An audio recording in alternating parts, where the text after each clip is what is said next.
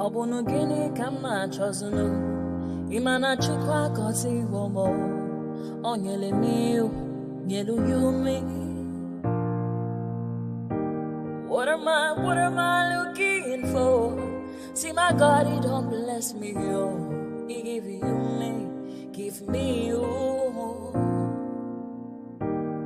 Obunu kife la chasha so Obunu kife me chasha me. My baby, you know, say you go love for me. Hey, yeah. I do go. I could go. When I call your name, Shakara for me. Oh, Roma. I will be your Romeo. You go be my Julie. Roma, I will be your Romeo. You will be my Julia. Oh, give me your love and I'll go run away. Show me your love and I'll go use you play. Carry me, go me, I go follow you away. Follow you, they go. Maka Munagi, me and you. Okwa Munagi, my baby and me and you. Me and you, Aqua Monagi, my baby. Obuzi kife la chasha so, Obuni kife la chasha me. My baby, you know, say you go love me. I do go. I could go. When I call your name, Shakara for me. Oh, Roma, I will be your Romeo. You go be my Julie. Yeah, Roma, I will be your Romeo. You will be my Julia. Oh, Roma, I will be your Romeo. You will be my Juliet. Roma, I will be your Romeo. You will be my Juliet. Obuzi kife la chasha so, Obuzi kife mi chasha me. My baby, you know, say you go love me. I do go.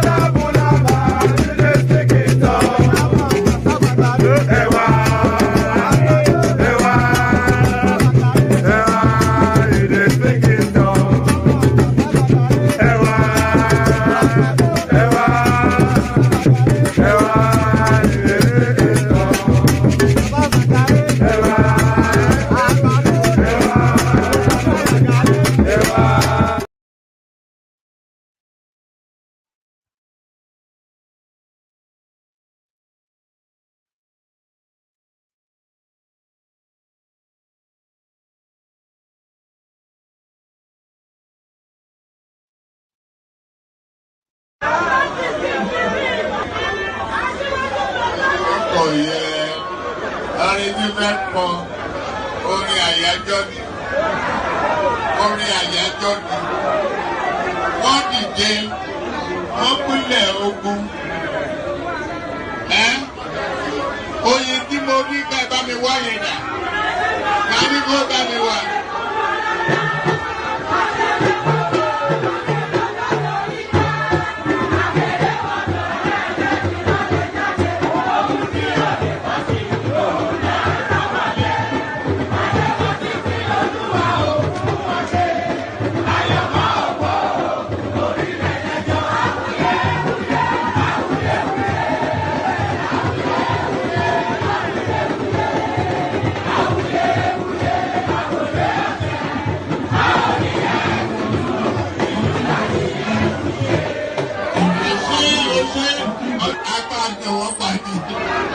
Ayandaba, ayandaba, ayandaba, ayandaba.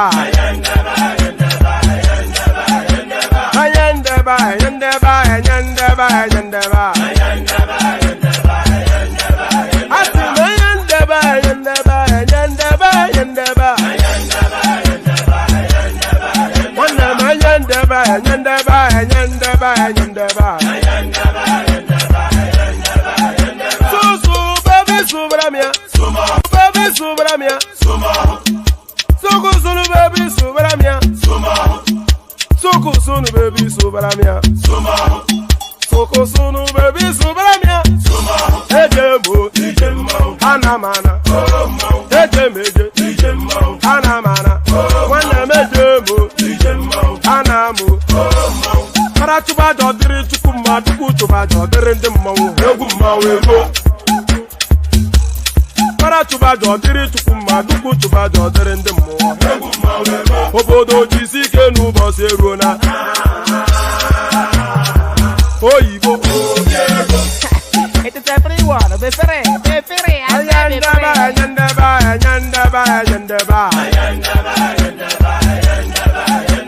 ayandaba ayandaba ayandaba ayandaba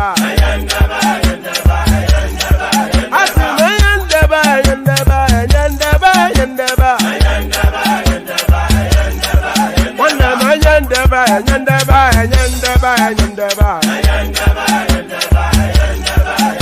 Susu baby subramia, Soko sunu baby subramia, Soko sunu baby subramia, Soko sunu baby subramia. Ladies and gentlemen, sometimes you just have to act like you are drunk, like you are crazy. Confuse your enemies, confuse them. Oh, that's yeah, we mo. Yeah, we mo. Oh, that's yeah, we mo. No basani ga ponto mo. Yeah, dia gugeme. Okwitara kara mi nguru ma mi ga kuru mu gwo ya baby mo. Abe Maria. Boy feeling. Ayandaba, ayandaba, ayandaba, ayandaba. Ayandaba, ayandaba, ayandaba, ayandaba. Asima ayandaba, ayandaba, ayandaba, ayandaba. Wanama ayandaba, ayandaba, ayandaba, ayandaba. Susu baby subramia, Soko sunu baby subramia, Soko sunu baby subramia, Soko sunu baby subramia. Asekwa nefo jabanye si akuna nyego bamkambasi ozo. Since I was born, but now I am getting youth. Akuna mota nwa akuna kogabu. Ẹ̀jẹ̀ mi ni ẹ kí n gbọ́, àkọ́bí ewé ayò, ewé tún méje, ìtún ló ní ọ̀tún ẹ̀ ṣe, ìfà ló ní kan fà ẹ̀ mọ́ra, àìbínú gbogbo àtàrẹ, gbogbo méjì ọkà bàbà, gbogbo mẹ́ta ọkà wáṣẹ́, orí ló túmọ̀ ẹ̀dùn, gbogbo ọ̀nà ní túmọ̀ ẹsẹ̀. Akọni ìmọ̀ tú ìmọ̀ ọjọ́, ìmọ̀ èmi ni wọn kì í dálẹ̀. Bọ́bá lọ mẹ́lẹ́mọ́, wá fi jóye ẹlẹ́mọ́. Akọni wọ́n bá lọ gbé fèrè, wá fi jóye olùkọ́. Bọ́wọ́ wọn bá tẹ̀ mí, wá fi jóye aláré. àwọn mẹ́tẹ̀ẹ̀ta parapọ̀ wọ́n wá jọ ń pẹ́ mọ́ ẹ̀ẹ́mọ́ olóko jẹ wọ́n pa Akíntọ́lá ọmọ Ògún wọ́n pàdé ìyọ̀dà ọmọ àtàràbọ̀bà Àkànbí wọ́n pàdé Ṣàtàdá dẹ ọmọ ọba Ìjẹ̀bú Mèrè Aṣíwájú odò gbólùkẹrẹ ajagun lólòdì ọ̀run tó bá ṣe pé tìyẹ tó bá ṣe pé tìyẹ náà bá ń darí jọ wí àpérò mi kún gbọ́wọ́ ọ̀gọ́ ti ṣìgìdì máa gbé àgẹ́tì ló máa ń gbé àyàn ti ìlàyàn ewúrẹ́ Ọlọ́run dákun má padà lẹ́yìn ẹ kó má gbàgbé ọ̀rọ̀ tẹ́ Aṣíwájú Ọlọ́run dákun má padà lẹ́yìn ẹ kó má gbàgbé ọ̀rọ̀ tẹ́ Àkànbí Ọlọ́run dákun má padà lẹ́yìn ẹ kó má gbàgbé ọ̀rọ̀ tẹ́ ọkọ̀ onírẹ̀lẹ̀ Ọlọ́run dákun má padà lẹ́yìn ẹ kó má gbàgbé ọ̀rọ̀ tẹ́ Òdòlé sọ bẹ́ẹ̀ gọ́vnà sọ bẹ́ẹ̀ dẹ́pútì sọ bẹ́ẹ̀ Ọ̀túnba sọ bẹ́ẹ̀ spíkà sọ bẹ́ẹ̀ bàbá Ìjẹ̀bú. All right, and there it is. Everybody sobe Baba Ijebu. So everybody sobe Baba Ijebu. So normally when that music stops, it lands on my face, but not in this instance, only because really we've got good news. We are starting to reintroduce guest appearances, and our the first not our first guest, but we've had a multitude of guests. You know, in fact, we've had some high-profile names pass through this platform. We've had Showore, who made like a 2-3 minute appearance. We've had Alhaji Shehu Gaban. We've had Abayomi Arabambi, Adamu Gaba, a host of all sorts, Odin Kalu, Professor, you know, so we've had a multitude. But we paused for a moment, but now we're reintroducing the guest to the streams. So we are reintroducing the guest to the streams, and no less laudable a figure than the person on your screen. So the person on your screen, that is Sheyi Adisa right there. So a name familiar to hold on, just give me one second. 1 second.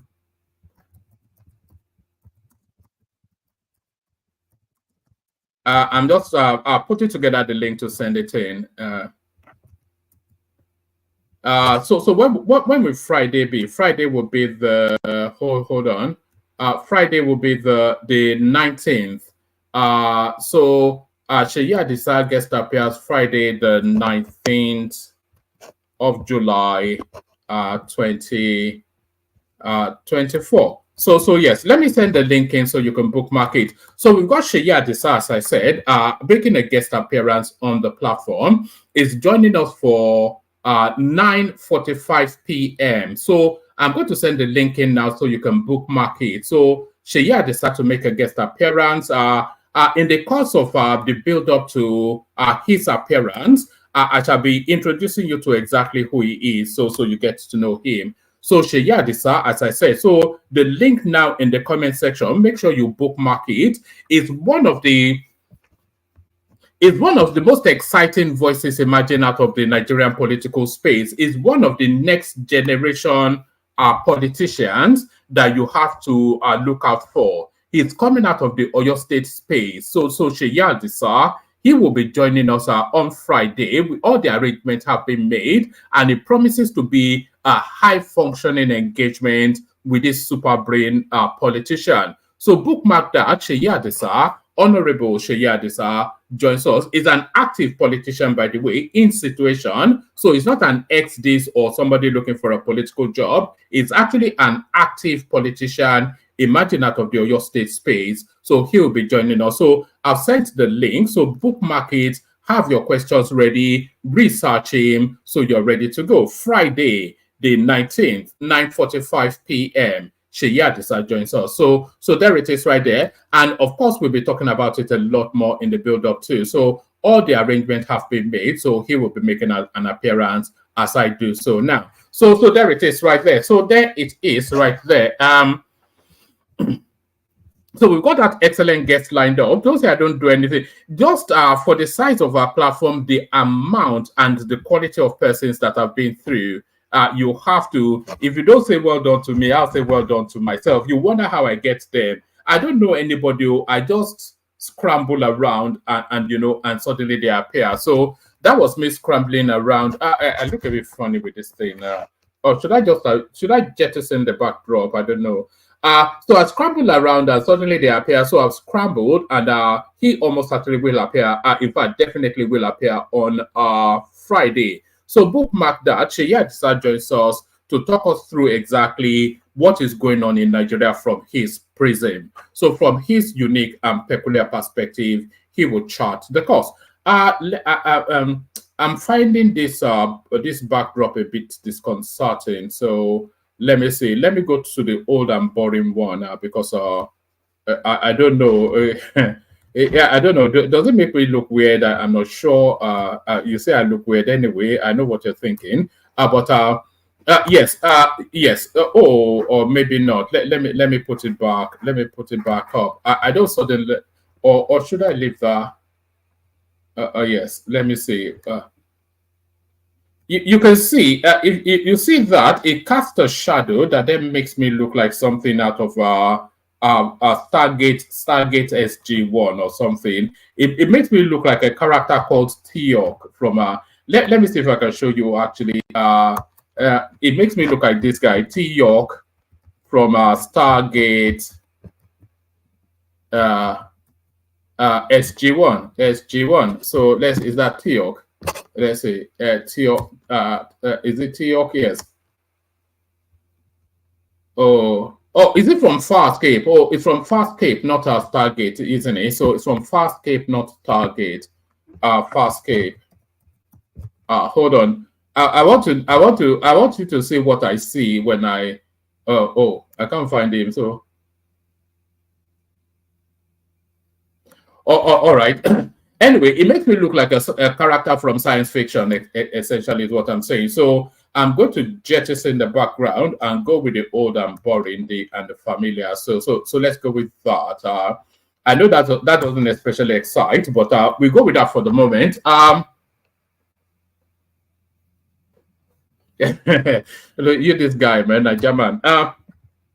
So yes, good day to you. Good to be in your company. And how are you? So good day to you. Good to be in your company. And how are you? The usual protocol, click on the like button just as soon as you come in. So let the likes go up as I'm inviting you to do exactly that. So click on the like button just as soon as you hear my invitation for you to do so. So click on the like button.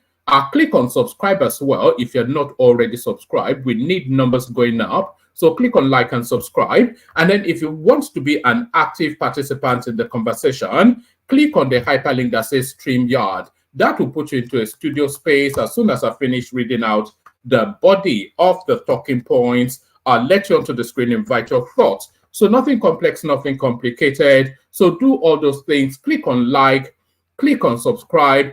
Click on that hyperlink that says StreamYard if you want to be an active participant in the conversation. And the last click, that $sign at the bottom of the screen, click on that to super chat, super sticker to the platform. Follow the example as said by Ayo. So that's Ayo right there. As you know, he often does that. He does that again. Not once, but twice has he done that.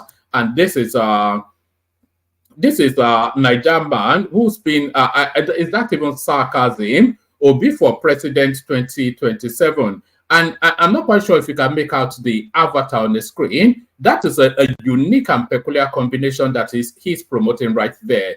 Obi as the head and Saraki as the tail. So, how do you, in terms of regions, how do you regionalize that? Obi as the head, so he's from the southeast, but Saraki as the tail. Who does Saraki represent? His first name is Bukola, that's a Yoruba name. So the Northerners will tell you that it's a totally southern ticket. And then he will argue that it's a Northerner. But then the Middle Belt, so Saraki is a citizen of no mean city. It doesn't have an ethnic identity within the Nigerian space. So I'm not quite sure how that ticket works. Peter Obi as the head and Bukola Saraki as the tail. So thank you for that, Niger man. Keep them coming. Joined them by Isaac. Viva España Ganador de Europa 20. So he's boasting, of course, about the victory of the Spaniards in this recently completed European Championships. So all those nice things. So all those nice things. So all those nice things. Let's just get into the politics of it. Sometimes the preamble seems a bit longer than the actual session itself. So let's just get into the thickness of it. Let's get into the thickness of it, and we enter that thickness with this. So let's get into it. Hold on. All right, let's get into it. Tinubu asks National Assembly to increase 2024 budget by 6.2 trillion naira. So when the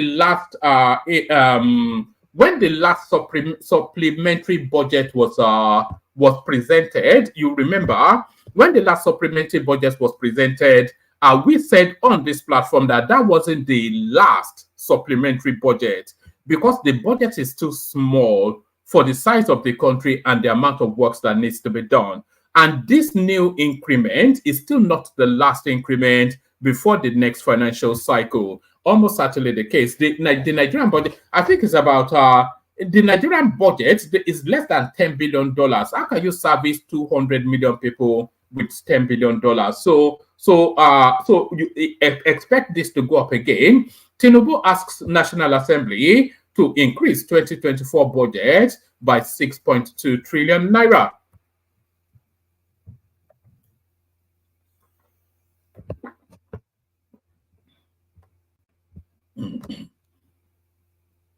You notice that the wordings have somewhat changed, by the way. They are not even using the word supplementary, but it's a supplementary budget.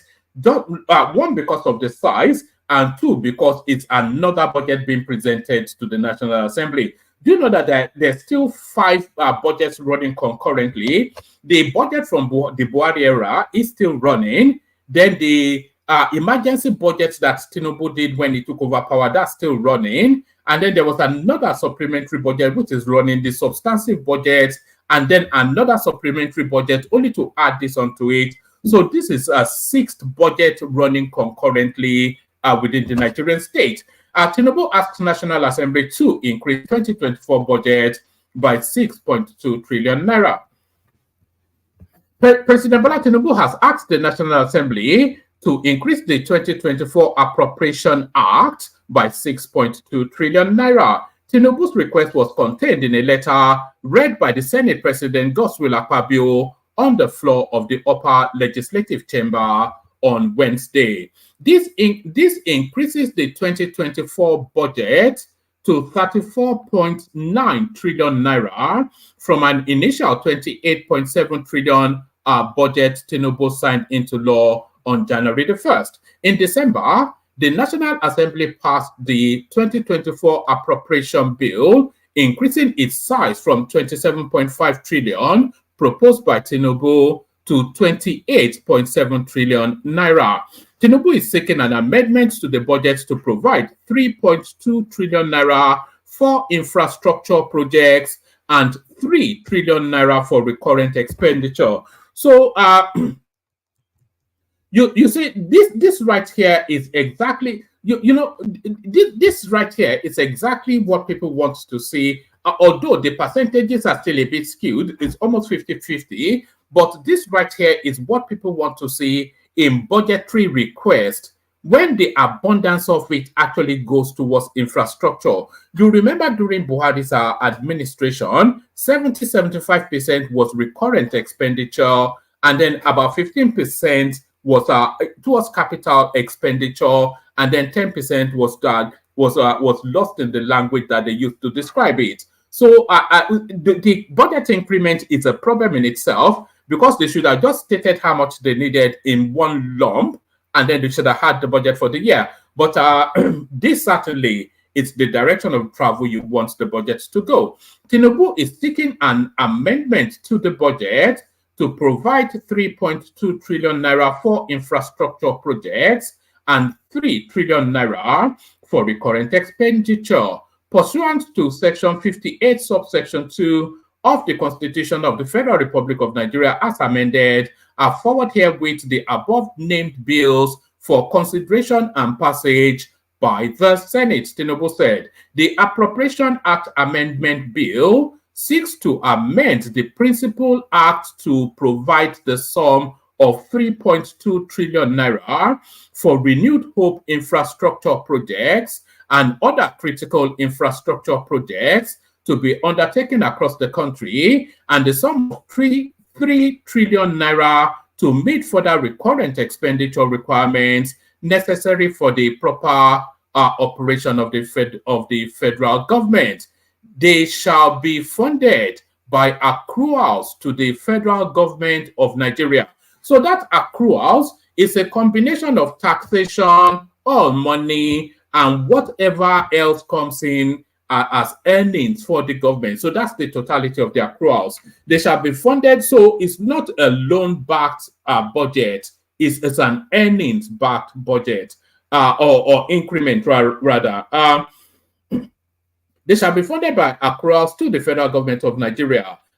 Bill to increase 2024 budget scale, second reading. Of course, you know, what we have is a rubber stamp assembly. So anything Tinubu wants, Tinubu gets. The bill to increase the 2024 budget scale, second reading at the House of Representatives. This was after Tajuddin Abbas, Speaker of the House, read Tinubu's request on the floor of the lower legislative chamber on Wednesday. On May the 29th, Tinubu said he would send a 2024 supplementary budget to the National Assembly. Correspondents understand that the supplementary budget will cover the new minimum wage proposed by the government. The president is scheduled to meet. So there it is right there. So there it is right there. The budget continues to increase, but a lot of people, myself as an arrowhead of that argument, to say that a lot of people insist that the Nigerian budget is still very much too low for the population and the needs of the country. So that's Tinubu, like Oliver Twist, asking for more. So Oliver asks for more.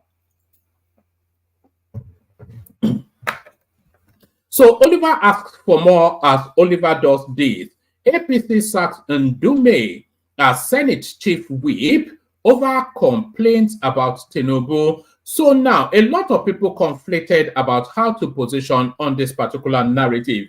You all know the backdrop, so I may not give you the full reading, but let's just let's take a bit of it. Less than a week after Senator Ali Ndume APC Borno South tongue-lashed President Bola Tinubu-led government, the National Working Committee, NWC, of the ruling All Progressive Congress, APC, has written to the President of the Senate, Senator Godswill Akpabio, asking for the immediate sack of Ndume as Senate Chief Whip. Ndume accused Tinubu's presidency of running a solo government despite hunger across the land, just as he had alleged in an interview that Tinubu had been fenced off and caged by certain forces and expressed concerns over the lack of appreciable action by Tinubu in tackling poverty, insecurity, hunger, and other pressing issues. The APC in the letter read by the Senate President, Senator Godswill Akpabio, yesterday, asked Ndume to resign from the party and join either the PDP or any other opposition party. Immediately, the Senate sacked Ndume as the whip and replaced him with the chair, Senate Committee on Judiciary, Human Rights and Legal Matters, Senator Mohammed Tahir Monguno, APC Borno North. So it's a replacement of like for like. So that stands right there. APC in the letter also removed Senator Ali Ndume as Chief Whip of the 10th Senate and replaced him with Senator Mohammed Tahir Monguno. I think we did that already. With this development, Ndume, as a principal officer who was made the vice chairman, Senate Committee on Appropriation, was also dropped and replaced immediately by Monguno to be the vice chair, Senate Committee on Appropriation, APC, Ogun, etc. As a way of punishment, Ndume, a former Senate leader, chairman, Senate Committee on Army in the 9th Senate and chief whip in the present 10th Senate, was announced by the president of the Senate as the chair. I don't quite know what this reads or what it means. But the offshoot of it is that, should we do that from the top again? It doesn't read any coherence. Let me just speak it from this paragraph, see if we get coherence there. Actually, let me take it from the top. I beg your pardon, but I don't quite like how that was reading. Less than a week after Senator Ali Ndume, APC, Borno South, tongue-lashed President Bola Tinubu-led government, the National Working Committee, NWC, of the ruling All Progressive Congress, APC, has written to the President of the Senate, Senator Godswill Akpabio, asking for the immediate sack of Ndume as Senate Chief Whip. Ndume had accused Tinubu's presidency of running a solo government despite hunger across the land, just as he had alleged in an interview that Tinubu had been fenced off and caged by certain forces, and expressed concerns over the lack of appreciable action by Tinubu in tackling poverty, insecurity, hunger, and other pressing issues. The APC, in the letter read by the Senate President, Senator Godswill Akpabio, yesterday, asked Ndume to resign from the party and join either the PDP or any other opposition party. Immediately, the Senate sacked Ndume as the whip and replaced him with the chair, Senate Committee on Judiciary, Human Rights and Legal Matters, Senator Mohammed Tahir Monguno. APC, in the letter, also removed Senator Ali Ndume. So we read that. With this development, Ndume, as a principal officer who was made the vice chair, Senate Committee on Appropriation, was also dropped and replaced immediately by Monguno. As a way of punishment, Ndume, a former Senate leader, chair, a lot of it repeats, Senator Ademomire Adeniyi Ayodele, APC Ondo, was immediately announced Monguno's successor. Ndume's, well, you get the upshot of that. The upshot of it is that Ali Ndume has been sacked as the chief whip of the Senate and kicked out of the APC. So, and this was a directive, of course. This was directed by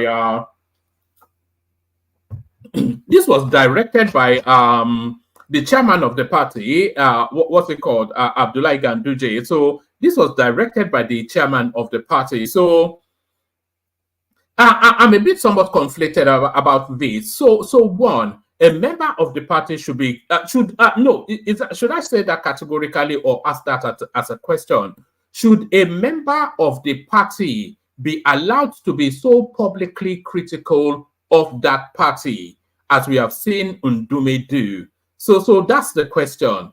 Should that be allowed? Is that acceptable for not just a member but a senior member? It's the chief whip. He contended to be Senate president when we ended up with Ahmed Lawan, and he contended again, by the way. So he's a senior functionary of the APC and a senior political office holder within that party as well. So should somebody at his level, we saw his interview on a right with Charles, should somebody at his level be allowed to vituperate to that level?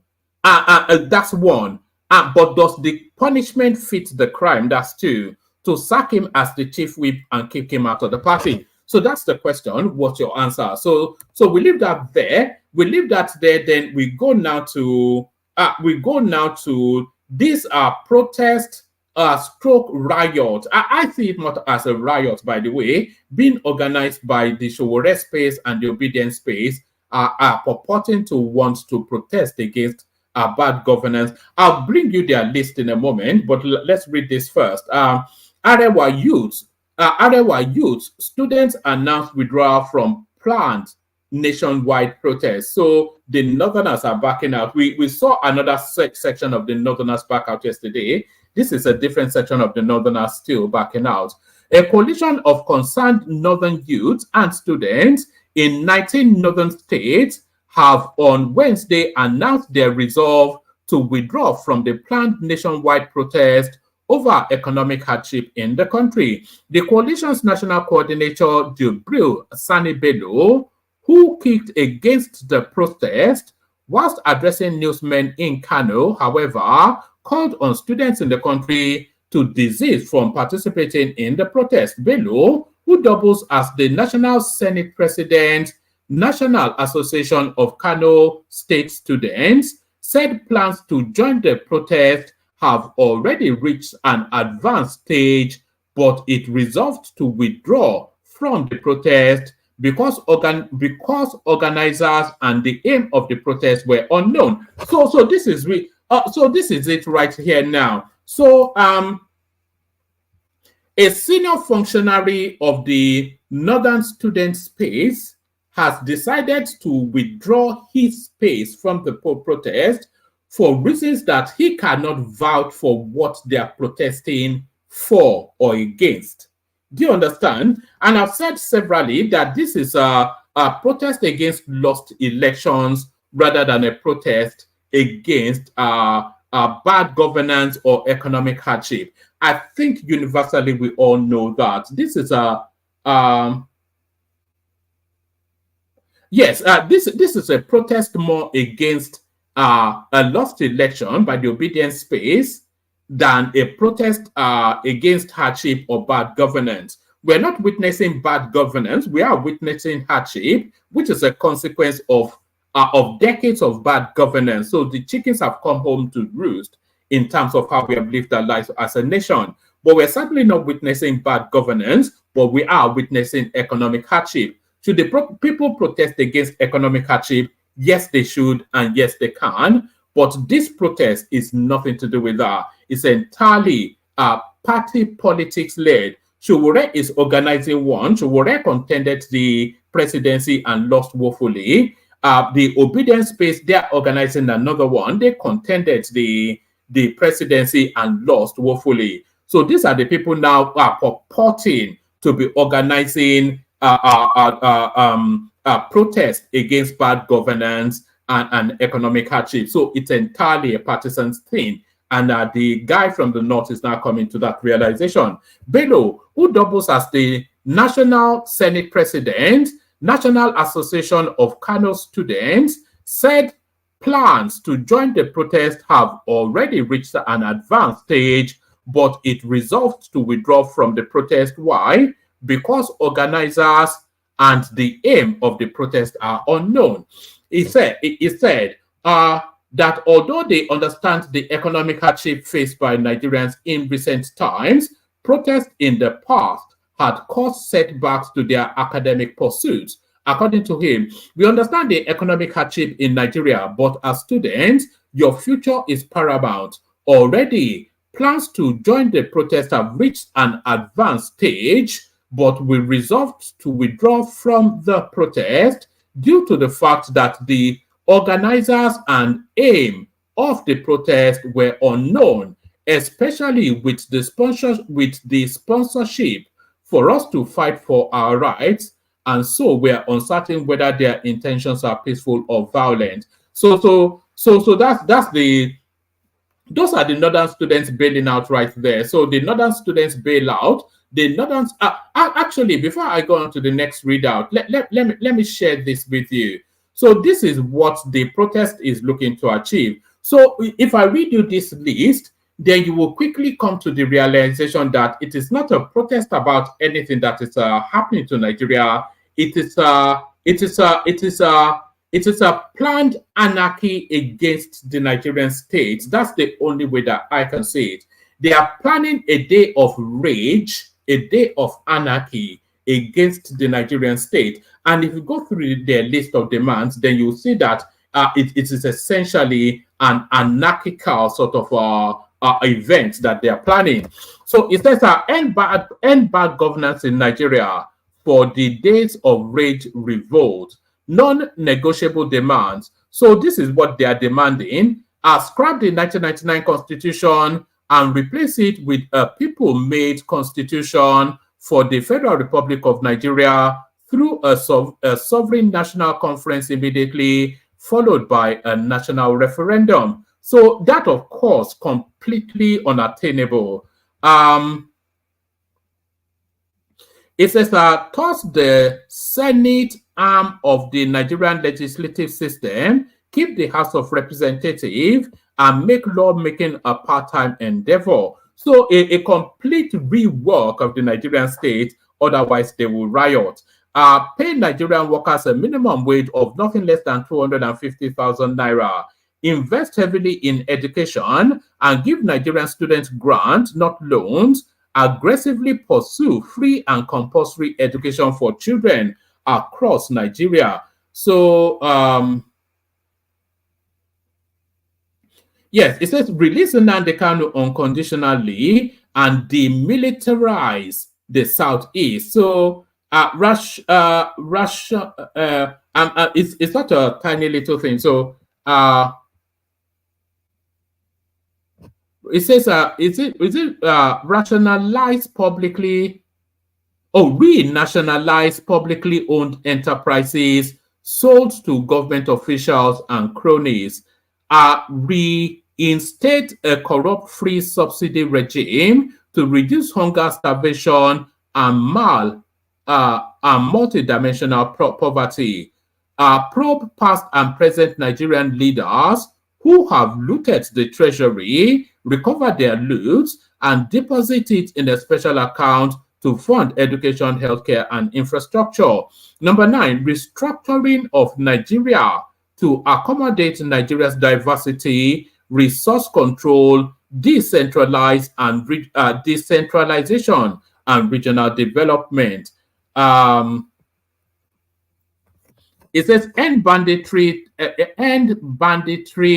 terrorism, and violent crimes, reform of security agencies to stop continuous human rights violation and duplication of security agencies, and enhance the physical security of Nigerian citizens. Number 11, establish a special energy fund immediately to drive massive corruption-free power sector development. Number 12, immediate reconstitution of the Nigerian electoral body to remove corrupt individuals and partisan hacks appointed to manipulate elections. Number 13, massive investment in public works and industrialization will help employ Nigeria's teeming youth. So this reads more like a Showore manifesto than anything else. This is just the totality of nonsense, all of this. So this is what they are demanding. Otherwise, they will cause anarchy in the state. So you see that they are hell bent on causing that anarchy. That's just what this tells us. Number 14. Massive shake-up in Nigerian judiciary to remove cabals of corrupt generations of judges and judicial officials that continue denying every citizen access to real justice. So these are non-negotiable demands. So if this is not met, then they will go on a rampage. So this tells you then that this is just the totality of nonsense. So it's just the totality of nonsense. They are determined to riot come what may. That's just what that tells you. They are determined to riot come what may. So determined to riot come what may. Are we still there? Yes. Yes. So determined to riot come what may. So I'm still within that same space. NSAS bandits, Labour Party followers gathering. This is Joe Igbokwe speaking the language of reality to what is going on. A lot of people feel that these people are looking for a window to burn down, to burn Lagos, similarly to what they did during NSAS. A chieftain of the All Progressive Congress APC in Lagos State, Joe Igbokwe, has raised the alarm that NSAS bandits are beginning to gather again ahead of a protest in the state. In a statement, Igwekwe said, "I am the leader of Indigo in APC. I have lived in Lagos for more than 40 years, and I understand Lagos dynamics and politics very well. I know what I went through and what I experienced during the hashtag NSAS protest in Lagos in October 2020, which opened a can of worms that shook the long-existing cordial relationship and understanding between Igbo and the owners of Lagos. The NSAS bandits are gathering again, and this time we see the hands of Labour Party followers everywhere. They are yet to come to terms with the colossal loss of the 2023 presidential elections. They are still bitter to the marrows. They are not done yet. They are gathering again. They are networking. They are spitting fire and brimstone again. But dynamics have changed. It is not business as usual. But please know this and have inner peace. 2020 is not 2024. I will not speak further. Read my lips." Igwekwe further said, "A lot of lessons were learned by the leaders of Lagos, and they said, and I witnessed it with my own two eyes, that never again will they allow any group of people or protesters to play the unfortunate October 2020 game in Lagos that led to massive destruction of the economic nerve center and pride of Nigeria. The destructive messages that were issued to them by their leaders are still with the Lagos state government." So we also, of course, endless clips of NNAMDI KANU's invitation. It was giving them targets to go and burn, and we also saw those targets going up in flame. I am speaking as an insider who has seen it all, and let me say this: if you are one of those bandits trying to stage a comeback to test the will of Lagos leaders and finish the unfinished business of destroying Lagos, I fear for you. Please, in the name of whatever you believe in, leave Lagos in your own interest. Read my lips, and then you do not tell a deaf and dumb man that war has started. If he sees others running, he will run also. History has shown that men have not learned anything from history. So that's Joe Igokwe speaking. He's speaking the mind of a lot of people, because this is essentially, they are not protesting against anything about anything to do with poverty, whatever. It is entirely solely about a lost election, and that is what the totality of it is. So that is what the totality of it is. Let's go on from that to this. And by the way, the room is populating. If you want the conversation, jump on. UAE denies approving $10,000 bank balance, 640,000 naira fee as visa application requirements. So we were going through this yesterday, and we were somewhat alarmed at what purports to be the request of the UAE. So we were somewhat alarmed at what purports to be the request. Pardon me. We were somewhat alarmed at what purports to be the request of the UAE. We were somewhat alarmed at what purports to be the request of the UAE. The United Arab, I need water. We're not saying the super chat streaming, by the way. Let them stream. Light the comment section up like a confetti with super chats. Light it up like a Christmas tree, not like like a confetti too, but light it up like a Christmas tree with super chats. UAE denies approving $10,000 bank balance, 640,000 naira fee as US visa application requirements. The United Arab Emirates says Nigeria has not been exempt from the customary visa application process. On Monday, Nigerians were thrilled to read that the 3-year travel ban from the UAE had been lifted, but their joy evaporated when Mohammed Idris, Minister of Information and National Orientation, said the resolution had conditions that were mutually beneficial. Part of the conditions include obtaining a document verification number.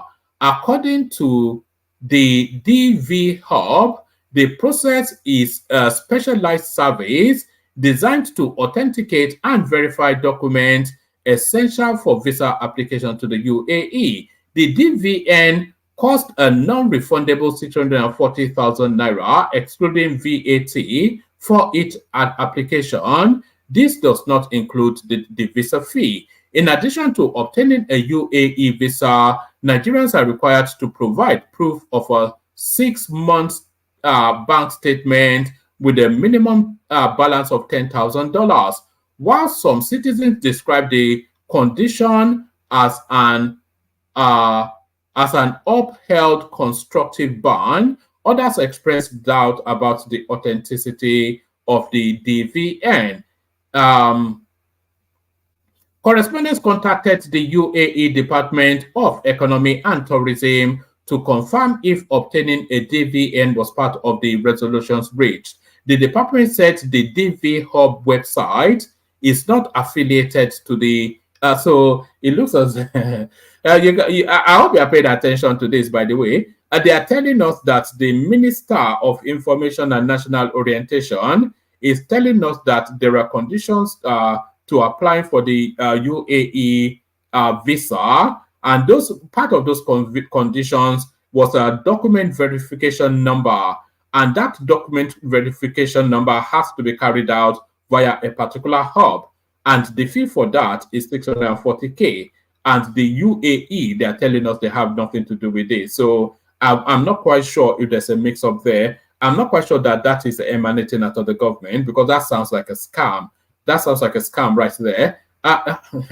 Actually, let me take it from the top again. The United Arab Emirates, UAE, says Nigeria has not been exempted from the customary visa application. On Monday, Nigerians were thrilled to read that the 3-year travel ban from the UAE had been lifted, but their joy evaporated when Mohammed Idris, Minister of Information and National Orientation, said the resolution had conditions that were mutually beneficial. Part of the conditions include obtaining a document verification number.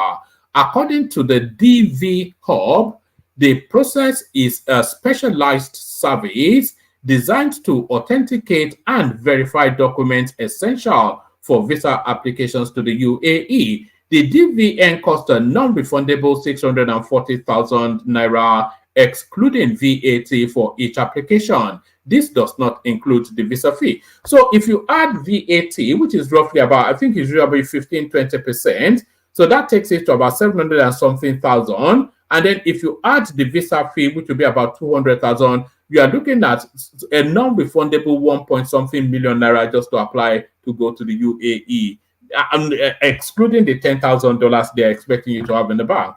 In addition to obtaining a UAE visa, Nigerians are required to provide proof of a 6-month bank statement with a minimum balance of $10,000. While some citizens describe the conditions as an upheld constructive ban, or others expressed doubt about the authenticity of the BVN. Correspondents contacted the UAE Department of Economy and Tourism to confirm if obtaining a DVN was part of the resolution reached. The department said the DV Hub website is not affiliated to the UAE government. Asked if Nigerians were required to make payments for document verification, correspondence was referred to Dubai's General Directorate of Residency and Foreign Affairs. You will need a personal photo and a copy of your passport, which must not have less than 6 months validity, the department said. Whilst explaining the process for a visa, a tourist visa costs 200 to 300 dirhams, which is 60 to 90,000 naira, depending on the stay. You will also need a travel ticket and a valid medical insurance within the UAE. Asked about the need to have a bank balance of $10,000, the directorate said, "We are not aware of such requirements. Make your visa application through the GDRFAD." Eche Abu Obe, spokesperson for the Nigeria's Ministry of Foreign Affairs, told correspondents that clarification on DVN would be sought and provided from the ministry's office in the Middle East. So that sounds like a scam anyway, but so I'm not quite sure what that means, but what that sounds like a scam. That's just all I can say. So that sounds like a scam.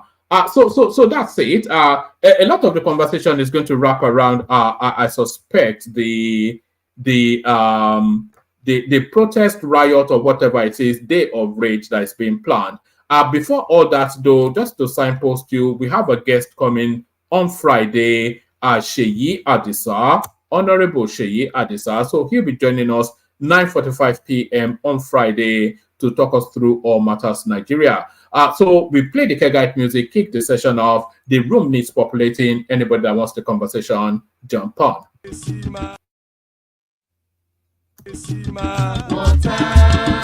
Only water, where they see my water.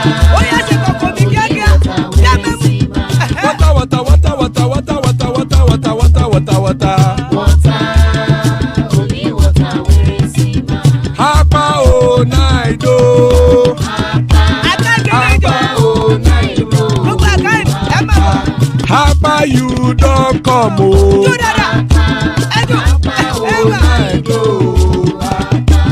Hapa oh night oh.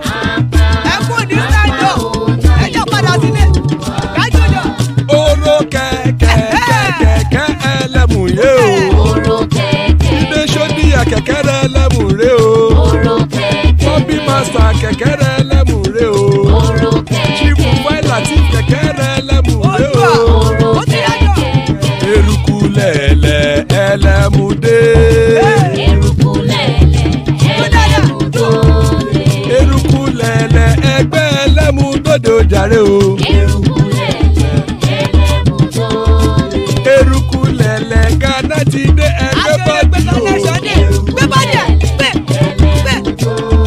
ọmọ ẹlẹ́yẹ ẹyẹ o ó dilé o. Odúyẹ̀lá ẹyẹ o ó dilé o. Petrosoname ẹyẹ o ó dilé o. Petrosodunke ẹyẹ rẹ ó dilé o. Ẹlẹ́kọ̀ ọ̀run mú ìní o.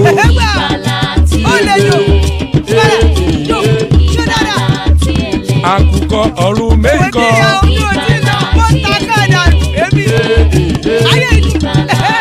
Ikú kò ní ríwà gbéṣe o.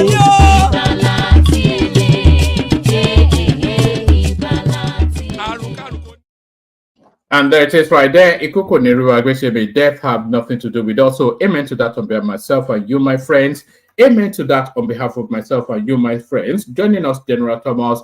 Good to see Thomas. Emmy in the house. Good to see Emmanuel. Larry in the house. Always a delight when he's here. Isaac joins us, who joins us with some regularity. So good to have you, gentlemen. Good to be in your company. Thomas, do you want to kick it off for us? Thomas. Oh, yes, please. Yeah. Yes, Daddy. Good evening, everyone. It's morning here. It's 8:36 here on Thursday morning. Good morning, good evening, good afternoon, wherever you are. As in NNAMDI KANU star. Like, share, and support. Well, man, let's go. I know what you are talking about. Let me just kick it off with the protest. Nigerians, we have rights. Woman, I wasn't with you yesterday, but I listened back, and I love some submission from the panelists we had yesterday. I love the one from Paddy, the one from Larry. They stated it very clear. Nigerians, they have the right, fundamental right, to ask for protest. You can do that. But where your rights ends is where other people's rights started. You can't protest and start destroying things. You can't protest, block the highway, economy of people, lies everything in the state. You can't do that. You can't protest, start rioting, looting. You can't do that. Woman, you read these their demands, even the demand that doesn't even have a leader that we can put a face on if anything go wrong. It's just like, remember woman Showore, the last time that he lost election, he took to the streets and started shouting, take it back, take it back. That is what this demand looks like to me. It looks like a politician that lost election, that they don't know what to do next, to protest, to cause anarchy in the state. One man, another election is coming in the next 3 years. All this demand, one man, you can put it together, bring another candidate and still go to election, go to the people, canvass vote. All these that you brought out now, use it to convert vote for people, from the people. But bringing this out now, it's just like, woman, this is another riot in making. And I've been saying this, I will not anybody burn down that country. We will not take it. The last NSAS, one man, some people, private parastatals, they are still suffering it till now. Some people that have not even get their acts together. How people destroy properties, loot everywhere. One man, it's not going to happen. I'm suggesting everybody take your protest to your governor. Go to your state. Go to your indigenous state. Your governor is not a problem. Thomas, let me show you what is on the screen. So this one says, Friends of Nigeria Group, hashtag protect. You know, so the hashtag of the Obedient Showore protest is a hashtag end bad governance. So now the people that are pro the Nigerian state, they are coming out too. So they are coming under the banner of Friends of Nigeria Group, and their hashtag is Protect Nigeria. We cannot destroy what we already have to get what we don't have. So this sets the stage then for a bloody clash. This is what we're saying. Yeah. One man, if I'm a government in Nigeria, I will not let this protest see the light of the day. They say if you want to be peaceful, I don't care. If it want to be bloody, I don't care. These protests will never see the light of the day. Will never, I'm repeating it, will never see the light of the day. If those people that want to protest say they are going to be peaceful, it can be hijacked. Don't let us forget this. It can be hijacked from external forces, which we don't know, that want to burn that. Thomas, from what we are gleaning from their Twitter spaces, they are not planning a peaceful protest. You know, because all we are gleaning from their Twitter spaces, all these conversational hubs that they have, is organizations of violence, you know, and threat of violence as well. So I'm not sure that they are not suggesting they want to be peaceful. They are saying they are ready this time around. That's what they keep saying. But what are they protesting on? What is, I don't. They are claiming they are protesting the hardship in the country, bad governance, etc. But bad governance is an ambiguous term. What they might, are you frozen? It looks as though Thomas is frozen. Look at that, Thomas. No, I can't. I can hear you.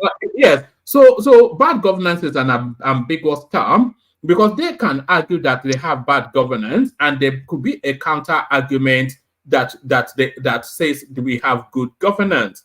So that's an ambiguous term. That's all in the nuance of how you see the Nigerian state.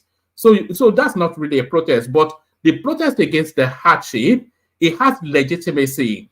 but you don't see the people that are actually being vested upon by that hardship leading any protest. What you are seeing are partisan political spaces like the Showore space and the obedience space that have vested pecuniary political interest. Raging against the state. So it's not a people-centric protest. It's a partisan protest. It's a protest essentially of sour grapes of having lost an election. That is what they're protesting. One man, I do respect some people's view yesterday, which I said earlier on, that Nigeria has the fundamental right to protest.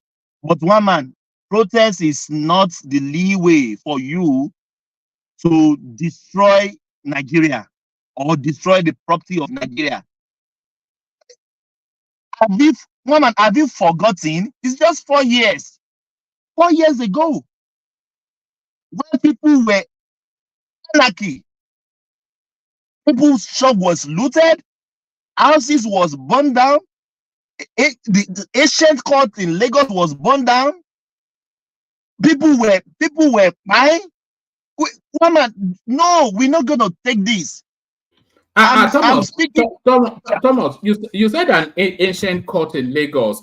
That what you described as an ancient court in Lagos was the first court in Nigeria. They burnt it down. They burnt it down. You know. So this is what. No, I have small voice here. Some people are in the comment section say, Thomas, your voice is not important. That's fine. I'm beseeching the federal government of Nigeria, please, please, this is my opinion, or honorable opinion, $1 opinion. Don't let this protest see the light of the day. The hardship in the nation. And Thomas, just to add that there's no ambiguity on what their intentions are. It says end bad governance in Nigeria for the days of rage revolt. So days of rage. So that tells you then that nothing peaceful is being planned there. Days of rage. Well, man, why I will not let this? I'll be every day, one man, until I see a very drastic step from the government that this is not going to take the light of the day. If some people in one man, and funniest thing, annoying thing, the saddening thing is, if we people, those people in the diaspora, spoiling this thing.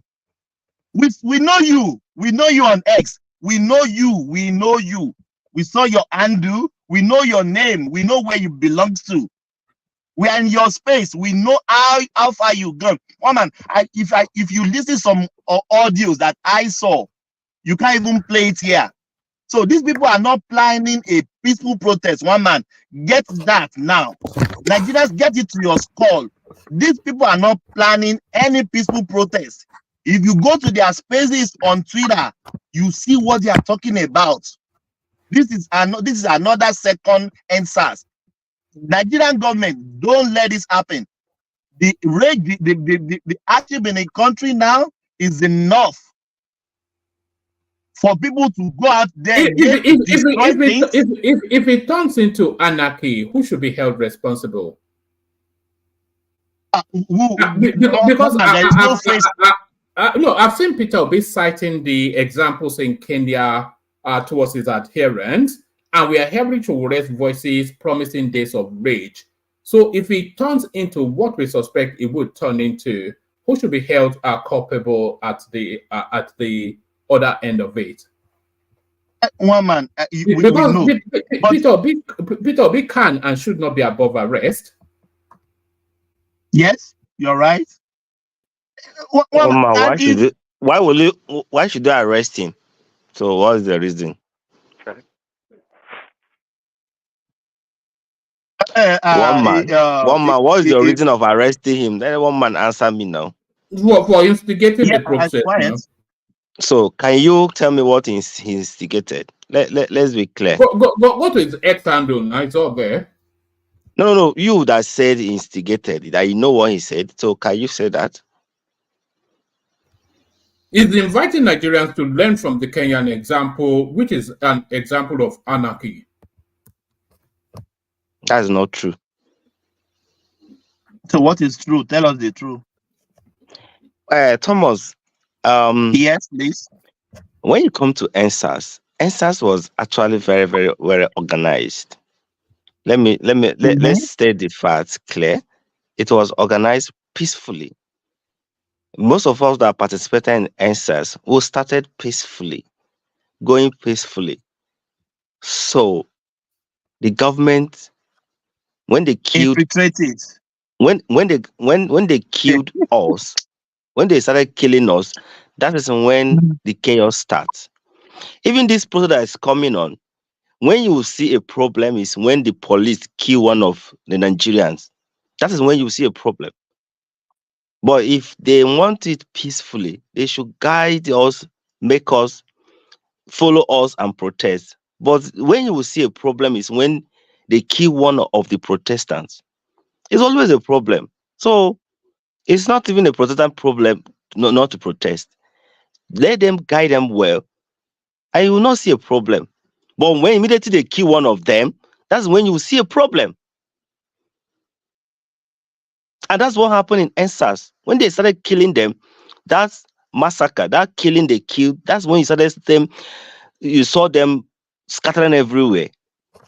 No, the anarchy started before the authorities stepped in. But let's Thomas carry on, and then one man, that is not true. Always say the truth. That shooting after the shooting. That is when they. No, the anarchy started, and then they rolled the troops out. Can you cite an example? Because I'm giving you an example where it started. We all witnessed it. Let Thomas carry on. The anarchy started, and then they rolled the troops out. We all witnessed it, so I'm not sure why you are rewriting it. They were holding flags, singing national anthem, and they killed them. About that. Don't worry, that's nonsense. That's total foolishness. Sorry, not you, but that narrative. Forget all that. We all witnessed it now, so. You witnessed is one man. I witnessed it too. Or I'm not the. No, I think Prince wants to come in. Prince. Oh yeah, Prince, I was gonna say. By the way, Thomas, your opinion is not worth $1. It's 2 cents. Okay, but anyways. Anyways, this protest they're talking about here. I think these guys, they get you guys by the jugular. It's just online threats. If you ask me, they just getting guys balled up and trying to. I'm not sure exactly what they're trying to do. Put fear in you guys, into your hearts about what they're trying to do. That's what they're doing, and you guys are like falling for it. Really, these guys are good on the internet, on the social media. They're gonna say a bunch of stuff and holler and how. At the end of the day, I'm not sure what's gonna come out of it. I know Tinubu and his administration, they're not sleeping, and the security apparatus, they're not sleeping. So any attempts, you see, any attempts by any group really to cause any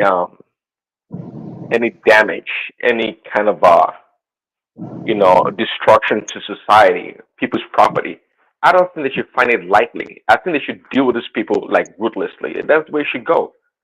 Nigeria is not Kenya, and we know there's no way any protest in Nigeria. We have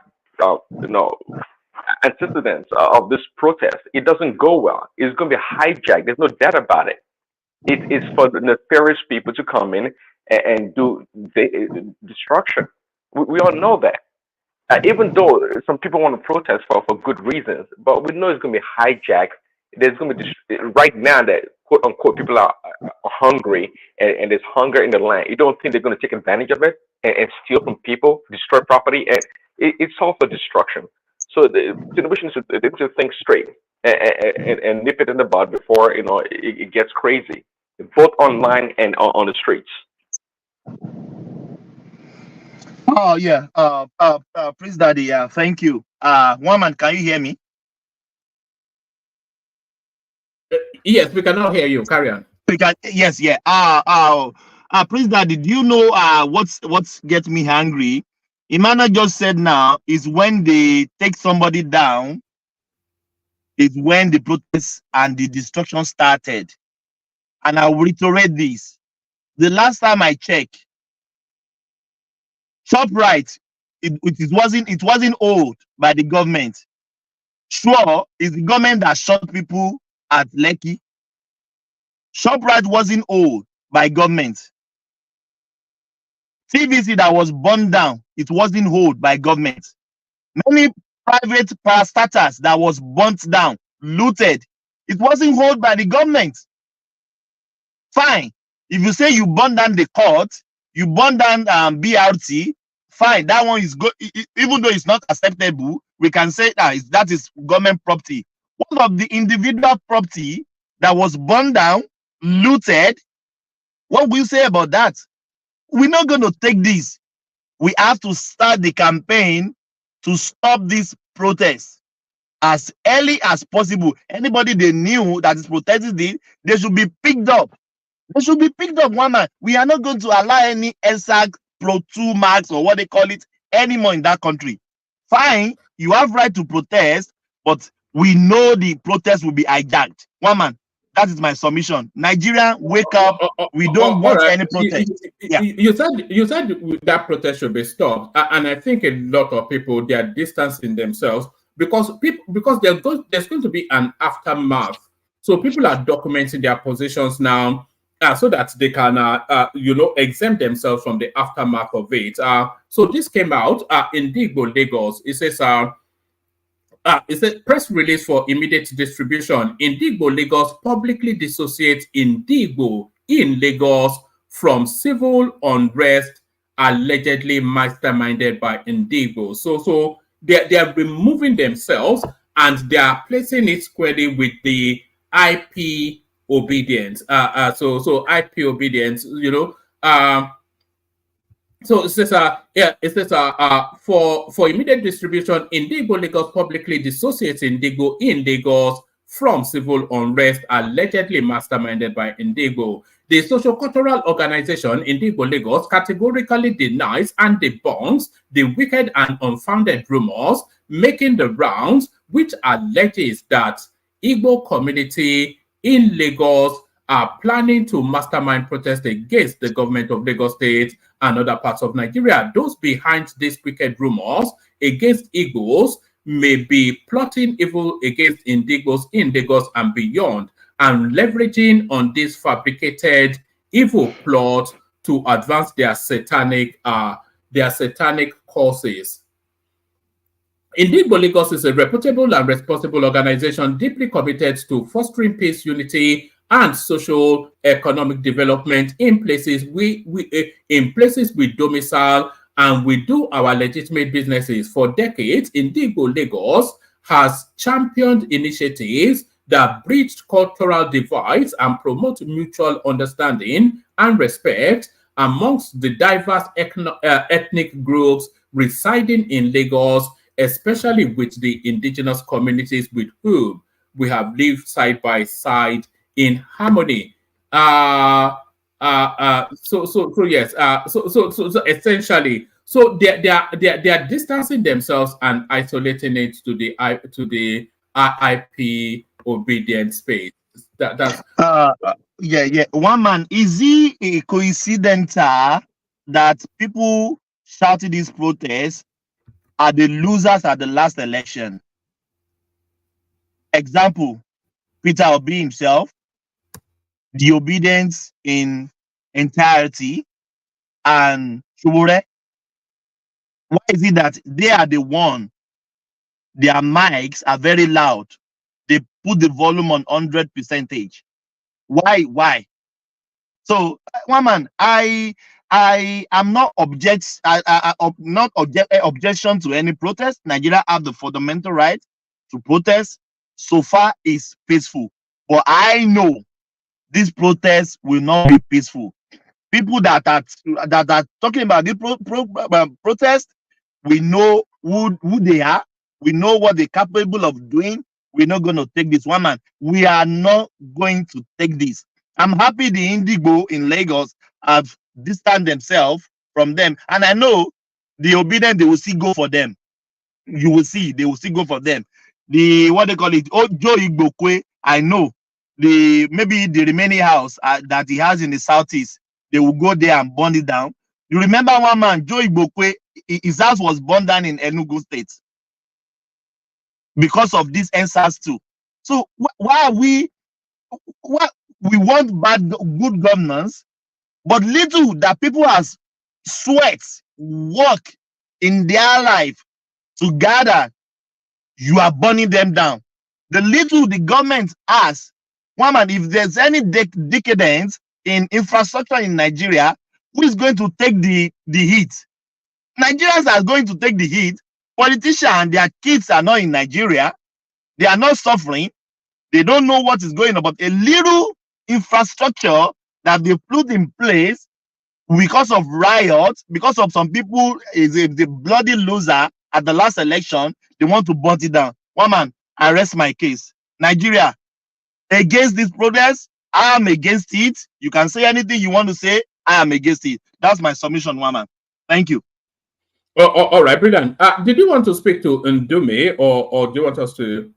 No, I want to get. Let me talk about the Dubai sports. Then you can move on. All right. Speak to Dubai. Yes. Yeah, I don't know. I don't get it. Maybe it's right time we will tell Nigerians to stay in their country or go to the country that people accept you, where you are accepted. Dubai is fine. I've been Dubai once. I never entered their country. It's just like a connecting flight. When I'm coming to Australia, I've been there twice. Fine. It's beautiful. It's this, it's that. Fine. If they don't want you, sit in your country. One man, why are they asking about $10,000? Is Nigerian currency $10?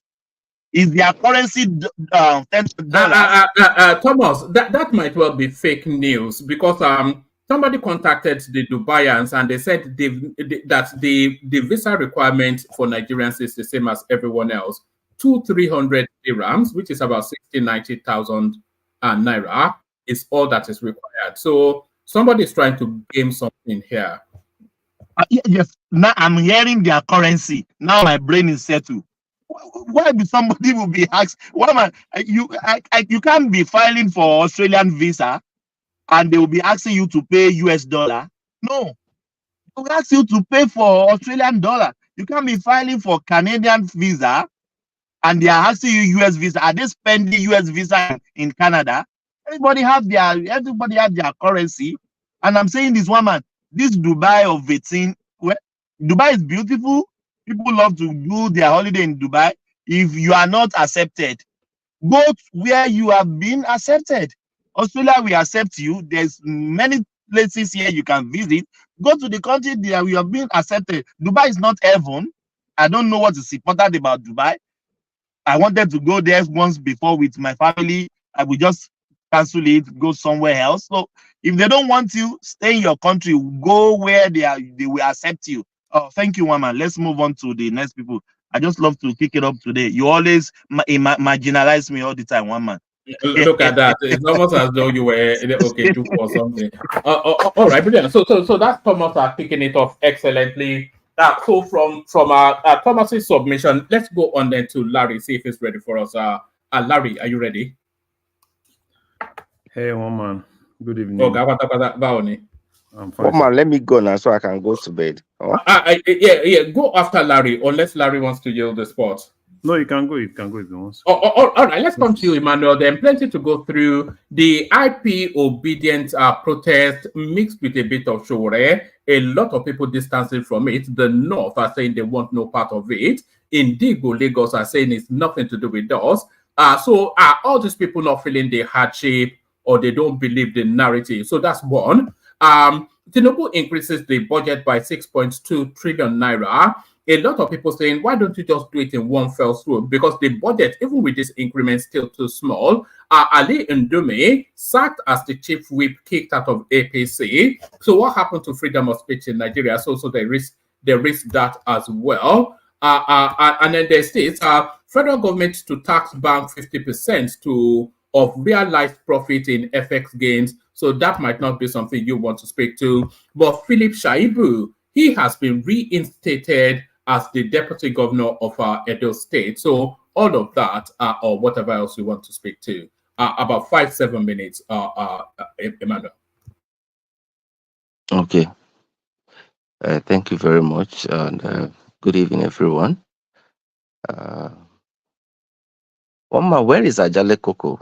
Sorry. Oh, he's on holiday. I actually spoke with him earlier on today. He's on holiday. He'll be back hopefully next week. Okay. Good to know that he's fine. Okay. One man. So Nigeria now they are going for holiday. I think black people don't go for holiday. Nigerians and the Americans go for holiday now. You know they have plenty of money. It's people like us that when you have your leave, you stay in your house and then you go to a Calvary and go and eat steak, and then that's your holiday. You know. Yeah. Go on, Emmanuel. Sorry for that. Yeah. Okay. Yeah. Let me start with the protest. Yesterday, I was at the comment section. There was a lot of discussion on it, and quite interesting. And a lot of people were honest about it. And what I can say is that every Nigeria, he or she has the right to protest. The protest is not. It might not really be like coming together. Somebody can go stark naked on the road and protest. It's a form of protest. So we all have the right to protest. Even in our family, we protest when things are not going well. So, and in as much as we have the right to protest, sorry, Emmanuel. I'm not breaking your flow, but somebody actually had a suggestion yesterday that instead of protesting, why don't you have a nationwide sit at home, which would be more effective than anarchy, which seems to be the plan. So if a nationwide sit at home, why don't you do that instead? You are practiced in it already. because if you're doing sit at home, that means you want to force everybody to sit at home. The economy will suffer it. So the protest does not mean that Nigerians will not work the day people are protesting. Everybody will go to it, as in workers will go to their work, business will drive, things will happen. It's just some group of people that will just carry their placard and they're saying this is what we want and all stuff like that. I don't even know why a lot of people are fidgeting about the protest. There's something big about it. Hey, Emmanuel, sorry, quickly. If you know, maybe one man does. How many types of protests out there? If you know, because I was just thinking, how many types of protests are out there, or do you know of? I mean, I know you can protest to bring awareness to something, right? And you can also protest to put pressure on someone or institution to do something about your current situation. Are there any other protests? And to your own knowledge, this protest that you're talking about, what is it about? What is the fundamental reason for this protest? I think the major things is the reckless spending of the Nigerian resources. That is bad governance. I think that their major concern is the reckless spending and not being accountable to what they are doing. That is termed as bad governance, and to the hardship. All these unnecessary unaccountable money that they are using to do this and do that, and telling Nigeria to continue, on the baby step, while on their own they spend money lavishly. Not that they're not even pretending; they show it on our faces. So, You are just like laughing Nigerians, telling them to manage while you spend their money recklessly. I think those things anger them, and they feel like these guys are Can, taking can us you for can a you can you cite an example of that reckless spending? okay. Unnecessary budgeting or unnecessary thing they budgeted this based on this budget. They released this year. The SUVs, Abi, And not even SUV. and the You presidential jet. not one man. You can no name them. You can name them. Not even okay. Okay. Fine. The money they are that is meant for us to like the money meant to grow the economy. You can see most of those money are not going there. Part of that money is the money they took and budgeted for Hajj, which is about 90 billion. You understand? All those things are what I call reckless spending. So it's just like accumulation of all those things. Nigeria has been watching them continuously doing that since this administration took over. So there have been. Hold on, It's hold like an on. accumulation. Hold It's on. not just one. Hold on. It's not since this administration took over. For decades, Nigeria has been paying for Hajj. But were they paying for Hajj of government functionaries or Nigerian citizens? One man, I'm just telling you that the money meant to do for something, they are spending it recklessly. You understand? That money is meant for something good, but this is where it went to. They spend a lot of trillion to build the vice president, both the one in Lagos, both the one in Abuja here. This is all the thing they said that why not put this money where it will benefit Nigerians? You understand? So, But that is to the benefit of Nigerians. what is the benefit of Nigerians? Hajj. For the rest, well, the Hajj is to the benefit of Nigerians, but it's because it's Nigerians that are going on Hajj, not Tinubu and his family. And That is reckless. One man, are you in support of that? Of course, I'm in support of it. If that is what why will you be in support of paying for pilgrimage? If that is what the people want, then that's not what the people want. The people that that's went on not what Hajj, the people want. The people that went on Hajj did not want it. One man, I'm actually highly disappointed that you are in support of. What things are tough? We have to, and I can agree with you are in support of paying billions of naira for your country to go on Hajj, to go and do what? Where Nigerians that are not even secure to go to farm. Emmanuel, one man is asking you, are they Nigerians going there? That's what I'm saying. This is not necessary. You're not understanding the point. Going to Hajj is not even necessary. At this point that we don't even have money to even feed ourselves. Who told you that? Yes, because if you have the money to feed ourselves, you would have set a trajectory that will make Nigerian to go back to farm with all those money. Set a machinery that will fight insecurity. With that money that you put in the Hajj. With 90 billion naira. One man, 90 billion naira can go a long way to aid them in one way or the other. So this is one man. This is the reckless 90 spending. billion naira cannot pay the salary of half a cantonment. What are you talking about? One man, 90 billion naira can buy one or two machinery.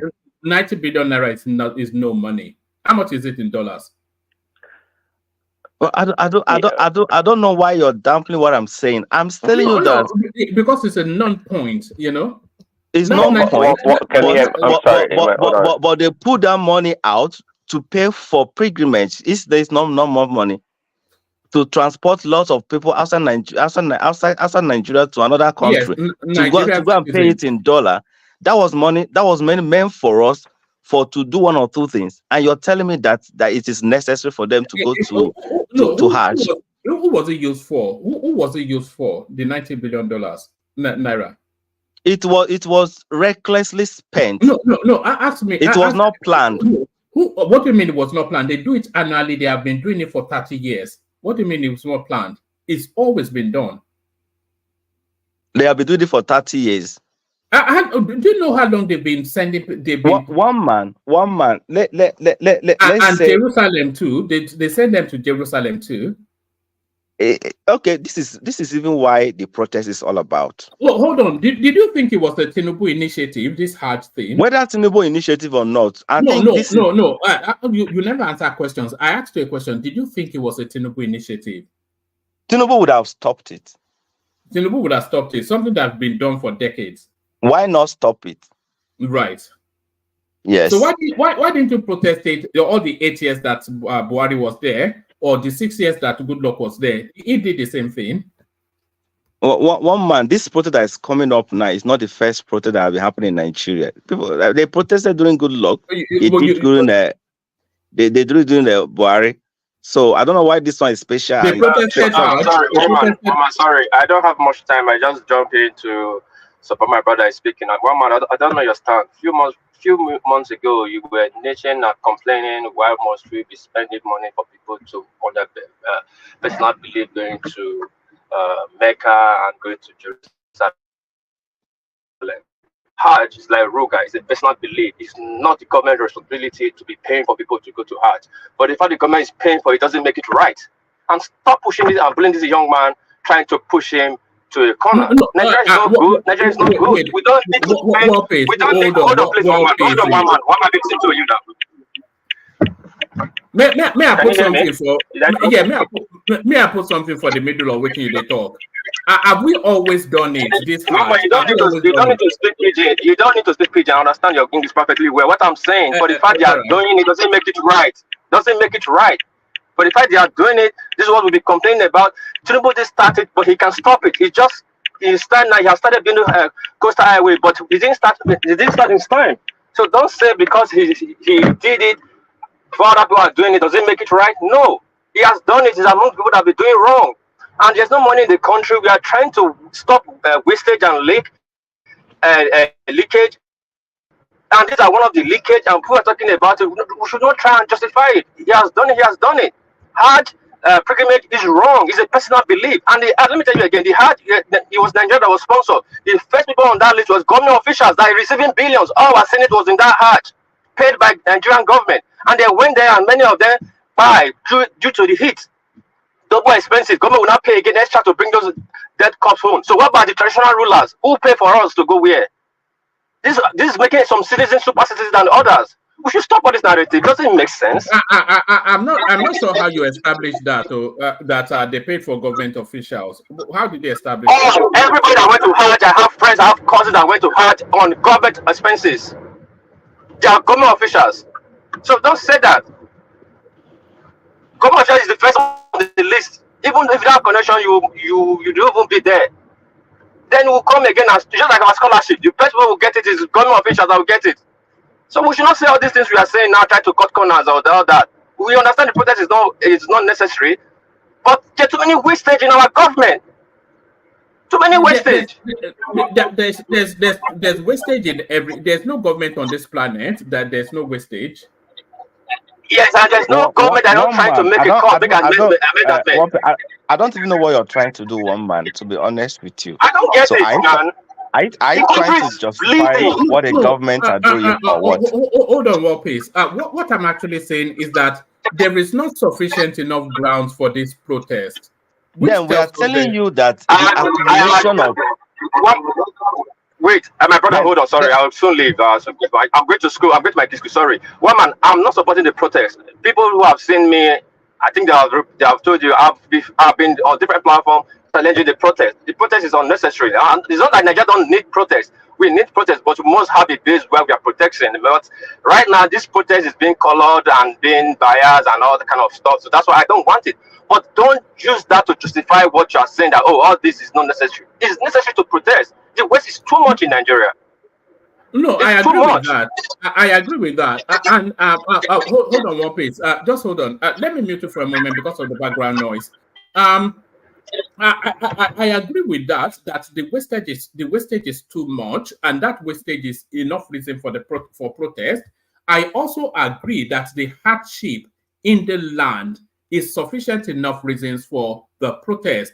But this protest being organized, I don't agree with it because it is partisan and is propelling a pecuniary interest, and there is anarchy embedded in it, and a lot of people feel that they're targeting Lagos for destruction. So that's why I don't agree with it. And I agree with you with this submission. Like me, I've said it. I'm not in support of this I protest. disagree with that submission. I totally disagree because everybody has the right to. Yes, everybody has the right to protest. disagree.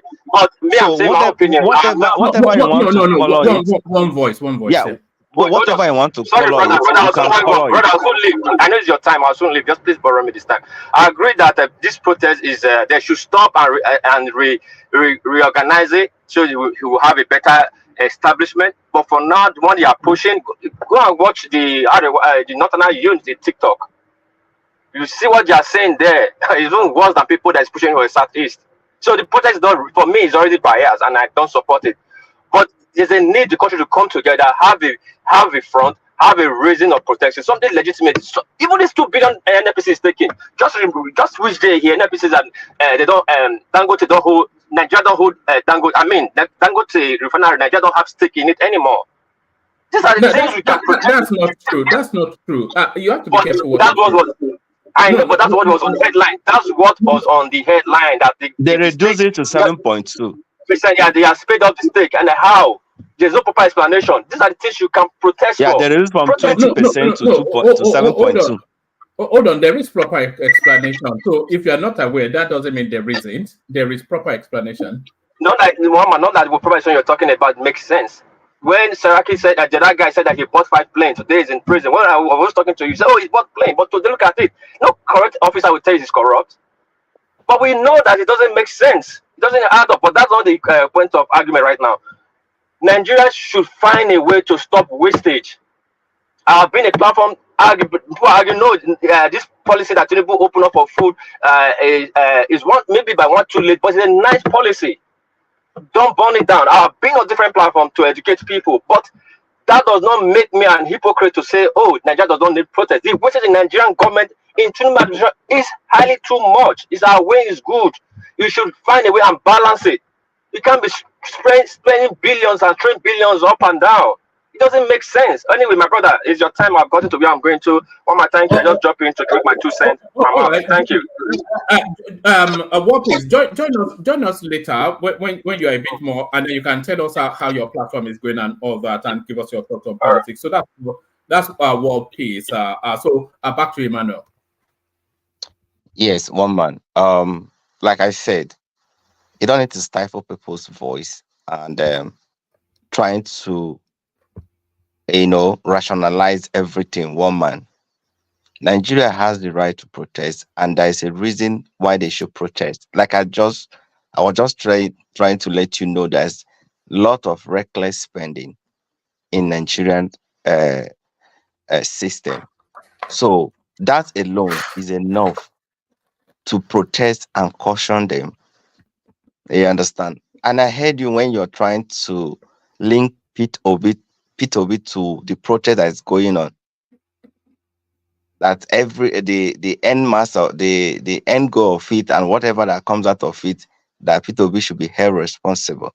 And I was asking you, why should he be held responsible?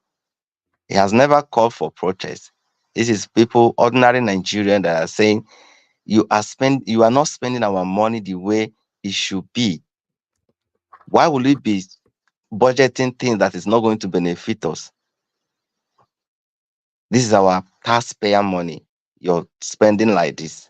Then they're asking you that find a way to reduce the food inflation and all this, high pricing of goods in the market is unbearable. So there's a lot of reason. So you guys are trying to color it and find a way to call it names. You always call it. But the only thing I can say concerning this protest is that the government should be very careful. If necessary, they should have more security around the protestants so that they will guide them properly.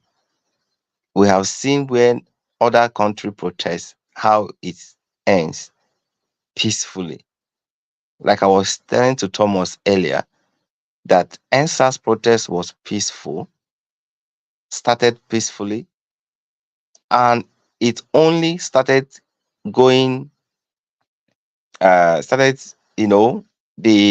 chaos started when they killed the protestants, which the record I know, because we all started those protests in Abuja here. The protest didn't happen just in Lagos. It happened almost in the whole 36 states. So it's not just in Lagos. The protest is for a purpose. But because the government tried to do what they know how to do best, that's what I'm saying. This one that is coming up now, they should not kill protestants. They should just guide them, lead them. So because it's only when they kill one person or something happened to one person, that is when these children will go against the government. It's always like that. Are you cautioning the protesters not to cause anarchy? Especially, please don't burn down the new rail system in Lagos, because I'm just saying that now. There's the suspicion that they are not going it. out to go and destroy. They are not going out to go and destroy. What do you mean? You are describing it as a day of rage. What does that mean? When they say rage is anger, doesn't mean the day of destruction. Is it what they said? One man, you always try to color everything and try to give it a name, and that's how it's going to be. Is that not the historical backdrop of our protest in Nigeria? Always leads to anarchy. One man, some political juggernaut has protested in this country. You understand? I don't know why this one is actually giving a lot to everybody concerned. All right, Emmanuel, take us to another topic so that we can move it around and then go to something else. So let's try understand that this protest that's coming up is not to come and destroy government property. And I want you to refrain from that sentiment, one man. Only ask the government to guide them and lead them properly. That's the only thing we can say. But you see the protest will go on. Some will go. Somebody like me, I will not, because of the kind of place I work. Won't be allowed to do that. I'll be at work that day. But some will go and they will go and come back. The problem will only start when they buy one of them. So that is when the anarchy will start. Just don't burn the infrastructures in Lagos. You know Lagos won't tolerate it again. So don't burn the infrastructures in Lagos. Nobody is burning anything. March down the road, shout, we no go agree, and then go home if you want to. Exactly. Don't burn anything. Because if you burn anything, then you feel the heavy weight of the law. That's what I'm saying. Nobody is going to burn anything. So nobody should be afraid. It's going to be a very peaceful protest. All right, take us from there to somewhere else. I think we know your position on that. Take us to another topic. Okay. Talking about Ndume, that they changed his position from the position that Senate weeks or one man, Abi. No, they sacked him as the chief whip and kicked him out of APC for speaking truth to power. For anti-party activities. Is it actually anti-party? Because APC. Yeah, that's what they said. They says Senate sacks Ndume as chief whip, ask him to resign from APC. No. They never kicked him out of APC. No, one man, they did not kick him. They asked him to resign. One man, sometimes the way you used to color your own, sometimes I don't even understand. It's just that you're trying to add salt and sugar. So they asked him to resign. That means what he was saying does not align with the position of the APC. So it's just like an admonition. If you cannot continue from us, resign. But what I actually want to hold on, Emmanuel. I think Larry wants to chime in. Yeah. Be careful with Sahara reporters. Be careful with Sahara reporters. They are not sincere. That is not what happened. They never told Ndume to resign from APC. Sahara reporters just put their own Maggi and sugar. We have the clip of Akpabio asking him to.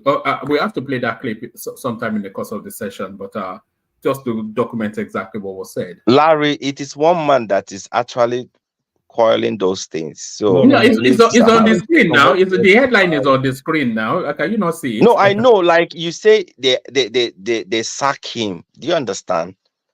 So they sack him. They remove him from APC. They're only asking him to resign, not sack. But what I'm even trying to find out is that if you are a member of APC, that means you are not going to say anything that jeopardize the party. Just like you will not speak truth to the power, right? Like you will not say what is happening.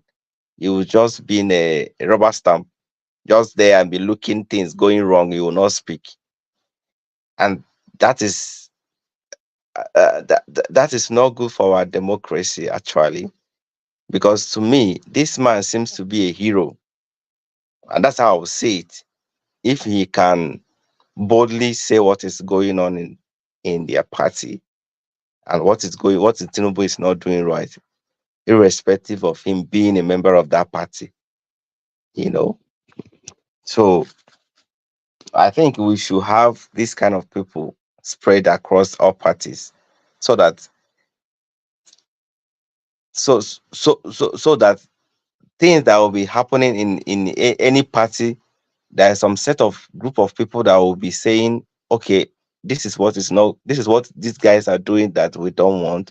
This is not good. The government's trajectory is not it's not on a good course, and stuff like that. So that is it for that one man. Then I also want to speak on, me and Niger man. What's the name of this guy? I will speak on security. I always talk about security. One man security. Two Niger, yeah. Yeah, two Niger.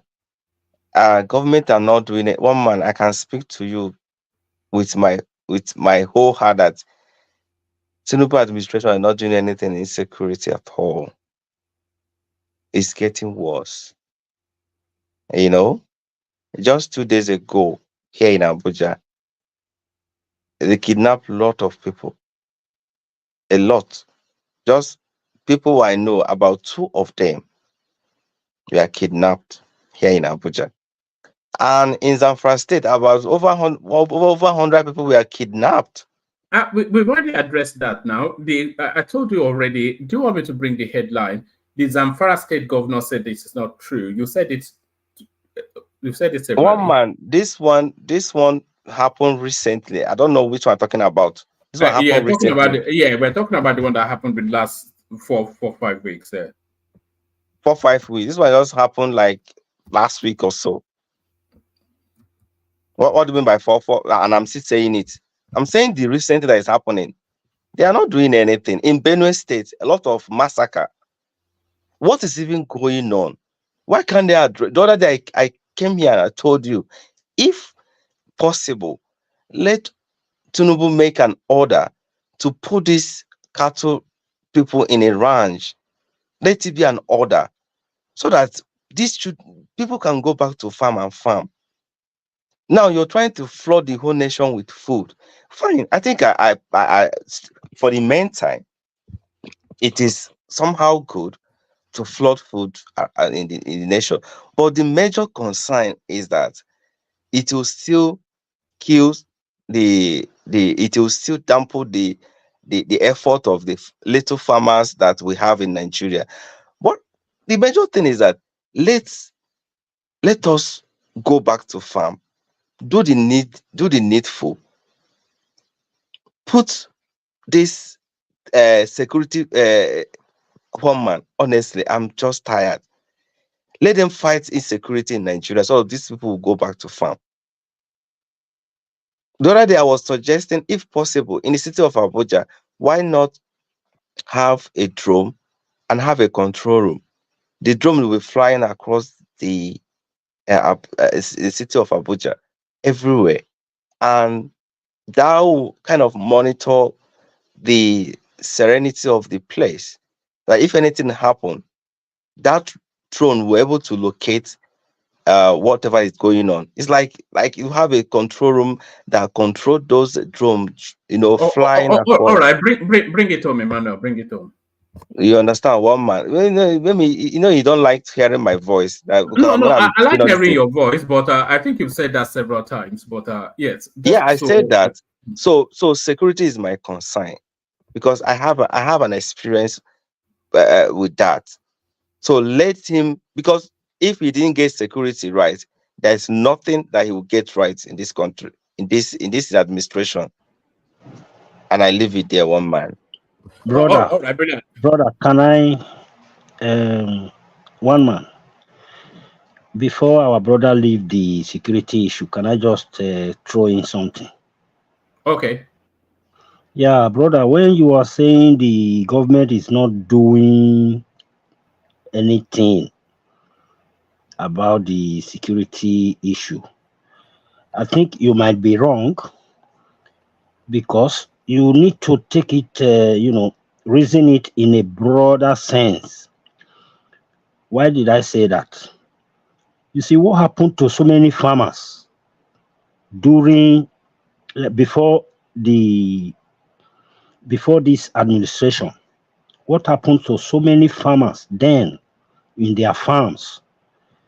The ones they suffered from the Boko Haram group, the bandits, the whatever you want to call them. You see, many of them were, traumatized. So now that they are no more going to farm, even when the new government comes in and they put all measures in place to make sure that there is security in most of these areas. What measure? Can you mention the measure they put in place? Let him make that No, point. because he's I saying don't want. something. Hold on, just hold on. I don't want it to be a long and extended, just because I want to get to other people. Let him make the point. You Yeah. address it, and then I go to Larry. Yeah, the measure put in place is that, you see, the place is being secured. Once you send your men out to go and secure an area, What are you talking they go about? there, they secure the areas. Now, the people that were driven out of their farm, traumatized, you don't just expect them, to just come back immediately. They are passing through a lot. If it's you, even though the place is secured, you won't go back immediately. You'll still be there, from the past experience. No, you still said they put a slowly. measure in place. I want to hear what you said they put. All right. No, I don't want it to be a long conversation. Let him just make the point. Give a very brief answer. We go on to Larry. Okay, like so many things we are hearing about how a lot of group of people trying to cause this insecurity, kidnappers and bandits and all that, the way they are actually handling the issue. We also hear news of these people being apprehended, a lot of them. So when you say they're doing nothing, I think you might be wrong. So that is why I'm saying, please, sometimes when they are doing something, the people that were affected might not want to come back immediately to come and begin to function the way they were functioning. Thank you. Okay. Because me, I didn't understand what you said. Like they put measure in place that to oversee what is going on in Nigeria. I just told you that there's a lot of things they need to put in place. I just gave one man an example. One man, he doesn't want to hear my voice and all those things, So all the street lights in Nigeria, they would have planted cameras across those street lights. invisible security in some places, cameras that will checkmate these things, that will help them fight the insecurity, you know. So they are not doing anything when you come to insecurity. I can tell you that they are not. If they can be kidnapping in the city of Abuja, they are not doing it. His security measures is zero as far as this administration is concerned. Zero. Even Buhari tried. All right, brilliant. All right, thank you. So thank you, Emmanuel. So thank you, Emmanuel. So let's go on from Emmanuel to Larry. But on our way from Emmanuel to Larry, let me flash up what is happening on Friday. We have one of the fastest rising stars within the Nigerian political firmament joining us. It's one of the big names that you'll be talking about in times to come. His name is Seyi Adisa, Honorable Seyi Adisa. So he will be joining us on Friday to talk all matters Nigeria related. So the good, the bad, and the ugly. So the governance protest, Tinubu 2027 opposition. So the vast swathe of the Nigerian space. We'll be having conversations with them around it. So I'll send the link to the comment section, bookmark it. So bookmark it, look him up as well. Quite an engaging character. Let me give you a little soupçon of just who he is and what he does. And they are already playing there. Because I've heard people say, I went to that ward meeting, I don't think I can be going every time. It's not the type of people that are educated that are there. I laugh. But they are the ones that are picking people going into office that will rule you. So when you start going... So that's Honorable Seyi Adisa. One of his strong suits is it speaks largely to integrity, leadership, that young space. That's really where his strong suit is. But he has the vast weight of the Nigerian space. Is the honorable representing Afigio local government area or from Oyo. So it's coming out of that cusp, and he'll be joining us on Friday for a what's and all conversation around the Nigerian space. So bookmark that. I'll send the link to the comment section. Send the link to the comment section as Larry takes the floor. Larry, you're up next. Good evening, woman. Good evening to you. So yeah, the conversation is not a single topic thing, by the way. It's not just about the protest, although that seems to have seized charge of the. But we're talking about Philip Shaibu, who has been returned as the deputy governor of Edo State. His impeachment overturned. So that's good news for him. For the next, I wonder if we get a back payment of all the things. Tinubu are increasing the budget still by 6.2 trillion. So why is he doing it in that drip fashion? We all knew that the original budget was nowhere near sufficient for what needs to be done. APC sacks Ndume as Senate Chief Whip over complaints about Tinubu. So is that excessive abuse of freedom of speech or loyalty to party flouted? Arewa, you students announced withdrawal from planned nationwide protest. So a lot of people jettisoning that space, and it's narrowing down to an obedience/Sowore protest. Our federal government to tax bank 50% of realized profit on FX gains in new 2024 budget. So that's Tinubu looking for new and creative ways to get that money for that budget. Joe Ngwekwe warning the protesters not to repeat the Lagos Express and SARS. UAE denies approving $10,000 bank balance, 640,000 naira fee as visa application. So somebody is trying to diddle Nigerians there, but is it even the minister? So all that, Larry. Yeah, thank you. Thank you, woman. So before I proceed with some of all those headlines, I want to clarify something. I think we've been flogging for a lot of for a while now. This issue of Hajj. And I saw my brother kind of like saying one or two things about it. And I think we need to just put some clarity to that. I understand that people, the headline, government paid 90 billion to subsidize Hajj and all those things. Yeah, it's good for the headline. But let's look at the reality of things and exactly what happened. Governments built people for Hajj, and they said the price was I think it was 8 million, and people paid. And once there is a transaction and you paid, right? That means government is the duty of the government to ensure that you get the value of what you've paid for. What happened? Thereafter, government came back. Government said, oh, because dollar has increased, oh, it has to be 9 point something million. And the people said, we had an agreement. So this is more like, yeah, you're selling something and you said this is the price and I paid for it. And thereafter, after 2 days, you now came back and said, oh, you felt the price has increased in the market. I'm not obligated to pay the additional fee, which means that the Hajj Commission, they had no choice than to ensure that they give people the value. Even if government does not pay, the people also have the right to go to court to enforce them, to give them the value of what they paid for. So when we say subsidy, it's not subsidy.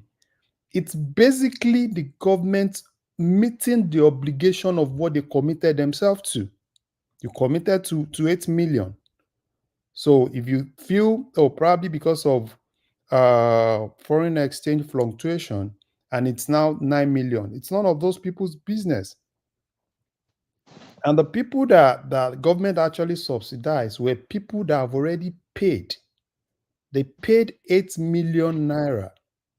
And because that was the price as at that time. So if it increased, it's the government that is supposed to meet up with it. It's a loss to the government, which they are supposed to meet up with. So them coming even how to say, oh, they subsidize. That's not subsidy. That's not subsidy. That's just, so I think we need to kind of like clarify that. I think but Larry, the major thing is that those things need to be scrapped out. No. It's not necessary. No. You can't. It's not necessary. So if you want to go for prayer, go for prayer and come back. See, you can't scrap what people want to do. If I want to go to Hajj and I use I mean like scrapping Nigerian, putting money into those kind of things. I didn't say you should not go for prayer. Scrap Nigeria from putting money. Do you have the right to compel someone to spend money on what he wants to spend money on? It's their money. No. You don't understand no. What it's saying is you should the government should not be subsidizing people's personal beliefs. Yeah, that's what it's saying. No. Government is not subsidizing. Do you get this thing right? Do you know how the price? Larry, that thing has been going. Tinubu is not the first person that has been doing it. Let me. They have been doing it before now. Wait, let me try and educate you about the pricing, how the fixed price of Hajj. NACO, right? NACO fixed price. Like next year Hajj now, I've seen some people that have started paying, right? They fix the price. This is the price of Hajj, and people pay. So if there are economic fluctuation, right after I've paid, because immediately I pay and you give me a receipt, you are bound to give me that value. Even tomorrow, if it increases, it's none of my business. So until probably government says, okay, fine, they should scrap NACO, people should directly apply for their visa with Saudi Arabia. Right? At that point, I can even get something cheaper. But what government does is they regulate that. They ensure that everybody go through one means, and everybody actually, pay through that thing.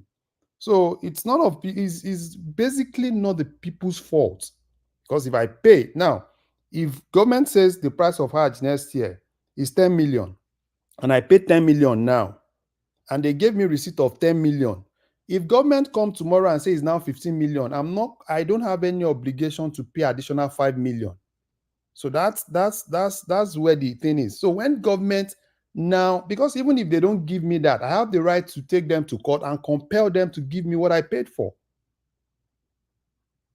So I just had to put some clarity there, because it's subsidy, is this, is that. No, it's not subsidy.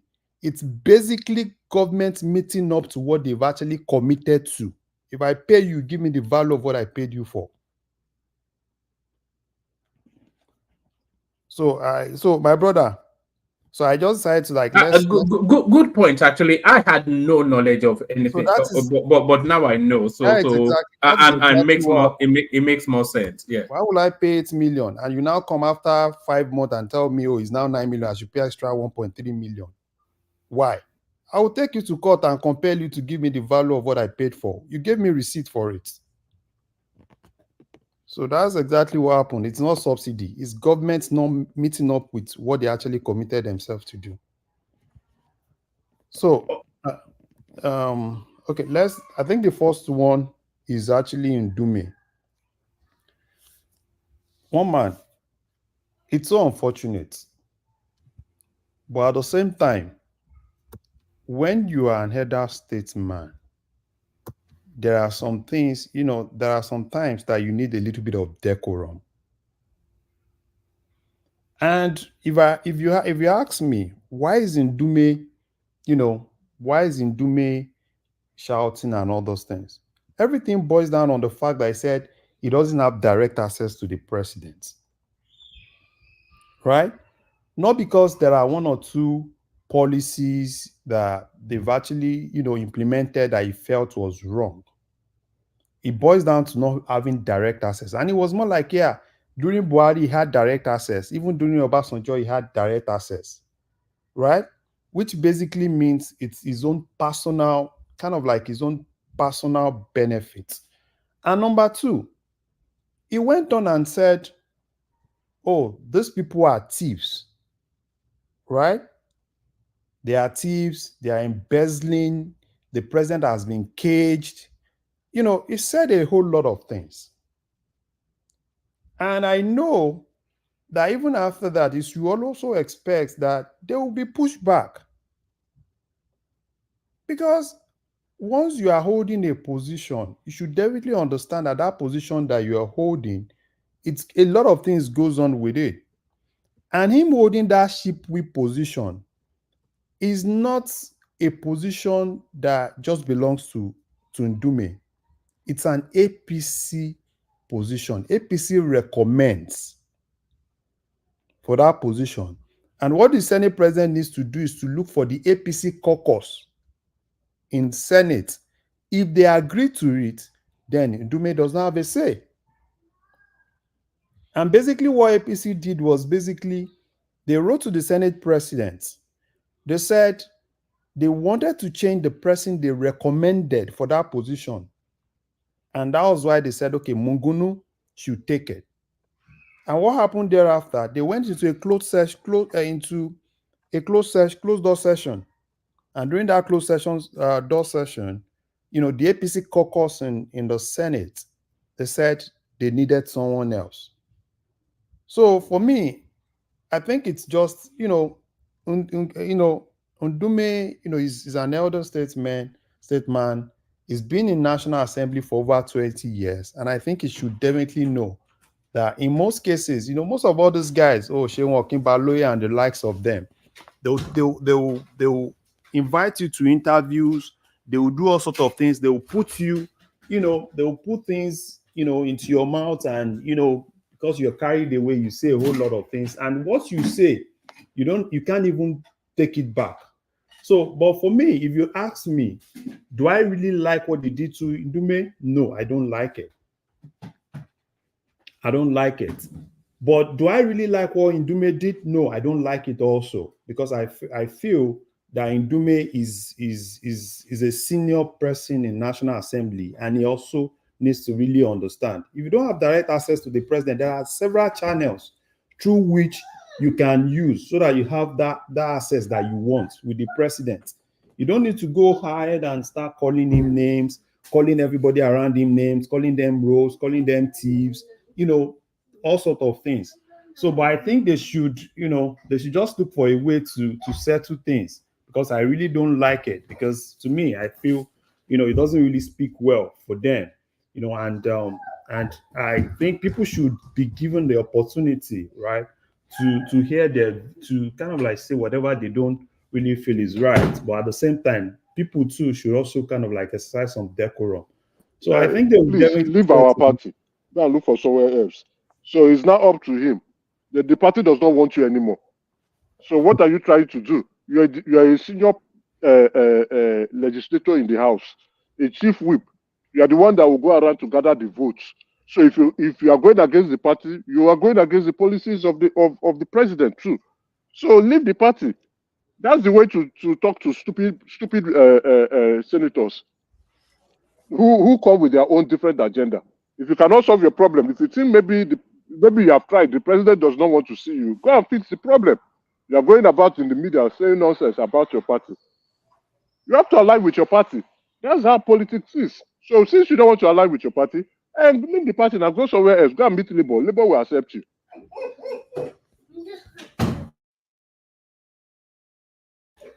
Emeka, don't start. Emeka, can you hear me? I can hear you. I can hear you. It didn't just start today. You know, he has been doing this for a very long time. He has been outspoken. Behavior now. No, he has been doing it in a very soft way. He's an attention seeker. Larry just spoke the right thing. He's an attention seeker. Maybe you want to get the attention of the president or the attention of the party. You just go around and start criticizing everybody, going to the media. Now they now know how to treat him. They say, okay, this is what you want. Oh yeah, no problem. Step down. Leave the party. Not only stepping down, they are now saying, please leave our party. We don't want you anymore again. When the people are telling you we don't want you anymore, you know how painful it looks like. You are a senior party member. You are a senior party member. You should conduct yourself properly. Do you really think someone like Ndume, who has been in the National Assembly for a very long time, will be stopped from saying presidency? Do you really think so? No, I don't think so anyway, but why would he be going about saying all the nonsense he's saying? Yeah, he was trying to draw attention to himself, so that the more I try to ridicule them, the more they will now carry me or regard me as somebody important. And the party said, well, you are not that important anyway, because you outlived your position. I mean, to me, him being a chief whip was just to say, you know what, you being a standing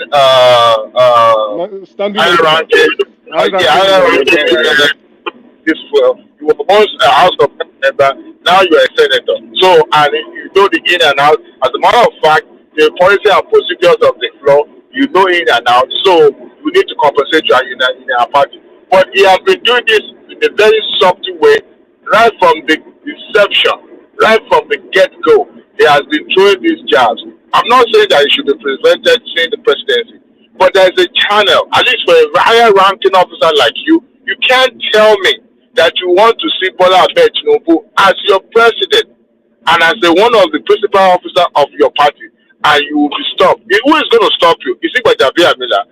Bajabi Amila, who just recently left the House of Assembly, will stop you from saying him. Why would he stop you? He has been doing this down. He called them crazy. He called them kleptomaniac and all that. The same party you serve. I think it's just a way of. He has never supported a Fabio candidacy anyway. No, but he has never. But that's not the way to behave. That's not the way to behave. It's unfortunate. This northern, you know, he was the first northern elite that started this northern nonsense, going to the media to be saying this stuff. They ignored him. Yeah. He kept doing it. I think the way they treated him now is very okay. Removed him from as the chief whip. You are now an ordinary Senate member. Now, please leave our party. No problem. You can't be in the party and be saying nonsense about the party. He's not just a senior high-ranking officer in the Senate. He's also a very high-ranking politician. He has been in politics for since 1999. You know the game. So why will you be going against the party? In the party that you used to win an election? Okay, no problem, but you leave the party. No problem. Go and meet Labour people. Then when we come for 2027, we will now come against you and take that office from you too. And vote you out. So you can retire from politics permanently. All right. Tunaja interject. And then after Tunaja, we go back to Larry. And then Larry gets the floor, completes his submission. And then after Larry, we go Ekene. We go Prince Daddy Isaac, Rational Mind. Let's hear from you, Tunaja. Yeah, I'm not sure he's crying about getting removed from APC, and he's a senator. Let APC carry on at this rate, and soon they will not have the majority in the Senate anymore. And I hope he takes some other senators with him. That's not true. You have also forgotten that this guy, YPP, the guy from Southeast Anambra, he has joined APC. Who else again has joined APC? Many of them are going to join. Yes, the wife Uba, Ifai Uba, he has joined APC. Who else? Somebody just joined yesterday. Somebody just joined yesterday. More of them will join. Somebody left Labour Party and joined. Hold on now. From what I gather, if you skip party, you abandon your seat. So I'm not so sure. No, it doesn't work in Nigerian politics now. It doesn't work. It's supposed to, but it doesn't work. Yeah, it's supposed to be like that, but it doesn't work. Emeka, let me say something real quick. You know, go ahead. When I say our people, really, when I say they are the people that they want to go to heaven, but they don't want to die, right? Now, because Ali Ndume maybe supposedly spoke what they had in mind, or spoke the minds of these individuals. Now they are advocating for Ali Ndume. But look at Wike on a daily basis. They are telling. Man, come on, man! Don't talk too long. You know I was talking when you just interjected. I know. Hold on, just hold on. You are not. Who is fighting with you? You guys should just. I'm fighting with you. What do you mean? I know. Why you go to fight with me? You are the one that just interrupted me. I thought it was Emeka's flaw. Sorry about that. I don't know. Sorry. Okay, go ahead. If you don't want me to speak, I just want to make a comment. Just Larry. Everybody, hold on. Emeka was interjecting Larry, so and then Tunaja is interjecting as well. So Tunaja, you have your interjection. Enigmatic comes after you. And then we go back to the structure with Larry. Okay. Thank you. So and I think Emeka, your idea of party protocols and all the rest, it might come across as if you are trying to uphold some kind of structure. But given what we are experiencing in Nigeria right now, I don't think this Ndume is your problem. You have a bigger problem that you should be focusing on instead of talking about, Ndume is rubbish. If everybody starts towing the line and they are misbehaving the way they are misbehaving right now in government, what is the hope for the people? You want the people to go and tear the country up before the politicians this in the move? Somebody has to speak up. Sorry, one man, just give me 2 seconds so that I can respond back to he can go back. He can go back. Let me respond for you. Please, now, please. There's no God. Other people. No, it's too. Just hold on.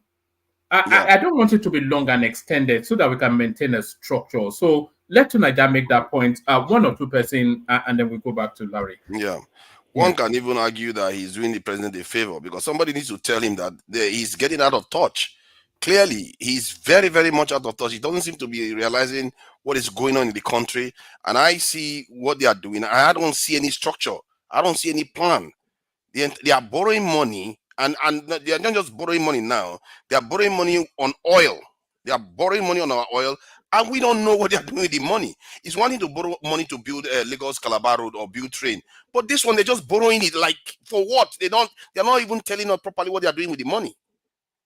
And there's a serious problem going on in the center of government right now. Just like Beta Edu has returned back to government. This guy, there's no. I said it before now. Before when did she return?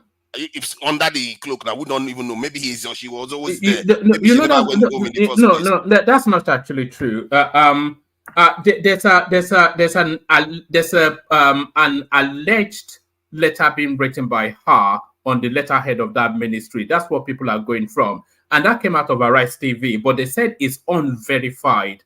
But people, Rational Mind tried to run that same narrative here yesterday, and it was debunked. So she's not returned. From what I got, they even saw her coming back from South Africa with Tinubu. When Tinubu went to Africa. No, bros. He said that one is fake. I don't know. That's fake. That's fake. So is it true? Okay, are you confirming that she has not returned to work in any way? She has not. Not that anybody knows of. The storyline came out of Arise TV. They said unverified. Yeah, but Arise immediately puts it out now. That is just something they picked on the internet. Yes. Okay. So let's grant them that, because hold if I on, don't have any But clear evidence for something. has there been any contrary thing out there? Why would there be? The status quo remains now. You trust the Tinubu's administration, they will always want to say something. So No, the since there is status quo none, remains the same now. hold on one minute. Since there is none, for me, I will hold on to that for now. Since there's no contrary report that yes, she never did that, it was photoshopped or whatever crap they want to say. So I would believe that's what it is. So yeah. I mean, 2 days in passing now, 3 days now going now. Nothing from her or from Tinubu's government. So what I was saying here. So is it everything that comes out from the internet that the government needs to respond to? You can say it's everything, but somebody for so me, as long if as I it has not been debunked, I will hold on to that. If I in my room now design a letterheaded paper, put it on Twitter, right? And some other guys just picked it. So I expect government to come out and say, oh, this letterheaded paper is this, is that. That's you don't even need government to respond. That's basically why Such a categorical statement about somebody that is not working, then first of all you denounce it, that it wasn't, that you deny that it wasn't from the Better Edu. At the same time, the Better Edu will go take legal action against that person. And Twitter, if I'm not mistaken, X has people's details now. So, but the fact that nobody has come out to deny the letter itself. And there's also pictures of them saying that she was in South Africa with Tinubu. Tonight, what's the status quo now? That is irrelevant. The point is that there is a lot what's the status quo going on in Nigeria. What's the status quo? All right, gentlemen. Hold on, everyone. A lot of people waiting to speak. Say what you have to say in 2 minutes to Nigeria. Say what you have to say in 2 minutes. Enigmatic. Larry, take the floor. Progress your conversation. Then we go to Ekene. Yes, the point is that there's a lot of corrupt practices going on in Nigeria that we still haven't caught one person, that one big fish that has been stealing our oil or stealing our gold or nothing has been found. This government has been in office for over a year. They promised fighting corruption, but I said it now that they might as well shut EFCC office because it's not going to do any job. And EFCC has basically done nothing other than Bobrisky and a few others that they've thrown into jail. And you look at the malaise going on in the country right now. Maybe they are sensing danger right now. That's why their security chiefs came out and security officials talk about trying to protect oil resources and make sure that the oil output increases so that they can be able to address. They are trying to address the gap, the fact that they are not able to generate enough crude oil for the local market. Maybe that's what they are trying to do. But I can't be sure because even the media people that were reporting it were very, very skeptical because our governments have said this before. These people are just our people. There's something seriously. We are sick. There's something seriously wrong with us. And the idea that it's easy for us to point the government. It's us. Because if you hear the way Emeka talks sometimes, we don't have any sense that there is an urgency to fix our nation. That what we are doing has consequences for our own children and our children's children. It's really crazy. When you talk to Nigerians, you need to see the way they behave. Some of the things they believe in. That's why when you see the government behaving the way they are behaving, why are people surprised? Because that is how the people are too. But I will leave it at that because that's a bigger conversation. All right, we'll have that conversation in the after spill. Enigmatic, just 2 minutes, and then, gentlemen, when we go back to Larry, I'm going to be a bit stricter with the interjections just to get to people quicker. Enigmatic. Okay. First of all, I think we were on Ali Ndume before this lamentation. First of all, let me just make it very clear. Look, bring even the whole of the angels wherever they are, right? There are people who still complain, particularly in a developing economy like Nigeria, and particularly when people are still sitting really very deeply about their electoral laws. You can't placate crying babies, and it's just normal. So Ali Ndume's problem, right? If you are very close to the politics of Ali Ndume, it's not been today. It's been all over it's been forever. Let me just say it. He had issues. There was a time that he was linked to the activities of Boko Haram. Yeah, at a point. And then during Saraki's time, he had issues with Saraki. during Ahmed Lawan's time, he had issues with Lawan. He was completely barred from even coming to anywhere within coming to Aso Rock with not personally, not himself now, with the leadership of the National Assembly during Buhari's time. So it's always had one issue or the other. But the issue actually started from Borno State, and then from the Northeast. The Northeast caucus, they've been tolerating him since 2015. So the last election, he wasn't supposed to be on the ballot. It was Zulum himself that actually prevailed on the stakeholders, that being a senior member of the Borno State political hierarchy. Did you hear about Zulum's son, by the way, killing somebody in India? Yes, I heard it. So I heard it. I don't know much about it, but if it's true, quite unfortunate. That's one of the problems with all those kids most of the time. You can imagine the guy, you send your child to school. He went there and be struggling with women. They said he bottled somebody. He's bottled somebody in a nightclub. You can imagine how somebody will go and be disgracing your family name outside the country. Can you imagine? It actually was clear, especially when you are close to those people right from those neighborhood, you understand. But by the way, so Ali Ndume is having he's been undermining the vice president. Do not forget that from Borno State, right? He's been undermining the vice president, not even now. So it was Zulum who is a vice president loyalist that actually had to prevail that they should let him have the ticket, even if for the last time. As I'm speaking to you now, that Munguno that they actually replaced him with, and a lot of Ali Modu Sharif, all of them, they've been having issues with Ali Ndume. So it's not a situation whereby he had to speak. Yeah, whatever he had to speak, he's speaking the mind of people. That's why they are saying, okay, why is it suspended? And this actually suspension came from the National Party itself, and they wrote in a letter to the National Assembly leadership. That's by the way. So now they are trying to tell him, it's either you are in or you are out. You can't be in or out, and you can't choose and pick. Unlike the PDP's situation where they don't know how to name their irritants in the board. So this guy now, they've shown him the way out. He has opportunity to be an opposition. Sometimes you have to cut your enemies to size so that you know you are fighting an enemy from outside, not within. It's better when you fight an enemy from outside than within. Now they know he's an enemy, then he can safely go to the camp of the obedience now, or go to the camp of the PDP, so he can play his policies like that. So now they know that Ali Ndume's problem is out of their hands, and they have to fight other enemies that are still hanging on. So that's just the situation with Ali Ndume, and people who actually want to lash on to whatever he said. Of course, we know the rhetoric and the narrative they actually. Woman, please, just 2 seconds, right? No, we have to move on now. Just 2 seconds, please. I will take time. I promise you. To Nigeria, you say what Agrimati just said is true. When someone comes and begin to speak what they play on the emotions of the masses, they think he's their savior. Who Ndume? So Nigeria does not know Ndume. He's playing politics with Nigeria problems, and you are thinking that he's doing the right thing. So Nigeria, you better know this political elite. You think they are there for your problems. You have to understand that Tunaja is a new entrant into the Nigerian political space. That's why he has a soft spot for fraudsters like P2B. Yes. They can play all hold on now, Emeka. Okay, sorry.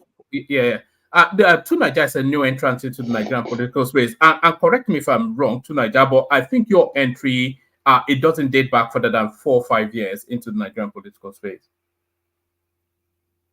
Yes, so that it is. Back to you, Larry. So the Tunaja, oftentimes he doesn't even know what's talking about, so it's really the case. But back to you, Larry.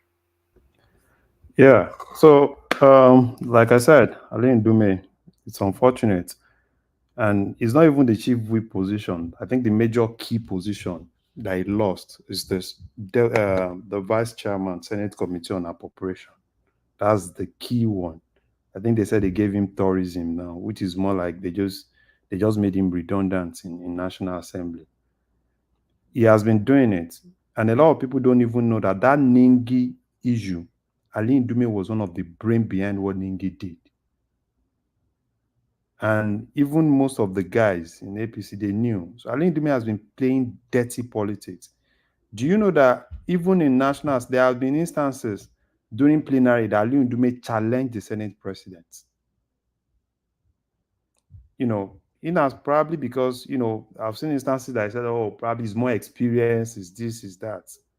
And that's why sometimes when you have a position, right, and probably you and someone were really looking for that position at the same time, sometimes when you want to compensate them and make them a little bit far.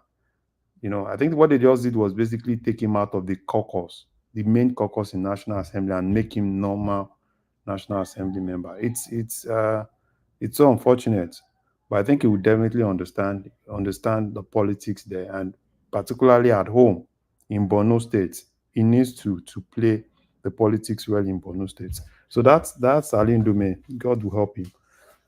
I think the other one I want to talk about, woman, can you? It's a whole lot of things. What's other new things? We were talking about the supplementary budget that was sneaked in by Tinubu, and there's a bill passing through second reading for a single 6-year term for the president. The UAE debunking the narrative of the $10,000 whatever. I wonder if you've spoken on the protest. And Philip Shaibu reinstated as the deputy governor of Edo State.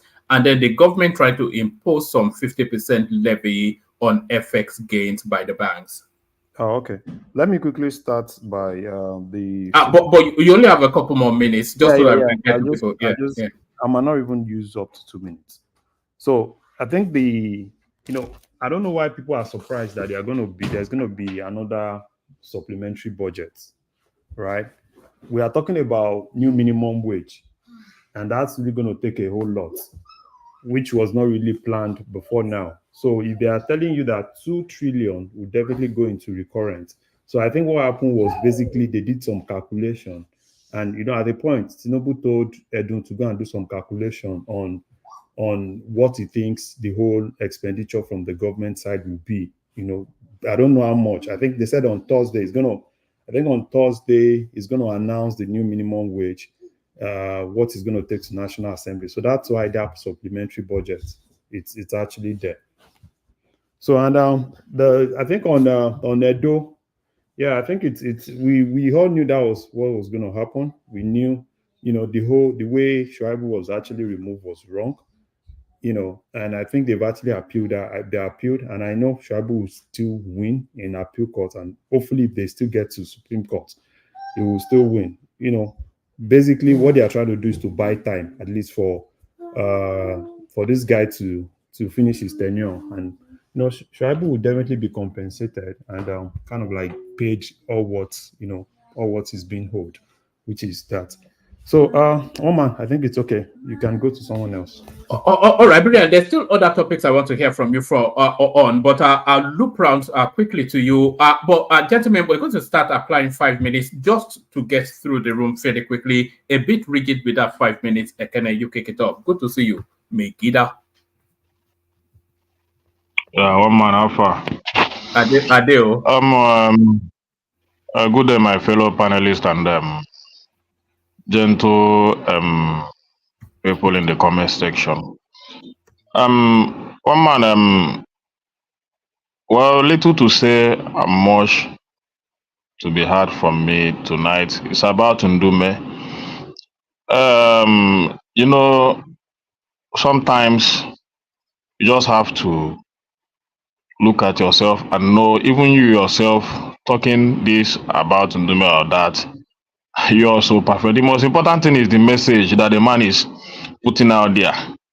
Because if you begin to put his context by context, even the vice president also has his own bad side that is also related to the Boko Haram issue and all those stuff that you want to paint Ndume now that he's speaking against your evil government. So I want to hear, what I really want to know is what Ndume said. Are they true or false? I don't care whether it's an APC or whether it is, because even me as a Christian, there are things I hear from Muslim cleric that's also meaningful to me that I can take back and say, yeah, This is true. You understand? That's how life is.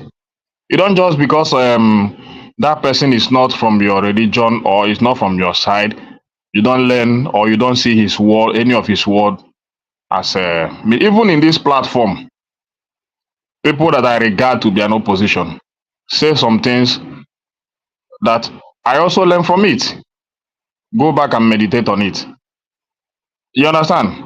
So that's how life is. And if you think because you're in opposition, you cannot say something good, then you are not a good, I don't know how to put it, but what are the words of Ndume that are not correct about this government? Is it the word that, is it kakistocracy that he used? I searched for the meaning. It's the government that is governed by incompetent people, least suitable individuals in our society. So what are you trying to tell me? What I want is the message of the man, not really who he is. After all, Dan Ndume is most, if you tell me, that's the only senator that I see that appear on news platform almost all the time. Other senators are just there. And I commend him for that. So the word he used, kakistocracy, is you know what is? Tell me who is competent in this government. He's starting from the president to the governors, even to the senators and to the ministers. Tell me who is competent. We have just one or two that, even if you look at them now, it's like the bad side of those incompetent one is beginning to inflict their own characters and are depreciating. You understand? So coming here to say, trying to condemn Ndume because he's trying to put out some message, that is to show. He said that they are running a chamber that looks like cultism. Is that not true? That even as a member, you know how cultism is being run most of the time, that you don't say things against your cultist organization. That's how APC is. And it's like they have that oath that once you're a member of APC, you dare not have any right to criticize the ill of the president or even the vice president or even the Senate, or to speak against your party, even when the party is sinking the livelihood of Nigerians. Just keep quiet, maintain as if nothing is happening. That's how cultists behave. That's words of Ndume. Is that not so? So, and that is why, as a cultist organization that APC is, they were able to raise against him and took over the position they gave to him as a chief whip of the Senate and give it to another person, because the man is no longer able to keep their secret, so that they will continue to torment the life of innocent Nigerians. That's what it is. So what I just really want to hear from all these defenders and party faithfuls and all this in this platform is, what are really the words of Ndume? Are they not true? When I heard that word first from him, he said kakistocracy. I was laughing. I never knew that it has a strong meaning. I decided to check. It has a strong meaning. And when I check it, the meaning is okay. He used the correct word for this current administration. Government run by the most incompetent individual in our society. The last, and we have the most educated ones defending the people that don't have certificate. We have the most educated ones defending somebody that the people that don't even know the trace of where they attended primary school, secondary school. We have the most educated one defending the people that have all manner of evil and a bad record in their lives, ruling you, governing you. So you have the less and the most incompetent one, leading the most competent one, and the most competent one, and now defending the most incompetent one in our society. That's the kind of country we are running. And that's why Nigeria is not moving forward. So I just want to hear the words of Ndume. Which one is not correct? Comparing it to the attitude and the characters of this organization called APC. Is it the cultism that he used? Is it the word kakistocracy? Tell me. Even the finance minister that I talked was going to make a difference. Look, seems as if he's the most dumped in the minister. And we are believe and if you think about this government campaign on the ground that this man knows how to source talent. You saw the appointment he made the other day. There is this one that was flying on internet that stole palliative during COVID-19. He gave him an appointment. She gave her an appointment. So you see, is it Matalawi or waiting? All the former corrupt politicians, putting them in a critical position of our society or of our country. How are we going to move forward? The ones that we think that is going to perform, the Minister of Work, they are nowhere to be found again. They are the government taking away from the people to better their own lives. They take away from the livelihood of the Nigerians to better their own life. That is how to define this government, because it is tasked here and there without any positive impact to the life of the. Now they have raised their own tax against them, the bank on forex. So let's know how that one will pan out. Everything is taxed without any effect. That is even the most annoying part of it. They only tax to buy jets, to buy houses, to increase their own allowances, and buy their own SUVs. And then buy a cup of rice. And to build super highways. Yeah, that's up to you. And then to the masses, they now buy a cup of rice. You know, one bag of rice for 7 houses, they share it one cup. That is what the masses get after paying that tax. Plus students' loan. Now you collect the loan now. And credit schemes. So these are the definition of paying off the country's debt as well. Who is paying debt? Pay up what? Which debt? Go and check our debt profile now. No, go on. I've checked it now. I've checked it with Fitch. I've checked it with Fitch, who continue to tell us that we're now in the top tier of credit worthiness. You know as how a much result we're of now? You know our debt is over 100 trillion. Our debt is over 100 trillion now. Go and check our debt to GDP as it's Tinubu came in. And Nigeria is underborrowed now. Everybody knows. No. Hold on. What's the economic size? You're borrowing. What's our economic size? What I mean, Canada. No. Do you have the kind of economy? Do you know what the threshold is? Do you have the kind of insulation that they have? What do you mean insulation? How do you mean? Because they have the economy. I think you should allow rational mind just to express himself. Yes, we're just hypocrites, right? We want minimum wage. We want minimum wage to go to the roof. We want minimum wage to go to the roof, the one that the government cannot afford. And when the government go and borrow, we still criticize them for going to borrow. I don't know what is wrong with us Nigerians. But rational mind, go ahead, express yourself.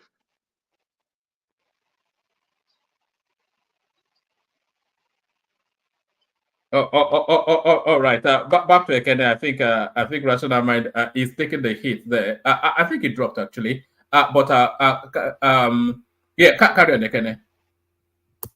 So one man, honestly speaking, I don't have much to say. I think on that side of Ndume, I'm okay with it. So any other person can come on and they come to describe whatever he wants to describe. For me, the message of the man is clear, and I sat down very well to study it, all the words he used against this government.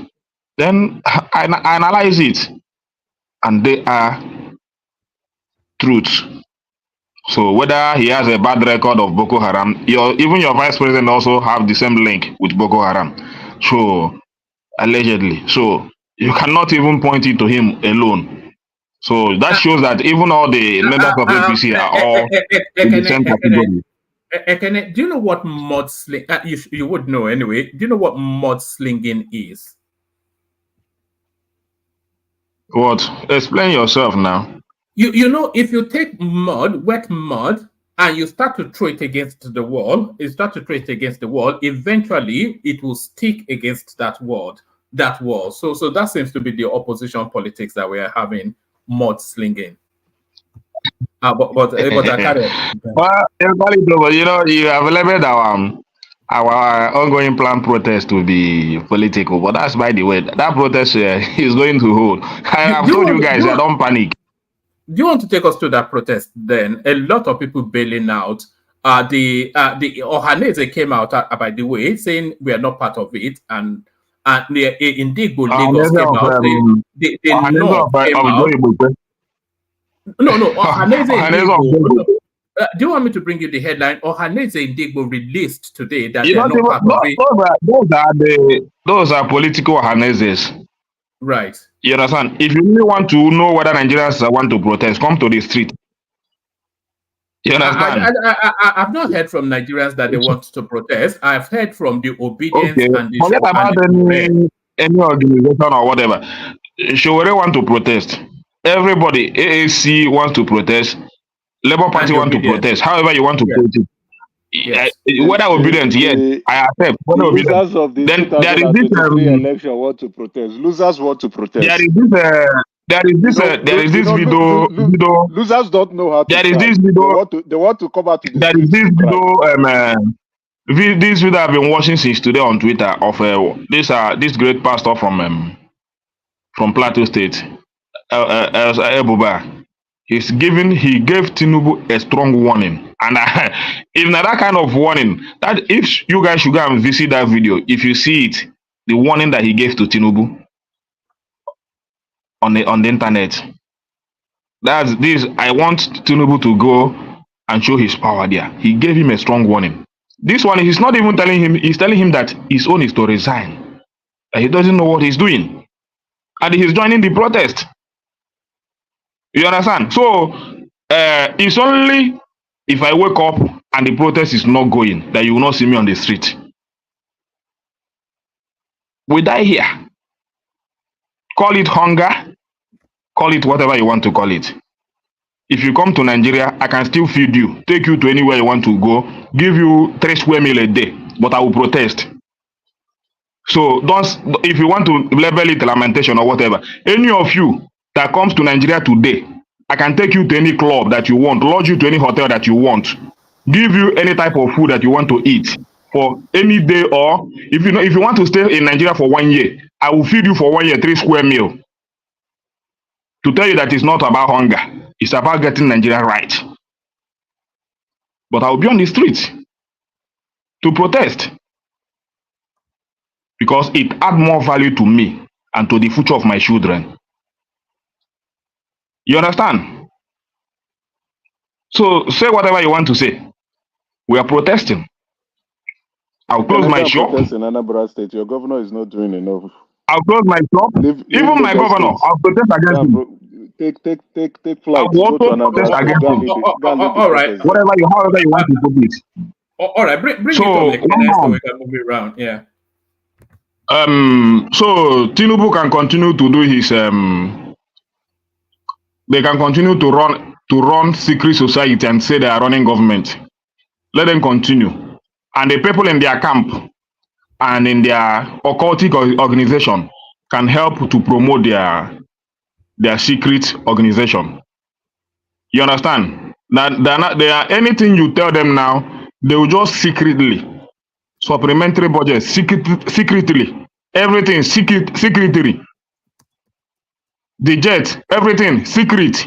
Is that not how occultic organization run their things? And that is what Ndume is trying to point out. Our paying subsidy, secret. Everything, secret. They are taking our money and be paying subsidy that you don't know about. At the budget of 27 point something trillion, they take about 5.4 trillion secretly to pay for subsidy. All right. Wrap it up, can I wrap it up? They never indicated it in our budget. Everything secret. And that is what Ndume is talking about. Secret organization. I don't have anything to say again, one man. Thank you. One man, please, let me take my 5 minutes so before my network go off. All right, you take your 5 minutes, but before you take your 5 minutes, let me flash up what's coming up on Friday. We've got an active politician joining us, Seyi Adisa. His name is Honorable Seyi Adisa. So he's coming out of the Oyo State cusp. Is one of the strong emerging young politicians coming out of Nigeria. So you're probably looking at the future Oyo State governor cascading all the way through to Aso Rock. So he's joining us on Friday, 9:45 p.m. UK time. You've seen the topics: governance, protest. His specialism is in leadership, but he has the broad swathe of the Nigerian expanse. So he'll be sharing his thoughts with us. So bookmark that 9:45 p.m. UK time as we start to reintroduce guest appearances onto the platform again. So it's promising. It's quite an enchanting orator and quite a spellbinding speaker. So and quite ebullient in his expansiveness of so you'll enjoy him is essentially what I'm saying. So bookmark that and prepare for him. Look up his name as well. Seyi Adisa. He joins us on Friday. I'm all excited, and so should you. So all excited, so should you, and nothing excites more, of course, than hearing the majestic words of our King Emeka. 5 minutes, you're up next. 5 minutes. Thank you, Wama. Yeah. Thanks for putting me in before so I can log off quickly. To the panelists, I appreciate you guys, and to the comment section and those who are watching at home. Please send it to your enemies. Let them enjoy with you. On Ndume, right? You see, I think I like the way Larry took us through the journey, exposing. Many of us, we know what a hypocrite Ndume is. And enigmatic coming in to shine more light on his hypocrisy. You see, the losers of the 2023 election, they like to hear their voice. When people are echoing things, especially politicians are saying things that they enjoy hearing, they want to hold on to it. That's what losers do anyway. But it's just that they are bad losers. Now they are trying to organize protests. Even when in states where the governors are doing very well, they will not go and face their own governors that is not doing well. They will, in December time, they will run home and go and enjoy. When time to protest, they want to destroy another man's land. Face your governor. Your governor is not doing the right thing. Take a flight, go back home, and go and protest there. Let your governor do the right thing. As I said yesterday, the governors are the problem, not the president. Or those who are legitimate in the states where they are supposed to protest can protest there. But don't go and destroy another man's property and keep your own father's property somewhere safe. Burn another man's land, but your own land is okay. Take flight. Since you can feed everybody in the country, you can buy yourself a private jet and go to your state in Anambra and go and protest there. Burn everything in Anambra, even burn the governor. Emeka, the one thing we know is that this protest, if it does happen, and by the way, to Nigeria, if you're there, check the private chat. The one thing we know, if this protest does happen, it will be heavily policed, heavily. Oh, it's going to be, because it's, we know the game plan. These are the toes and tears of losers, enemies of Nigeria. Emeka, why you say make you go born in governor now for you? Yeah, the governor. No, let's be very realistic. You see, I hate hypocrites. I do hate them. They disgust me. Your governor is not doing well. You are busy protesting in a state where the governor is working. You are not living in your own state. You are living in another state. They should even start from Abia State now. The guy who cannot even pay $30,000. You understand? He's paying 15,000 for 3 months. Why they go there? Go to my state. Go to that useless one. That short hypocrite. Go and burn everywhere. But Emeka, if they introduce the new minimum wage, does that not bind him, Alex Ote? They can't pay. They don't know how to generate revenue. That is why Sheyi Makinde yesterday is trying to connive and saying the federal government cannot control him, but he wants to control local government. These are bunch of nuisance, bunch of wicked people. These are governors who don't know how to work. They are just taking money from federal government and putting it into their private pockets. They've gone to mortgage funds and take loan. What did they do with the loan? Nothing. Now, these people will go and protest in Lagos State, where Lagos State is progressing, and burn down assets that are very useful to the residents of Lagos State. But they will not go to their own state. They will keep their federal lands intact and burn people's property. Is their state working? No. Is my state working? No. Those are the places we need to protest. But guess what? Their king in Finland said that they should not participate in the protest. You see hypocrites everywhere. You see them, enemies of Nigerians. You see how they behave. Telling them not to protest. They have not protested for sit at home. They have not protested for poor GDP. They have not protested for poor governance. They have not protested for poor infrastructure. They have not protested for poor leadership in the Southeast. But they want to go and protest in Lagos State, the most progressive state in the country, and burn down assets there. And somebody will come and tell us that he's doing the right, he's doing it for the betterment of who? For the betterment of who? What betterment? If you want betterment, go to your state. Your state is rotting away. You can protest against your governor. Then indirectly, you can protest to the president. Your governor is not doing the right thing. Can you just stop with this? No. The people that are based in Lagos. They are not coming from Southeast to come and do that. Allow me to speak. You are based in Lagos. You are an economic migrant. You left your state, Anambra. You went to Lagos State. You are wait, Tunaja, hear me. Let me educate you now. You are an economic migrant. You left your own state of origin. You went to another man's state to go and progress, and you are progressing. Not an economic migrant when they are in the same country. Let me use that analogy on me. I left Nigeria, my country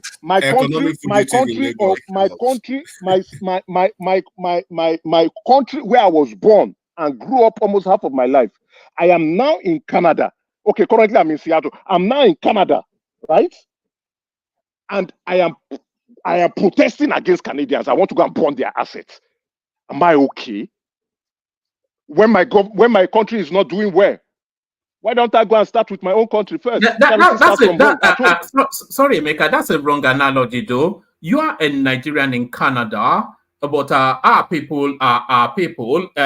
I wouldn't want to. It is not the right. Sorry. Wait. I am a Canadian citizen. I have equal rights as a Canadian. I'm a Canadian citizen.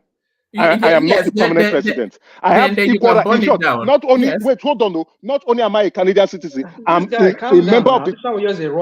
No.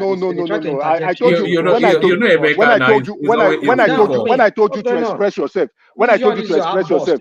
When I told you to express yourself, you kept quiet.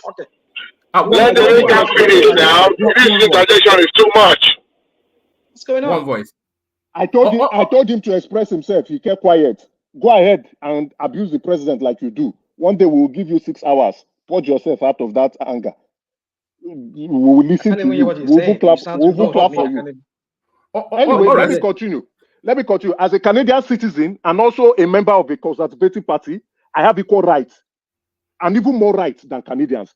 But will I go and be destroying Canadian assets because I don't like Trudeau's policy? No. My own country is not doing well. I should start with my country. I face that. So if you are angry with the way Nigeria is not going, and you are being a hypocrite and talking about that, go to your governor. Your governor is the first person to go and attack. Your governor is not doing the right thing. Start with your governor. Start with your state. Burn him. Burn the state house. Burn the road. Burn Loka. Burn Inewi. Burn Onitsha.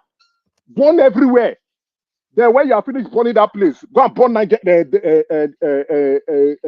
River Niger Bridge. Burn it.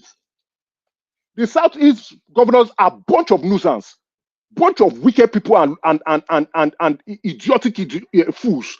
But you ignore them. Even your king in Finland ignores them.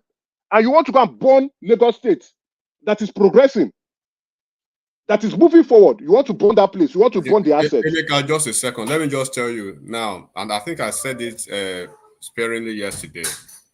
Lagos, I think these people, they are not, I just want to say they are not ready yet for what Lagos is ready for them, because they don't even know what is going on. They know them now, and they've already spotted them. Lagos is not what happened in 2020, was it 2021? 2020, right? That NSAS nonsense. It won't happen in Lagos again. What happened last year won't happen in Lagos again. Person we know say in Papa shop belefu, he'll get belefu where we can carry mama leg join, right? Make it show himself. They go see the real thing for Lagos that day. No, what they want to do. Understand the meaning of what they want to do. They want to go and burn. They want to go and burn the Emeka, bring it home in a couple more minutes, then we'll move it. Yes, I will bring it home quickly. And to Niger, check the private chart. They want to go and burn the trains that Lagos State has brought in, so that there will be no more train. Everybody will start trekking, just like they burned BRT during NSAS. This is a bunch of nuisance. Go and burn your places up. Burn them up. Don't leave somebody who is working. There are people who are not working. Go and burn them up. Let's stop this hypocrisy. You want to protest? You can feed everybody. Buy a private jet. Carry all your people. Go back home and go and burn that place down. Now let me go to Ndume, please. Ndume is a hypocrite. I think Edimatic and Larry has said enough. I would just say, what is it? He's playing to the gallery. Now they've given him the cane. So he now knows that they flogged him. They are not telling him, we don't want you, you are irrelevant. The next thing they are going to do to him, 2027, they will contest against him and retire him out of politics. That's how you treat stupid people who cannot toe party line, who do not want to be responsible party members. If you don't want to be a responsible party members, you should be expelled. Go and become opposition. Go to Labour Party, go to PDP, go and do opposition party there.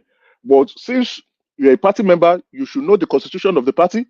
You should follow the party constitution, and if you are an agreed member, you know how to channel your issues through party lines.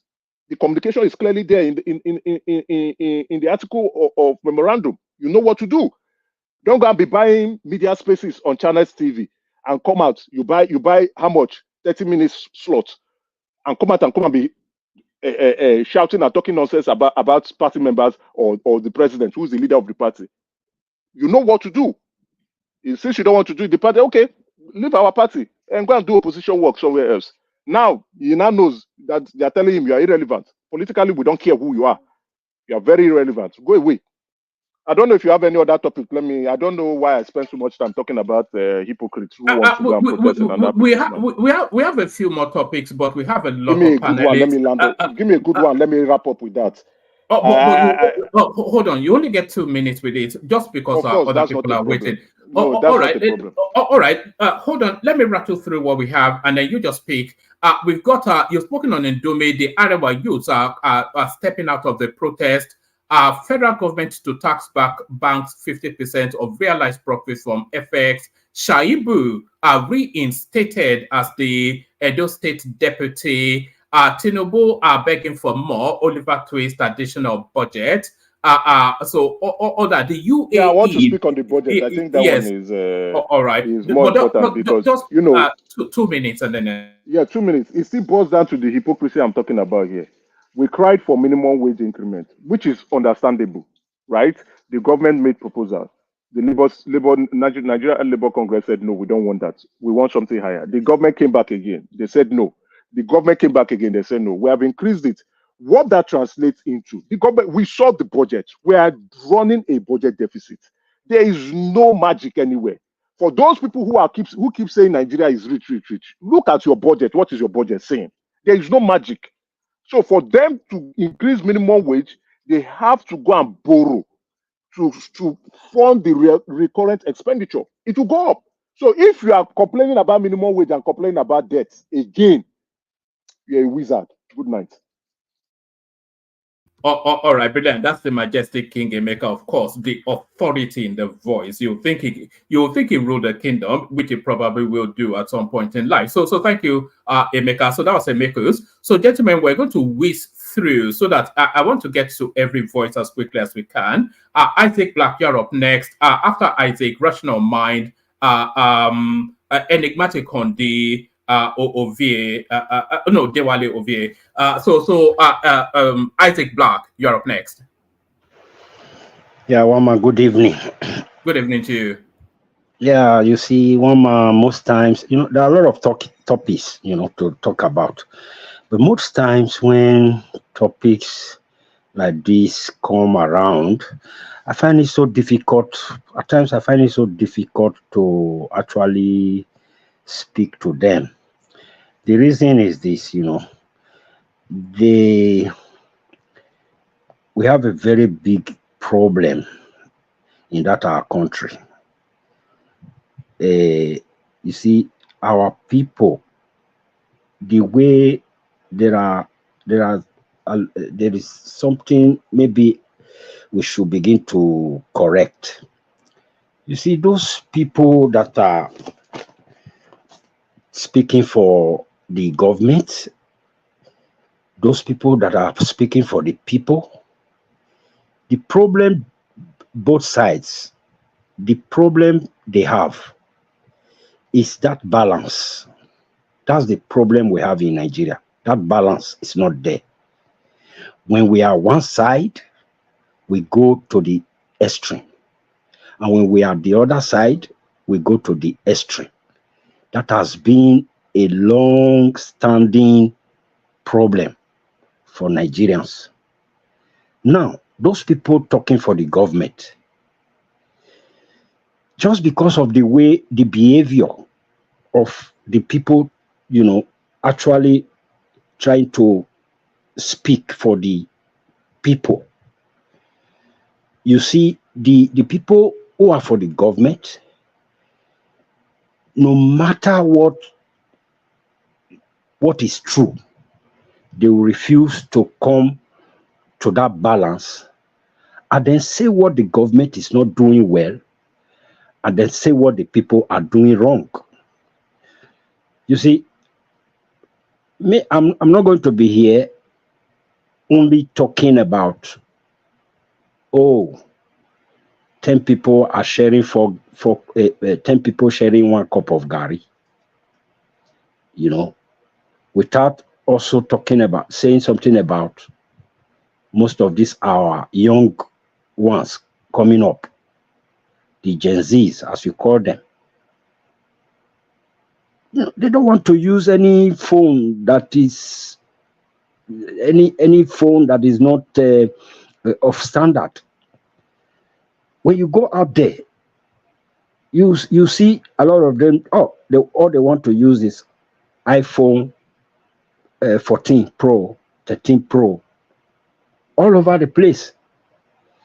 So we must put that balance. There must be that balance. Not just rolling out what the government is doing and only focus on what they are not doing. For example, I want to use this as an example. You see what happened in Kenya. It cannot happen in Nigeria. You see, some people say silence is the best answer you give to a fool. Not that that person was a fool before he came to you to start looking for your problem. Because of the silence you gave to him makes him a fool.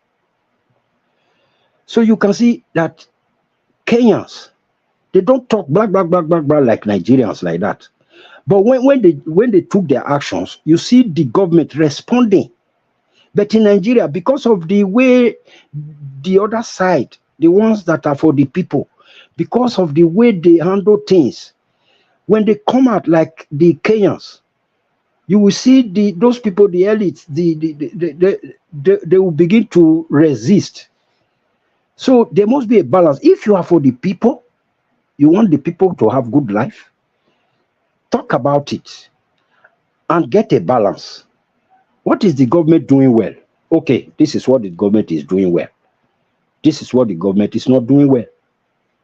if I have to condemn the government, I'm not going to condemn them totally. Like one man was interrupting somebody when he was dwelling on the negative sides, and one man was trying to incite some of the positive side. So when you are for the people, you just try and do that. By the time you start, put that balance there. Anytime you want to come out to protest, the government will be afraid. So right now, you say you want to protest. If you like, go to Abuja, go to Lagos. They are going to, that resistance will be there because they are going to misinterpret it. They are going to, all these groups we are naming, I don't want to name them or name Showore or name whosoever. Because of our attitude, it will be very difficult for us. Let us set a balance. That is my message this evening. When there is that balance, when it's not there, we are not going to forge ahead. Thank you, Mama. Thank you very much. All right, brilliant. Stay with us, Isaac. We'll still loop around in the conversation to you. Up next, Rational Mind. So, Rational Mind, you know what the talking points are, so just free flow as you will.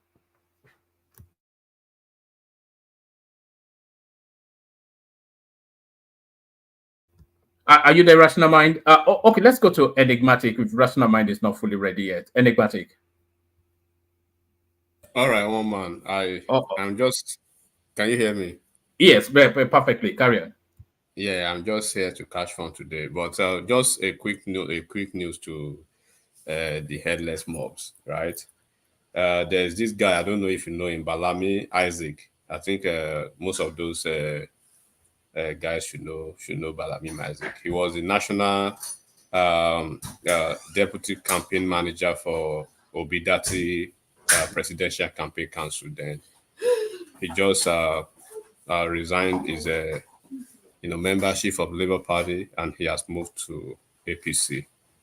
So this is just to let people understand that. Say that again, Eric. Say that again. Huh? Yeah, can you say that again, please? Yes, Balami Isaac. He has moved from. So, sorry, Egrimatu, don't be angry. Say slowly, so they can hear you at the back.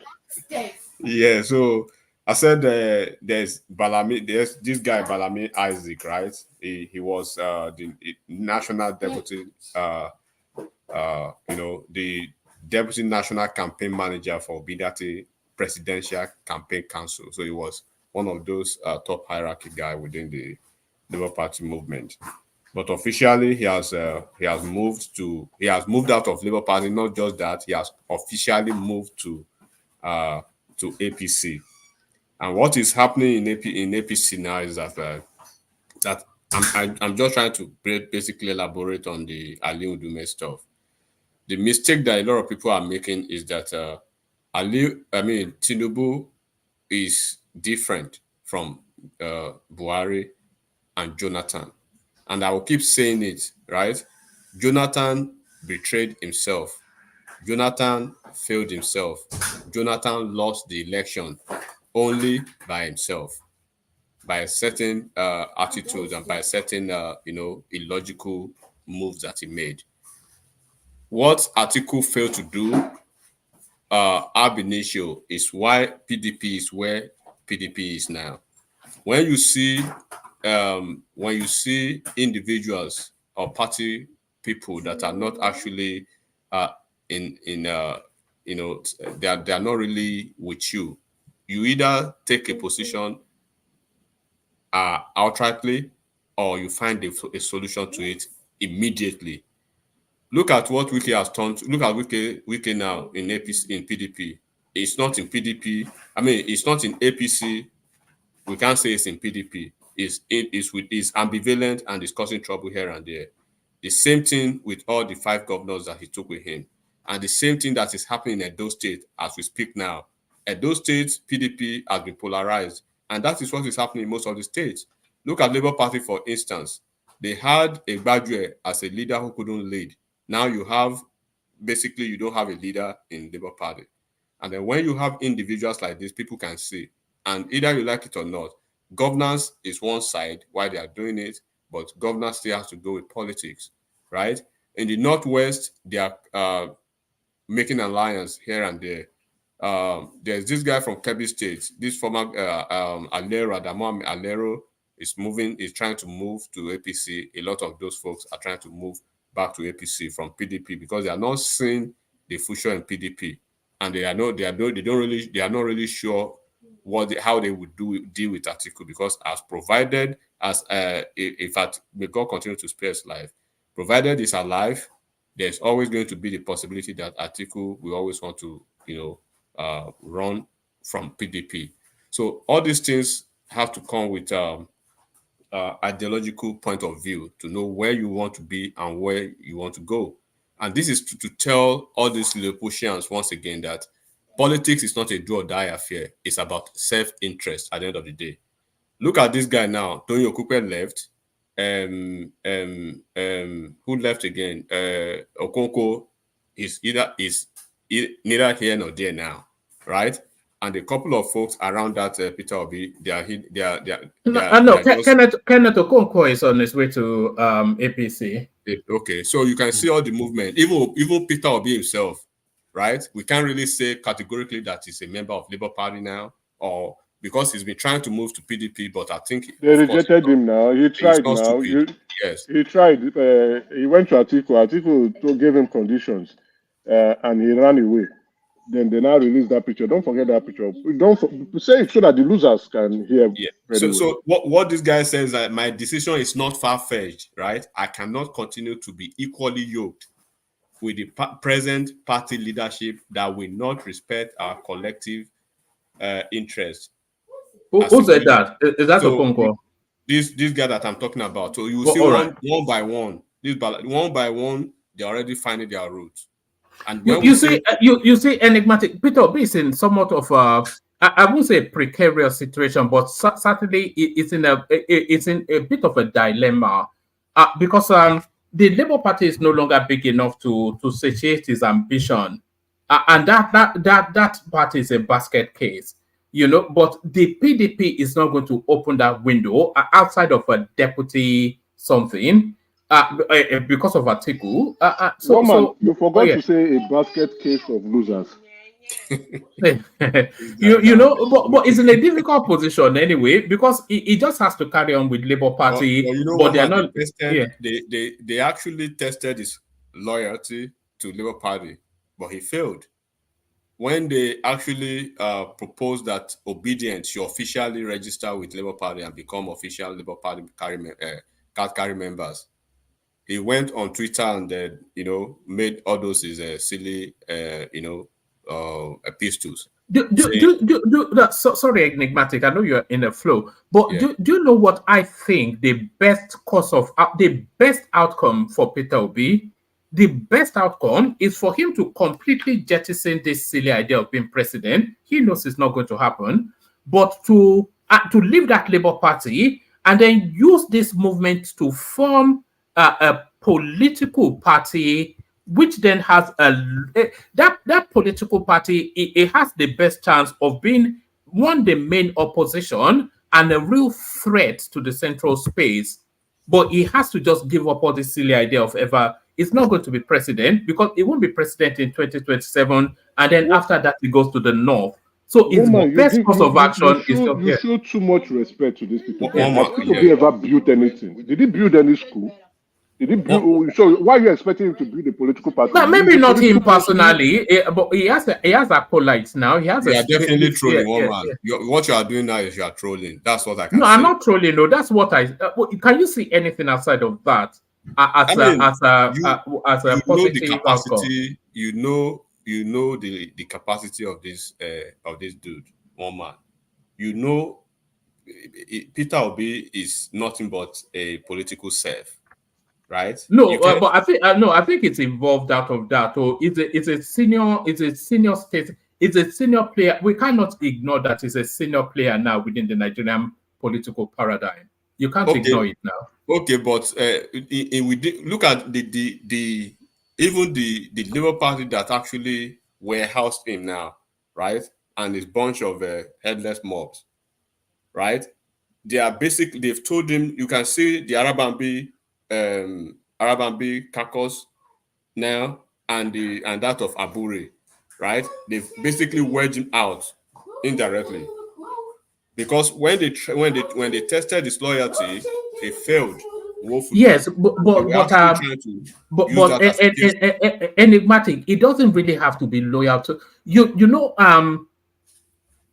Peter Obi has everything, and the Labour Party has nothing. They don't offer him anything now, so it doesn't even owe them. They should be begging him every single day and feeding him grapes. You know, they don't. It doesn't. Why should they be loyal to them? No, he has nothing to gain from them now. What does he have to get? He doesn't have a single thing to gain from Labour Party. Haven't you seen that Labour Party too itself, right? They are not the type of political party that is quite ambitious to gain anything from anyone or from any political party. Yeah, but they love the moment and they love the money, you know. So they know the moment. They know that is the moment is not coming again, because either we like it or but they're still in the moment now. You know, if Peter Obi wasn't there, who would be discussing? Are we discussing Labour? Which other party are we discussing? YPP? Why are we not discussing YPP? You know, okay. Now, if Peter Obi wasn't there, who would talk anything about Labour Party? They would just go back to the graveyard of also rants. What is the subject matter of Obi being in politics? He wants to be something, right? He was in Labour Party because he wanted to be president. Yes. Now, 2027 case study for 2027 now. There's no way he will find his way back to APGA. One, of course we know he can't go to APC, you know. So PDP, he's been romancing PDP here and there, but he's been able to see the sharks that this guy don't just come with this your badge, because his bigger brother Atiku is still there, right? The Wikis are still there. Even Saraki, all those guys are still there. Bala Mohammed, that they are all nursing the presidential ambition for 2027, they are still there. And then the Labour Party that you had on a platter of gold, you messed it up because you just like this leadership character. You don't have it. You have not been able to build anything. He had three different or two different candidates, gubernatorial candidates. Obazi or Zeluka, he failed. How many people do you think Peter Obi control now? Yes, he controls the headless mobs, of course. The MAGA. Yes. Do you want to put? Yes, we know that. But do you want to put a number to it?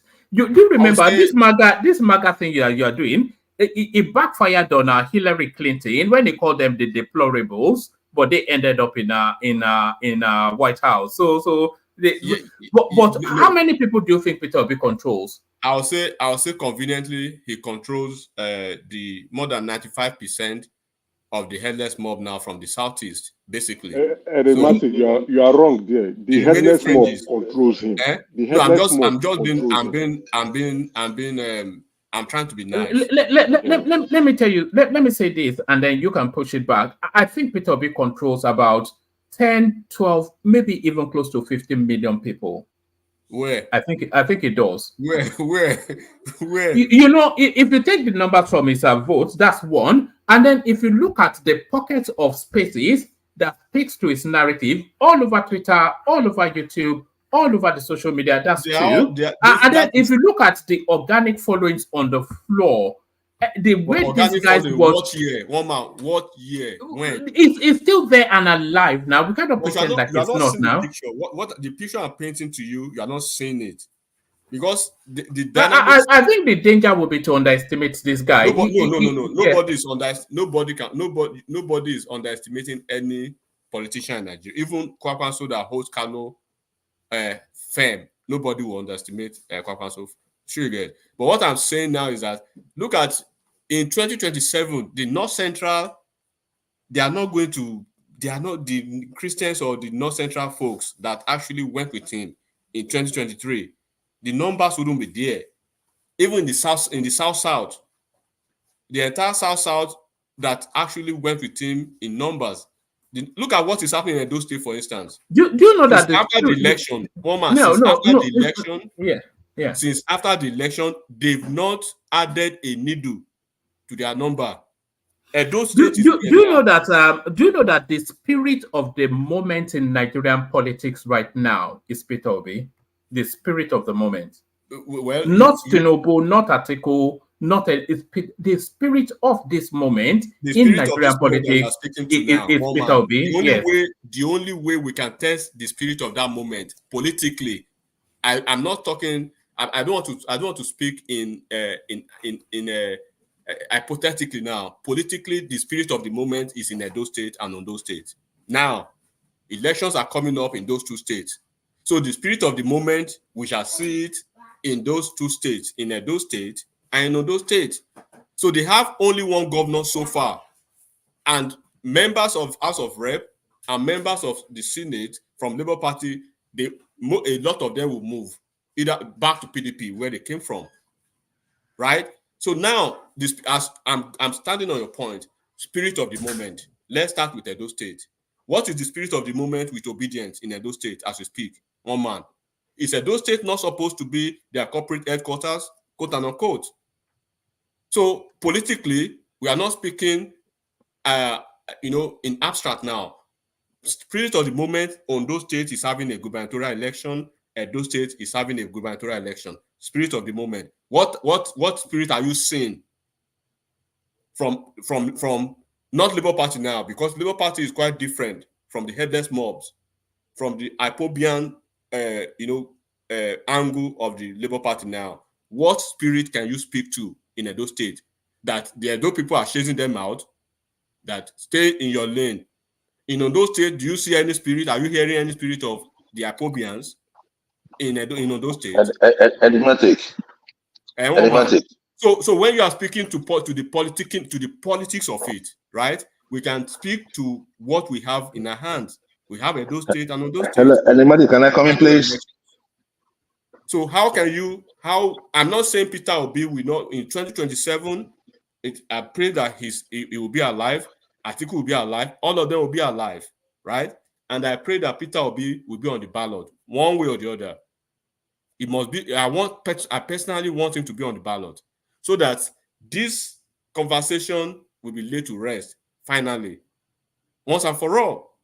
Because after an electoral cycle, 2 weeks after that, they couldn't muster more than just a governor, and the governor they can't even replicate. They can at least fight for 2 states to hold the floor to say, okay, we have 2 more states with Abia State. They've not been able to do that. Are they increasing the numbers of their representatives? I'm not talking of, you can be talking about how many numbers it controls.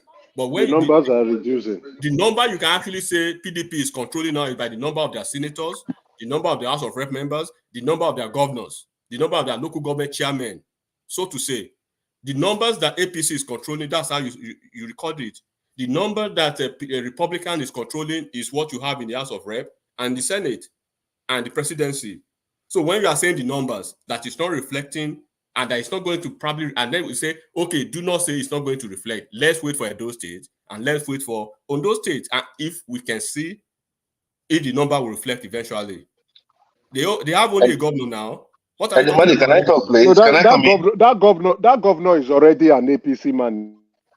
No, I don't even want to go there because we know at the end of the day what will happen, Emeka. We are talking politics. We are not talking, because when the numbers actually come in 2027, we are still talking about the Northwest that is having issues with North Central and Northeast now, because the North Central and Northeast, they are collapsing to fight a war against the Northwest because they believe Northwest are taking them for a ride for a long time, right? Just like the Southeast are believing that Nigeria is taking them for a ride. So the Northwest and the Northwest, they are having issues because of Shetima, because of the Northeast possibility of producing the presidential candidate in 2031. So that's why you see most of the gladiators in the Northwest not trying to cede the camp. So it's going to be a different ball game.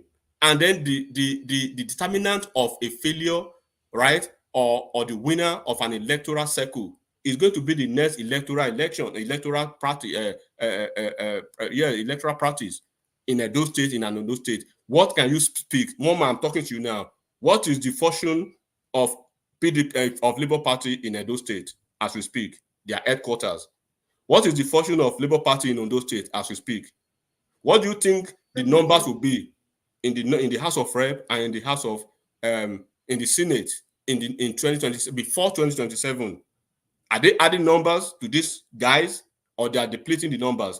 Are these individuals, are they even adding numbers on a daily basis to the base of obedience, or they are depleting the numbers? Because they keep fighting almost everybody every day, and you cannot do politics like that. You have to find compromise. Enigmatic, let someone else talk now. Shay, let me just interject small. You asked a question now. When you get your floor, you talk. I think he gives us time. No, you asked a question about what's going on in those states. I think he but the division, there's division amongst obedience in Edo State, which is notable because some people want to be. Go ahead. Go ahead. So when we are talking now, we are going through the electoral cycle in the US. The only way we can actually judge what party controls what or who is going to be in November, right? So now, if I have a political party and I'm the political, like the chairman of a political party, and then we've had three electoral cycles. I think in Imo State, they couldn't win a governor. They couldn't produce a governor in Imo. They couldn't produce a governor in Kogi State. They have another chance in Edo State. Let's see what will happen. They have another chance in Edo State. Let's see what will happen. They will have another chance in Osun State in 2026. Let's see what will happen. Then are they going to lose some of their House of Rep and the Senate? So that's how you equate these numbers. Because at the end of the day, come 2027, it's these governors and these members, right, elected members, that will be canvassing the votes from the grassroots. And then it is one in a lifetime. It is one-off situation that you will see what happened in 2023 repeat itself. Because Muslim is not going to be a campaign slogan again. Christian, take back your country. It's not going to happen again, right? All those nonsense that happened in 2023, it's not going to happen again. All the games that they played in other states, it's not going to happen. So it's going to be a field for who has the numbers and the structure, the real structures now. And the guy is still having problem with his with the legacy Labour Party. At a point, it was just their Papa faction. But both their Papa faction and their Aburi faction, they've now collapsed their structures against Enigmatic, the possibility of them kicking him out is even high. He may not even have now, is he going to APC? I mean, is he going to PDP, or is going to PDP ABGA, won't take him, or he's going to SDP? Where is he going? Basically, like what you have said, probably let him just go form. I think it was one man that said it. Let him go form a political party, kill that presidential ambition. He's never going to be president, not in our lifetime. Maybe when he reincarnates again. Begin to do that Twitter discussion. You know, the last time I saw him, he was talking about football. So I don't know if you saw my comment. I said, that says, what are you with? What are you with? Please, I don't want to go over your you have about 2 more minutes, but just to what Emeka is saying, that can only, that's the best outcome for Peter Obi, and that can only be the only outcome if he takes this thing that he has created and formalizes it in a political structure. Exactly. But he has to forget any idea of. He knows he's not going to be president. He can't be president in our lifetime. He can't be president in that. He has lost the chance. But he can use what he has created to create a real movement. The disenfranchised, the unsatisfied, the people that want a quantum, all of these people that coalesce. It can form. Yes, but forget all this. You are not going to be and president. Also, he will not be everybody knows it. He will be the chief mourner of the country. When people die, he will be the one. And then he can really moralize. If he doesn't want, if it jettisons that ambition, then all this moral whatever it is that it becomes a bit more. It has a bit more authenticity. It has a bit more.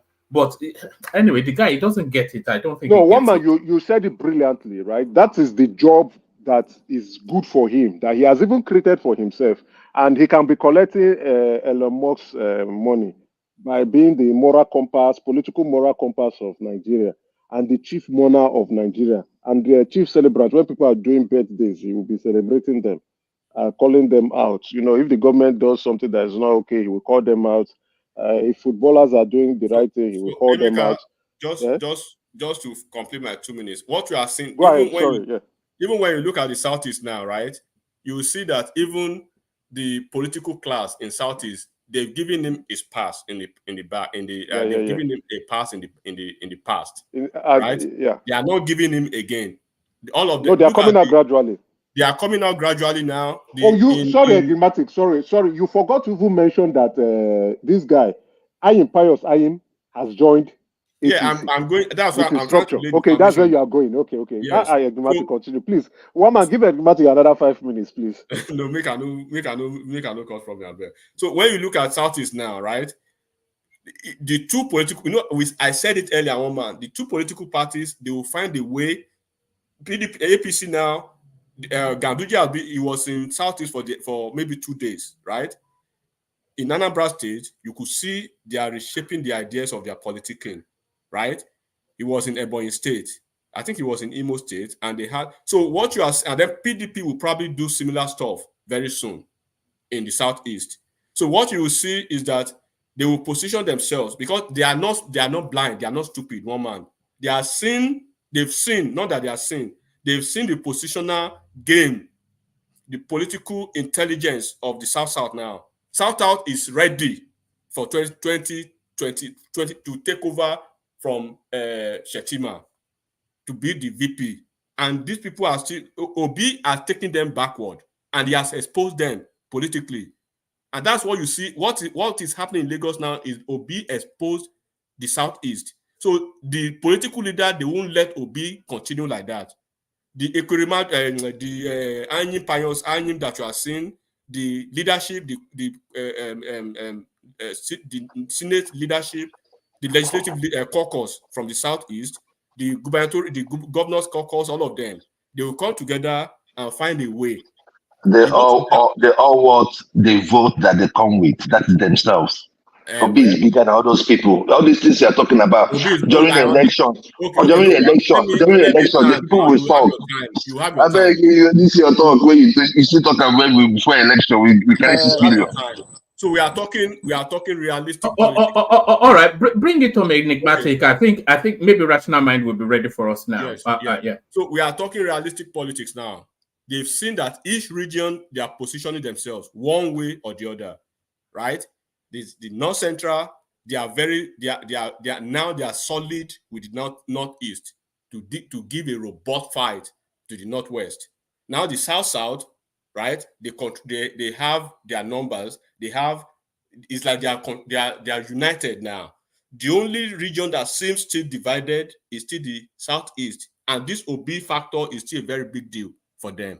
And the politicians on ground, they will find the way, right? To, of course, we know this obedience now, right? The headless mob, they are lost because they are not getting the politics.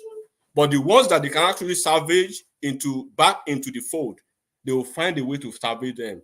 When you have somebody like Umai, right, a flagship guy in APC, and they are trying to rubbish him, then what politics are they playing, right? So national politics, you will see it in APC Southeast, PDP Southeast, and Obi will definitely have to find his way. It's either he moves back to those two to the fold of PDP or find a way to Abga. But Labour Party, where he is, Obedient cannot carry him, and he knows that, and he's not stupid. And I'll leave it at that, one man. Rational Mind, I think you have your floor. Thank you, one man. All right, brilliant. That's the majestic. One man. Let me just add just 1 minute, then, and let me just 1 minute, please. And first and foremost, I just want to say this. The structure of OB is still very well and intact. You cannot use the outcome of Edo State election to judge OB. Why? Because at the state level, the politics is different. Now, elsewhere, there is this thing in Edo State that the governor should come from. I think they said, I think is it the central area that this other side have gotten. Even the side Olumide comes from has. I think that's where Obaseki hails from as well. So the issue there is that when you come to the state, it's a different ball game. Will Olumide get his vote? He's still going to get some votes. They are moving and they are doing a lot of campaign. However, when it comes to presidential, when you were talking, say I should not interrupt you. Let me just this one only 1 minute. I will just leave you guys. We have one governor. It does not matter. And the issue there is that when it comes to the presidential, when it comes to the presidential election, it's a different ball game. If Labour Party, Obi does not need Labour Party. It's not a question of ego, but it's a question of knowing your place. Obi does not need Labour Party. Abure and their likes have messed it all up. I mean, if Obi is the person you're going to present, then allow a northerner to be the chairman. There's nothing wrong in that. But I mean, I think I'll leave it gets to my tongue so that but I just want to put some clarifications out there. Thank you very much. All right, brilliant. Do we have rational mind? We've been trying to get to you all the way through. I'm here, man. I'm just so busy here at the office still. Yes, and they say men can't multitask. Or is that? I said, and they say men can multitask, but maybe it's the Bobrisky in you that are now. I mean, I was listening to you guys here. I'm just so busy at the. I mean, it's past almost 7 o'clock, 7 p.m. here in the evening, but it's still bright here. So I'm just trying to wrap up here at the office. Yeah. So. Do you get paid overtime? Sometimes, but it's very okay. It's a project that I'm handling, and the contractors they don't want to pay overtime, so I just have to do that of my own. People take especially since this culture of working from home, since it birthed since COVID, the employers have been taking serious advantage. People work pretty much 24 hours because it's convenient for them and they don't want anyway. Yes, to the politics of it, just free flow. Well, you might have to give me. I mean, I'm just trying to know the topic. All right. Yes. Let me wrap you through quite a bit, but I'll just pick and mix 5 minutes flow. Tinubu asks National Assembly to increase 2024 budget by 6.2 trillion naira. So that's his latest supplementary budget. But a lot of people argue that that's still not sufficient enough. It should just do one big hit. And then so he has the money to do what needs to be done. APC sacks Ndume as Senate Chief Whip over complaints about Tinubu. Sorry to interrupt you. Let me just take that first one first, so that I can be able to take them within 5 minutes. You see, woman, I've said it here. I know it's going to trigger some people here. I've said before that you people have an APA as a president. Somebody who doesn't. He doesn't. I don't. Maybe because he doesn't work for those money. Ever since he has become, the governor of Lagos State, we've seen him just like the one that is there right now. They'll just go and just taxpayers' money and just say they are giving out money that is not yours. I mean, I don't even understand. I want to say this guy does not have anything to offer you guys. You people think maybe we're just trying to because we hate him. This guy does not even know what governance is all about. Whatever he did in Lagos was just because, I don't know, whatever. I mean, maybe because Lagos, no other state can compare to Lagos. And he had a state that is on its own, viable on its own. You just need a good manager who will just come in there and understand the space and take advantage of whatever Lagos opportunities Lagos have to offer. It's late already in Nigeria. To really turn around that state and make an imprint on the rest of Nigeria. Come on, can I can't even hear. Somebody's talking. No, it's enigmatic. It's just saying it's good. It's just saying it's goodbye. All right, thank you. No, Yeah, it's enigmatic. I think it's just saying he wants to go to bed. Oh, yeah. all right. It's almost 3 a.m. in Nigeria now, so we see. Are you in Nigeria? Uh-huh. God, so yeah now. That very now. Everyone back on Nigeria padà ni. Look at this guy.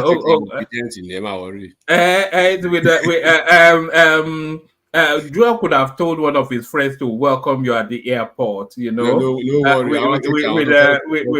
With a nicely wrapped AK-47. He doesn't say he doesn't say Lagos. I know you'll be in Ekiti or somewhere. I don't think it's in Lagos State. Maybe I'll speak to Ekene. Pass on his number. Maybe you can hook up, go have a beer or something. Ekene, we want cash for protest. We would fine for protest. Yes. So maybe Ekene can take you around. When I come to Nigeria, I certainly will be going to Alaba. I'll just turn up at his shop and knock on the door and say, "Oh yeah, now with that pepper soup." You know. Barbecue but thank you, Enigmatic. Keep your phone switched on. I'll call you maybe later in the day. Enjoy yourself. Oh. No, Mr. Maga, you the Maga for America. They do obedient for that. Which one you did say? I go with the right candidate though. And I keep winning. Right now. Enjoy yourself. We go whoop you again. No wahala. All right, thank you, Enigmatic. So back to your rational mind. So yes, you were saying the supplementary budget. Yeah, it's just it's so sad that Nigeria had to people like you, one man, and Enigmatic, and the rest of you people here that come here when we were warning you people at the during the election, even before the election. I said this guy has nothing to offer. Sometimes I just wish this guy was alive. I mean, I just wish he's alive. If he were to be alive or call Yai, I mean, without stopping from himself, he knows the fear back here now. He knows very well. Oh my God, no, Bill, no, that you know, I mean, we know what Abakari did to him now when he was alive, but then we know the story how it goes. Anyway, woman, you see, it's just so unfortunate that we have this guy at the end of our affair.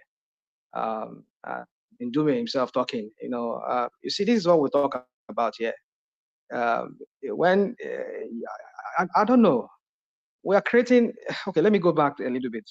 When Saraki and the rest of them, all of them, the former governor of Sokoto State, Tambua, when they became, when they were fighting, what's his name?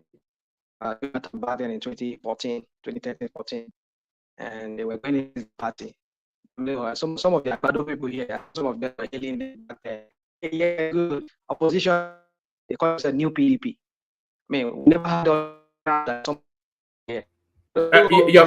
You're breaking up a bit. You're breaking up a bit. Yeah, can people hear him okay, or is it just me? We can't hear him. He's breaking up. You're breaking up. Yeah, you're breaking up a bit. You're starting to play the guitar. Not even a bit, sir. It's broken. It's broken up.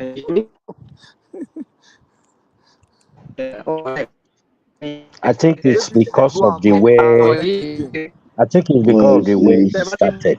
No, the Abados always attack him whenever he wants to say something. No, he doesn't take advice. You advise him on how to talk. He won't Maybe take you exit and come in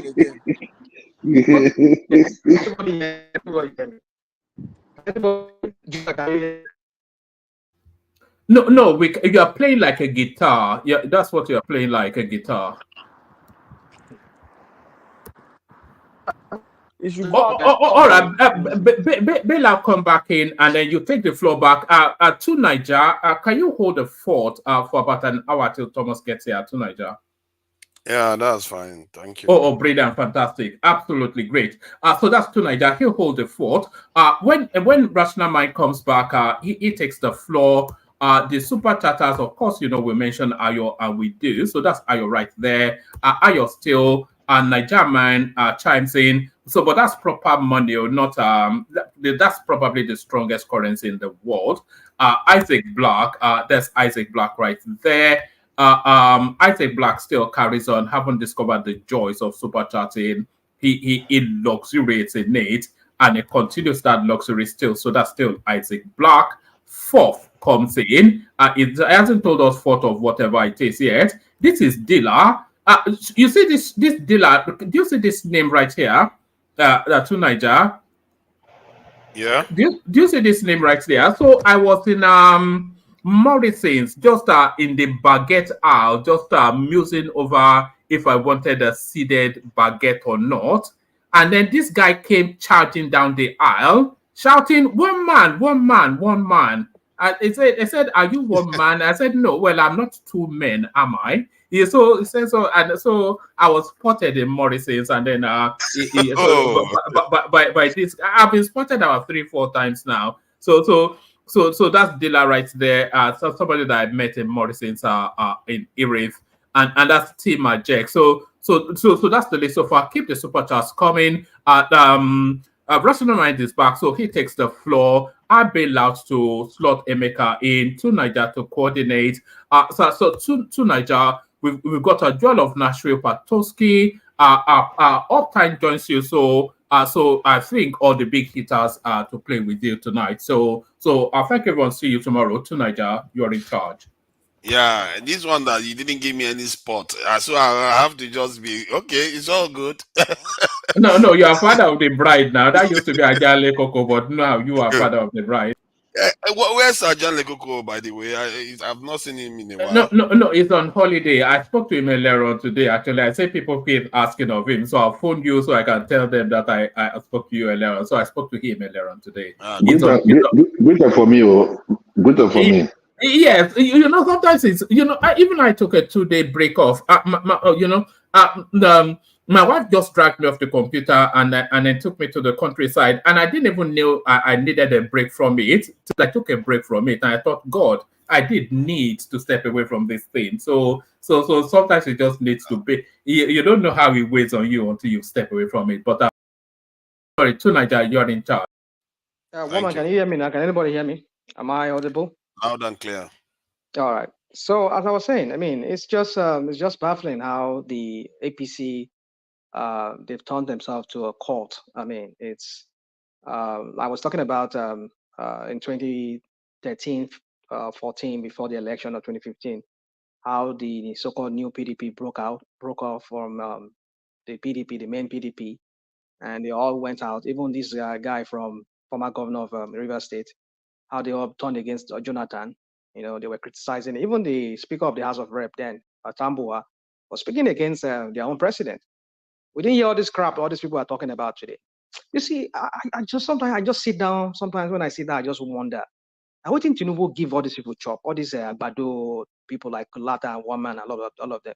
I would think give on a chop. What do you say?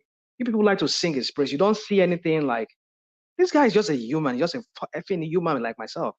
You just pedestalize this man and you just deify him like as if he cannot do any wrong. So if somebody in his party like Ndume is criticizing him, what is triggering you guys? I just don't get it. You people just deify this guy.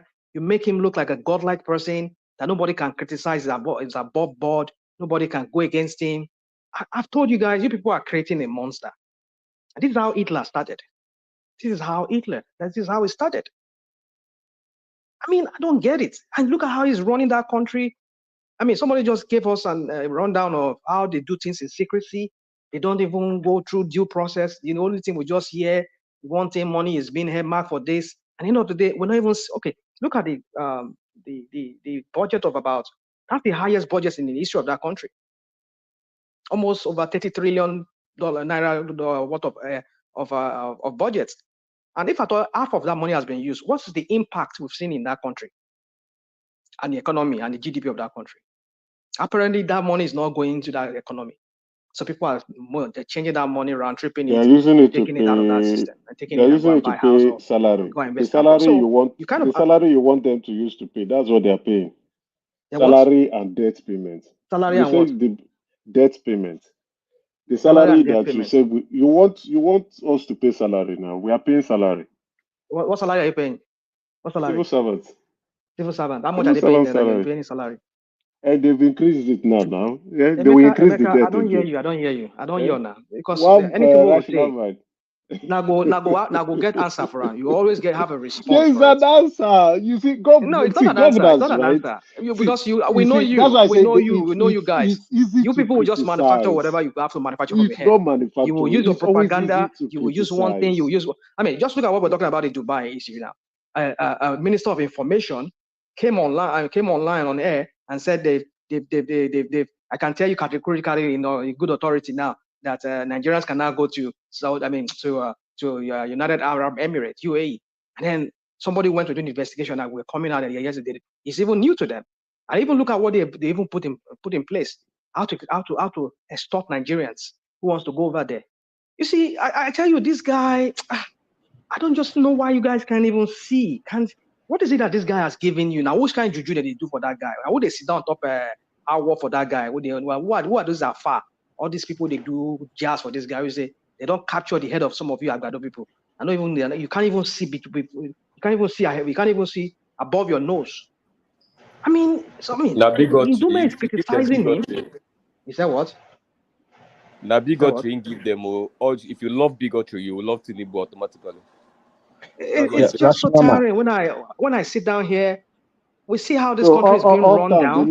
the love for Obi is the love for nation and not bigotry, right? I You were wish I not could here hear you guys yesterday very well. I don't know what's wrong with my phone when I was tonight. calling you out. So no, often said that is Hold on, bigotry let me hear Emeka Tinubu beg. gave Sorry, to us. whoever wants to let me hear Often said Emeka first. it is bigotry Tinubu Allow gave to him. us. Emeka, can you be more audible? I can't hear you.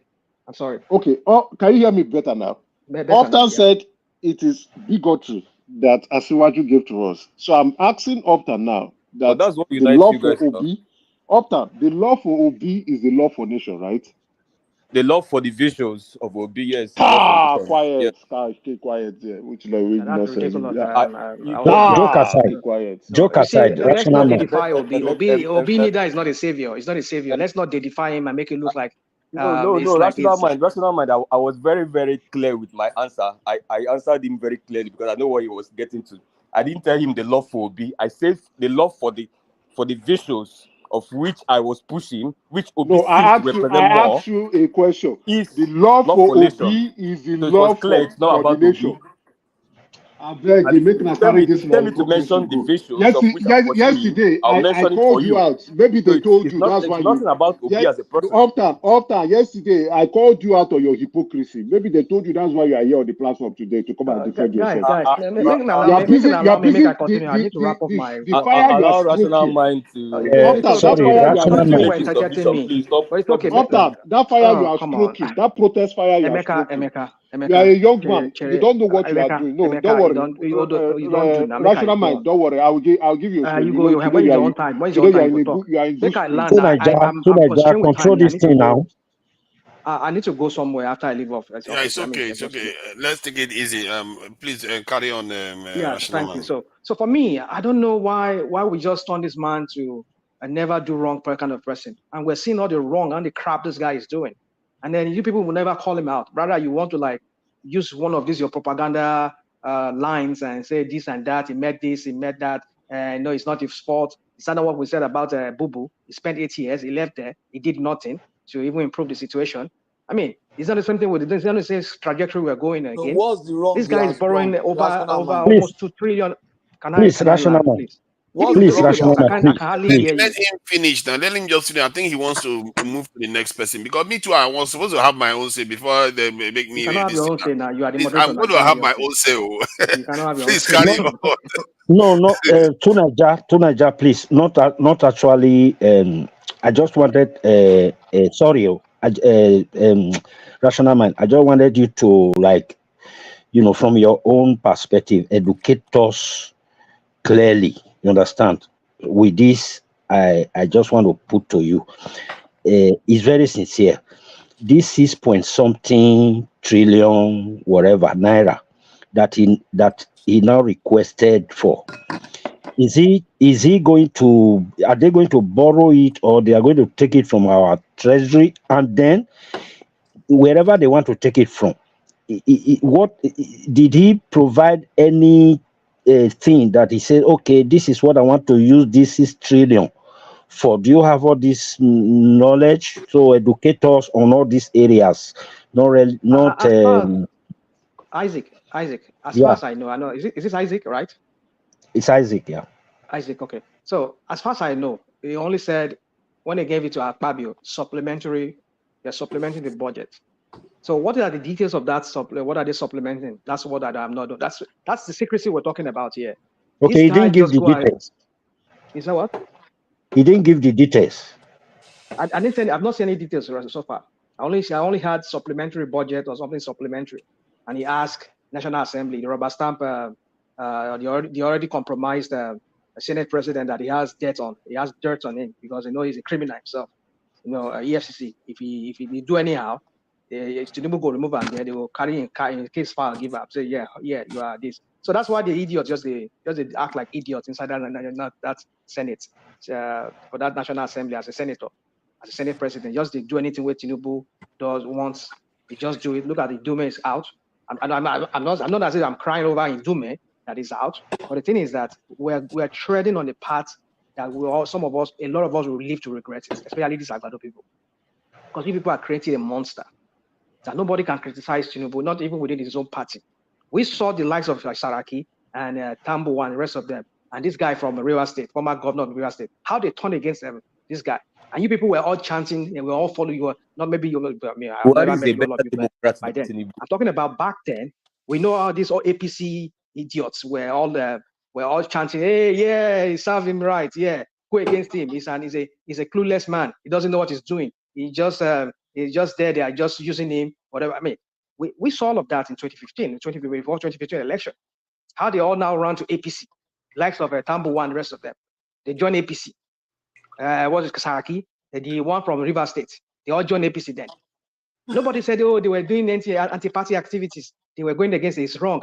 Like all of you are saying today now. You see, this hypocrisy of APC. I'm not too perturbed anymore. At the beginning, I was so worried, concerned about the way Nigeria is going with all these APC minions and all of them, how they just sing Tinubu's praise. They don't see anything wrong about what this guy does and what APC is doing, the crap they are doing. I used to be concerned, but now I just found out like, well, these guys are just, I think Tinubu the 41 back paro. That's just my conclusion. If you understand what rational mind, rational mind. Wait, let me push back. You say, can you hear me? No, guys, I'm just trying to add shock value to it. No, rational I'm not mind. trying to insult anybody. Let me just push Go on, please. Let me say something. Can you hear me? I'm hearing. I can hardly, but I'm managing. I have to put my phone to my ear. The point is, it's not everybody that is hailing Tinubu. Some people are criticizing him, and that's what you have. That's the beauty of democracy. You can't say everybody should be criticizing him. Those who are hailing him, maybe they see the rationale in what he's doing. And then there are some who will criticize him. People like you, people like World Peace, people like Uptown, people like me, like Ekene. We still criticizing. But I can't crucify those who are not doing that. That's democracy. And they are not inferior. We are not superior to them. It doesn't mean that we are the ones that are right. If Tinubu eventually perform, then in the end, they will look back and say, you people were wrong. We will be the one in the wrong. But you said Tinubu has done so many things wrong. To me, he has not done anything wrong. The only thing is that he has refused to do the right thing. All the things that he has not sufficiently done the right thing. All the policies that Tinubu took and put in place, they are all right, correct. Nobody will tell you that it is not right to remove subsidy, to float the naira, to do local government autonomy. There is not one that he has done that is wrong. But because this country is so in a bad shape, my own argument is that he has not done enough, or he has not put in place the something that address issues in the immediate. Can I ask you a question? Can I ask you a question? See, is there any policy that any government has implemented in Nigeria that is on paper a bad idea? Yeah, there are some policies that that is bad. Like bad policies. I can't bring myself to think about that. But there are some bad policies. Because most of them on paper seem reasonable. It's They are bad how policies. our people implement them. They are bad policies. See, my brother, I think what you're telling him is if any student of policy management will tell you that there is nothing like bad policy here. There are bad about policies. policy. Wait, I'm coming. The thing about policy is what Which is any student the point of about policy. In management, fact, which if you can't, I'm coming. Wait, calm down now. Let me finish don't now. something here. All of us are adults. There is something called no student. The management part of policy I'm is also a what student where of policy management. is. In short, I'm not just a student. I'm a master of management. Okay. Not any student. There are bad policies. Okay, I'm coming. Wait now. Let me ask you, student of management. Let me learn from you. Wait now. Let me ask you a question so I can learn from you. Can you walk us through policy management and then sync it with what Tinubu is doing? I'm not here to. I'm you not say here he's doing to well lecture. with police management. I'm not here to lecture, but I'm saying that No, there are good we are all policies. here to learn. Hold on. Don't sell dummy to people and they will listen. You have a way of polishing words and you just gloss over that. I can back up anything I say, but now I've asked you a question and you can't defend yourself. You see, there are wrong policies and right policies. You can back up anything you say. Can you back up the protest you are stroking? There are wrong policies. You see, people take wrong decisions now. Policy No, I'm talking about economic policy direction. They are wrong. There are wrong policies. Yeah, but you've not named one that you know on paper that is bad. That's the problem. You are not giving us the Let thing. me give you one bad policy. Let me give you one example of bad policy. You can't say they are For not bad example, policies. let me give you one example That means of bad anything policy. government decide to do is good. Let me give you one. One example of bad policy from what I understand from the last speaker. For example, a government that knows that giving the local government their freedom and he refuses to do it, that's a bad policy. Exactly. The policy giving the local government their freedom and he refuses to do it. Let me explain to you. Refusing to do it. Let me tell you why some policies are bad. Let me give you another one. The policy of that one doesn't even the add policy up. of joint allocation account by governors holding local government money is a policy that was carried that's the constitutional provision. It's the constitutional provision. That's constitution. No, That's not the government policy. It's not a constitutional provision. It is a constitutional position. Jack account. That wasn't a law that was passed as a policy. Joint local government account at the state level. That wasn't a law that was passed as a policy. It's a that's a bad policy. That's a bad law. That's what we are saying. That's a bad law. No, but I'm telling you, you are talking about policy that the government is doing. Let me give you another example. You see, the constitution of a country is a national policy. It's even a more ingrained national policy. As we talk today, the question they asked you was very clear. Which government came or adopted an economic policy? Hold on. People say that the problem of this policy is not that the implementation was bad, which is what most of the cases are in Nigeria. Bad implementation. Let me finish now. But you see, the policy is wrong. The first. Some of you be the first minister will adopt a bad policy. Okay, I agree with you. Adopt a bad I agree with you. There is no bad policy. It is the poor implementation that has been the problem of Nigeria. Okay, I agree with you. Yes. There's no bad policy. Anything. The implication of your argument is this, and it has no common sense. The implication is that any policy carried out by any government is good. That's the argument. That's what you have just said. Even the Nazi policy is a good policy because there is no bad policy. Can I give you an example of what I'm talking about? No, that's what let's you have not said. shout about. No, calm down. Can you see let's that? have this as a conversation, my brother. No, calm down. I'm asking you. When you say there are no bad policy, that's a blanket statement. But hold on. Let me. I can't. The part that we can't see the names is really frustrating because other channels can see the names. See, hold on. Policies, even the nasty policies can be said not to be bad because you are looking at it. Policy. Can you let me finish, please? Let me finish. Because you are looking at it from after the effects of the policy. But on paper, for them, at that time, they thought it was a good idea. Just like you now, you are thinking that the policy the government is carrying out right now is a good idea, but you are not looking at what is surrounding it. What is, and not to even mention what the result is. You're not even looking at the result. That is what I was trying to point out to you. Please go ahead. My argument is that it would be wrong to guys, say. Oga Patrick. Yeah. Yeah, let me just wrap up. I know you guys have your bad policy, not bad policy. I don't even know what that even means. I mean, if something is either there's no in between. Is either something is bad or is good. So Or if it's it's good, not exactly. good, You can't it's say bad. something is not. There's How no in can between. But you are trying to make me believe that there's in between. That's what you're saying to say, because if you say that it's not a bad policy that he did, so what did he do then? If it's not a bad policy, so No, that I'm must not be saying it's a good exactly. So policy. there must be bad So policy. Then we but for have to me, I agree don't think what it's a a good bad policy policy is. Okay, because what a do you policy. define as a bad policy then?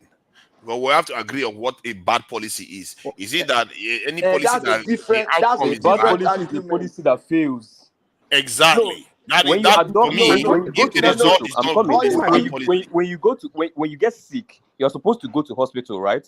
So going to Yes. hospital is a good policy, but what you do in hospital makes all the difference. Now you can go to hospital and decide to diagnose rightly or diagnose wrongly. If you diagnose wrongly, you might take wrong medicine and die. And you went to hospital, so that means you took those the are right not decision by policies going now. to Those are hospital. I'm decisions. coming. I'm Those coming. are decisions you You take. took Those are the right decisions. step by probably going to hospital, but you went to hospital But the and died there. outcome was negative. Yeah. You see, don't know. You see, Very those poor. are decisions. When you are talking about policy, when we talk about policy, we Patoski. are talking of something that is close to a law or close to a culture.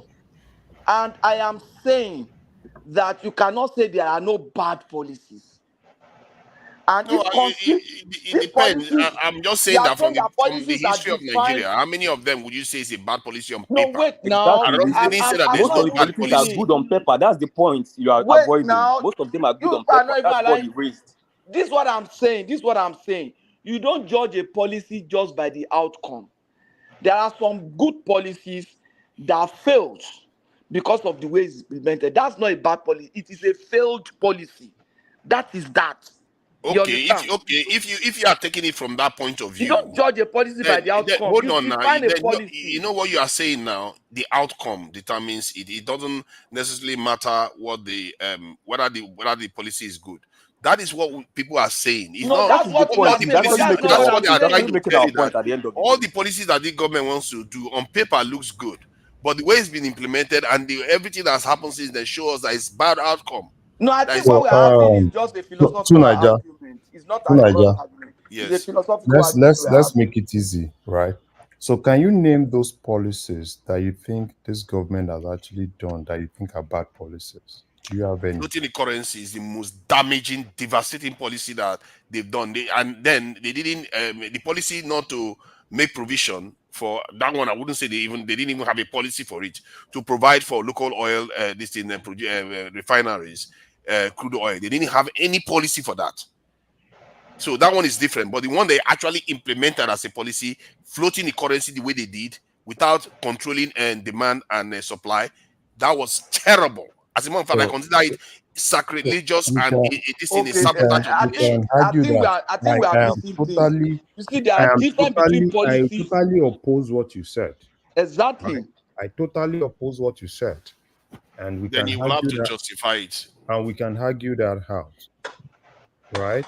point for point. Yeah. So you So give us why you think wait now, floating the currency the way they did without controlling demand and supply is a good idea. wait.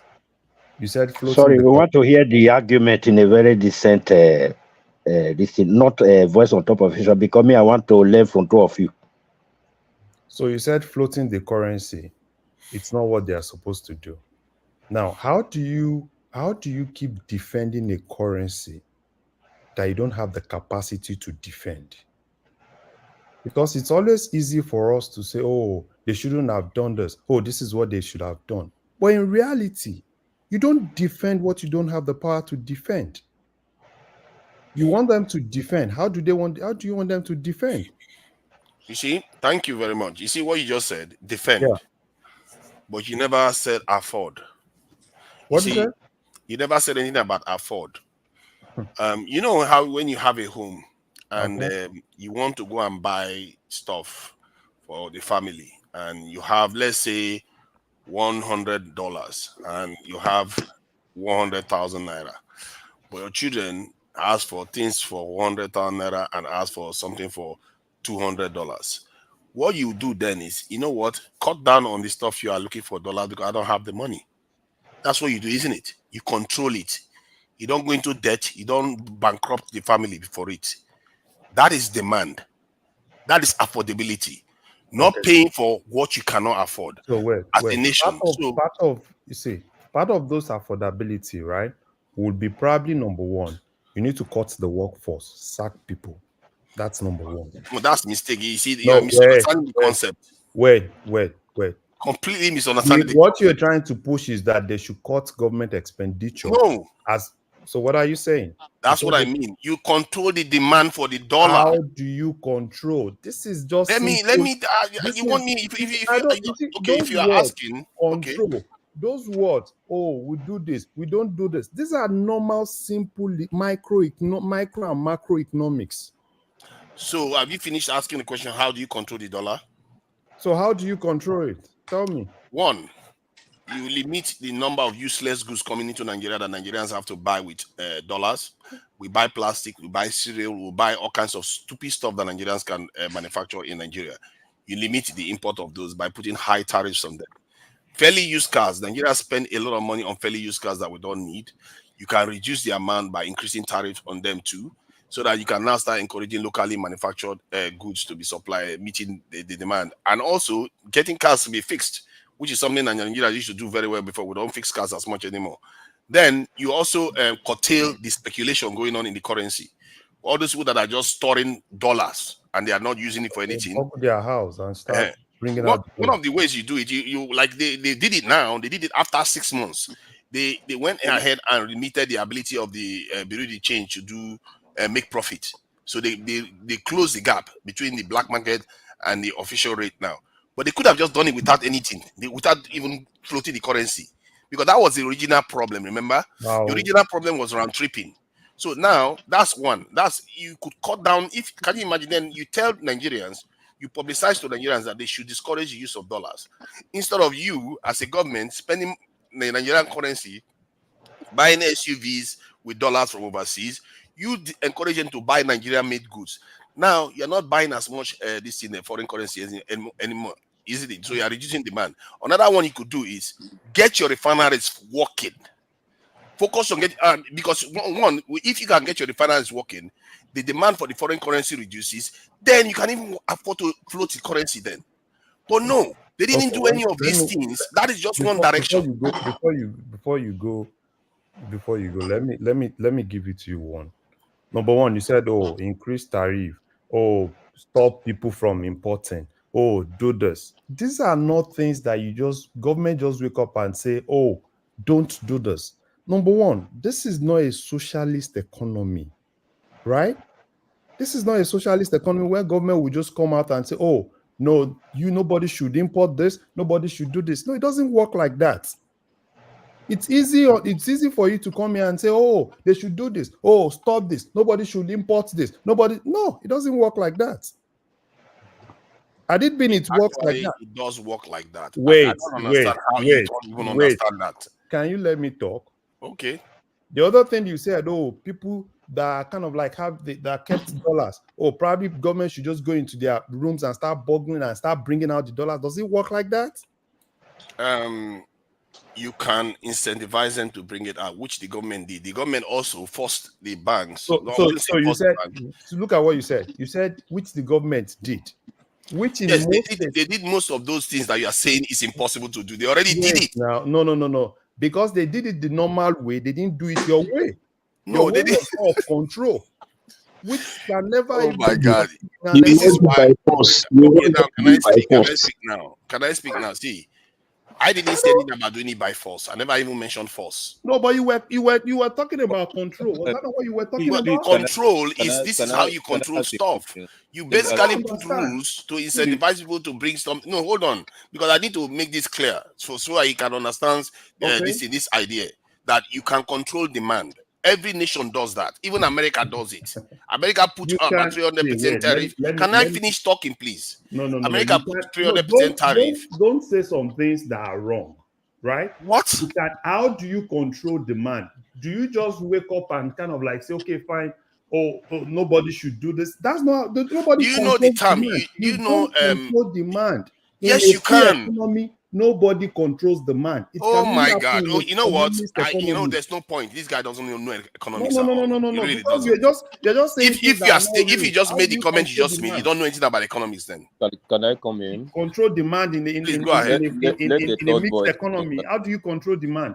What are we saying now? Then you have not really studied the world economy at all. No. Let's talk. That means it's you. Let me put Control this thing. demand. You can actually control demand. I'll give you a good example. Look at hard drugs, for example. Some people desire hard drugs and they pay for it, but the government is controlling that. So you have your drug administration and control agencies. You can control demands around certain things. What he's saying is that there are some useless goods that are not supposed to be coming to the country. Patoski. You only need to put structures to make sure that you discourage demand. That example you used, right? Drugs and all those things are not necessities. There are things that are illegal. So government not allowing those things doesn't really mean that government is controlling demand for it. What make for a long time they were controlling demand of marijuana now. Is marijuana legal in Nigeria? It's now legal in some countries. That's what I'm saying. It's not. See, legal in some countries. We are talking about Nigeria, right? Why are you talking about marijuana? Is marijuana legal in Nigeria? Wait first now. No, we are talking generally about controlling demand. Controlling the sea. Wait. Why are we wait talking now. about? Let's explain now. Since you say you don't know how they can control, let us because tell the examples you are giving, you are talking about let us tell you how they can you are control talking about demand. hard Now drugs, you and you don't said know. you are talking about controlling demand in order Do to you know how they inflation. can control demand? Do you know it? So by controlling marijuana, what is the genesis of what we're saying? You are not even let us talk foreign now. exchange. You're talking about marijuana. Tunaja was trying to say something. Tunaja was trying to say something. He's talking about some concepts that you are not You are not even engaging allowing us honestly. It makes even common sense. You know you can control demand every time, even in your home. You control what demand for certain Tunaja is things. saying. It's not saying that you should stop the demand. But you can mitigate and reduce the level at which it is consumed. For example, you can control demand by ensuring that there is local supply for that particular goods. You can control the demand for foreign version of it by ensuring there is local supply of that particular goods. And that's not goods. control. That's not it's control. A measure of control now. No, When you say control it now, you are not. See. Chairman, you go are and check making definition of control. That's go and not check definition of control. control now. When you change the direction of something, Is not control? You are not controlling anything. If you are making alternative, that means you're giving people. No, you are controlling it. For example, I provide a local alternative and controlling the demand for foreign portion of that means thing. That is not control. You are giving people choice. What is it? To make a choice, you are giving people choice. What is it? And as much as you're giving them choice, that doesn't even make you compel them not to go to the luxury. When you increase tariff around certain goods, what is that? Is that not a measure of control? Those are control measures. Even when these are things. There are measures that help you to regulate things. If you don't control the demand, the country will run aground now. You are not controlling it. If you increase tariff, so when you have tariffs that regulate a particular thing, or you have laws, or you have some measure that regulate on something, you know that importation of you guys are just mixing these things up, right? Demand. When you talk about demand comes with individuals, right? Whatever you want to control, right? What those things you're saying? No, when we are speaking at that level, we are looking at aggregate demand. So we are looking at aggregate demand. What exactly? You said you're talking about control. How can you control what I desire? This guy, the fact that you are still talking, I don't know how you rationalize the way what you desire does not mean your demand. What you desire, is simply your desire. It does not mean that you can get it. If you guys say you can keep talking. People needs to speak. Whose turn was it, please, so that we can? It was my turn. It's my turn. Okay, it's your turn. So is it Yeah, going thank you. round as it is arranged on the screen, or we have to pick people? There's no names. It's not helping. I have to do through backstage to see what I can see the names. Let me just go. Let me go and All right. let's Was go it time. Patuski that was talking? I need to know who was making this argument earlier on, so that I can learn to. I was there. I was not making was argument for the man now. Yeah. I'm Who also was the who was man. the other one? Who was the other one? I need to I need to back him out just in case. I want to argue with him next time because he doesn't seem to understand people control the man. I actually You can wanted control now. Yeah. The question I wanted to even ask him was a very simple question. I wanted to ask him that if Nigeria was his child and it's in emergency, obviously Nigeria economy is in like emergency states here, and Tinubu was the doctor that's supposed to treat the child. That if Tinubu was handling the child the way he's handling Nigeria today, that will he still remain in that hospital, or would he have withdrawn the child from that hospital and gone to another hospital?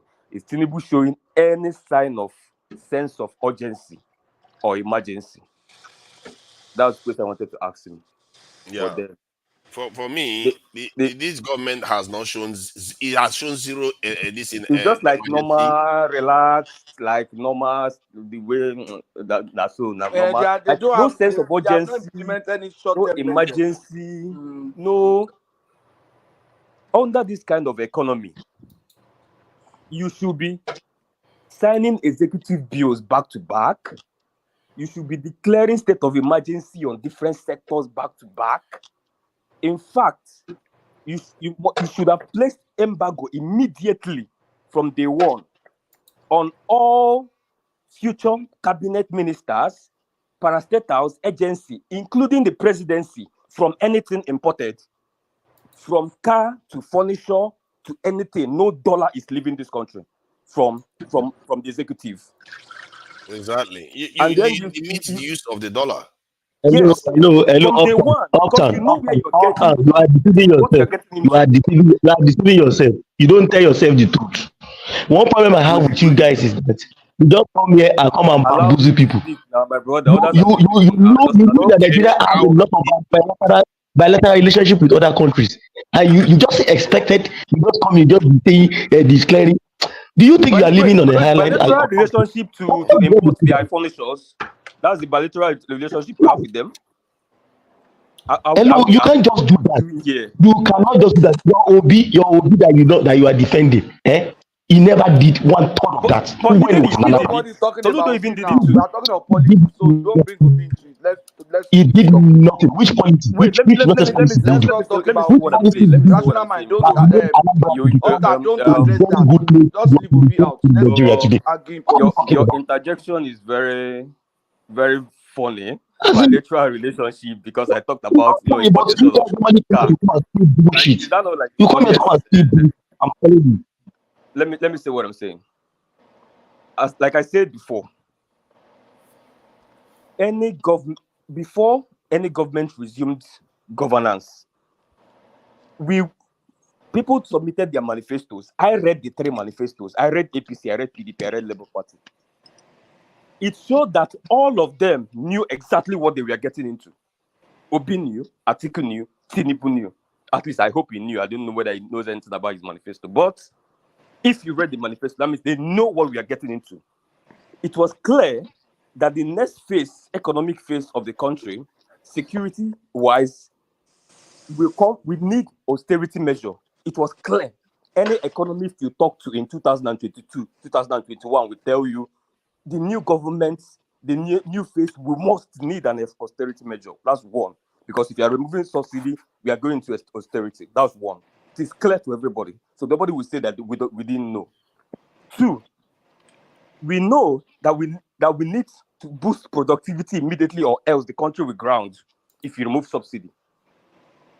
We knew that farmers were not going to farm already because of insecurity, and if we need to tackle that immediately, else there will be problem if you remove subsidy. So we knew all these things already. We debated on it. Economists came on TV from 2021 to 2022. People preferred solutions. solutions yapa everywhere. So everybody knew exactly what was going to go on. What we needed from day one, we are taking off oil subsidy, but we are not doing it simultaneously with floating the naira. No. Remove first subsidy, good. Devalue the naira, maybe to 800 or 900 and peg it there, so that whatever you're defending with will be minimal. And immediately go into security immediately to protect our food spaces, because we know that fuel subsidy, the first thing it will attack is food. Is like once everything you remove fuel subsidy, yeah, productivity goes low. Food, people want to eat first to hold their tummy. So secure that space immediately. Nobody secured that space. Then the oil theft, I don't know what they're doing in that space. But for me, like what I said before, from day one, what I expected for somebody that was going into an austere government, and somebody asked me, did Obi do it? Obi did it. Even Soludo that I criticized did it.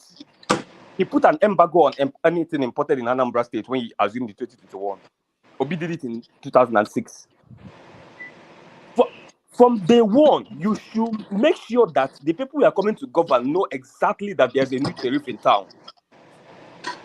Number one, my executive will not spend dollar unless we are going for a foreign trip that's absolutely necessary. But whether we are renovating vice president's house, whether we are buying SUVs, in fact, let my government be the first government to drive a Nigerian made car.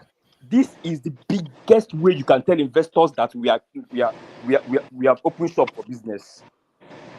You float official car of the president, palm, innocent or not, or whatever it is that make me in Nigeria, slam it there. It makes the front of the newspaper.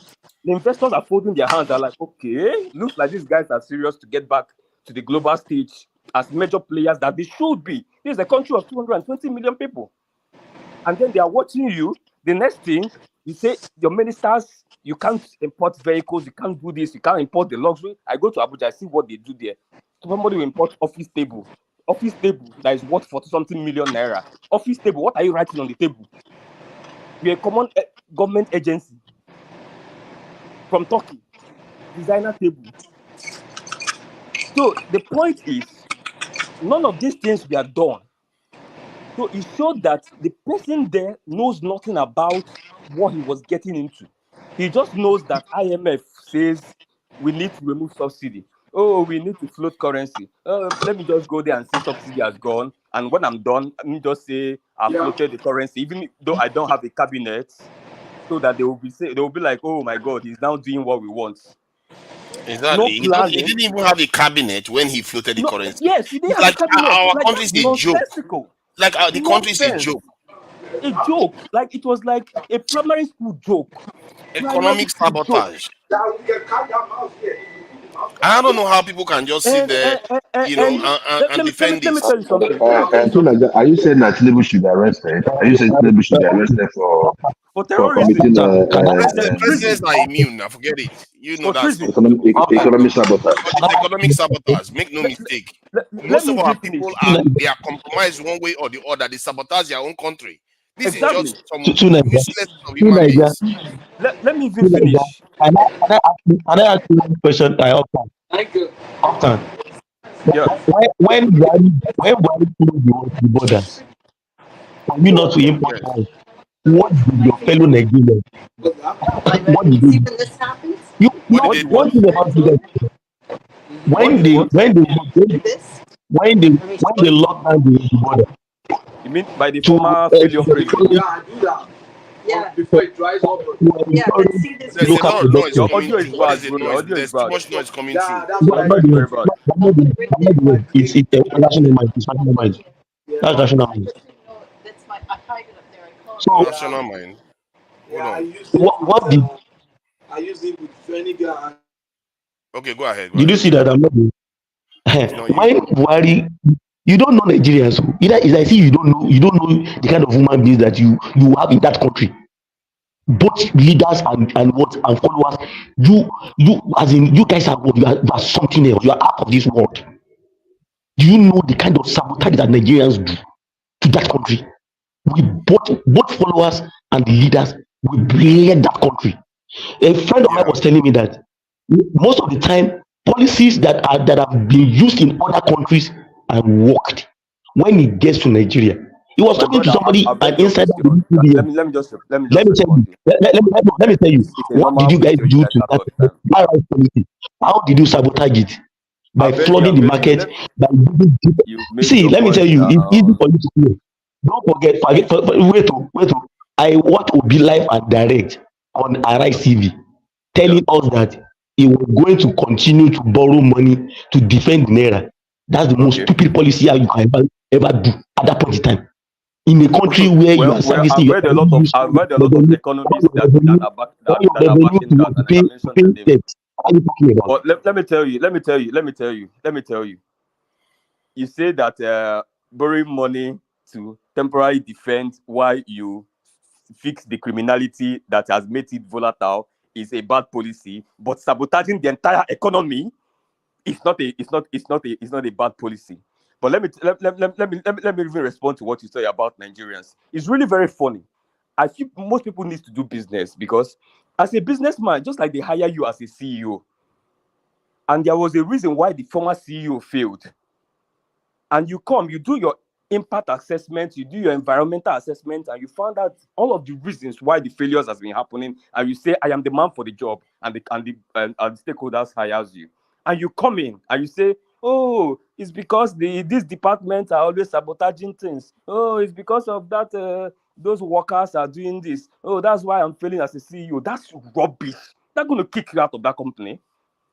Are you telling me that Bola Ahmed Tinubu does not know that sabotage happens in Nigeria? Does P2B not know that sabotage happens in Nigeria? Does Atiku Abubakar not know that sabotage happens in Nigeria? Do anybody see what is sabotageable? I created that word and not sabotage it. Any businessman, anybody, nobody like P2B says, nobody sees what they can steal and leaves it. They will steal it. Let me tell you, when you come in, you know that if this happens, there's something called, if you're forming a strategy for implementation of policies, you have to gather a team. Part of the job of that team, apart from the policy, putting a roadmap strategy for integrated implementation, right? There is something they have to do assessment of potential sabotage. It's part of the things on the table. Everybody have to say, okay, if we go this direction, remember these people are waiting here, these people are waiting here, these people are most likely to collide with these people and do this. How, when we meet this roadblock, how do we pass it? It's almost like you're plotting a graph. We are talking as if we are dons, go school. You have to plot a graph. You know the potential criminals, you know where they are, okay, you start planning ahead of them. Not doing fire brigade economics. Oh, I got here. Oh my God, I didn't know that Binance. Didn't you know Binance was there before you came here? Me, as of 2022, I knew that Binance needed to check. Do you remember Oraima told you? Do you remember Ojine Kampe interviewed Oraima, Afrexim Bank president, asking him that, do you think we should remove the subsidy? He said Afrexim Bank was the one that was funding that subsidy for Nigeria. That at the point we have to tell you the truth. We cannot sustain this thing. He said it. It cannot be sustained. Was known. So I don't understand what you guys are talking about. That policy was wrong now, but we are saying that they didn't do the right thing. I'm coming. They came later after some months. They started chasing Binance as if they just woke up they just came out from the blue skies and then found Binance. As of 2022, I knew there was conversations that was happening in Channels TV 2021 about need to check some of these crypto guys, Binance and all of that. People knew the problem.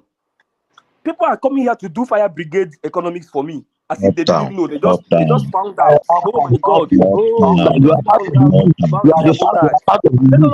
Let me tell you, you are part of the list that was talking about Buhari clamping down on crypto. We know how Nigerians behave now.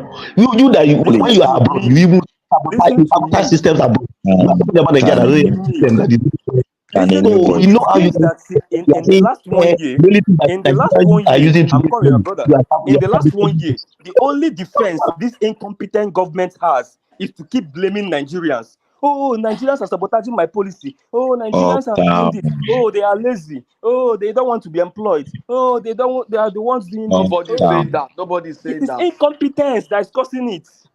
Sorry, Nobody's saying Uptown. that. Please, Sorry, I'll be please. Uptown. I want to say Uptown. something. They blame the Emefiele. Brother, please Emefiele wait. is over. They blame Buhari. Buhari is over now. It's outdated. They are blaming the next Can somebody else talk now? Ndume will be the next person they will blame. Okay, But they Let are me tell okay. you, I think until we Uptown, we argue want to our move it government, on now. let's argue our Thank you, government too. As we are Play arguing Town. and our family, let's unfollow the governors too. The kind of money I saw them share yesterday, I almost pee in my pocket, in my bag. When I get the kind of money that this guy, Can that you our tell governors me are why? sharing. Can you tell me why Asiwaju's great? Are you telling me why Asiwaju's great idea about monies removed from subsidy is sharing it to states? Can you tell me why? Hello, hello. You know what the constitution Does says. is he You not know what the aware? constitution says. Wait, I'm You coming. know I'm what the coming. constitution says. What did I'm coming? You Wait. cannot. What did You know that they have no. already instituted the constitution for now. My brother, That even instituted my brother, I as we read speak. their manifesto. They said, in fact, even apart Oh, from the manifesto, everything he has said about fuel subsidy said we will remove subsidy money and we will use it to subsidize the education, we will use it to subsidize health, we will use it to do this. Have That you was not one done of that today? Have you that's not what done that please, today? can somebody who is regulating this platform, please? Yeah, Who I'm is here. there? I'm supposed to Uptown. I think we need to move to the next person now. no, they Is are Adewale interjecting me. there? I was supposed to flow nicely. I don't know why they are stopping. Okay. Use I'm 1 just minute hearing to voice all over round the up. place. Use 1 minute. I did agree with a lot of your submission regarding Yeah. security, things they were supposed to do before, floating currency and all those things. So please use 1 minute to round it up so Okay, we can go to the next person. let me round off with this, please. No interjection. There's somebody's mute everybody, please. Okay, so now for how many months inflation is skyrocketing? All the economists that I've been listening to since have been saying back to back, this inflation is majorly driven by food inflation. You need to tackle the security and our food belts. What are they doing? Instead of doing that, they are using textbook economics and firing back to back on the monetary part by raising MPR, which is classic economics textbook here. Anybody knows this, even a foolish economics graduate knows it. They've been doing it back to back, and inflation is not this. Are they telling me they don't know that it is food inflation driven? But because they are incompetent to handle that side, they are using textbook one that is not working, and they keep doing it over and over again. That is incompetence. They don't even know how to. This guy have not even declared war on insecurity, at least in our food belts. Okay, where is the forest rangers? Where is the CNG bosses? Where is the nothing? I read his broadcast last Bro, year. see everybody around. Every single Stop thing. deceiving yourself. Let Every him round single up. thing. You got a few seconds. So. Yeah, every single thing is said in that broadcast last year. I think last year August or when they did that broadcast. Every single thing is said in that broadcast. None of them. He has not done any of them. Not one. You can go Thank back you. and watch the broadcast. Thank That you. is confidence now, Uh, guy. Thank you, Uptown. Is Adewale there? to Naija, Who is that? Olajide. Olajide, you were backstage now. Most of these people on stage were here before you. So I'm just Okay. trying to get through them so that we can get to. So let me find out if Adewale is there. If he's not there, then we'll go to Joel of Nashville. Adewale, are you there? Adewale 1, Adewale 2, Adewale 3. Okay, let's go to Joel of the Nile. Joel of the Nile, are you present? Are you there? Joel of the Nile 1. Joel of the Nile, are you I'm there? here. I'm Okay, here. I'm here. okay. All No, right, don't thank don't do that. Don't do that. I wasn't exactly in a hurry. I wasn't in a hurry now. So, what do you think about this Ndume business where they they sacked him from his position, I think, chief whip of the Senate, And whether they are asking him to leave the party, I think that is a bad. Why are they asking him to leave the party? They want to fire him, they can fire him now from the party. And also, you heard about what they said about security. They were supposed to be security food belt. To be fair, that's far more important than Ndume. The security belt for the food, they are not securing it. Now they are saying they want to secure the oil because that's important too. They have to be able to supply Dangote and local refineries oil. So, and we don't have enough oil because the IOCs have already kind of taken the ones that are already there. So, what do you think about all these things that are swirling around?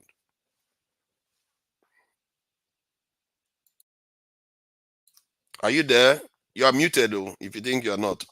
Oh, sorry. I was talking. I didn't know I was muted. Thank you, Tunaja. Good morning, afternoon, evening, wherever you may be listening from. Joel of Nashville on One Man Show, Tunaja on the wheels. Tunaja, it's an unfortunate situation. We are building, or would I say we are ignoring the fact that a monster is going before our eyes. The Tinubu government and the personality of Tinubu has shown clearly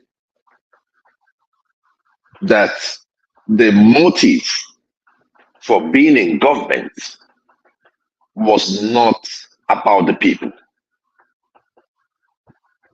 It was solely about Tinubu and how he gets into presidency. Whatever happens after the presidency, it does not really matter. Look, to Nigeria, when I traveled to Nigeria in December 2022, and I came back, I had some pictures I sent to one man, and I said, look at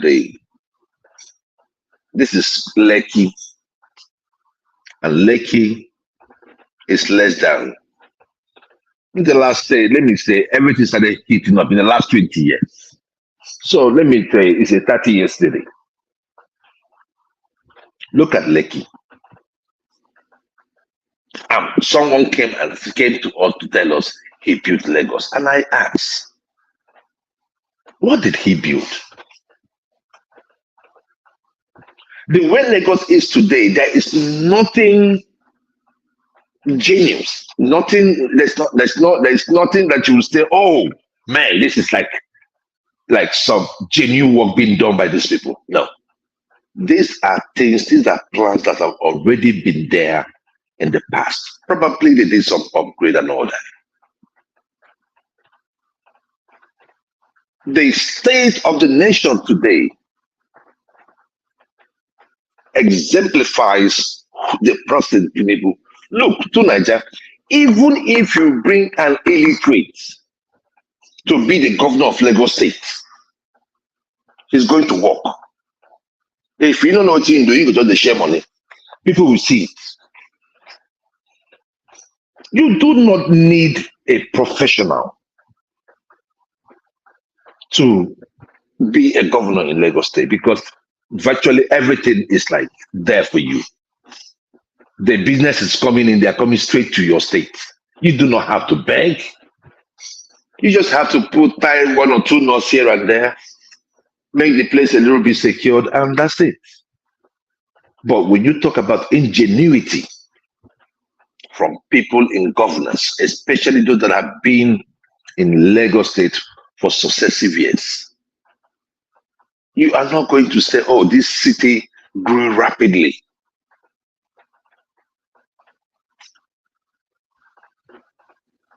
And considering the amount of money that comes into Lagos State, what we see in Lagos State is shambles and shambles.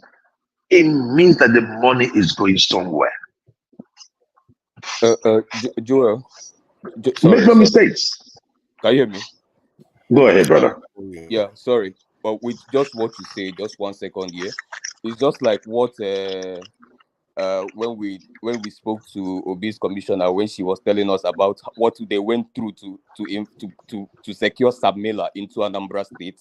They had to provide a document to convince them, to provide even like the distribution channel and everything to convince them that was the market for them. They had to go through hell. They dragged them with Ogun State till they secured them into Anambra State. But most of things that go to Lagos just go freely. Yeah. Nobody needs to no genius. Don't need any genius move. There's No nothing. effort. Just falls Like, there and then you start reaping. Dangote came to Lagos State. I mean, he didn't take any begging from any Lagos State government. He came and said, "I want to do it because it is important to his own business." So many businesses are like that in Lagos State. So if I am looking at it, go ahead. Jolo, 1 minute. Dangote didn't just come to Lagos. Okay. Okay.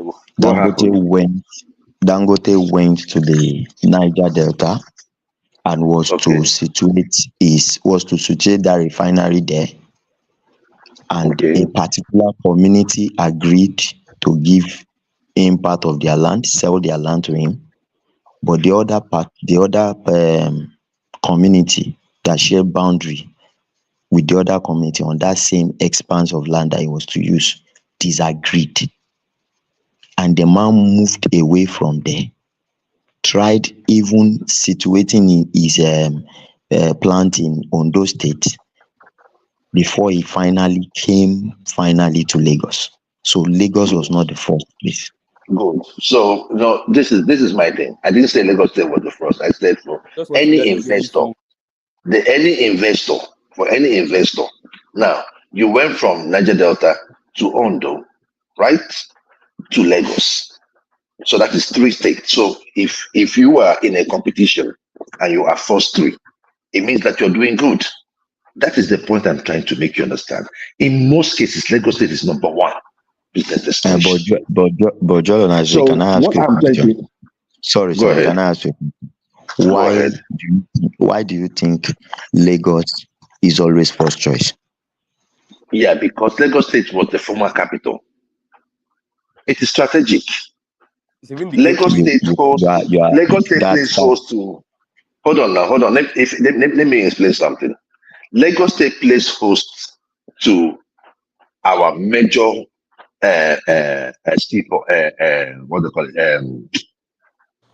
do we call it? What do we call seaports? Nearness to market. So that aspect. That's all. That's what I'm saying, right? So when I look at, you understand what I'm saying? So when you look at when you look at the seaport in Lagos State, when you look at the international airport in Lagos State, I will tell you for free, 70% of airline, 70%, 80% of airline that leaves Nigeria leaves through Lagos State. You think that is not important? It is. It is. So when you look at that ecosystem, you have about 20 million people in that same state. Look, let me tell you something. Do you know that in Lagos State, bro? Pato, do you know say for Lagos State? There was a day where I came to Lagos State to take one of my I came back to Lagos State because we were staying there, but I was living in a boarding school when I was doing my secondary school days. So when I was done, so I needed to take some classes in Lagos State. My brother, one day my friend was calling me. I was saying, "Guy, how would they buy a drink? High school morale." The guy told me, "You know what?" He looked around and he said, "Bro, pack this sand." My brother, on God, do you know that we pack this sand in bags, right? Pack this sand. We took it to one place. We took it to this almost, as we reached there, almost 100 naira. Then a bottle of Coke was about 15 naira, 10 naira. So what am I saying? It's a place where no matter what you put out there, you market it where you're going to sell it because you have the population in there. So the ecosystem already in Lagos has already solved this problem. The thing there is that now, hold on, my brother, hold on.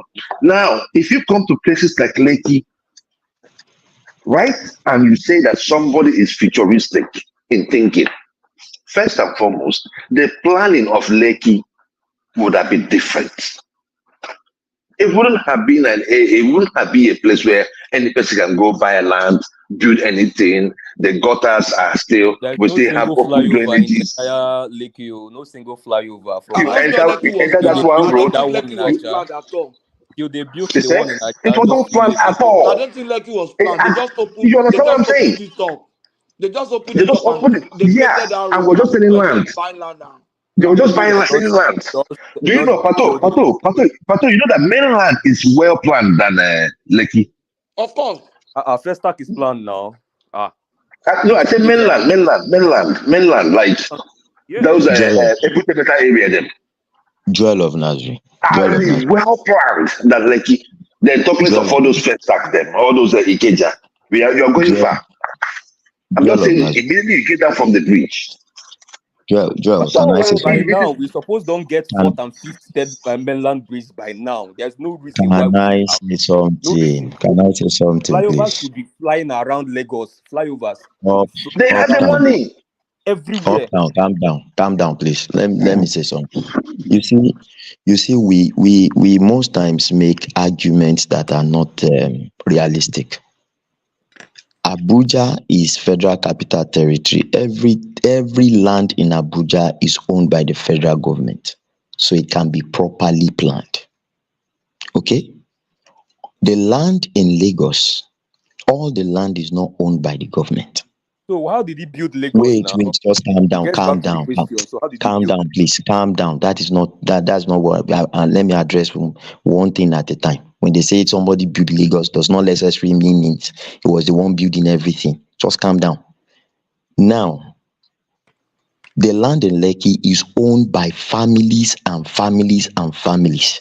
The place was opened up, and those people sold their land, and the people they sold to develop whatever they wanted on it. But I was asking a question from Joel of Nazareth, which he stylishly avoided. Go ahead. Now, I never dodge questions. I I'm go going at to it. put that. I'm going to put that position to you. Okay. Now, Lagos State ceased to be the capital of Nigeria ever since Abuja started being the capital of Nigeria. Okay. Now, the reason why people go to Lagos, the reason why businesses go to Lagos is because almost everything they need is available in that Lagos, even including market. Okay? And the government, successive government, have been able to open up the space for them. My brother, So you're no. See. wait. Let me Look. so We still have let me federal land. structures in Lagos State being properly managed, timely in Lagos State. Can you let So me land? all these things, no. See, my brother. Lagos State. See, my brother. Hold on. Abuja, like I told one man the other day. I'm not talking about federal. The only thing Abuja sells is power. We all know that there are federal properties in Lagos. That's not what I'm saying. That's not where I'm going to. We still have some federal parastatals in Lagos State. That is what I'm saying to you. No matter what, that's not what I'm pointing at. I'm pointing at a different thing. Just go straight to the question. So you should let me land. Now, we saw what El-Rufai did to Kaduna. The space of period that El-Rufai was there, he opened that place, and we saw the influx of investors into that sector, that area. We saw manufacturing companies springing up left, right, and center. Now, if every other state in Nigeria have failed to develop their area to be able to attract investors, then it is not the fault of Lagos that it is attracting investors. Delta State, you know what data collects as allocation. since the derivation, whatever they have been You are collecting. not getting. You are not getting. You are not getting the scope. Nobody is talking You about can continue Lagos. to We give are not. We are not. excuse. No. You are I am missing the talking point. about. Nobody's blaming Lagos.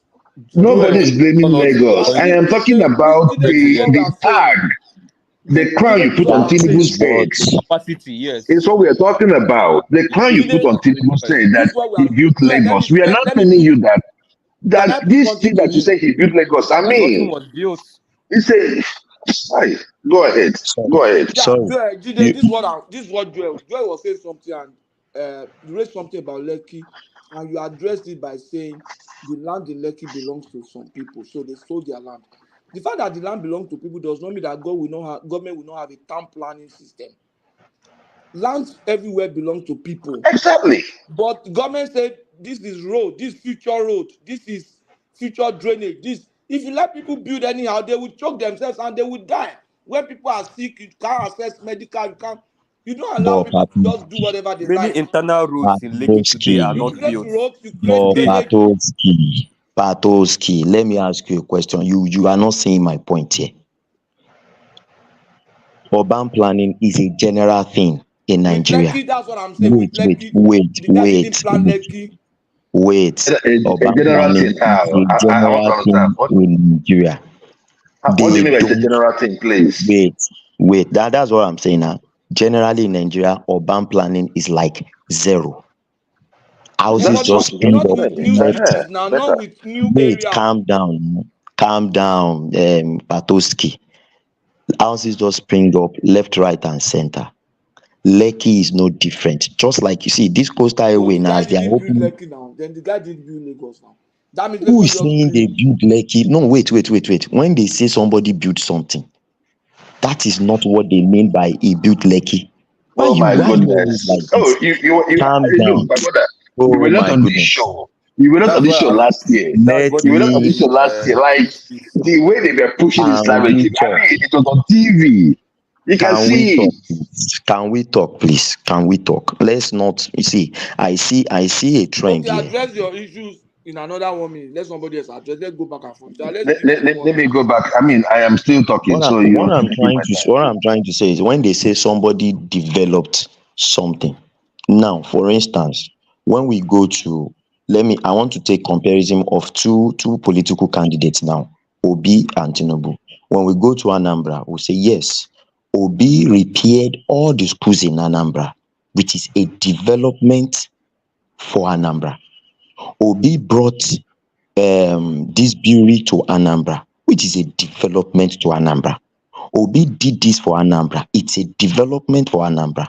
Now, when you go to Lagos, you say, Eko Atlantic was the vision of so and so. He started it. Blue line, so and so. Red line, so and so. So when you start looking at everything they planned and But the everything Blue they Line brought, Arena wasn't Tinubu now. It's been on what, there since Jaconde, what, right? who is that? What are you Joel, referring to? let him finish this 1 minute and then you address. Finish. Okay. I'm not talking about, see, we're not talking about who built it. So when you want to refer to it, that is what they refer to, that, okay, it is this person's idea to bring all these things here. The next generation will come and build on it. That is how it is done. Does not But necessarily mean everybody has that the idea now. he Which is one is the using his idea money to again? do this and do that. Oh God, You that's see, what we are Jewel has saying. When we want ideas to talk about about Lagos now. numbers, If you tell Jewel what's your ideas about what you did in Lagos, I'm sure Jewel see, is so I busy. don't even know why Lagos is a problem. Can we, why not make it a general topic? What did he Just build? because what I Not see is this. ideas. What did he build? What I see is this. You Family complain. kilometers of road. Olajide, hold on now. Everybody wants to complain about that Lagos, but there is Olajide, no hold on. state, No, we're Olajide, there not is about no Nobody's federal hold talking. on. capital that is You're missing the performing as point. Lagos. You're missing the So what is point. the point? Now, hold on. See, let me just try to make this clear so I will not get ourselves confused. Olajide, nobody's criticizing Lagos just for being Lagos. They are saying that we shouldn't be conflating Lagos development to say that Tinubu is the one that built Lagos. I was in Lagos in the 90s. Lagos was already emerging. As a matter of fact, Lagos was always the most advanced city in Nigeria because guess what? That's where the British settled, and the pattern repeats itself everywhere in many parts of the world. The London that you hear today, The reason why London is more developed than most parts of the UK is because that's where the Romans landed. That it remains consistent. So what you are seeing in Lagos right now is a legacy of what happened in the past. The idea that some people during the election cycle start making it look like Tinubu built Lagos just seems like the way Dubai built, the way they built Dubai, that's True Niger. When what you are saying, if you want to be truthful to yourself, that 90s that you said, you know what Oshodi was 90s. You know what Oshodi is now. You know what Agege was then. It's only You know what. Ambodi that really but the beat same is true all over Nigeria. Oh my goodness! See, that is why I don't. No, I was in Port Harcourt. I was in Edo. I was in all those states. Same, all these They states. are not the same. They belong. No, can you say the same of? Can you say the same of Ogun State? Have you seen Opiweka in the 90s? I don't know about Ogun State, but the ones I know, Nigerians are even in Ogun State. You will even tell me that those roads. There are some beautiful roads I've seen in Ogun Let me State. tell you, You can't just say that everything about Ogun State is bad. Come on now. Let me even address Ogun State. I lived in Ogun State. I schooled in Ogun State after secondary school, and I eventually lived there. I built there. My family was there. Ogun State that I met in 1980. My first time at Ogun State in 1985 was different from the Ogun State I left in 2016. That's the truth. Very good. That Very good. that Okelewo in Abeokuta has only one bank on that street. That becomes the bank road now. So are you saying that Ogun State kind of became worse? True Niger. That's what I'm saying. True Niger. Okay, he said he improved. Okay. Patoski, you are talking about Ogun State. Now, let me tell you, I also built my house in Ogun State. Now, when the people of Ogun State are now talking, they now reference, they say, oh no, of all the governors we had in Ogun State, this man, Amosun, was the best governor in terms of development of infrastructure in Abeokuta. And they say, okay, Amosun has turned Abeokuta to what it is. But he did not. But nobody told him that he built the state. Listen. I can tell you that if anybody says Amosun built Abeokuta, the person is not wrong, and Patoski can judge. In a way, the person is not wrong. That is what you fail to understand. But what Tinubu has done is not just on his own tenure. He has been able to even, successive people coming after him. He is the one placing them there, and people can see the trend. That's why people are giving him that accolade. So let's not label it. Anybody that knows Abeokuta knows that doubling down and giving one man the reason why in commercial capital of entire nation was built. I don't know what you have with that. I don't know what you have with that, because I just told you that the people in Ogun State will say the same thing about Mosun. Ogun State is different from the commercial capital and the former capital of the country. That is why you misdiagnose considering the revenue that goes into Lagos. It does not measure. It does not rank. It does not measure up. At all. It does not measure at all. That's the point. Not even the up best to way to compare is this. Can we say? Wait, let me finish. How can you tell me? Wait, let me tell you. What are we talking here? What are we talking here? Which revenue? Which revenue are you talking about? Do you know how much revenue Lagos State is revenue for federal government? Can we just stop all this? Can we just leave Lagos alone? Uptown, can we just leave Lagos State alone? Can somebody talk for 1 minute? Why would you leave Lagos State alone? Why would you leave Lagos State alone? We're talking about why? We are talking about the presidency. Organized here. Let's just try to keep ourselves organized here. See, we can say Tinubu increased revenue for Lagos. That is undisputed. He did that. We can say Tinubu helped nurture the governors that came after him. That is a fact. But to start making a categorical that he built Lagos, that is just going overboard. Don't do that. because you are just doing something.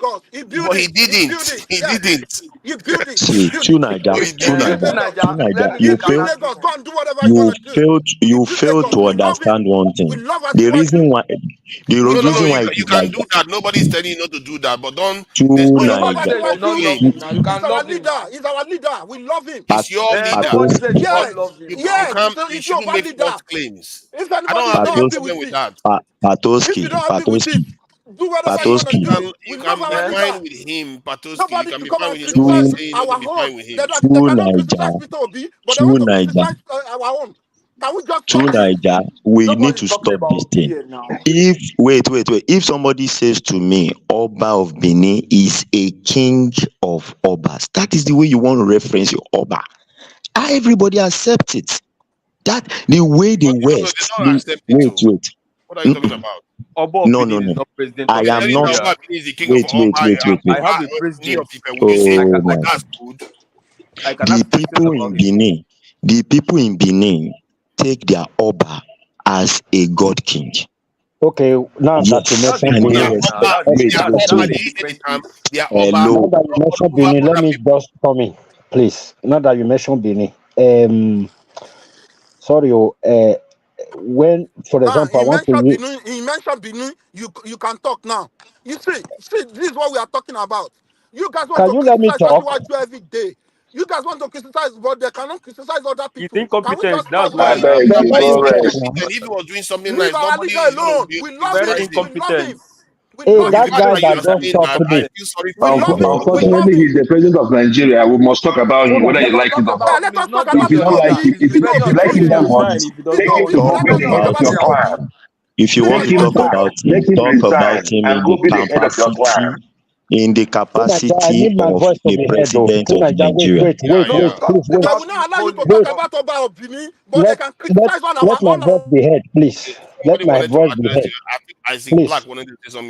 Yeah, let my voice be heard. Even if it's just 1 minute. You know when I talk. They can criticize on our leader, but they will not allow you. Wait now. You know when I talk, I just talk maybe 2 seconds and I leave. I stop. I don't go blah blah blah. Please, something came to me. I said, let me drop it. Maybe to also give us some idea. So what I wanted to say to Naija is this. This argument of Tinubu this, Tinubu that, it's not really the topic of today, but good. We are saying things about it. But I think we are taking it too far. Now, what I want to say is this about Edo State, when they said Edo State. If somebody comes to me right now, I'm from Edo State. If they come to me and they say, I'm not supporting Tinubu or supporting your argument, and they come to me, they say that Brigadier Samuel Ogbemudia built Edo State. I think he's dead already. I don't even know. I will accept it. I also accept. Wait, let me land it. Wait, let me land my own point, then I will just keep quiet.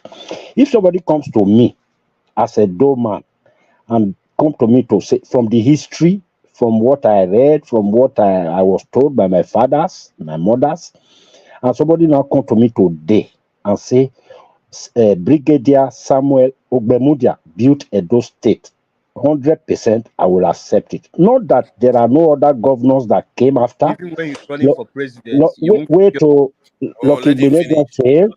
Don't keep repeating yourself. Carry on, make your point. Yeah, Lucky Benedict failed.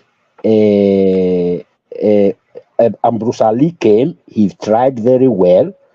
Somebody else came. Demoshomole came. But when they still refer to Samuel Ogbemudia that he built Edo State, I will say yes for a reason. Because everything you see in Edo State today, both the roads, the stadium, the ring road, whatever you see in Edo State today, he made that foundation that they are all. But you don't mention Oshiamandel. You don't mention Oshiamandel. I said even all the governors that came after him. I said even all the governors that came after him, both the ones that tried. You are mentioning stadium. You are mentioning things now. We told them to mention what Asiwaju built in Lagos. Nobody's mentioning. Hold on. Hold on now. Don't do that now. Hold on. This man will spend What is your problem? What is your problem? What Tinubu built? What Tinubu built? Obi did not build 1/100 of it. So why talk about Obi? Talk about Nobody said that this guy built. Every time you talk about what you Can we people? Can we just calm down? Hold on. Let's get somewhere with this because we yeah, had we're what gonna push Isaac Black back. said. We're gonna push back. I will not allow this Hold guy. on. I like you to push back. And I really like the fact that you appreciate this thing. Somebody has to support Tinubu now. So you heard what Isaac Black said. Let's try to be rational here. Isaac Black qualified it with what Ogbomudia this thing actually did. So when you say Tinubu built Lagos, the only thing I know that Tinubu built during the time, at least I wouldn't say I even know, it was stated that this in island, I've forgotten the land that they were building. What's that major construction? Lekki, this thing. Was it Lekki? No. Echo this thing. Echo Atlantic. So that's one major thing. The rest of it is basically administration, making this thing should be better and the other areas better. Is there any other major? All those Tinubu supporters, please. I think Kimi should go. I've been asking them. Wait.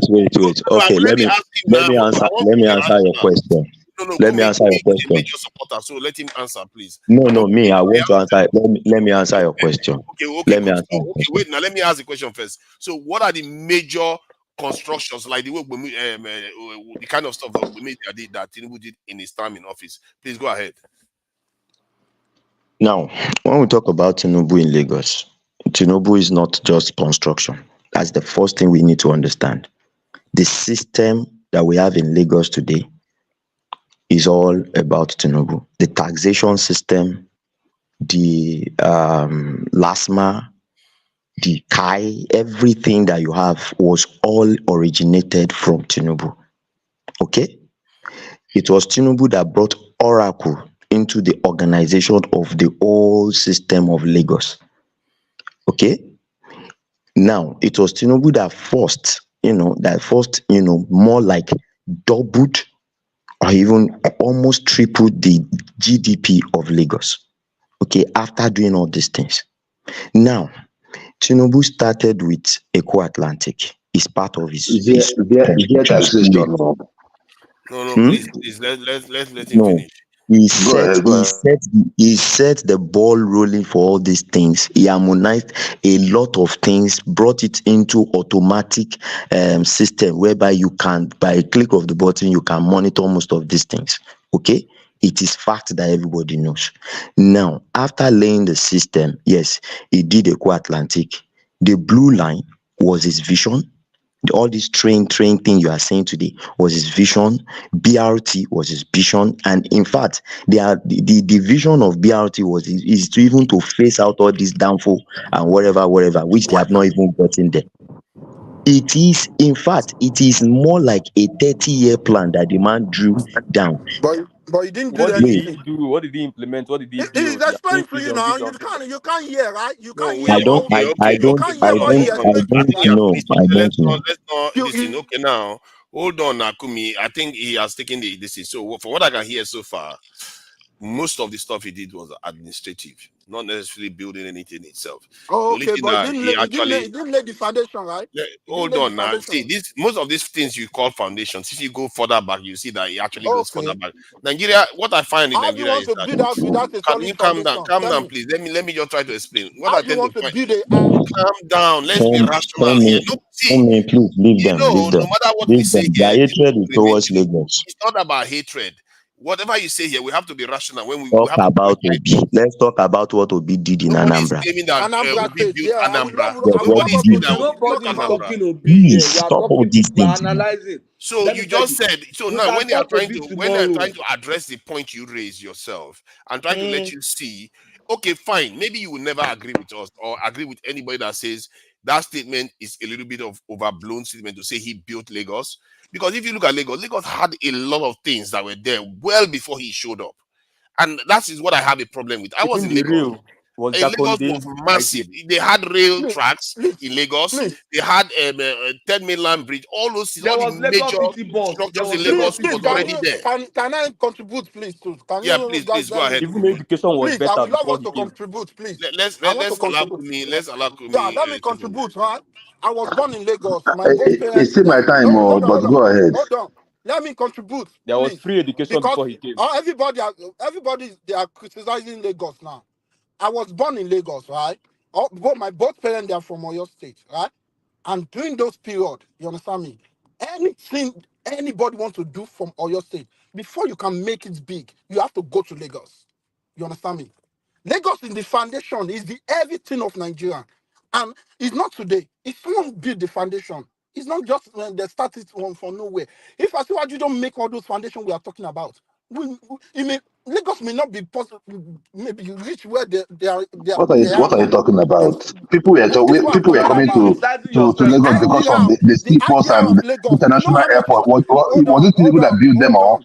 What are you Maybe talking because of about? last month. Okay, how those money? Okay, Now, wow. Last month. How is it talk like it? You just made my point here. Let me You talk said now. that Let me talk. before you make it in Ibadan, Because this you come to Lagos State. You must go to Lagos State. That's my point. It's a melting point Availability was there for already. everybody. That's like that for It is there. That's the point I was making here. You just made my point. Now, the Lagos everybody come is not good, right? It's not good. Well, Lagos is okay for Now, by missing the Nigerian point. standards. No, that's what I'm trying. That's what I'm trying to say here. That Lagos, that No, flying that's over not what everywhere he's should be saying. flying over. I said Lagos has always no any been. single flying over in Anambra State. No, a single flying over in See this Anambra argument. State. This guy is No, not Have you been to arguing. Lagos State?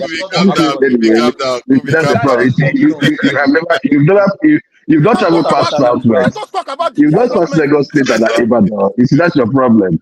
You've not traveled past Let those us two talk about places. Lagos. So Now you want to say I'm from Ibadan. You can't tell me. Wow. I said Lagos and Ibadan. I said you're for Lagos and Ibadan now. I gave you credit now. The last time I checked Lagos is Yoruba land. And it's under Southwest. The You Tinubu understand? built Anything that flyover hold on. Anything that happens to Lagos, we affect Oyo State. You What like did it or not? Tinubu use 1 trillion naira You guys just shut all this thing and you're 1 from trillion so naira place. debt. I'm Yoruba and everything. And we not open our eyes. Stop making it about Yoruba. Me, if this protest, Where this is the protest you are portraying. Hold on. Let me talk. Let me talk you are before I leave. making I it will leave now. more than I that. will leave now. I will No, leave now. he's I making will it I will more. tell leave He's you. now. getting too angry about it. Let me explain something to all of us here. Which one? Wait, see, wait. I want to ask a question. I want to. Calm down. You seem to be just angry. True Niger, I want to ask a question, please. I want to ask a question. Which one, please, which one is it's easier to do? Lay the block for a flyover bridge, which Lagos have countless of it, or set a system in place that will collect all the tax automatically, that would see to payment on time. You can do all these automatic payment, driver's license, this and that, put everything in place in such a way that the money goes into the government coffers, recover funds for the government, that the government By can his now use. company, by his company, right?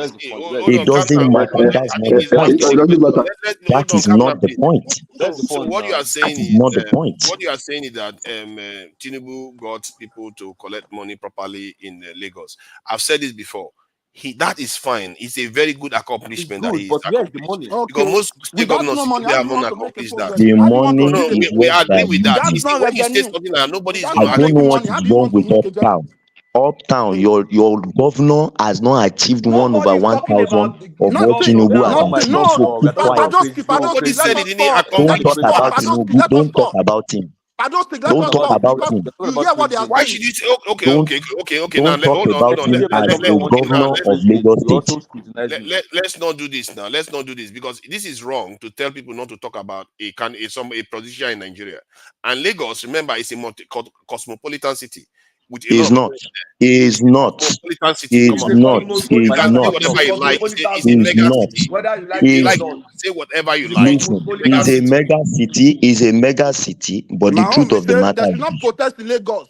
They should not we should protest in Lagos. stop. Let us go and start We from should Anambra stop State. this That's my own. nonsense. We should stop this Nobody nonsense. is talking Okay, about protest I now. think this stuff is just getting out of Why control now. Lagos? Why no? You did not criticize. He's not even talking about You guys Tinubu as the defend the president. president with facts and figures. Stop being Because emotional. you are coming It's not here about to emotions. say, you are coming Stop here to crying. say only one person built an entire city. And so when people disagree with you, you say they are being tribal.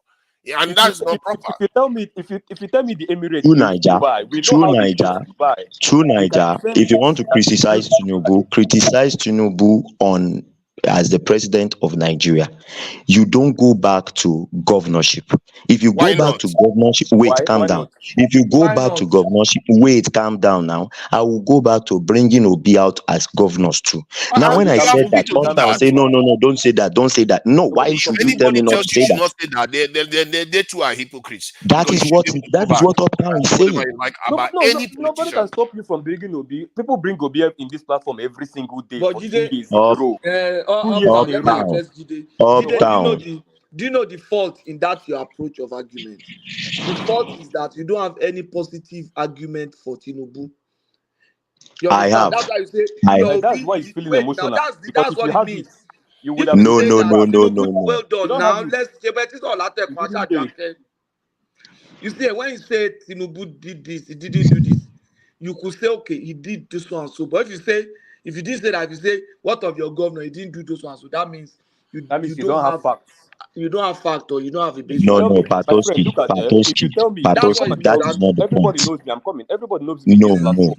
If you you tell don't me define Obi the didn't point do now. You say this, that's not the I will no, point. not tell you. I will Patoski, not You tell. I that will don't not is ask you define the about not your the point governor. now. point. I You will see, present what there's he no did to way you you. can argue that Tinubu built Lagos and you will succeed in that argument. Even Tinubu himself knew it was Person will not not build Tinubu one that built flyover. Lagos. And Patoski, that is a bit Patoski. much to say. Like, Wait, Lagos is wait, a wait, massive How city. can you say Like one a person city with wait. built so Lagos? many. Let me Like tell you. Lagos, do you know how big Let Lagos me is? give you. Lagos might just be a Let city me that is give you on the map. let It me looks give you an small. argument. Look But at hold Marina. on. Lagos on the map might look small, but it's a massive city.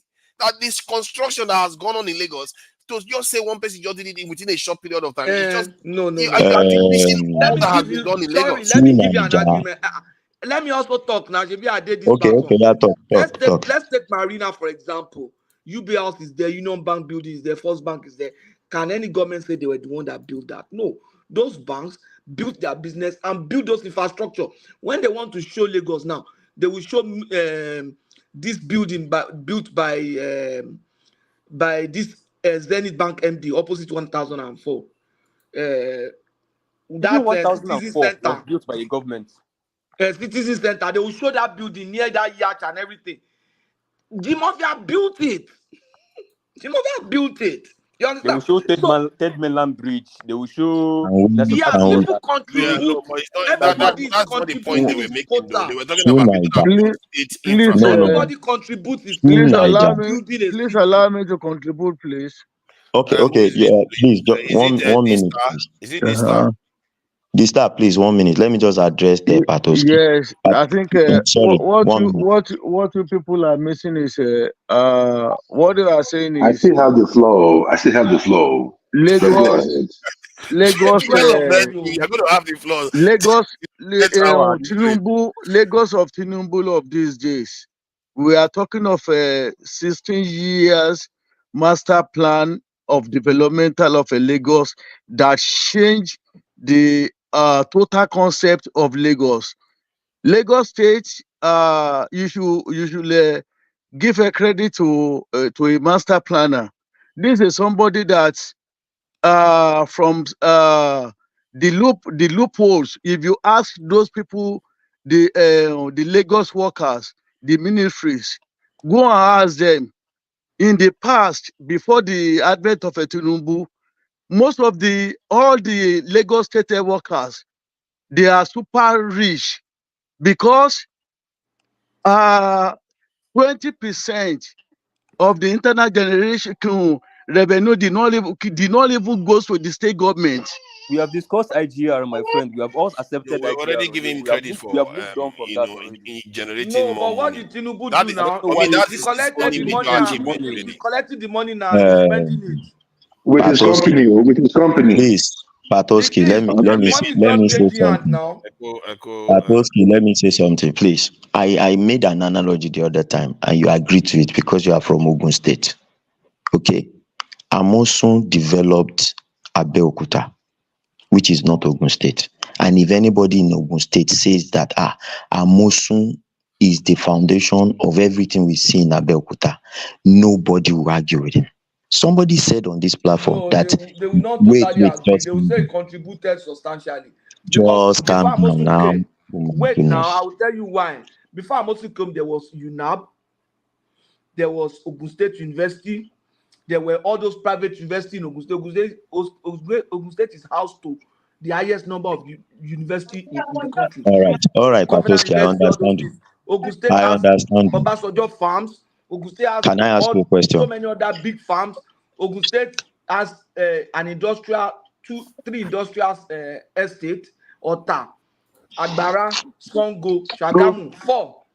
Please, Ogun State, but he contributed. Patoski, But you cannot My say he brother, built Ogun see State. the wait, point. See the point. wait. There are governors. Patoski, See the point. There are governors in Nigeria that built stadium, built airports, built uptown, universities, built this, and you're telling me somebody that didn't build any of these things uptown, is calm the down, genius that built this. calm Oh down, my just God! calm down, just calm down. What is Let me, stadium? Tinubu let, built the let me, stadium.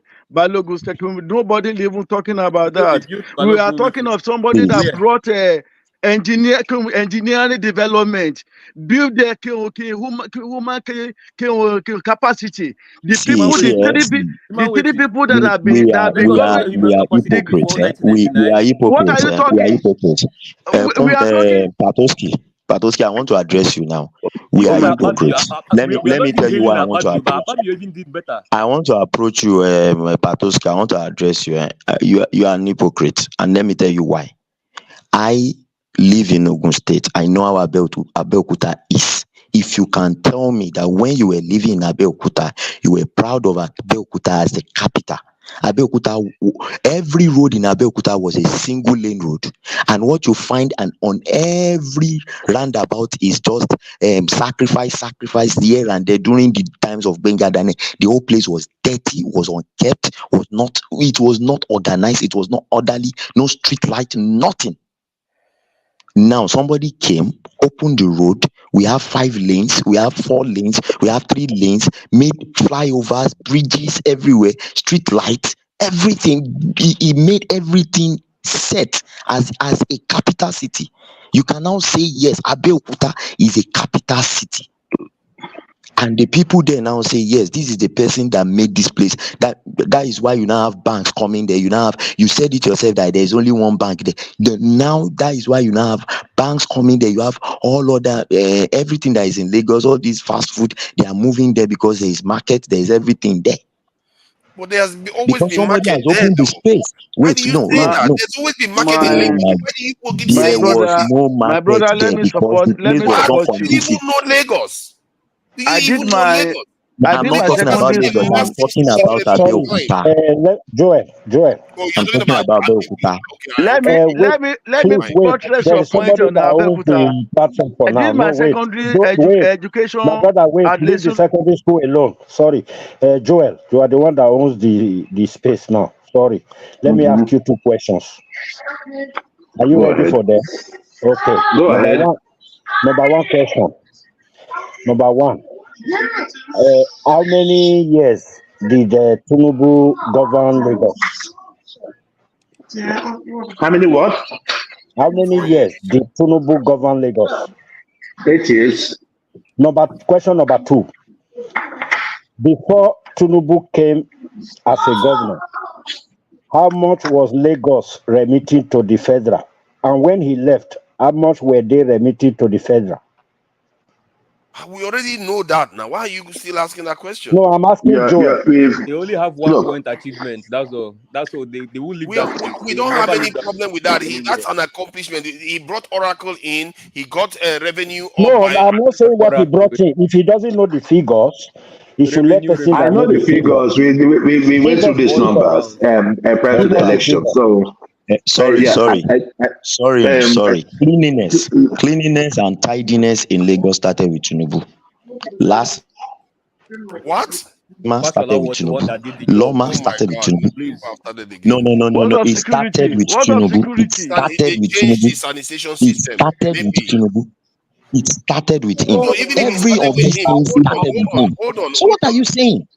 See, What's the point? nobody is Why saying are you that it didn't arguing? start with him. We are saying that sanitation system already existed in Nigeria. The people you are mentioning prior to him coming. Oh my God. where people are making My it brother, do you live in Lagos then? Have you gone to Cross River? Have you gone to Cross Do you River live in Lagos and see the before sanitation Tinubu system there? era? Yes, Have you gone yes, to I have Akwa Ibom? actually. That's what is bothering me when people say this stuff. I Have you have. gone to Akwa Ibom? As a matter Yes, of I fact, have been to Akwa Ibom. I've hold on. been to Cross River, As a matter of fact, and when I went to Abuja, when I went to this in Ikeja, this in Lagos, Ikeja didn't look as good as it was when I was in Lagos during the time when MKO Abiola died. Even Festac During that looked better before. even Allen Before now. Avenue looked better at that time when I went to Lagos in 2016 or so. Allen Avenue looked better in the 90s than it did when I went in 2016. So I don't understand why people keep saying this. You know, Lagos has other things that are not very well. That is 2016, Abi. You can come to Allen Avenue now, in Lagos. Come to Allen Avenue now. This is a route to my workplace. I will tell you. Yeah, but that's not now. That was 20 years ago. What of Oshodi? What of Oshodi? I know they will not see all this. You people don't expect something to improve at all in Nigeria. People are going to why didn't Obi even do 10% in Anambra? I've been to Anambra several times. I think you in fact, I will agree with you people. When they are going to Anambra, when they are going to their town, they will say they are going to village. It was when I visited that place. Sorry. I hear what you are all saying. It's like we are measuring height among dwarfs. These accomplishments are not significant by any other people's standard. It's only also Lagos is worth 30 times more than Anambra. Yeah. Let's not blow this out of proportion. All this accomplishment we are talking about now. Somebody beat Lagos. It became the largest economic in the entire West Africa. You are comparing. You are. Go and build Murtala Mohammed Airport in Anambra State. I don't know what they are comparing. I don't know what they are comparing. I don't know. He did not even. Tinubu did not develop Lagos alone. He even built human capacity. Talk of a Ambode, talk of a Fashola, talk of a King. Don't mind them. If Lagos was in the southeast or in Edo State, everybody will be defending it with their lives. Obi did not have one successful. Because you are defending Obi that did nothing. You are defending Obi that did nothing. Obi that did not increase Anambra even with 11% IGR. It's only you guys that used to make it think that you fail to understand it was Tinubu that unpicked Fashola. You failed to. Yes, it was Tinubu that unpicked them. It was Tinubu that picked all of them to rule that Lagos. So what are you now saying? He picked them. That is the way. That is his own. It doesn't matter. It doesn't matter. It doesn't matter. Ojuku made Obi the governor of Anambra State. So what are you saying? It doesn't matter. There's nothing shameful about it. Okay, so Tinubu that governed Lagos for Fashola. Okay, Tinubu is incompetent. Tinubu identified Fashola. He's incompetent, but he could identify Fashola that you are praising. It means that Ojukwu too is incompetent because he chose Obi. There is no free money in Abuja. No free money. Tinubu as a governor. If you want to talk as a president. Leave Tinubu as a governor because there is no governor in Nigeria. There is no governor in Nigeria that has achieved what Tinubu achieved as a governor. And even in terms of succession plan, there is no governor that has achieved it. So go and sit down, go and sit down. What I read into what you are saying is bad. Go and sit down. Ambode was doing well. They took him somebody and picked Ojukwu and picked Obi to be governor. It is not that bad. 1 minute to end this topic now. Leave all of us 1 minute. Yeah. Okay. Let Joel of the Nile carry round up, 1 minute, and then I will change the topic to something more. So what I was trying to say in essence is this: before this whole Lagos thing came by was that what we are seeing with Tinubu is that we are building a monster. If someone like Ndume could be stepped down because he criticized the government, but it's unfortunate. The same thing we saw under Buhari, where let him finish. Let him finish. The same thing we saw under Buhari, where we saw this high-handedness, not listening, taking yourself away from the people. You are seeing it right now. Who is talking, please? You are talking about this. Okay, continue. So looking at it, Ndume, yeah, it's an internal party affair. But I'm also hearing that he was asked to leave the party if he wants to, or if they forced it, if they're going to force him out of the party. Whatever alignment Tinubu is building, look, his performance will have to speak for itself. Because no matter the alliance, if the government is still being run the way he's running it today, there will be a huge resistance in 2027. Nigerians are already tired of him. So he better put his working car. It's a what? Is it not what you hope for as a position? Look, let me tell you, Nigeria is my country. So if I am here telling you that I want things to be bad so that I can prove someone wrong, then you mean that I'm stupid. That's what you want so now. I cannot in good conscience. I cannot in good conscience pray for Tinubu's downfall to be able to prove a point, prove a political point. However, the point is this: I don't need to even pray for Tinubu to go down. He is doing it himself. I don't need to.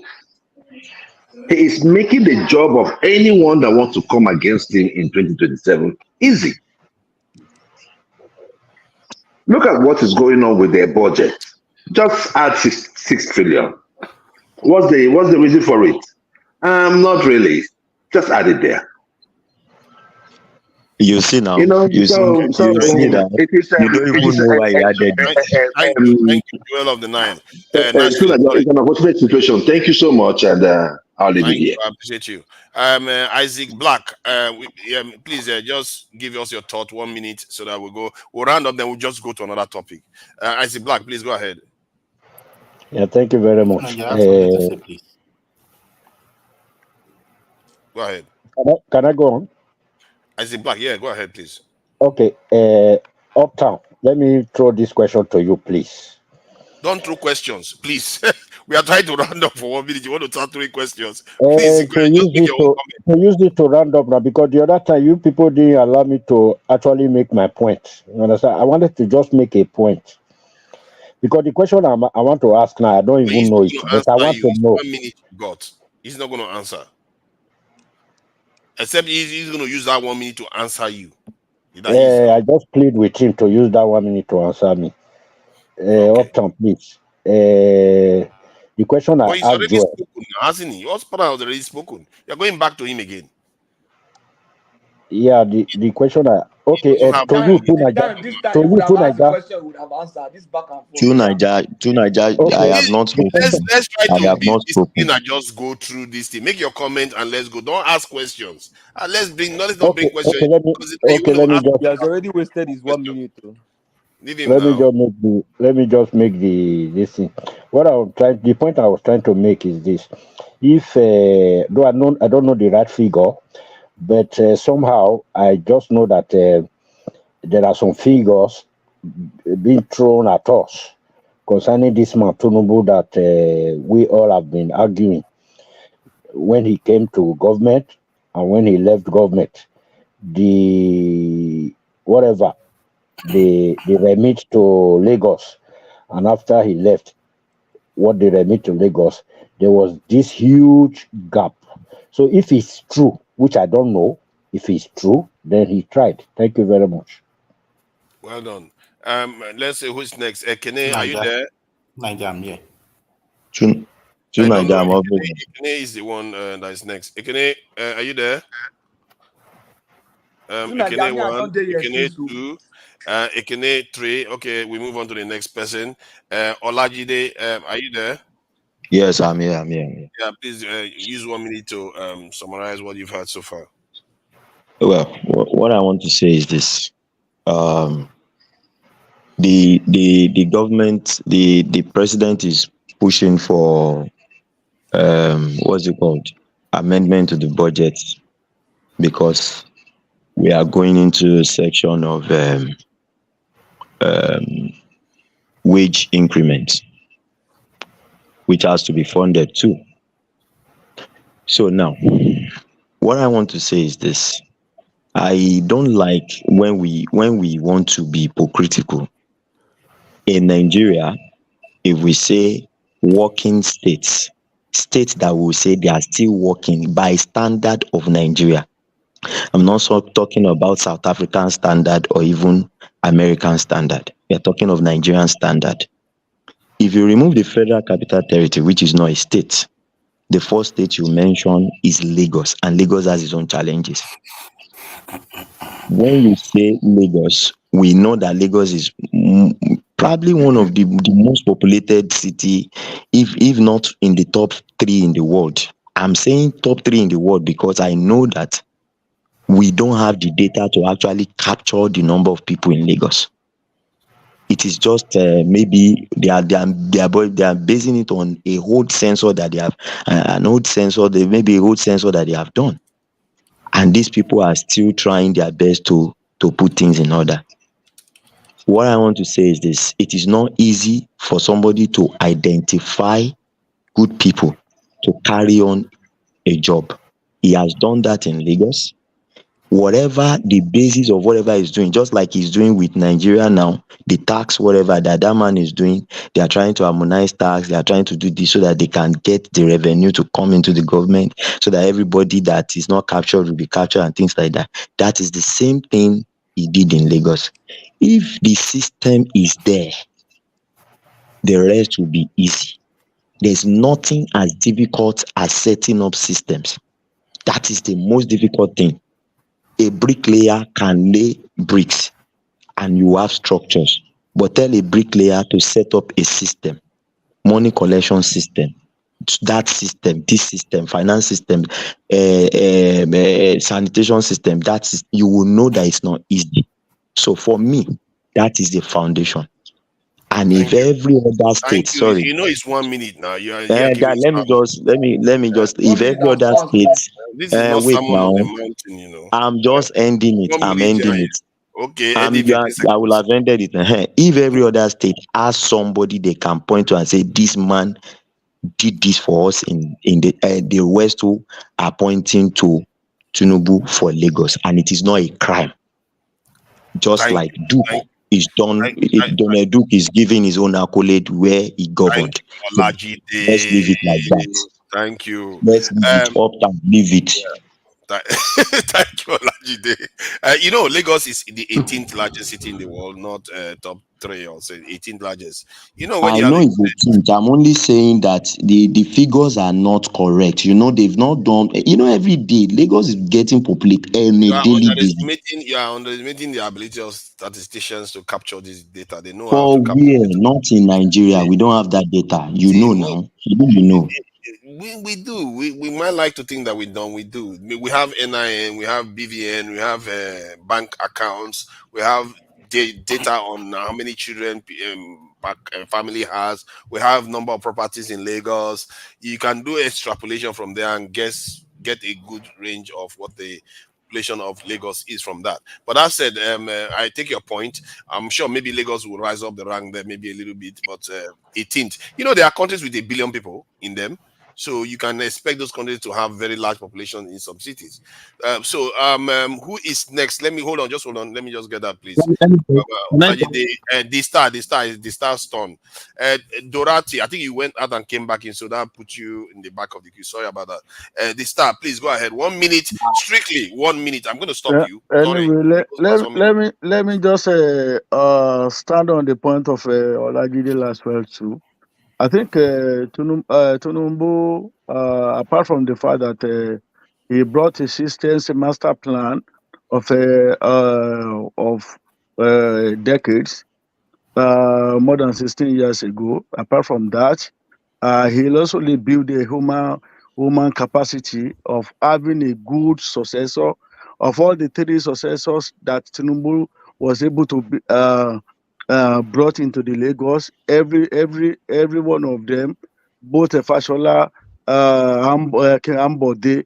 In fact, when you live, by the time that you are even thinking that you can't see any other person again like Fashola, Ambode came from nowhere, and before you know it, he became a super performer. Likewise, the person that is here, I think we have to give him the the credit that he deserved. There's no any other governors in the entire 36 states in the country that was able to do 50% of what Tinubu did in a development of his state, a master plan that every other successor should follow, and they are which they are able to make the Lagos state to be the new Lagos that we are in now. Just like Olajide said concerning Abeokuta, Amosul is the engineering of the new Abeokuta, Ogun State. Same thing with Tinubu. Every other governors, nobody was able to make a successor as a Tinubu. So let us give him a credit where he's deserved. Thank you. Thank you. I appreciate that. I think it's Dorati. It's Eme. You see, Eme know how to fight for his rights. Eme, please go ahead. All right. Good evening, everybody. 1 minute. Oh. Okay. Please, I am. People know that I am an ardent to be supporter. But you see, on this Tinubu matter, this particular one we are discussing, I will want us to be fair enough and give it to him.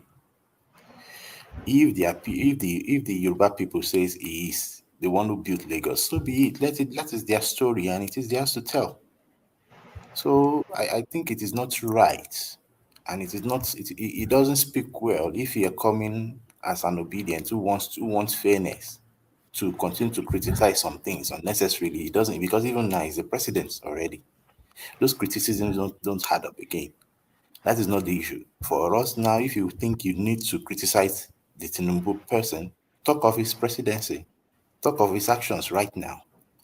The truth is, Lagos experienced consistency in ideology, and that is because of the foundation that he built.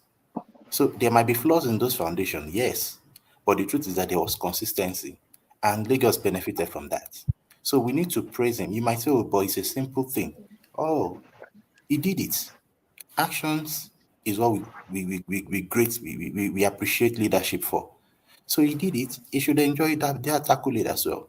It doesn't make sense for us to just continue to lampoon and lambast him for such, and especially if those arguments don't even add up to us right now, because right now he's the president.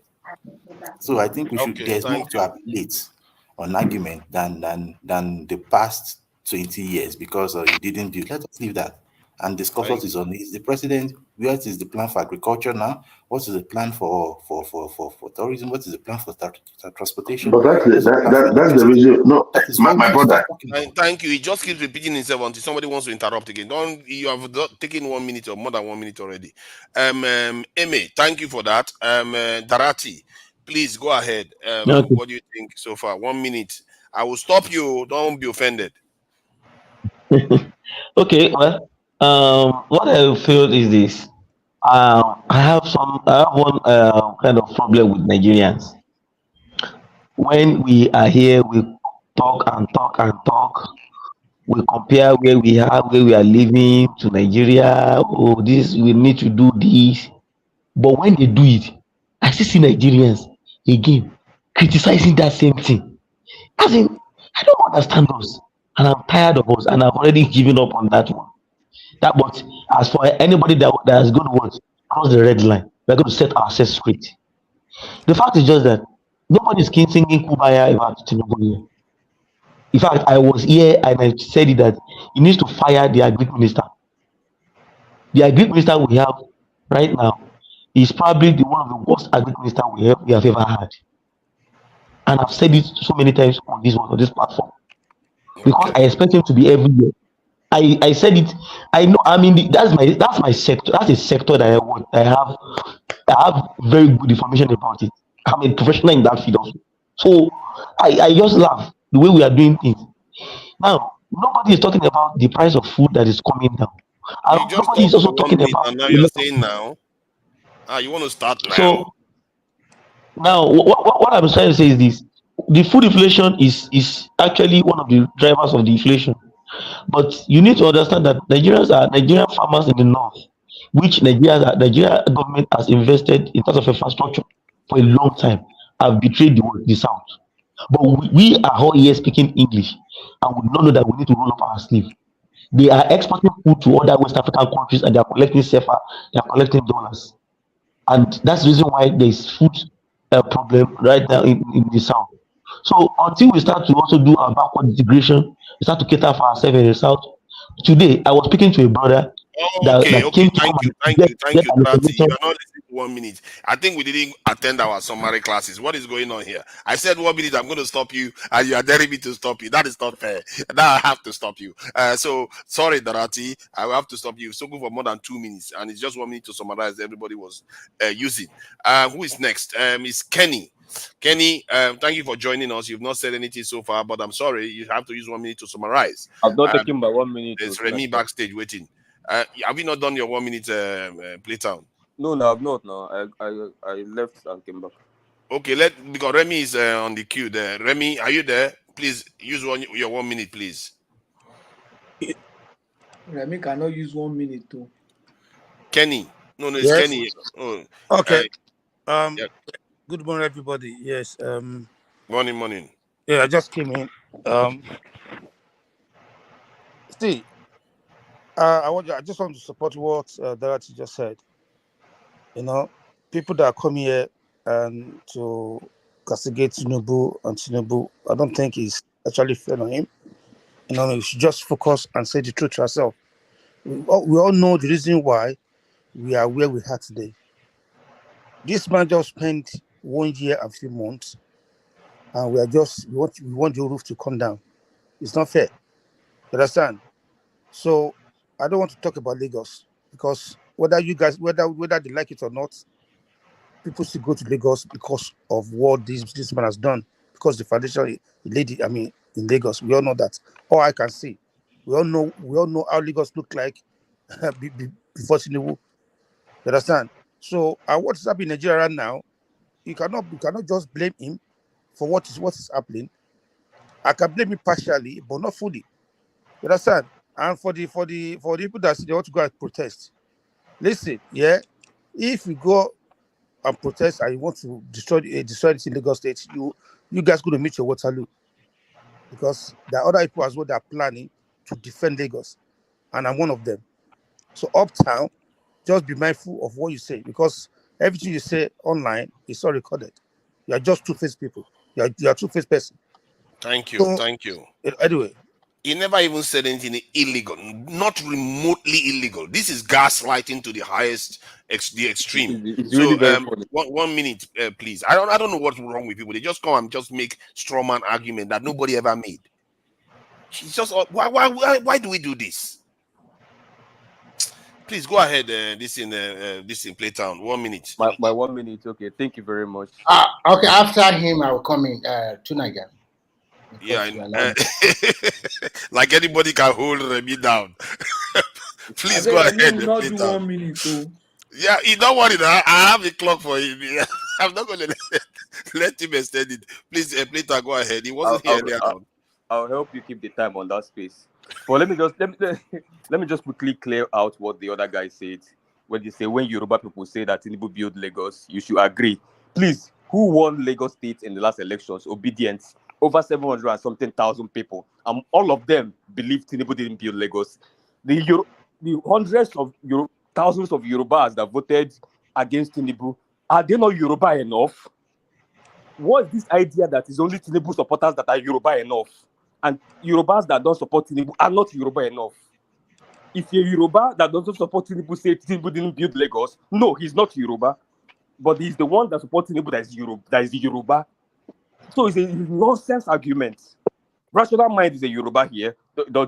Doesn't he think Tinubu didn't build Lagos too? So what are we saying?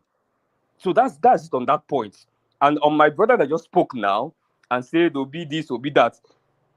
In the last 2 years, Obi has been tabled in this platform more than 1 million times. And in none of them, not one, have anybody said, oh, no, don't scrutinize him. No, go and scrutinize Lagos. Go to Lagos. Don't question us. No. Anytime Obi is brought up here, people stand and say, okay, what is the question? Did he do this? Education sector. People start talking. He did this, he did this, he did this. Okay, what sector do you want to talk? Health. He did this. That is the conversation. I'm looking at my time. You got to say so. Your time is up. Please give me 30. Let me conclude with give me 30 seconds. What is there to conclude? Are you going to Let me conclude now. No, I'm looking at the time. Give me 30 seconds, please. Be fair. To respond to him. Fair now. Is it not 1 minute already? No, be fair. Let me just conclude. What's comparing Olodo to a genius? A few seconds. The point is, in the last 1 year of Tinubu, he has showed exactly what I said he did in Lagos, which is incompetence. The hiring he did is incompetence. The budgeting he did is incompetence. Implementation. Thank you. Incompetence. Let me reply to him while Tinubu lost election in Lagos State. Anything. Who is next? Is this Remy? Before you go, joining us, Remy. No, it's Remy. Let's just not go back to this Tinubu discussion because personality is not where we are right now. Please, Remy, go ahead. Am I going to talk about the 1 minute or which one do you want me to 1 minute? No, because the topic has already been flogged to pieces. You've discussed this topic before too. Okay. Good morning, everyone.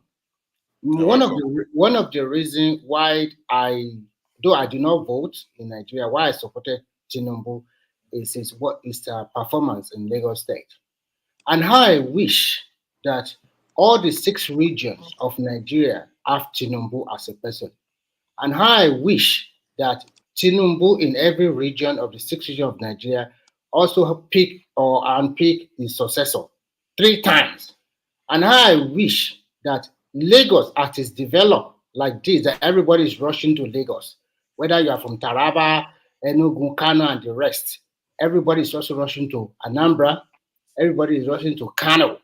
Everybody is rushing to Rivers. And they all have one person like Tinubu that helped that state to develop to that realm. Where there is nothing like perfection. At least we can see an increase in IGR and some of these things these guys have done after him. I wish we have 6 people like that in Nigeria. What we have been talking today is not what we have been talking today. We have a 6 glorified state that every Nigeria can go and realize his dreams. So whatever you want to say about the man, let me quickly in 5 seconds. Whatever you want to say about the man, please, I want you to just think of what I just said. Thank you. Thank you. I would take 1 minute. I do clap for you too. You all can this thing.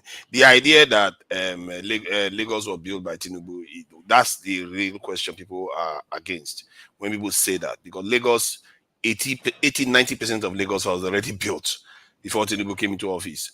And the fact that you can't say that tonight. No. I can say that because I was. That is our land now. I can say that because I was in Lagos myself. That is totally incorrect.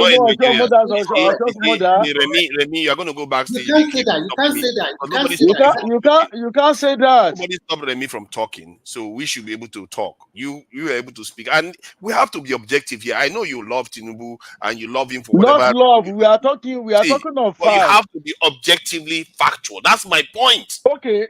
Tell me any other governor in the past 16 years that did as much as 10% of performance of Tinubu. You people attacking him. Let him have his 1 minute. For 1 minute too. They won't let me Let talk. Sekunaja have his 1 minute now. You can say anything. You have to be objective with the truth. I was in Lagos myself. I was in They Lagos. gave you all the time to defend. Can you just let me say my piece? Because you people don't want people to tell the truth. You want to create a false narrative around a false prophet. Stop it. Look at our country. I was in Lagos in the 90s when we were fighting for Abiola. Tinubu wasn't in Nigeria then. He was overseas. I was there in Abiola's compound when he was buried. I was there after. I wasn't present. Nobody would let me in. I was a floor member. But nobody would let me in when he was there. But I was there after the guests have left. So I was in Lagos. I knew Ikeja. I knew Lagos Island. I still feel the pain from your masquerade hitting me. So I knew Lagos Island. Don't tell me I wasn't there. The idea that Lagos wasn't built at that time is a false narrative. You only came to visit Lagos after 2 years. Of course, I visited Lagos now. Hold on now. Don't talk down on us, please. Allen Avenue as the back of my feet. Hold on now. That's why I knew Allen Avenue as the back of my hand. That I said when I went to Nigeria, your 1 minute, don't go. Your 1 minute. Your 1 minute is over. Your 1 minute is over. Fine. Change the topic. 1 minute. He asked for 1 minute. Change the topic. Can you let me say a few seconds now? Okay. No, don't do that. Don't do that. You would let me. Okay, fine. You win. Change the topic, guys. My point has been made. Let's not. So okay, now there's one other topic I wanted to discuss. This one has not. Sorry, Remy is not going to let me. That's why. True Nigeria, you did not spoken. You did not end up saying anything. You just passed me. Everybody has 1 minute. Who hasn't spoken? Everybody has spoken. Patoski have not spoken now. 1 minute. Did I miss Patoski? Okay, sorry about that. Sorry. Nigeria. Go ahead. Patoski. Under the administration of a platform, you couldn't do it successfully. Can you see? Now governance is very difficult. Yeah. Will it be right of me to say, okay, Oba of Benin is not a first class king, is just a low class king in Nigeria? Will it be right of me? You will be wrong now, but they are not the same. Very good. No, it's okay. Let me spend my 1 minute. Let me spend my 1 minute. It's okay. This one you want to steal some other person's 1 minute, so we can move to another topic. I have said it's okay. Now go ahead. Oba Benin is not doing anything for Nigeria now. Let Patoski talk. Wait till do for Nigeria. He's not doing anything. Is Oba of Benin a politician? He's a useless king. He's not doing anything. Can we just let Patoski have his say? You are just blocking him now. Can I have my 1 minute? Please go ahead. Yes, please go ahead. 1 minute is counting already. I'm checking now. You see, nobody is saying that Tinubu did not add value to Lagos. You understand? But it will amount to self-deceit, and it will be wrong to say that one person built Lagos. One person built a particular city for that, any city for that matter. You understand what I'm saying? It will be wrong to say that. Then two, we say it generated improved revenue. Yeah, it collected revenue. To me, that's not so much of an achievement. The question is, what did he do with that money? If the civil servants were the one taking the 20% of the revenue, he's collecting it now. He's taking 10%. So in a way, it's better than what the civil servants were stealing. He's collecting 10%. The civil servants were taking 70% of the revenue. Don't take my 1 minute. Don't take my 1 minute.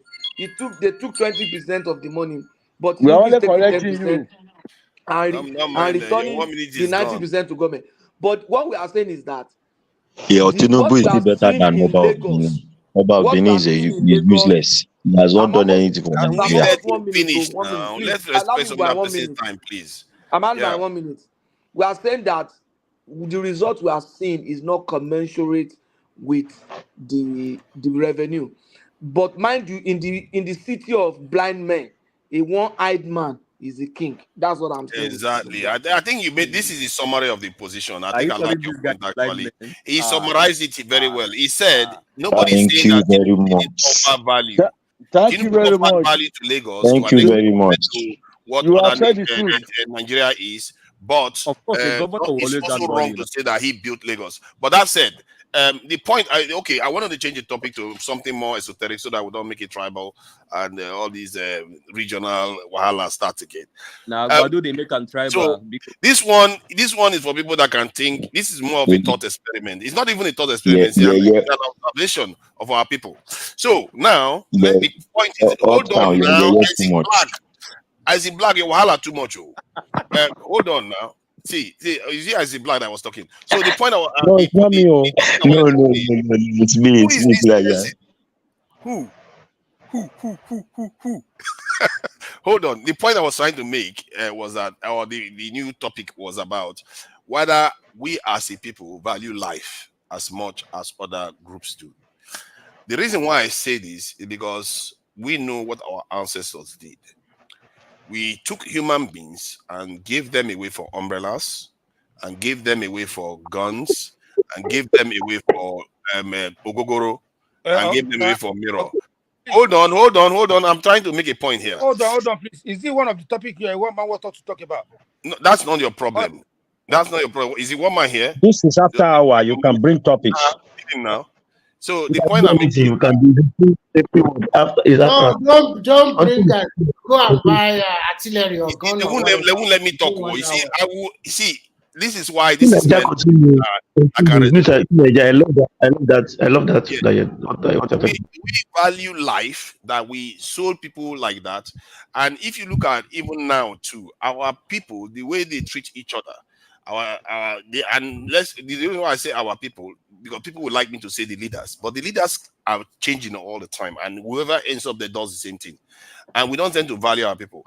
And when you also look at in the way our people talk about technology, they act as if technology is superior to human beings. They'll be like when it comes to security, technology, let's get more technology, technology. But they forget that the most advanced technology in the universe is human beings.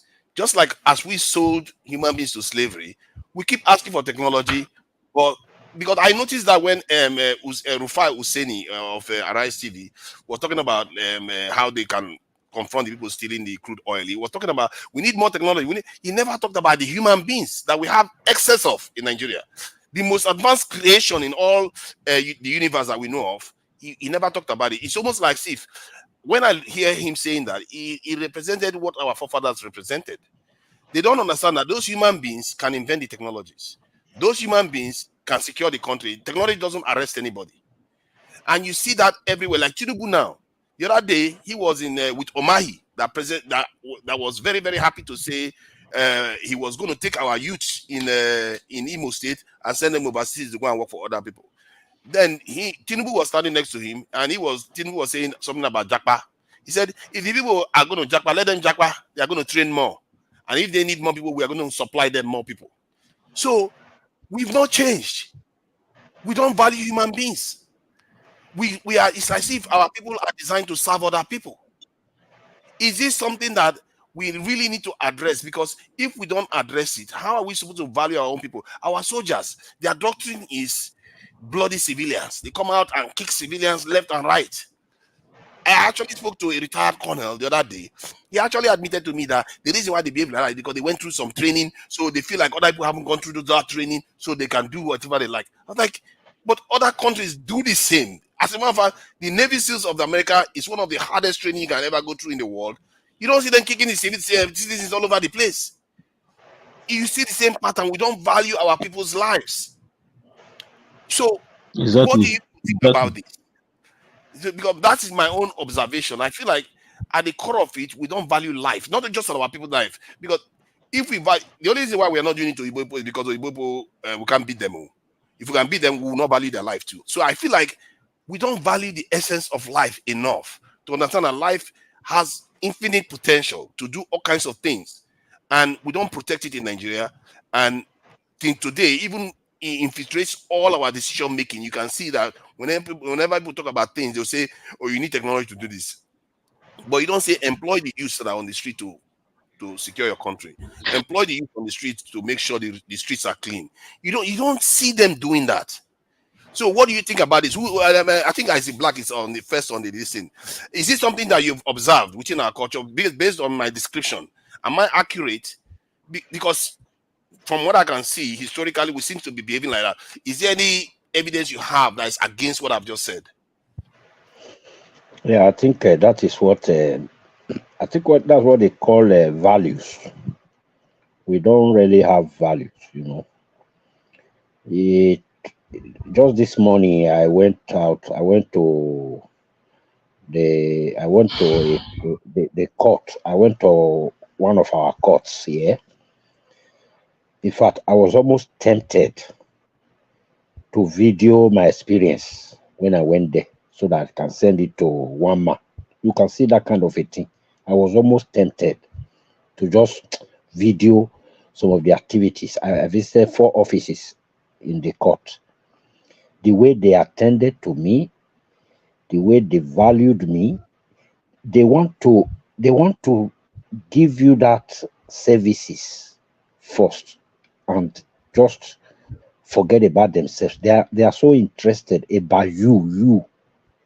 But in our country, I think most of the African countries, they don't value people. That is the fact. They don't value people. Like what you just said just now. Somebody saying that want to take people out there and the other one supporting him. That is the character we've built for decades, for centuries. We've built it. So that is why we are having things so difficult for us to change. I was almost going to ask a question. Let me drop it with this. I was almost going to ask a question that time when one of our brother here was saying that if I were the one, I will do this, I will do that, I will do that. So I wanted to just ask, are you going to be everywhere? Because, for example, now you have the custom, what do you call it? You have the custom, Nigerian custom, for example. You already have it already. Now, if you become the president, you are only going to pass instructions. And those people there, they are all, I don't know what to call them. They will not carry out. They are goods. They are not human beings. Then you go to the army setup. You will be the president. You are not going to be everywhere. You are only going to give them instruction. And all of them, you give them that instruction, they flout it. So it's a very big problem with my brother. It's not just blaming one man. Do you think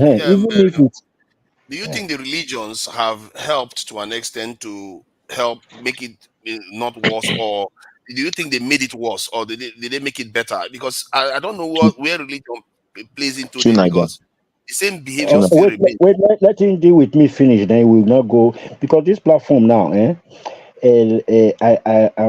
I'm about to begin to prefer what do you call him, Dr. Damage's platform more than this one now, because there sometimes I go listen to them, though I don't really queue in with them like that. But the way it is organized, even though some people there they are so biased, but the way it is organized, like can you move on? This is not about platform talking, please. Can you answer the question and can you just go above this level? Huh? Answer the question, give your opinion, and move on. Don't begin to put the A and A or compare. No, he said he likes Dr. Dami. You don't need that information. Let him keep that himself. No, I'm not going to go above that level or below the level, because when Tunaja will call you now to come and talk about this thing, when he's dealing with you, I'm not going to interfere. Okay, so stop it. Okay, I'm not your mate. If you want us to go to that route, I'm not your mate. It's okay. Let's not do that. So let me end it. Tunaja, let me end it. There, you go to another person. So you said the religious people, the pastors or whatever they are, if they are also contributing.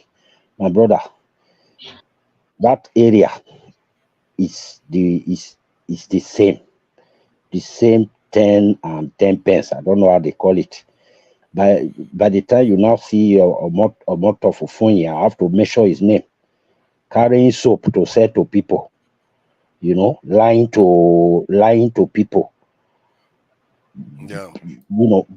All these things, they are part of it. So everybody is involved, both the religious people, the judiciary, everybody, minus zero. Thank you. Thank you. Yeah, I really appreciate that. Olajide, you see, the thing is, it's like we don't know how to tap into people's highest potentials. Because like there are countries that don't have any resources at all. They are doing way better than us. So what do you think about this? You see, to Niger, I liked what the last speaker spoke about just now. But I think you see the biggest problem is for us as even generally as Africans is because everything is done by the government. You see, I liken that situation to you entering a downfall bus in Lagos or anywhere in Nigeria, all these public buses, and they talk to you anyhow, they treat you anyhow, they behave anyhow. Why? Because they know that you might not even enter their bus again in the next. You might not jam them in the next 6-7 months because there are so many other buses. Do you understand what I'm trying to say? The same thing with the civil service. Do you understand? But take for instance, it is like Uber. This Uber driver knows that his his output, his service, his delivery is going to determine if you are going to patronize him the next time. You will find out that this person will be more professional. This person will be much more, composed, will not want to just behave anyhow. And you see why it seems like we don't value people is because the whole system is driven by government inputs and not really private stuff. Do you understand? Now, if you go to the civil service, maybe you want to go and do something around, they will delay you, keep you there, not attend to you, things like that. These are issues that we've been having over time. But for instance, let's say that thing was flipped and it's a private institution that is, in charge of it, and they have like 2-3 private institutions in charge of that same service. And they know that if you don't patronize them, you can patronize B, you can patronize C. You will find out that even from the reception, from everything, they will be kind to you. They will treat you well. They will welcome you well. You understand? That's why if you go to some private hospitals, you find that they give better services than most government hospitals. Yeah, but isn't that the problem too, though? In the context of Nigeria, what you tend to see is that even private institutions that are supposed to be competing against themselves, they rely on some form of shady ways of raising funds. Hence, they don't necessarily have to compete. I've seen private institutions in Nigeria that don't compete. Their customer service is nowhere near what you see in even Ghana. So that's what I'm saying, that even in Nigeria, in the private sector, you still see that lapse in the services. But that said, the key point is about tapping into the potential of our people. It's like we don't recognize that human beings have infinite potential that you have to tap into to do things. But our people don't even we unconsciously do it. Please You see, I understand what you're saying. But you see, when something is totally private driven, Microsoft is not US government. Facebook is not US government. All these people, Google and all those things, they are not US government, but these people are, private institutions employing people on their own. And some of them are even the ones controlling the economy. So the government has to, comply with some of their demands too. So what I'm saying is, if the private sector itself is not vibrant enough to create that competition, you will find that everywhere you go, once it is a government driven, and that's why I believe that anything that is government, and we also believe that anything that is government in Nigeria will not last. It will end up being destroyed. And who are those destroying it? Do you understand? Who are those destroying it? This our same people, we citizens, we are the ones destroying it. And that is where I think we need to move away from government things more if we want to see some level of improvement in the way we do things. We need to move away. The government has to remove its hands from so many things and let the private sector carry on. Do you understand? But Okay, like do you understand that in reality, the Nigerian government barely exists? In reality, the Nigerian government is one of the smallest governments in terms of with the size of Nigeria. I think from what I gather, they have 700 and something thousand federal workers in the country, while the UK, that is almost 4 times less population than us, have 1 point something million. So, see, how it's small not do you about, want it to be? no, it's not about the size. I think it's about the quality. What I'm trying to say is this: for instance, power generation is still controlled by the government.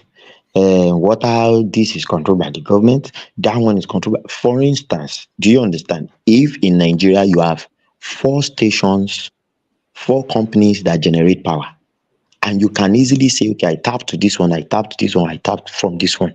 If this one is not delivering, I can just remove my whatever, disconnected them, don't bring your bills to my house again. I'm no longer having anything to do. I move to the next one. So you now see that. Don't you see, the thing is, I think this stuff is more fundamental than what you have been putting it down to, like this structure. No, what I'm trying to say is this. The point I'm trying, just let me just land, and then you see that it will contribute to what you are saying. Because if you look at other nations, they have different systems, and I'm sure some of them they have similar structure like Nigeria, but yet they are functional. So that tells you that the way we tap into our individuals may be a problem. P2B said something very interesting, that when he got into office as a governor, he didn't fire any staff, but the outcomes changed. So that tells you that there's something about the way we interact with our people that is a problem, or the way we value our people's capacity to do stuff. But no, I'm not arguing what you are saying. You see, there is a core fundamental issue, right? Which has to do with every Nigerian, right? But what I'm saying is, if it's not going to be that, noticeable, everything has to be privatized. The truth of the matter is, even in these advanced countries, human beings are the same. I want you to understand that. Human beings are the same everywhere. And that's why you have this Maxwell theory XY, and all those words. You understand? Human beings are the same everywhere you go. But when there is a system that will not allow you to behave in certain ways, you understand? Like, for instance, now let me give you an example. Lagos now, all these islands, I was talking about island the other day, they have these cameras now that will just snap your plate number if you overspeed and things like that. And when you are going to renew your driver's license, they will tell you you are owing the government 50,000 naira. Do you know, just by this system, people now comply? They don't break the traffic, they won't break the traffic light, they will comply. Do you understand what I'm trying to say? Those same system, if you remove those systems from America, for instance, if you remove it, you also know that we have police brutality in America. You understand? We have cases of, even with their system. But let's now say there is no system. What do you think will happen? It is the system. It will be worse. That's what I'm saying. It is the system that we put in place that will check these excesses in the humans that we have, so that we can now tap the best out of our human resources. But we don't have those systems, and that's why it seems like Africa is behind. We need to have these systems. Do you understand? And let me just round up by saying this. And for the religious sect, I would say that the religious sect is even the major driver to this bad attitude. And why would I say that? Why would I say that? Try to keep it brief so that other people can talk. Yes. What I'm trying to say is this: you preach to somebody that there is a miracle. People believe. You can imagine how dumb people will be to believe that if they buy soap, they will prosper. If they walk through a door, there's one that said a door of prosperity. He put it in his church. People are walking through it, they will prosper. People now take away prosperity. They don't attach prosperity to hard work. They rather attach it to whatever their pastor says, anointing or handkerchief and things like that. And these things make them lazy. And when they are lazy, when they see opportunity to steal, they will steal and still go back to that same system to testify. Do you understand that God has done miracle? We know what happened with the Minister of Women Affairs now. You know, she went back to testify from where she got the miracle from, but only to end up stealing. This is what we are trying to say. This system itself, this religious system itself, is really aiding and helping this thing to grow. But if all our politicians, you go to this church, is telling you that come, if you don't repent, God will kill you. You go to the next one, they play scores on him. He goes to Afar do the same thing. He goes to Babalawo does the same thing. You will notice that it will not be the way it is now. But when they go, they will even leave the pulpit for them. Somebody that is a thief. Imagine me, your pastor leaving the pulpit for Tinubu, or leaving the pulpit for Obasanjo, or leaving. These are people that we know that their hands are not totally clean. Do you understand? Why would you leave your pulpit for such people? And this is what I am trying to say. So let me end it there. Thank you. Eme, I'm sure you have something to say about this. One of the areas you see this manifest itself is when we talk about national security. One thing that a lot of Nigerians have, it's almost as if they are programmed to say it. We need more technology. We need drones. We need this. But yet you have the people. You don't value your people enough to think about, okay, let me use my people to solve this problem in the first place. You see that pattern repeat itself in the security area again too. Please go ahead. Okay, thank you. I want to submit that everything still boils down to leadership. Everything boils down to leadership. If the head at the helms of affairs decides to take it, decides to take it upon himself to make a change, it will definitely work out in every area. What do I mean by that? My point is this, that as a nation, as a society that we are right now, we don't have system, like the last person said. Exactly, we don't have system. And because of the hunger in the land, the greedy mindsets, the mindset that have been brewed into the average Nigeria over the years, we seem to lack that nationhood mind. An average person doesn't really see nationhood in Nigeria. And when that is lacking, you can't have a system even in itself. And if there's no system, then there's no way you can say you want to put one person's life above the need for others. I don't know if I'm speaking it right, but you know. But the thing is it not the other way around, where first you have to value the people before you, because when you value the people, you do everything to protect them. You create proper systems. No, that is not what we are talking about. Now, the government wants the people to value themselves. But when there's no nationhood, the people won't value themselves. They will value their own clients. And even within their clients, they value themselves even more because the other person is greedy.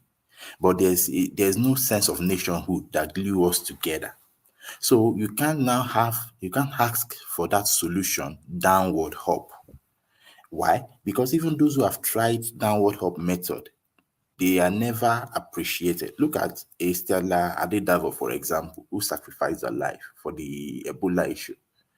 How many times have we mentioned that since then? That should be like a pillar where nationhood should be hung upon. Those are the kind of personalities, kind of attitudes. Sorry, what did she do? I don't know about her story. Sorry.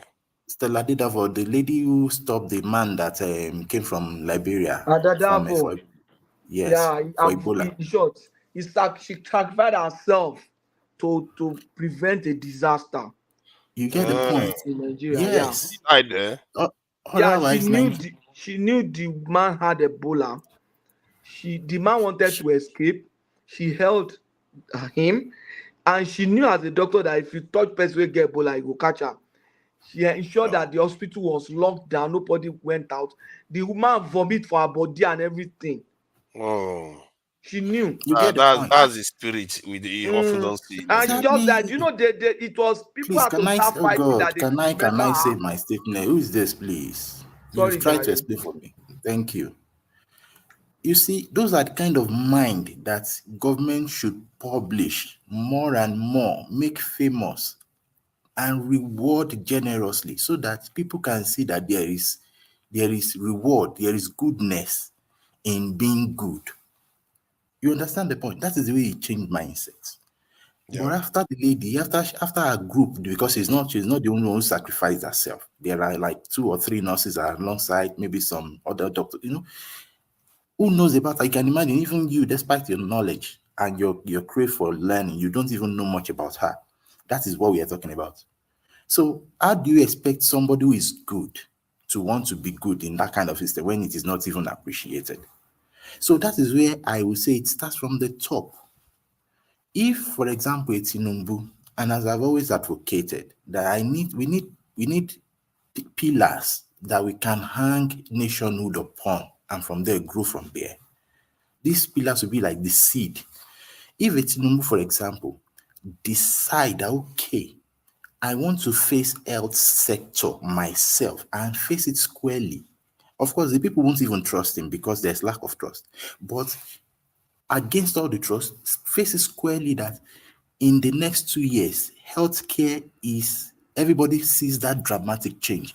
Do you know that in the remaining 2 years, other departments, not even up to that 2 years, as it's changing it dramatically, do you know that every sector will begin to see the kind of person he is and say, oh, this is who our manager wants, this is the way our manager wants. And the cycle for Nigeria will begin to act that way.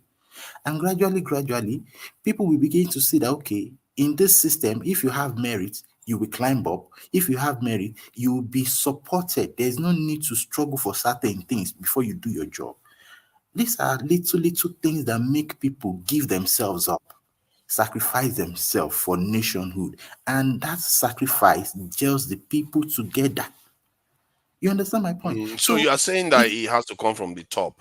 The problem now is that, don't you think that the problem is that the top is changing all the time in Nigeria?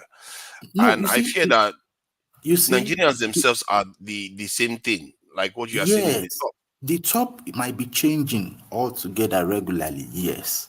But do you know that if you paint a good picture, you begin to make the ones who make this decision for change begin to see that they can make better decisions. Why? Because the ones they made in the past has weighed more, and they can see the influence, they can see the impact. That is what I'm saying. If that is done, if, for example, in 6 months, look at you see, people don't trust the government, and that is what the government needs to buy back. And the only way you can do that is by acting right, acting fair, acting intelligently. How do you want me to trust you when you say I should tighten my belt, for example? And yet you are buying jeeps, and you are even buying billions of naira airplane for yourself and yacht for yourself. These are little things that make But people don't you think that the idea that we keep, like, you are blaming the government now, for Nigeria, and you are blaming other people, but maybe we should start from ourselves, that we are just like that too. Because what I've found out is that I know that I too am compromised. We don't value life, and this is why I say these things, because I know when I look at our footprint, it shows that that's our behavior. We don't value life. Sorry to interject. I want to ask the speaker a quick question, the one that is speaking presently. My question to you is simple. From the federation account, if we can see, the judiciary and the legislature are first-tier charge. That means they collect their money directly. And we are operating constitutional democracy. So my question to you is this. Can the president tell the legislator, the senators and the rep, can he enforce them not to use their money to buy a particular vehicle or buy a particular brand? Yes, thank you for that. I understand that maybe the money is for them, and so they can decide how to spend it. But do you know that if he had chosen to say, come, everybody must tighten their belt, so this can't be allowed, even me, cut my own budget, so that we can use this money for this, and this, and in the next 12 months, we can reap the reward and then begin to plan this. Do you know everybody will be patient about that? And they execute it that way, because for that first year, they won't trust him. But he executes it without it and gain their trust after 12 years. And they say, oh, this is true. And in 12 years, maybe they invested in agriculture. and security, and they made profits from there. Do you know they can get these things and they'll be happy that, oh, this is how it works. So there'll be a sense of delayed gratification. Let us invest, and then profit from those investments can be used to satisfy our luxury. That is how it should be. Not when you don't have, wait, excuse me. This is the mindset. If it is done, trust me, they will all agree. Is it not Tinubu, for example? It is called negotiation, it is called persuasion. This is what leadership should have. I will quickly respond to you under 1 minute or under some seconds. That is why I often say that the democracy we are practicing in Nigeria is not our own. And once you import another democracy from another foreign land, trust our people. I mean, both followership and leadership. We do not practice it to the latter. So that, and when you look at the political terrain of Nigeria, where if you want them to support you, because every politician want people that are being policies by the people, that they will be by your side in the next cycle of things or in the next relation or whatever. So we that we are outside, sometimes we see it as that it's so easy or so simple like that. The problem has been there before that time. So in a nutshell, what you are craving for is a little bit of autocratic society. No, it is not autocratic. No, it is not you autocratic. Are changing the debate, Remy. I don't know. We're talking about how our people. No, I'm not turning it. I'm not turning. What I'm just trying to say is that because they have power to choose what kind of vehicle they can buy, even if you tell them that, hey, I am the president, I want to drive keke nape. No. You see, you are the one that have this autocratic mindset. That's why you're interpreting it that way. No, I'm not. No. I know what if I am the president. No. Remy, 1 minute, please. 1 minute. Did you not remember that when Buhari came in, Buhari announced that he was having his salary, and Oshibajo did the same thing. You remember that the Senate and the House did not follow. Instead, they came up with 100 million naira jeep that time when Saraki was there for every one of them. Did you remember? Anyway, let Eme finish, please. I get that point that was just made. Please go ahead, Eme. So what I'm trying to say is that as a leader, Nigeria is a large space, and we have different political mindsets. You can't influence everybody at once, and I don't think any wise leader would even want to do that. So that answers for other ideologies that are different to what I'm saying right now. But the thing is that you buy the people's trust, and those who need to trust you more, you get them by show. Look at an Argentinian president, Javier Milei. In the first year, look at the way he handled the issue, and look at the trust he had from the people. Now he's reaping it, and the people are reaping it as well. That is what we are talking about. Look, it takes a head to change the Nigerian system that we have right now, and it's not going to be an easy change, no. But he's going to do it in such a way that hold one thing and change it well, that it has everything it should have, and then let people see it and sell the market themselves. That is how you change it gradually into all the other systems, and then people will begin to trust you and trust. Okay, yeah, but are you doing exactly the same thing I'm talking about now? You see, this is exactly what just happened. You see what you did now. We're talking about a topic about valuing people's lives, which is a little bit. If I want to add one other thing, we do want to stay alive, but we don't value life in other people. Because now you started talking about systems again, and you talk about systems from the point of view of sophistication in terms of Western system technology and all the rest. But the submission I was making was that we talk about systems, we talk about technology, we talk about everything, but the thing we should be looking at first, if you don't value your people first, you are not going to think about anything else. I think the moment you value your people, everything else will organically. Who has the power to make the change that when he values these people? Is it not the leader? You get the point. The leaders start from the people too. You could be a leader tomorrow. If I am, I will definitely. I know myself.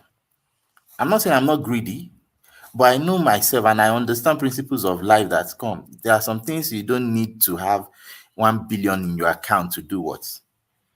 I know that we enjoy luxury, but even at that, I understand if the best luxury is to let every other person have this life so that you can be at peace with yourself. I have come to that level.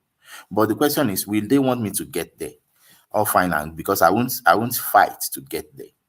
Let the people wake up their minds. Let them take their time to learn who they need to lead, who they need to lead them. So if it's going to take us 100 years to get those kind of leaders, fine, so be it, no problem. Maybe that is just Don't the have way we 100 are at this years, present. bro. by So, 100 years time, But that's the truth. we'll be jumping. We'll be doing frog jump in the White House to lawn. Nigeria, That is the truth. Yeah, I to won't make it go sacrifice round my life for quickly, that. maybe people should just talk for 2 minutes. yeah. No, Not I think involved. we can relax the conversation now. Really, it's not very fixed anymore. So if you have anything to input into this or have any, I think it would be valuable to hear people's contribution along the lines of, examples of where our people don't value our people. They would rather, like sometimes we would rather value inviting foreigners to come and help us than use our own people that have. I think from the beginning, the problem that country has is because there are too many tribal sentiment and not a well-planned total. We don't have a developmental plan and we do not execute it. And when you look at the history of a country, if there's so many uncertainty and lack of trust among the major players, this thing will always happen. When you look at an average Nigeria, they always criticize to high heaven. But when they get to that position, they can even be worse than the person that was there presently. Because there is no then enforcement of rules and regulation are not being adhered to most time. Can you believe that people that were sentenced to death are still remaining in the prison till today? Okay, that one's for a preamble. I think when you look at a country, when you look at leaders, you look at the followers because you get your leaders from the followers. If the followers' mindset is just to go there and enrich themselves, so we have to have. That is why I always say that I'm sorry, my generation and the generation at present. I'm sorry to say this, they are wasted generation. Now we need to start planning for generation 0 to 5 years. And how do we do that? If we truly love our country, we need to come together and have a developmental plan in all disciplines: health, education, work, and everything. We need to have our own grown democracy, tinker with the constitution. We need to make sure that lawmaking is basically part-time and reduce how many people represent us. What is That you are still doing the same thing. Like you are saying, we should have even less people offering services to our people. We should cut everything out. the reason why I am saying that is very simple. When you put too many people to do a task, there will be duplication of duty. There will be slowing down of the process. We must know that as we are developing year in, year out, computer or technology have come to play a big role. Okay, let me If ask you not then. How because, many people do we no, have in the House of Assembly? How in many total, members? first and foremost, we have 109 senators. Yes. In the rep, we have more than, so it depends on the local government and how big your local government is. There are more than 360 representatives. 360. The That UK. more than that. Yeah, That's it. more than that. But the UK government right now, the one in office, has 420 MPs, 21 MPs actually. Okay, can More I than, ask you, Tunaida? I want to ask you a question. Even if they have 400 representatives in the UK, do all of them, how much do they get as salary per month? um, Do they give them a house? So many, what are I don't think the they give them perks a and house. allowances do they get Yeah, from they the do get equivalent of 100 and some £1,000 every year.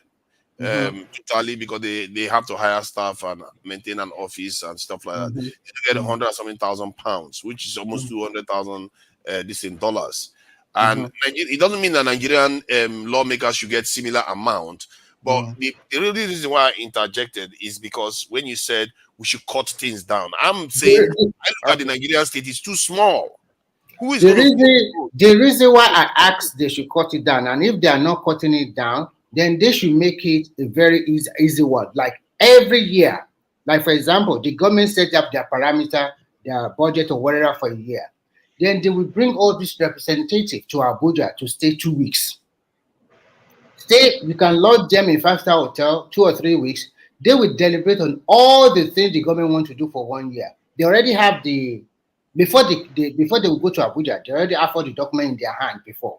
So when they get to Abuja, they will deliberate upon this. And when they finish their own process, everybody go back to their locality. Well, don't you think that is actually very, very damaging? Because no. This is not damaging. The reason why it's not damaging is that you have cost your recurrent expedition a lot. Because keeping them in Abuja, you provide a vehicle for them, you provide accommodation for them, you give them free fuel to you get a driver, you get a cook, so many other stuff. Remy, yeah, I think what it's trying to address, what it's trying to erase is this. It's been a major problem with human beings. Once there's a system issue and there's a need for restructuring, even in organizations, the first thing is people go. You understand? If any organization that's exactly what I mean now is saying. Let's get rid of our people again. And I just said we don't value our people. Get rid of all our people. Get rid of them. You don't need our people. Let me just chip in. You continue. You see that everybody pay lip service to the fact that human capital is the highest form of investment, but very few people actually handle that. If you think your people are the most prized people, then why are you chopping them? Remove them. Let me tell you. In another, like you said that thing. I was thinking, in another maybe 300 years or 200 years time, our children will look back and they will look at us and say, look at our forefathers. They were selling their people for software. They were selling their people for AI, because AI will look like mirror. AI will look like what were they selling us for that time? Comb. You understand? Can I continue? Yeah. Let me continue. We are talking in the context of Nigeria, and we are talking about being effective and efficient and efficiency. We all agree that our leaders are not efficient enough. They are not giving us value for our money. And we all agree that some of them, you all call them rogues, thieves, and whatever. But for me, I say that whoever is there, you call them, name them. We cannot just be generalizing. But what I'm trying to say is that if you have a problem now that there are too many people not producing nothing, and some of them will not even contribute for 4 years. Some of them are just there just to sleep. And if you talk about efficiency and effectiveness and you want value for your money, I think you can look at it, because not all government is. Yeah. Remy, why are you putting the blame on the people that are not efficient? Why didn't you vote as followers? Vote efficient people there. Exactly. Why did you choose the inefficient one? Okay, I will ask you a very good question. Wait. Remy, hold on. What Nigeria is telling you, we even have smaller nations that has more representative than what we have. And they are efficient. He mentioned UK. What is the size of the UK and the population of UK? They have more. To Nigeria, they have more than 400. I think they have. Just the government alone has 421 MPs. The opposition has 120. Then but I think they are about 700 or something. Or 800. Okay, let me. But the issue is this. The issue is this. Let me finish, Prince Daddy. Why are we facing only one direction? Cut the cost of governance. Do we really look at it, and do you think that the cost of governance in Nigeria is exorbitant? I don't think so. I think we're only looking at one direction. The direction that cut the cost. That if you are, even you as a person, it's either you reduce the two ways of increasing your revenue. Is either you increase the revenue that you are getting, or you cut the cost. And to me, the cost of governance in Nigeria, to me, is not too exorbitant to the extent that we focus on that one alone. Why can't we focus on how we can improve our revenue generation? Exactly. Because I've been emphasizing this thing. Let me tell you, what we have now, this thing, look at our budget. It's too meager to make any meaningful impact in our country. Yeah. For a population of more than 200 million, we are talking about. Remy, before you continue, let me interject. You know what? Who's the moderator? Okay, sorry. Go ahead, Prince Daddy. So go on, Prince Daddy. Okay, I was going to say, I mean, see, the UK can afford to have 1,000, perhaps 2,000 reps or representatives that in the government, and I can guarantee they will be able to afford it. You have to look at a percentage of their expenditure to how much they're spending on governance. So, in the case of Nigeria, it's our budgets compared to the cost of governance. Is it the same in the same par as the UK or other nations? We, generally looking at it from the outside, perhaps we actually need more people to be in charge, but more efficient. Efficient at what they do. Competent people. Maybe that's what we need. But overall, I don't think we have enough money to provide for a large government. We don't. And to Simba's point, yeah, we perhaps need to concentrate on generating revenue, not so much about cutting the cost of governance in terms of the numbers of people. Yeah, the original point was about. Sorry, let me just kind of contextualize the point we were trying. I was trying to argue that our people don't value our own people's potential. That's at the core of it, because I started from the fact that we sold people into slavery. The same people that could invent those mirrors and invent those whatever we are selling them for. You see that in everything we discuss. As a matter of fact, it happened now again because Remy went on to talk about systems and getting rid of our people from the middle. You see that? So you don't see that in other groups. I think we've said that before. Let me continue. Yeah. Because I've always listened to this rhetoric you guys have always been talking about, voting the right people there. The problem with our country is that we segment people, we segregate them. We are the one that know this one is good, that one is bad, that one is fair, that one is that. We often do that in Nigeria. Every now and then, we can say, all these people, they are thief. All these ones are rogues. And when you now come on board and say, we should vote the right people, I always ask myself, who are the right people? The right people depends on each person or each citizen's opinion. And that is the beauty of democracy. Anybody that put themselves forward, people will have to look at them. Should I vote for Mr. A, B, or C, or D? If you are not putting yourself forward for voting or for people to vote for you, nobody can force you. You can't force it. Is the people that put themselves forward that the citizen will vote for. You raised the point just now that I think we probably need to address maybe some other day on the bigger conversation. He said, whom are the right people? It sounds simple, isn't it? But in the context of Nigeria, it's not so simple anymore. Yeah. Because the so-called right people... It's a food for thought. Yes. It's a food for thought. Even if on this platform, as we are like, how many people here today? 10 on this platform today. If we started talking about who do we think is the right people, you'll discover that everybody's opinion will differ. And those two people in your mind, you think, these people is fair enough. Some of my castigations are very terrible. So who are the... So Remy, hold on. So why don't you start, Remy, telling us how do you define or determine the right people? Oh, okay. Thank you. I think... Yeah, let me ask you. See, Remy, don't you think if we restructure the country and give back resources back to the states, that the states will function better than what we have now? Because I feel why most states are not functional and why most governors are not thinking out of the box is because of they have this free money coming to from Abuja. So what you are saying now, the issue is more fundamental than that. No matter how where you cut Nigeria down to, you still have that fundamental issue that we don't value the potential of our people. Okay, so what you are saying here, I've said it several times. Sorry, Remy. That brother was saying something. He has not landed. I wanted to know where you want to land.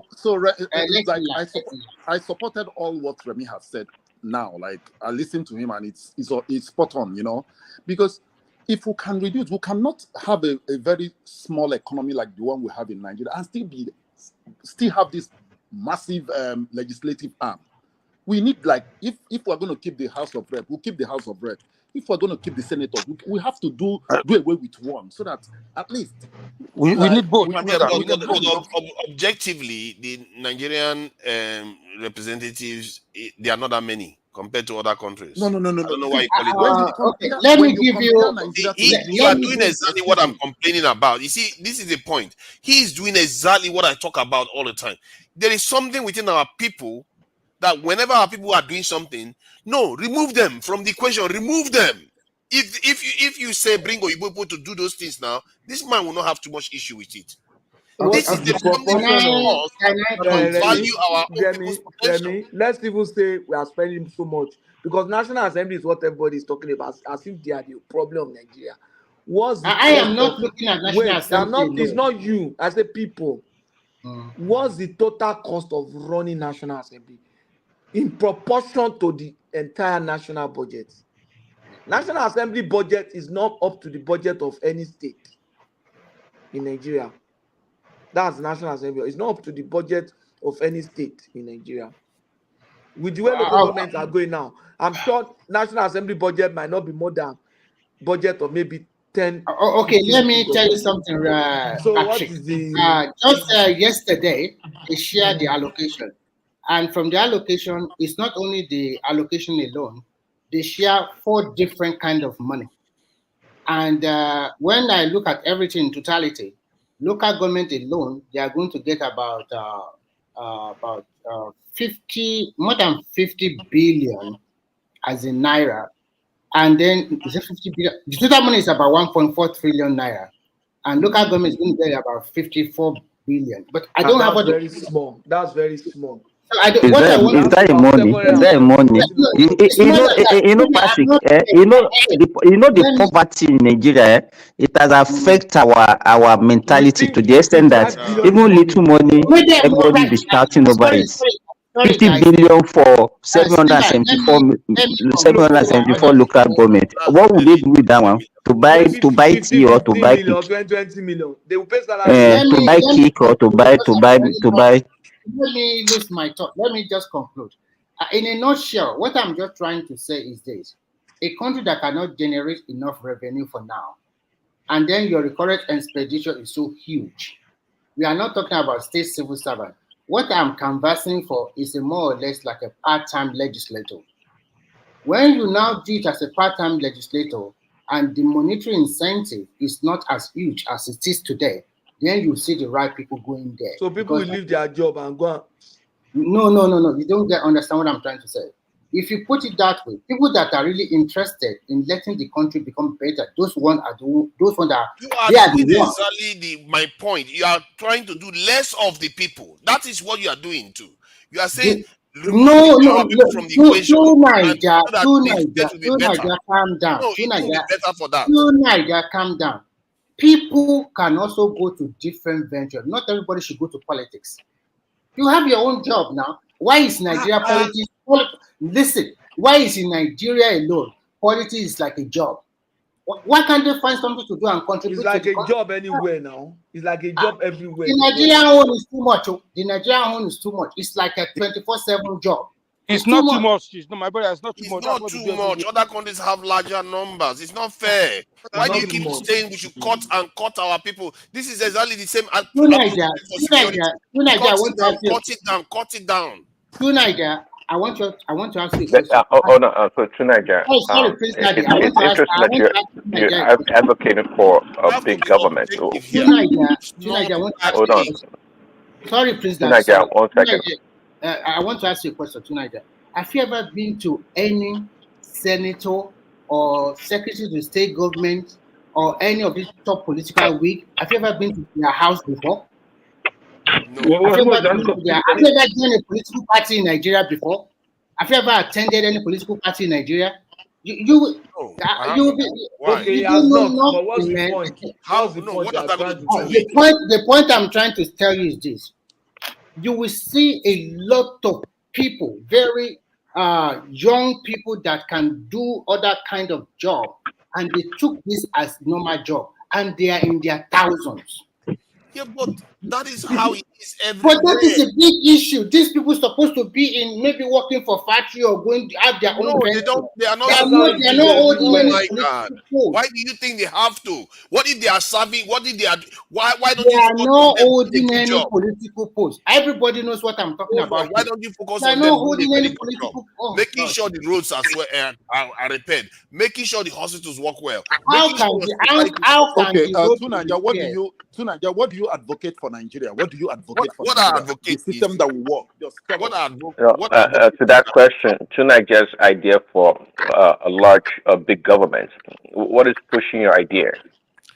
especially given where we are as a nation, what is pushing my idea is that we generally don't value our people, and where I started picking up on that was when Rufai was saying, most people like him when he's talking about, but even when he's talking about national security, he keeps talking about get robots, get drones, get this, other than the ones that we have in abundance in Nigeria, which is the people. And I feel like there is something about our people that don't want our people involved in anything. It's like we are not useful.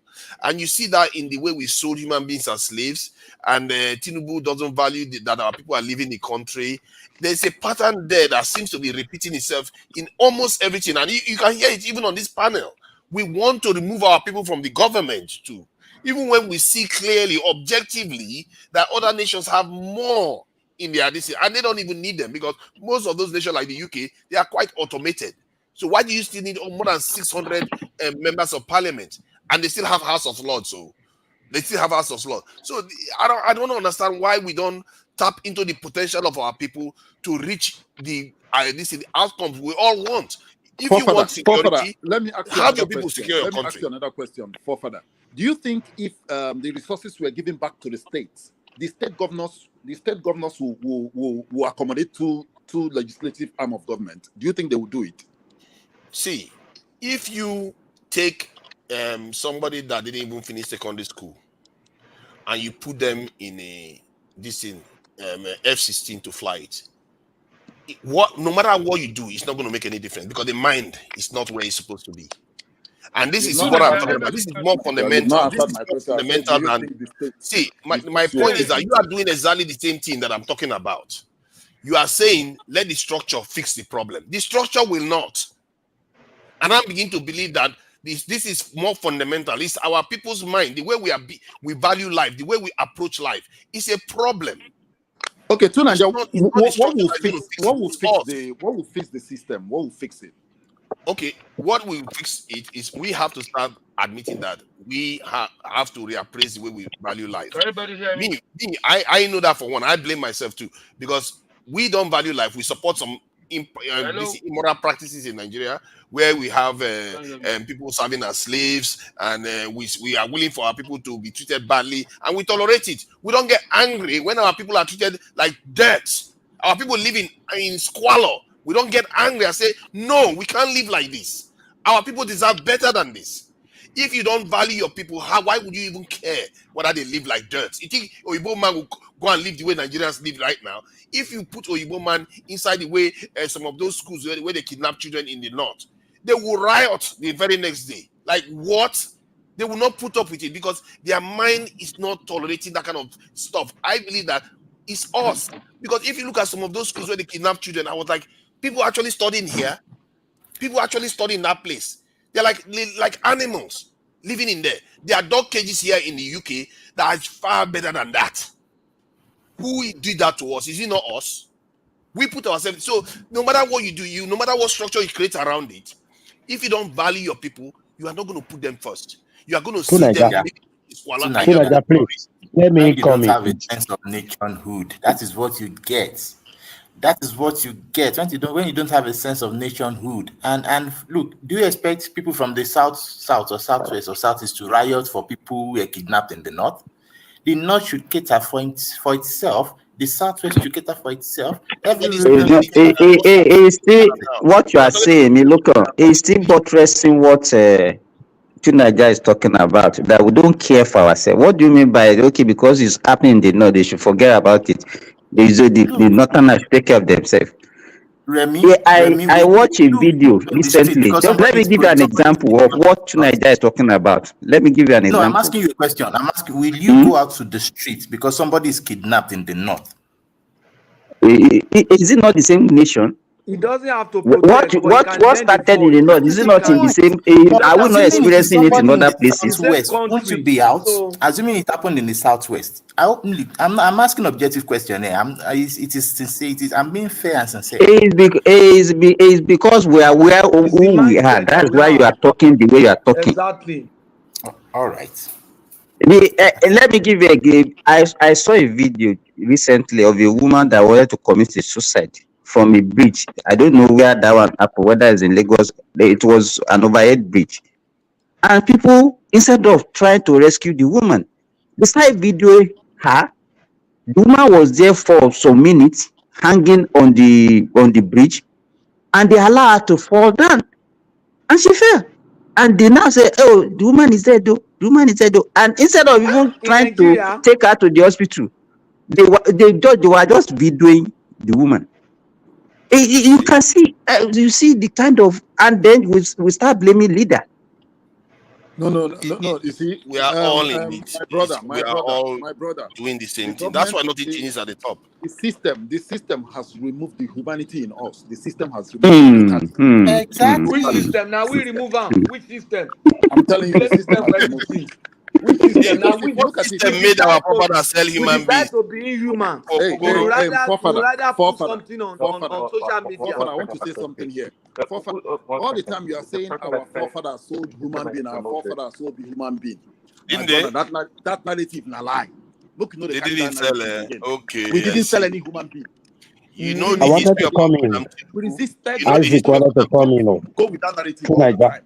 I'm painting our ancestors like if they are evil. Don't do that again, see, man. Madam Tinubu is known. We know the history of Madam Tinubu. Do you know her history? Are you a moderator or you are a panelist? So Niger, Isaac wanted to come in. Who says there's a moderator? Can I come in? Yeah, go ahead. So Niger, please, can I come in? Yes, please. Let me drag my point from Simba. Simba, I like what you just said when you were referring to Nigeria as a very poor state. That even we are so poor that when they just mention one kind of amount, maybe just put it at 50 billion, our head will just swell. Now, what I want to say is this. Tunaja is saying that we don't value our people. What may I believe is that if you don't have something to use to value your people, there's no way you can value your people. I want to give you a very good example. I live here in Spain. If a Spanish police get to meet with a UK citizen and he say documento, and the UK man brings out his passport and he say, this is UK, there will be this attitude. If you meet an American man on the way, even though he's black man, white man, and he say documento, and then the American man dish out a American passport, there will be this attitude like, oof. Then, if you meet another black man, or even a white man, say documento, and you bring out a Nigerian passport, the attitude will change, my brother. It will change. Now, you now see that it's not even the people that are living in that poverty that don't value their people. Even those people that are richer, they don't even value the poor. So I think it is poverty that is causing it. I believe if I don't know how we can work on ourselves so that we can begin to value ourselves. So thank you. Let me just add quickly to what you said about we need something, you need to have something to be able to value your people. But you have hand, you have legs, you have people, you can clean your roads, You can make sure that school that looks like the whole roof is falling apart is built. You don't need. What do you think Kagame is doing? Kagame didn't do anything spectacular. Most of the people that are keeping Rwanda clean is the people. Just there's no. He didn't bring advanced tractors from the west. He just organized the people. We don't organize our people. But he brought into Nigeria. You know what he brought to them? He brought King. He flogged them. He flogged them to reset their brain. Yeah. Okay. See, point is that we can clean our streets. We can clean our surroundings. You don't need technology. You don't need anybody's permission to do that. We can't even do the slightest things. Okay, let me try this. Yeah. Sometimes, I guess you talk simplistically. I mean, you are quite low. Who is this person? Who is this person? I think it's Prince Daddy. Please speak up. All these people in America, I don't know. They don't have good network. They don't have good phone. I don't know what is wrong with them. Don't worry, he's hiding under the table. You don't have the women there. He doesn't want to speak too loud. Can you hear me now? Am I better? We can't hear you. Okay. You better? Yeah, a little bit better. A little bit more. Okay. We can't hear you. We can't hear you. It's like you are back. You are hiding behind the door. Are you afraid of something, Prince Daddy? Should we call for help? No. Go and rescue him. I don't know. Maybe we should rescue him because the way he's hiding from somebody. No, is it better now? Is it better? Yes. Okay, better. Okay. I'm saying that, look, sometimes you talk simplistically. See, it's not about, I would say, before the white man came to Africa, we had crude oil underneath the ground. We had diamond and gold. We have everything before the white man came. But it's the white man that came and let us know that these things have value or they did something with it. It's never a case that we can do this and that. It's always about leadership, the ability to organize our society. Okay, that's what we need. You can't say it's not as easy as you put it. No, most people don't have the discretion to do things by themselves. They need to be told. It's only a handful of people that will take discretion and leadership and do things. But most people, I'm not just talking about Africa. I'm talking about even the West, advanced countries. They need to be told and organized, and they need leadership to get things done. So don't say, we have this and that, and how come we're not doing it? Not at all.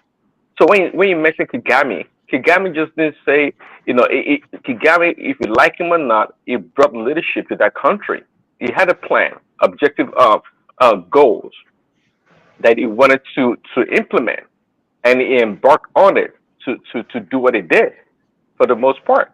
So don't make it sound like, we have this and that, so it's easy to do. It doesn't always work like that. We always need leadership. I didn't say anything about it being easy. I just said that we have this issue, and I don't even know how we can get ourselves fully out of it.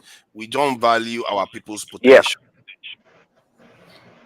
Your people, your people's potential again is as good as the ability of your leaders to tap into the wealth of potential that they have to bring it out of them. I'm raising. That's what I'm saying. If the leaders don't value it, why would they tap into it? That's my point. We all have that mentality. Can you hear me? Yeah, great. Yeah.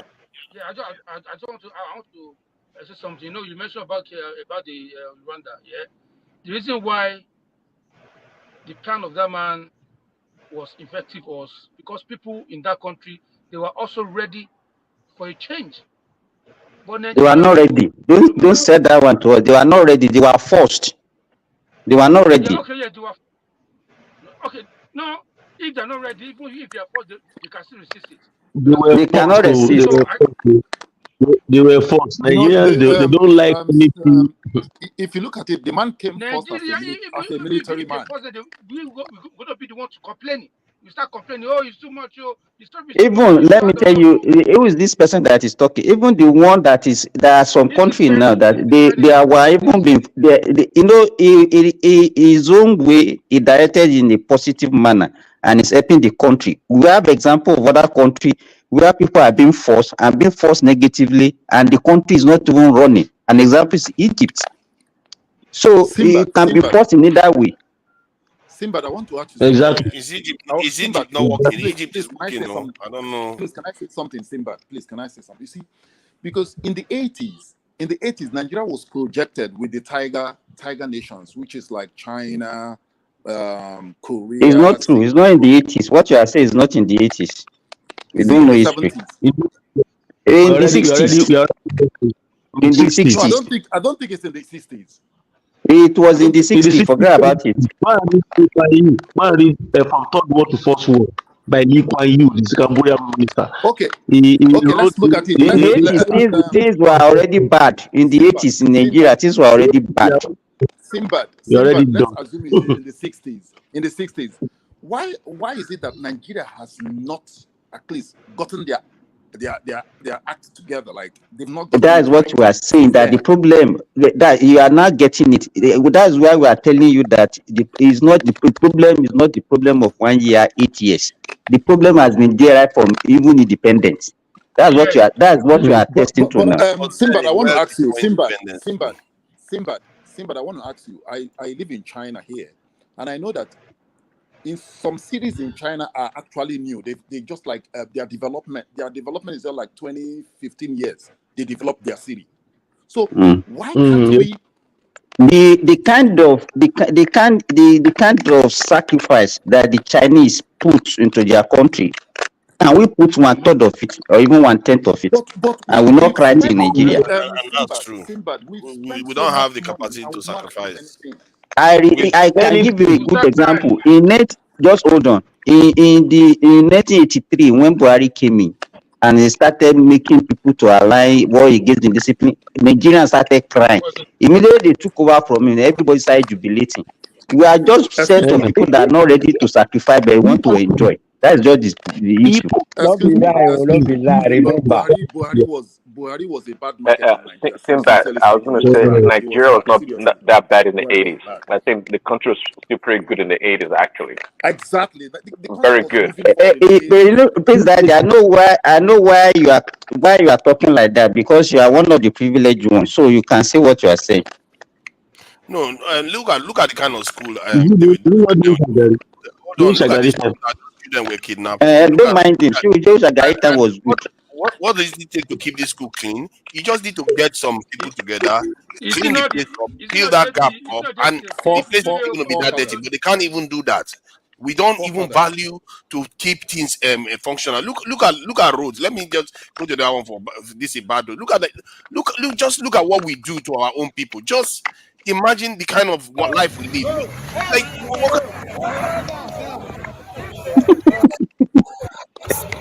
Like I'm confused. What is your point? The point I'm making is that we don't value our people. There is something seriously wrong with the way we perceive human life in Nigeria in terms of potential. I think we value ourselves a lot, too. Maybe too much, actually. That's why we never want to die. We never plan for death. Like it never come. We die for nothing. But we like ourselves, but we don't value the life of other people around us. It's not enough anyway. I want to ask.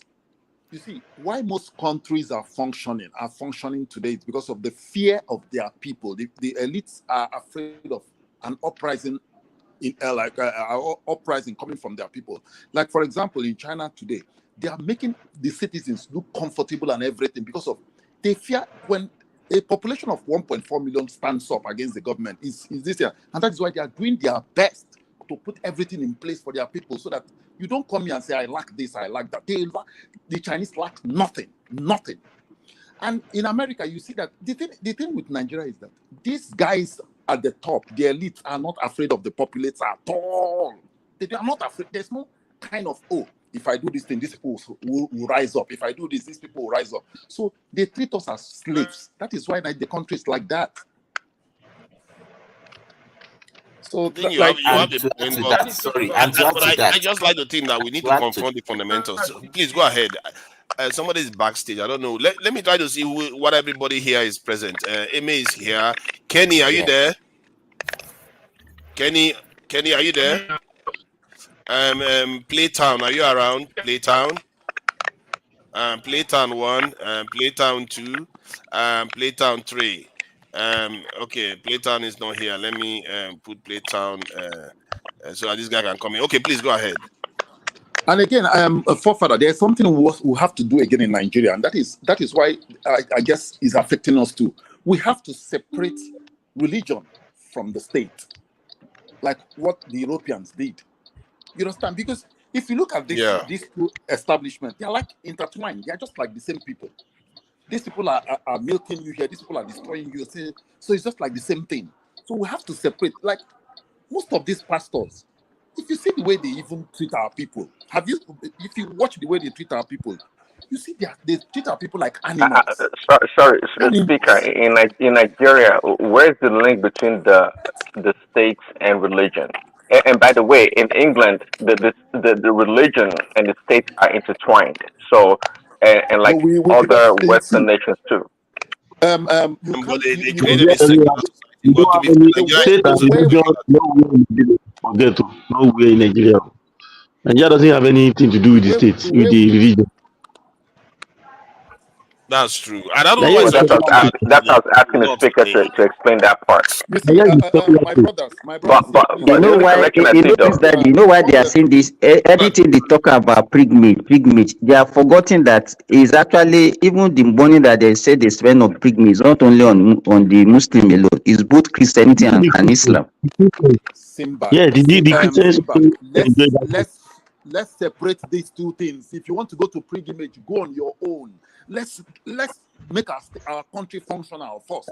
We can't be spending money. But the issue here is that we look at things that are not the major problem. Okay, spending money on pilgrimage, is that the issue why Nigeria is not developed? No, not even Simba, not even the money. Just what is the it? structure of the society. The structure, the religious leaders are breaking down the structure of our moral structure in that country. Just look at it. Is it because we allowed it as people? It's not because there is a link between the state and the religion. It's because of who we are. Exactly. We are laid back. So how can the government stop people from practicing religion? That's the question you're supposed to ask yourself. I think the only relationship between the government and these religious churches or whatever you call them, I think is just the leaders, Nigerian leaders, the politicians. They use those churches to hide their money. No, to hide their money. Or even to get to power. And to get to power. For example, like Osinbajo right now, I know that his money with Redeem is big, you know. Excuse me, Simbat, sorry, I want to just make this point now. See, like when you tell people in Nigeria that God will provide for them, you see, even our people are so lazy today to work because of they've been structured that if you fight and but that's not the fault of the government now. To God. But that is not the fault of government. You see, I'm not saying it's the fault of the government. What I'm trying to tell you is that our religious leaders have a part to play in the society building, and they are not doing their job.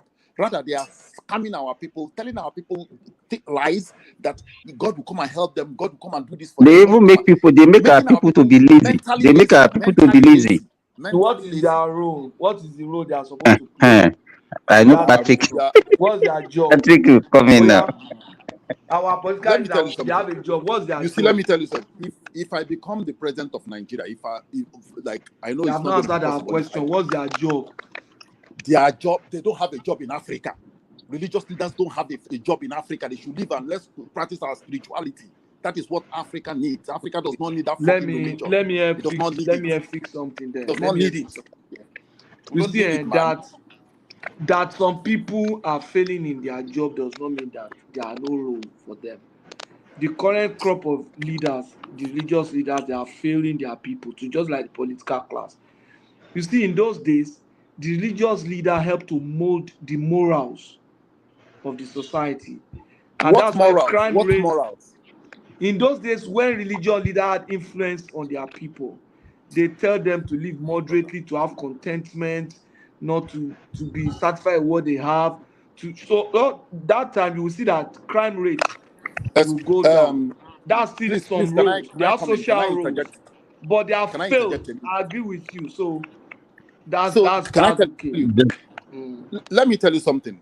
If had it been we have our deities, our spirituality, and somebody is going into office and swears with Ogun that if he touches the country's money that is not meant for him, like he touches the people's money, Ogun is going to wipe out his generation, not only him, wipe out to the second generation. Think he will touch Forget the those money? deities too. Those deities too receive bribes. Is it not the people Even that the run the Oguna they deities? work again. Oh, sorry, brother. Oguna they work again. All of them don't corrupt.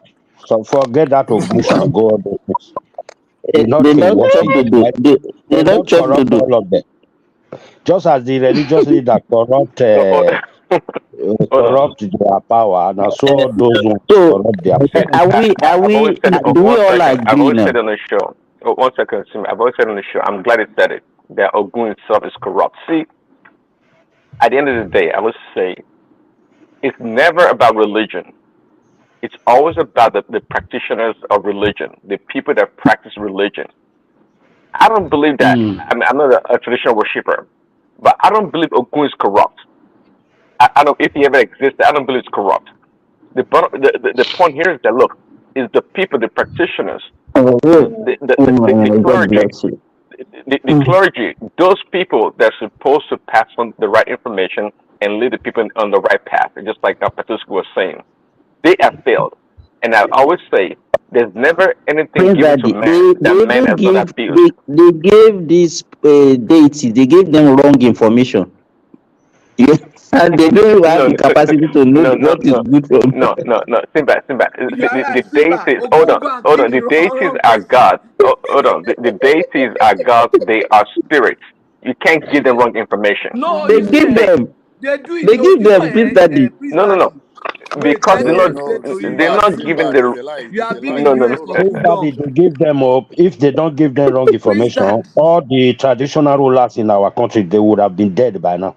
No, Prince Daddy. they're not give. It's Let's not give you. possible to give Let's give you. the It's been spirit. on Hold US on, Nigeria. Patoski.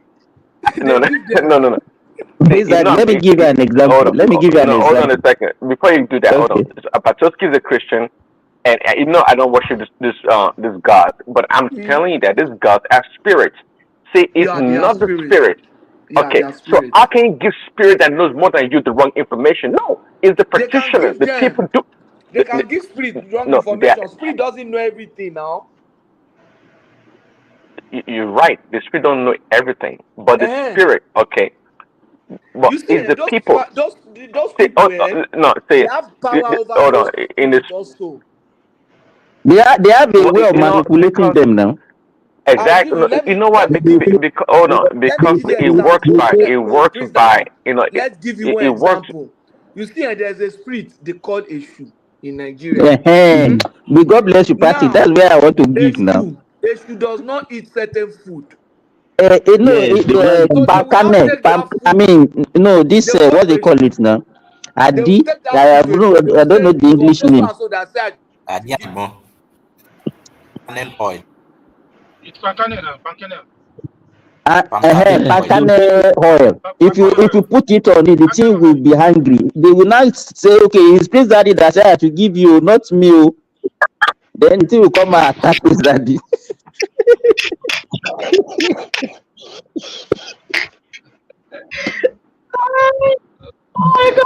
There is no solution anywhere. No solution. Guys, this is the point. At the altar, that's where the spirit world and the physical world meets, right? So if the practitioners, the babalawas or those people, they go to the altar, they can go there with wrong information in order to deceive the people. Okay, and because for anything to happen, there has to be an agreement. Okay, there has to be like a covenant. There has to be an agreement. And when they go there and lie or provide the wrong information, that's what the spirit is going to work on. That's what the spirit is going to do. So again, it's not the spirit, it's the What about the people, one that the called the name of practitioners Jesus of Christ the in of vain? religions. Prince Daddy, what about those ones that called the name of Jesus Christ in vain? that call the name of Jesus Christ in vain. What about those ones? That call what name? Call his name in vain. But Jesus' name, they call it in vain. They go to altar and mention Jesus for nothing, and nothing happened. What about that? It's not only about traditional religion. The Christian, the pastor, they deceive as well. They lie about the name of God. Well, they can lie, but God is not there. I mean, see, because you get up today and put a title of a pastor or prophet and where the I think clergy, Please, I think even where the religious, even the two major religions that we are talking about, they don't live what they can do for prayer, and that's what we do in Nigeria. You cannot go to Israel now, and the Israel will be praying that rain should come. They will do irrigation to provide food for their people. They will do things for them to work. Go to Saudi Arabia, they don't pray for light to come. They put everything for their people to enjoy. So why are we praying? Why are we praying? Why are we praying over things that we can provide for ourselves? But because Simba, the answer to that is that because we live in a microwave society whereby most people rather pray for miracle. Those places you're talking about, they pray for blessings, not miracle. When you pray for blessings, it gives you a whole lot of stuff. That is the ability to think and do things for your society. Okay, so they believe in religion and they pray. What you are saying now, I think what they do is that they don't pray for blessings. They barely rely on prayer. They actually act. Well, no, you'll be surprised. No, you'll be surprised that they do pray. And most of these Western civilizations, they were built on Christianity or Christian foundations. They were maybe not so much lately. There are a lot of things that have changed, but their forefathers, the origin. Now, for example, if you go to Israel, that they have all sorts of great technology, they are highly religious. Okay, so what do you mean they don't pray? Of course they do pray, but they also.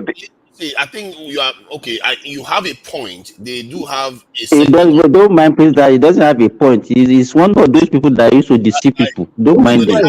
They have a segment of the society. Hold on. Let me finish my point. I've been quiet. The society's progress is mostly based on their ability to innovate, especially technologically. If you look at Israel, that's the same thing that is driving it. The Western economies, when their technological advancement completely skyrocketed, was when they separated religion from science. Because religion has a way of stifling science. And in a way, they didn't even do it deliberately. It was because of resentment, really. Because the Galileo, when he first discovered that the earth was traveling around the sun, they jailed him for life because that was considered blasphemy.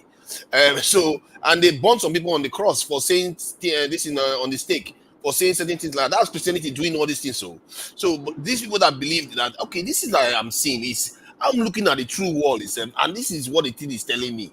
And these religious people don't want to believe it, and they are killing me for it. So those people started having resentment towards the church, and then they separated themselves from it. So that's what built what they call the atheist kind of notion, because then they went to the extreme and said there's no God.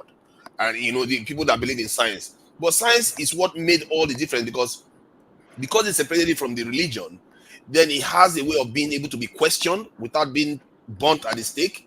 It has a way of being repeatable. It has a way of even being scaled up. And guess what happened after then?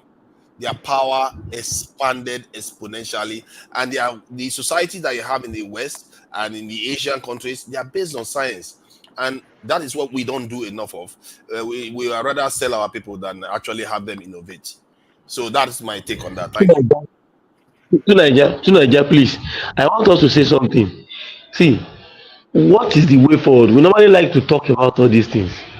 Me, anytime I have the opportunity of speaking to people in Nigeria, I normally engage them. What the hell are you doing? What action are you taking? And I discovered that since I started doing that, I'm beginning to get some feedbacks. So I spoke to two persons that have started a farm.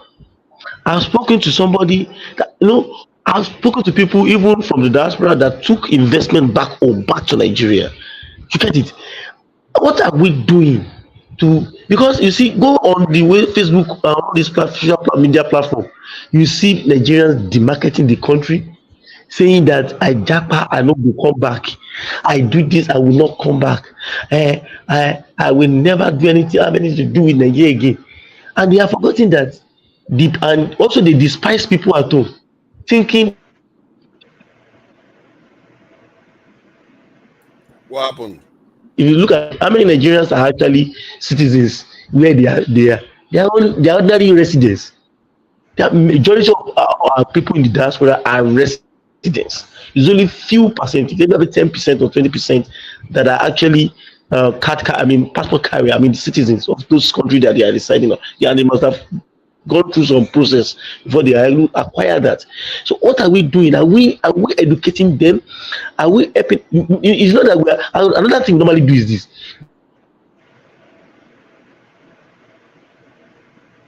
It's like your line is dropping and She normally dropping. says she said that many of the times people that live in the diaspora, whether in Africa or outside of Africa, we normally believe that we are so much smarter than the people. That gives a gap of kind of creating that link, that close link that can help us. See, I worked with an Indian multinational while I was in Nigeria, and the man told me how they started their company, how they pass it down from generations. I look at India today, the country that looted them to the bones, which is the United Kingdom. Today, they are ahead of the United Kingdom in terms of the GDP, even though in parity, purchasing power parity, and some other indices, they are still trying to catch up. They are still kind. They still have they have some work to do in that area. But at least in terms of their GDP, they have surpassed them. They didn't wait. So what are we doing? Are we going back home? Because I look at it that many of the people of Nigerians that are abroad are living outside of the continent, they cut off themselves. Once they get out, that individualism cut us off. I would say no, all man for himself, me and me alone. But what are we taking back home? The Chinese will go to different countries, they will come back home to come and develop their countries. The Indians, they are leaking, you can see they are even becoming prime minister in another man's country.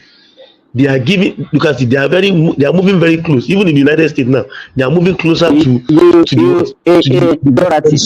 the example that you are giving, let me tell you this. Indians, they used to tell them that, what they call the India fraternity. They were being taught right from their cradles that the only place you can compete with yourself is within your country. Once you go out of India, you extend the boundary of India, and that's why you see their unison when they are outside their country. They cooperate with each other. They extend the boundary of their country to anywhere they go. You understand? And that is why you see that they now have companies that run from generation to generation. Now, we mention one company in Nigeria that run from generation to generation, not because we are selfish. And we are to me, when I look at our situation, it looks like we are doomed, but I'm still being optimistic here. I'm optimistic. Let's start doing something in that area. People can add value to our people back home. And these guys are smart guys. Let me see. Today, I spoke to somebody from Nigeria. I was telling me that BOI is writing a proposal for somebody that BOI is giving 250 million to that person. He wants to get a loan of 250 million to set up a company that will produce egg in large scale and stuff like that. These guys are smart guys, and that's what Nigeria is speaking to. How far do we hold these guys and make good use of the resource? Okay. Can I say something? I think what we are saying here has to start from all of us. You understand? Even on this platform. Do you understand? Yeah, we come here, we discuss the problem of Nigeria, but when it comes to collaboration, if we are to say, okay, all of us on this platform now, let's come together and create a company that will do this, that will do that, that will do that. What is the probability that we now have issues? Simba will cover everything now. Simba too, like I will join. Do you understand? So I think to some extent, one of the major issues is we don't trust ourselves. And I must say, yes, there are difficult Nigerians, there are, tough people, bad people, they are everywhere around the world. I work with white people as well. And I know that there is no difference. The truth is just that they find themselves in a system. For instance, any agreement over there is legalized. There's a contract. You understand? And there is a law that you cannot go against this contract. And if you go against it, the enforcement system is active. But if we do that in Nigeria, you will find out that somebody that has more connection than you, more whatever than you, will get away with it and you will lose everything you've invested. And this is where the problem comes. Do you understand? So, but for me, I feel it is not all bad. There is still hope for this country because when you see what people are doing around the country, springing up here and there, new businesses, tech businesses that are owned by Nigerians, and these guys are doing well. For me, what is happening in this country, I just feel like it's a good thing for us because on a good day, we've been so relaxed. I called my mom in Ibadan and she was telling me that most of the area boys in their environment, I used to say, hey, Baba, most of them now they've looked for one plot or the other, they are now cultivating. This is what we need. All these people that you see, for instance, now if for me, I used to say something, if I'm a governor of a state, I won't say anything, I won't give you any all these area boys that will just stay by the road, Agbero, and pack every one of them. I will just be packing them, load them somewhere and go and put them somewhere. Then fence the whole place, tell them to farm. If you don't, you have to be useful for the community. It's not like if the government says, okay, tomorrow now, no more NURT, whatever, and they ban those people, you know what happens? The people that are in their house sleeping jeje will start suffering because these guys want to eat, they will start knocking their doors. So I think to some extent we have to be, that's why I'm saying that sometimes we don't need soft hand, we need iron hand. Jide, what you are saying now is what I proposed before. If Babajali Kuku is here today, or some people, they will tell you that you can't force them to do nothing. You can't force Nigeria. I've never seen a country. Is that how to build a country? And What are you so you will see, they will tell you. No. Guys. You forgot that we are all human. And when you give some people power to abuse the other, absolute power corrupts, right? Power corrupts and absolute power corrupts. Why should human beings be treated like animal before they can behave? That's what you are proposing. When you look at America, when you look at even China, we are talking about today, when you look at India, when you look at where are they forcing people? Please remove China from it. They force their people. Hey, Baba Farabale, you put incentive in place and you let the external forces and internal forces within the business environment to take care. Okay, how do you force people? Sorry, let me tell you something. Let me land. I'm just coming and I will still run away too. Now, the thing is this: you put a proper plan in place. Okay, you are living in the United Kingdom or you are living in America. Nobody forces you to go to work. Otherwise, you'll become homeless. You will pay bill, you do everything. It's not by Koboko. But we are talking of the country that you are not even putting the basic thing in place, and you are saying, "Oh, just carry stick, go to farm." That's not the way it runs. You put system in place, the system will force you. How does it look like, Remy? If someone of your son's age start beating you koboko to go and work in the name of working, and maybe because it's a uniform. So there are some kind of things that we just want to accept. I hear what you are saying, but Barrister, I think you are falling into the same narrative that when will Bola become a barrister? Yeah, because no, his name is Elewu too. That's his name, Barrister. Elewu too. That's what he put there. So I have to address him. So, but the point is, if you say that you are doing the same thing that other people do, put systems in place, then let our people fall into the system. But you are not putting your people first. See, how is it going to look if we start putting our people first? one of the ways it's gonna manifest itself, it's like you're not gonna be putting foreign cars first before locally generated cars that are manufactured in Nigeria. You are not gonna be looking for foreign assistance first without seeking assistance within the country and within our own community first. You have to tap into your people's potential. You see the opposite all the time in Nigeria. And that betrays a lot of things. And with the way we talk, even the way you came and said this just now, is in a way sidelining the people. Put systems in place. Let them run it like they are. No, you are taking me out of context. You are taking me out of context. You don't build a system without the people. So don't get me wrong. Okay.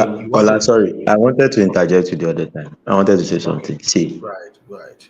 You see, where we miss it is this. We cannot have the same system work everywhere. You understand? For instance, let me give you an example. Okay, in China now, for instance, when we were building our second cement plant here in Ogun State, Sinoma, that won the contract, brought most of their welders, they brought them from China. Do you know one thing? All those guys were prisoners. They were all prisoners. And when we were investigating to ask, why did you go? Why are they prisoners? Because their own uniform was different and things like that. They said it was a way, the government is forcing them in a way to send money to their families at home that they have left. The government is in a way forcing them to contribute to their family at home that they have left, since the government is the one feeding them in the prison and they are not paying anything. No, so what I'm saying is this. It sounds reasonable, right? No, what I'm saying is this. There are some people that if you put the system in place, they will naturally comply. But there are some people that you need to beat them to comply. No, and all those area boys on the street, I don't see anything bad in backing all of them. What we just said now is still a system. Because here too, if you drive above a particular speed, not only they will give you ticket, they will sentence you to into some community work, some hours, and you will go. So those are the system. But the one that the like of Remy is saying is that the Koboko type of Buhari Diagbo. That's what I'm. No, you are wrong. You are wrong. Let me tell you what I'm trying to say. These people, you house them, you give them 3 square meals. They can also get shares from that kind of big farm. It's not that I just force them, they don't do nothing. What we are trying to tell you, I know what you are trying to say. You are trying to copy the Western culture. The Western culture also teach the system. Some people, we all know that the average hourly rate they pay them is much more lower. That is also slavery. But what I'm trying to do, I'm helping people that does not have a house, that does not have a job. At the end of the day, they will be owner of this farm. But if you let them and to be fair, let me just add, and to be fair to you, Remy, you are actually trying to tap into their potential that they are not using fully before. So this is the point we are trying to say. They are not using fully, or they are not using at all. Yeah, because when you have them now generating crops, food for the community, that's better for everybody. Instead of them just hanging around causing negative vibes everywhere, mocking and fighting people and shouting at people left and right. That is what we're talking about. Because I feel like if you want to see progress to show that our people are being valued, you are going to see the society start shifting the way they do things. They are going to start putting their own things first. When IMF talk, they say, IMF, hold on, let me finish with our own people first, then we'll worry about what you are saying. If it comes to security, you hire your own people to secure the country before you worry about technology. Because we always see the thing the other way around. We talk about technology on almost everything. It's like we as if you expect technology to solve every problem. If we have a banking problem, get technology. If we have a lighting problem, get technology. It's like no human beings involved. How about deal with your own human beings? Show them that you care. Tap into them. Give them responsibilities. That is what Simba was trying to, or Remy was trying to highlight, that if you give them a farm, let them farm it. If you want to be generous, you give them shares. Let them, everybody have a part to grow. You know, it's something. It doesn't even matter how you do it. You just have to do something. Look at what Awo did in the Southwest. Awo did what he did. He didn't care how he did it. He just got it done. And people are still thanking him for it today. Simba plagiarized me because I said it the other time when people were talking about when people were talking about mechanized farming.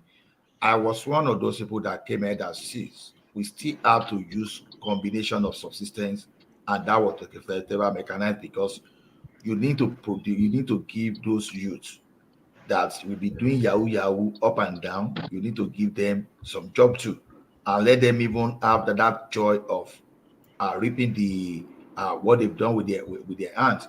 So to me, when we say technology, I'm even talking of technology in terms of control and monitoring, not that you should. Okay, now you know that the problem of police now is they are in contact with human being. That is why they want to stop every car, even the one they are not supposed to stop, and they want to ask for the paper they are not supposed to ask for. Remove that. Let us know that anybody that commits traffic offense, if they are workers, work with the employer to be deducting whatever infringement they've committed straight away from the payroll. If they work with a national union of road transport, work with those people to get the money. If they are a latter, just work with them to make sure you get your money. So when police are no longer interfacing to the extent of stopping vehicle and be collecting money, the corruption from that aspect will stop because you have no reason to even stop vehicle to start with. You understand? Ola, I agree with you using technology for monitoring. Do you believe that I got a message here in Saudi Arabia? One of my vehicle that was taken to Lagos committed a road infraction, and I got the message here in Saudi Arabia that I have to go and pay so amount of money. And they send a picture of where they captured the vehicle to me.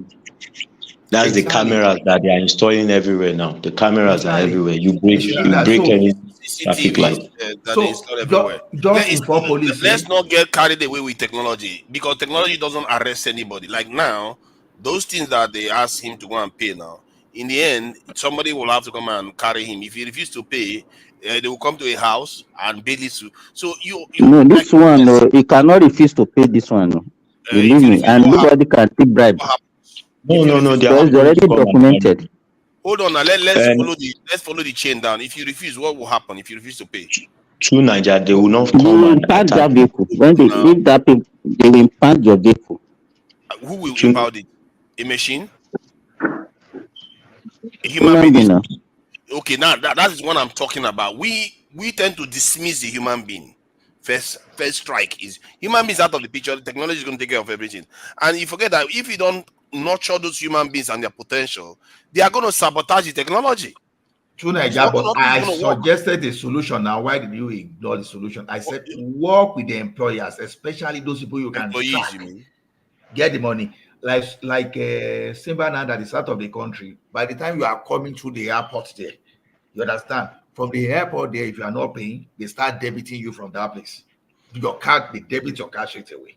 So you see, it doesn't mean that you have to. So okay, if you work in a bank, oil and gas, and you have infringement, just send the bill to their payroll, make a law that we make that illegal to deduct the money from the source. So your employer will be responsible to help the government collect the money from you. Your union, your association, if you are Nollywood people and you are part of that association, you have license because it is time you start. They can even put it. They can link your plate number. That's what you do. Your plate number is linked to your account, and they will deduct the money from your bank account. I think we are describing symptoms of systems that have already been designed. It's not the question I'm asking. You just want to refuse to accept this. No, I accept it. I believe in technology too, but you have to admit that with all the technology we have in Nigeria, why are we still having all these problems we're having? True, Nigeria. There's something else going on. Are we it is because Nigeria, don't be fixated. I think the two can work hand in hand. No. I think what Nigeria is saying is correct, right? But you see, like in the case of Lagos now, why it works to some extent in Lagos is if you violate what they sent to Simba now, they will not come to him, but the day his document expires and he wants to, renew the license, he has to pay all the fines before his license can be granted to him. Then they will seize the document until he pays. That is where the human being comes in. You understand? So, but for me, I feel that, like you have said, technology has become an alibi and something that people will lie on top, just not to achieve the right aim and objective. But even when they have all the resources to achieve the right thing. Because they have the people now. Like that's why they're waiting for technology to help us fix the road. They're waiting for technology to help us fix our roads. They're waiting for technology to help build the country. Instead of you have the most advanced. Hold on. Let me finish with the last point. 15 seconds. The most advanced technology you have are human beings. Make no mistake. And I don't understand. We miss that definition that human beings are the most advanced. We keep asking for everything else. You are taking it to the extreme. See, the question is this: human being will still work, but you are looking at the area that is exposed to corruptions and inefficiency. Okay, let me tell you one thing. While working in the warehouse now, there's what we call a center rider. Center rider, we have top man. If you say pick 2, pick 3, go to this thing, raise a pallet, put in this. So it will be telling you if you stop. We have this. We used to have this habit of hiding within the aisles. On the system already, it will be reading that okay, so is it stands still. Once they see you for maybe like 3 minutes, you are not doing anything. The supervisor will just walk around to see what is happening. If they can't get you, they paid you. So the thing is, it's a process, and technology is tools to help you.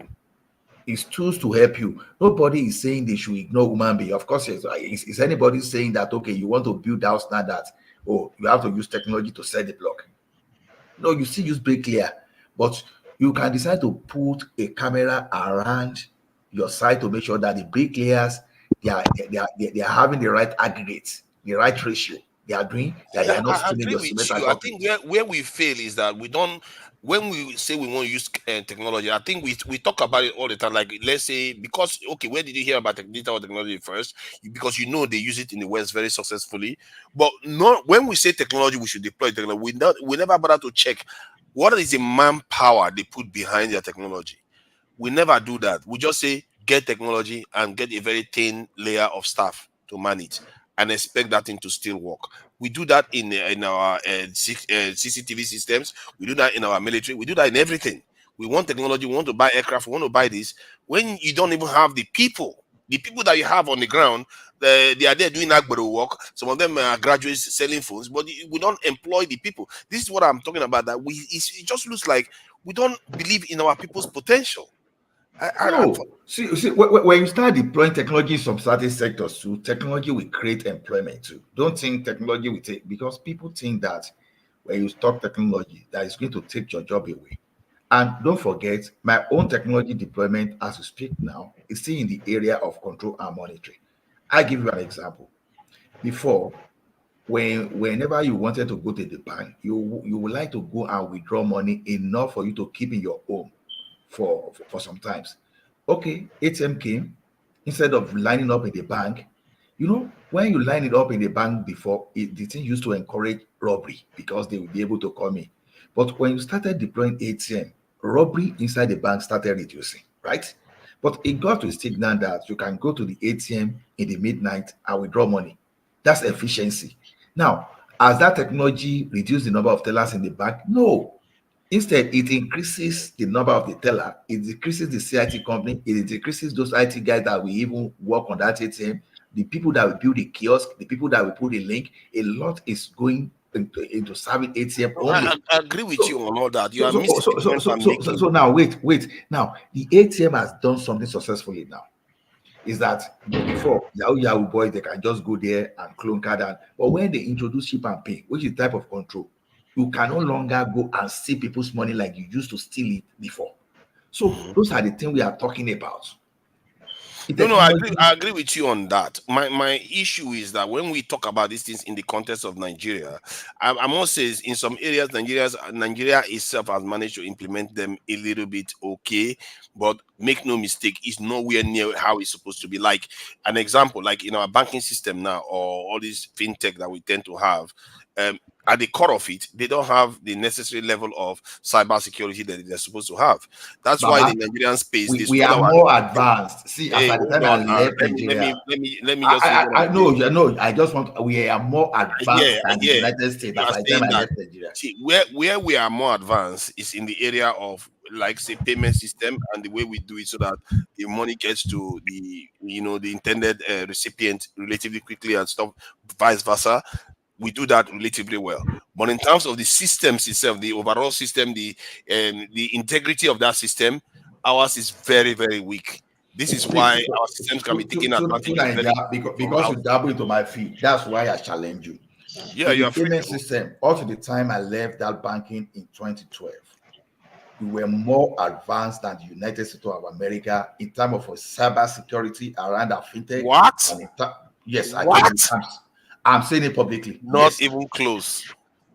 Why would you like to argue? The reason why I laugh is because Wait, don't argue. I'm telling you because I executed the project. I know that we were more advanced than United States of America. you executed a project that is more advanced than that of the US. Don't Okay. argue. Don't argue. In time of our cyber security in our fintech in Nigeria, as of 2012, we were more advanced than United States of America because we moved to ship and pay. Wait, listen. We moved to ship and pay as far back as 2007. And America, they were talking about the cost of infrastructure change. Instead, they were using insurance to refund money to those people that they stole their money. But in Nigeria, if they steal your money from ATM, Baba, it's difficult for you to get back. But instead, they implemented chip and pin with the right profiling. You understand? So they make sure that they make it even difficult for you to even steal that money. When people used to use hand to block ATM, okay, they install a particular camera, intelligent camera that has five for that. Before you can even get to that place, it snaps you first of all. If you cover the ATM will go out of service. When America were now using all those stuff. So see, you might be right though. So, you say I might be right. The project I executed. You're right. You might be right. You might be right. You might be right. I think what he's saying is not accurate. If you look at the list of you can argue. You can argue. No, you have to argue. So I should just believe you when I know I'm talking as someone that implemented some of those projects. You are telling me I'm not saying you didn't implement the project. The only thing where they say Nigeria city better pass America now, they argue. No. If that was objective now, that's the problem. It has to be objective. I can sit here and say Nigeria is the most powerful country in the world. Is it objective? No, it's not. You have to go and check the records that shows people that are monitoring these things, and that we even have evidence of this. That look at the Nigerian data. Because we're not listening. The cost of upgrading our infrastructure in Nigeria was cheaper for us, but the cost of doing the same thing in America was huge. So they were dealing with, okay, if they steal your money, we are going to refund you. Okay, why do you think they target Oyibo for Yahoo boy than you target average Nigeria? When Yahoo boy is targeting, who do they target? They target Oyibo. You think because they want $1 only? They were doing it in Nigeria, but we block it. That's what I'm telling you. We block it in Nigeria.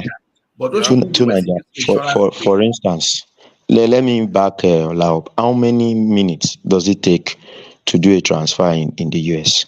You want to transfer money from one account to the other? If the account is within the US, I don't know, but within the UK, it takes seconds, almost instantaneous in the UK. No, I'm talking about US. He is referring to US. So I don't know about the US. You know, for instance, in the US, like it's in Nigeria, it's more like you do it immediately, the person gets it immediately. Okay. Some transfers you cannot even do on your mobile banking and all those things. They are not available in some countries, even advanced countries as we speak. They still go to bank to do withdrawals and things like that. But in Nigeria, you can transact without even reaching your bank. I don't remember when I visited my bank last. So, and for you to have that kind of a system, you must also have a robust system in such a way that you can track, you can block, you can, protect theft and fraudulent activities. And that's why maybe what he's saying is that's what he's pointing at. And if you look at it, the size of Nigeria to the size of US, oh boy, it will be billions and billions to achieve what they. Are you looking at this? Let me just. So that I just want to have this information so that everybody can be aware. MTN has started building the biggest data center in Nigeria. How many gigawatts? I don't have the number. It's going to be the biggest, one of the biggest. Okay, let me see if I can find it. No, it's not going to be gigawatts. It's not going to be gigawatts. You'll be talking about bytes. Yes. So that means the crash of data will crash in Nigeria. I tend to tell you about the size when you get the gigawatts, because Kenya was looking to build 1 gigawatts this in data center. But let me just present this. This is a comprehensive cyber powers. Pardon? That means the price of data will crash. It doesn't mean it's going to crash. Now, be storage infrastructure for banks, for companies, it doesn't mean that cost of data will crash now. No, it doesn't. Let me just relate this first. Yeah. See, this is comprehensive cyber powers in the world. United States is number 1, China number 2, which makes sense. United Kingdom number 3. You know why these nations are often at the top? 1, China is very technologically advanced. United Kingdom is a financial power. Like it's practically one of the capitals of the financial transactions in the world. So it's very, very important. They are very, very powerful at this. Russia, the same thing. Netherlands, they make some of the most advanced system that they use to create microchips. The equipment that TSMC of Taiwan uses, the most sensitive parts are manufactured in the Netherlands. That could explain why they are very, very strong in cybersecurity, because if you get a hold of how they make those things, you can become a superpower of microchip manufacture. So France comes next after Netherlands. That I find that very surprising. Germany, Canada, Japan, Israel, even Israel, that most people think is at the top, because Israel, their expertise is in terms of hacking phones, hacking normal devices. Not necessarily that they are the superpowers of cybersecurity, but look at where India is. India is a powerful country, relatively, big country and everything. But look at where India is. Even Switzerland is ahead of India. Where's Nigeria? Nigeria is not on the list now. You see, to Nigeria, this is the danger of half knowledge. You understand? Okay, I'm talking from an expert view, and you are arguing what. Okay, now let me tell you from another expert view. From a Nigerian. This is why you don't learn anything when you are outside your field. You don't learn. This guy, you're funny. No. It's like you are arguing with a lawyer within his field. I'm talking of fintech, where when we have the like of InterSwitch, using this Postilion. When we have the like of names using base 24, I'm even telling you the type of switch, the type of processor they are using. Now, look at it this way. I said, when all those guys were eating our ATM as far back as 2006, when they were cloning card anyhow, we went on ship and pay. When we were doing EMV certification, EMV2, we were certifying everything so that the chip on that card is just like a computer on its own. That is what we want to concentrate on instead of the mark stripe. So we implemented ours as far back as 2007. And United States never implemented because they were citing the cost of infrastructure change. You understand? Probably, okay, the entire automated teller machine in Nigeria at that time were not even up to 10,000. You understand? But because it was easier for us to change. But probably in the United States of America, they already had maybe close to 250,000 ATM and a lot of infrastructure that they will need to change. They will need a lot. So as we're coming up, we were using the latest, the modern equipment, the modern facilities. So we tested best of those fintech cybersecurity solution ahead of this United States of America. I'm specifically saying United States of America. I'm not even talking of United Kingdom. I'm not even talking of Canada, because those guys, United Kingdom and Canada, they were not as rigid as United States because United States kept saying the cost of change of that thing, changing that thing will be huge. So they depend on the insurance to compensate whosoever they defraud. But Nigeria, the level of risk, we are not ready to depend on insurance. Instead, we want to prevent it. So we wanted to prevent it. So all this one we are talking about now, we are talking of general cyber power. We are talking of internet. We are talking of government, government administration, everything together. That's what we are talking about. But I'm talking specifically of the fintech within the banking sector. You now go. Okay, good. I hear you. You are talking about within I fintech. suddenly think you're a professor, Abi. Okay, you are talking about fintech specifically. Am I correct? That's what I said now. That's why I said you have to listen to me before you even start arguing with me. If you are saying that you are more advanced in 2011, 12, I don't know what the area is right now. What I'm talking about is cybersecurity. That's where I started from. And when we are talking of general, that's what I'm saying. Let me finish what I'm saying. When a Nigerian official, that's military official, went to the South Asia, and he was talking to them about cybersecurity, and they were talking about how different countries, how they are preventing it, the measures they are taking, and all the rest. Then he asked them, how about Nigeria? He said they burst out laughing. That's his own narrative, that they burst out laughing. Like, what? Nigeria? Because what we consider cybersecurity, for them, it's like everything else. We say we have refineries, but them, they are the ones that are actually doing the real thing. We say we have a country, they are the ones actually having GDP 10, 20 times more than ours. We like to say that we are advanced more than them. Maybe we were once, because fintech, there was a time it was starting first. Maybe Nigeria got in there very quickly, because I remember Kenya was actually more advanced than most parts of the world when it comes to mobile payment and all that stuff. But once they caught on, they will it's just one segment, one sector of that requires cybersecurity. Once they catch on, they will take over. They will become more advanced because they will implement all their other security protocols within that area too. To Niger, I just Google search some things now, because what we are saying now, we need to understand the most advanced countries in mobile banking in the world. Number 1 is Hong Kong. Number 2 is Nigeria and Turkey. Can you share the Number link? 3, even US, yes, Indian times. Even US is number 9. I would like to have the link. US is number 9. You are very rude. US is number 9. No, leave it now. I'm not saying that, but I would like to see the link so I can share it, so I can look at what they are. I don't tell you say I now. You are one. I come for today. What are you talking about? You are claiming a victory where there is none. I already said maybe there was a time, but can you share the link, please, so that we can be able to share with people? Because I would like to see, because the area that why are we stronger in cybersecurity? Whom are the people creating that cybersecurity in the Nigerian space? I would like to understand that. That said, anyway. Sorry, Nigeria, let me just chip something. You see, with respect to mobile banking, Nigeria has one of the best in the world.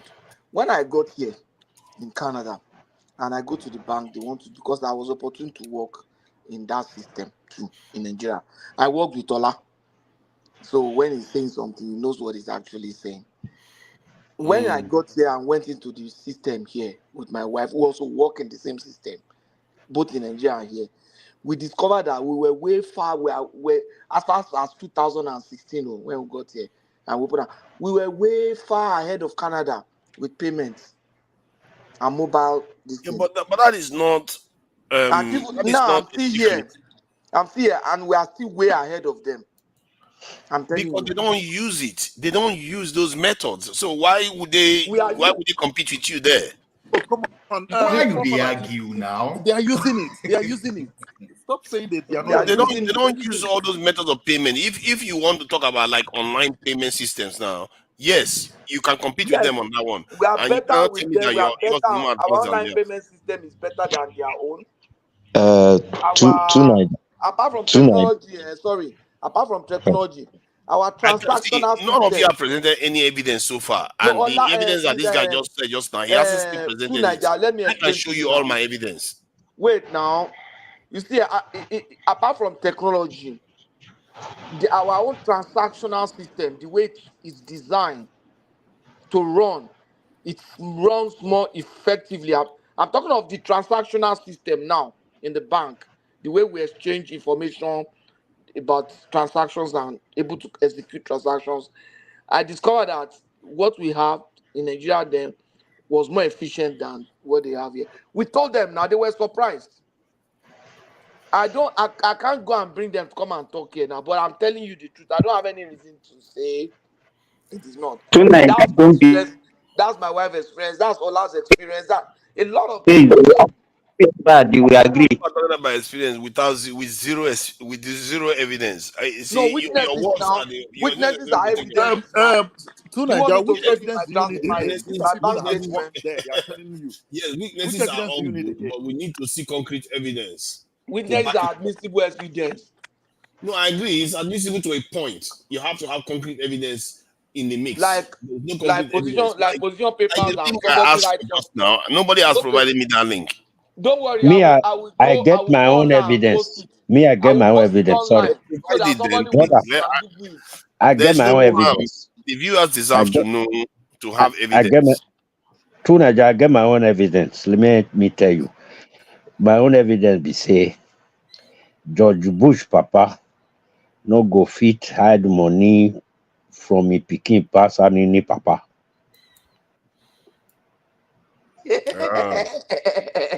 I see. That's your own evidence. Okay, let's hope that takes That's why us somewhere. cybersecurity for Nigeria.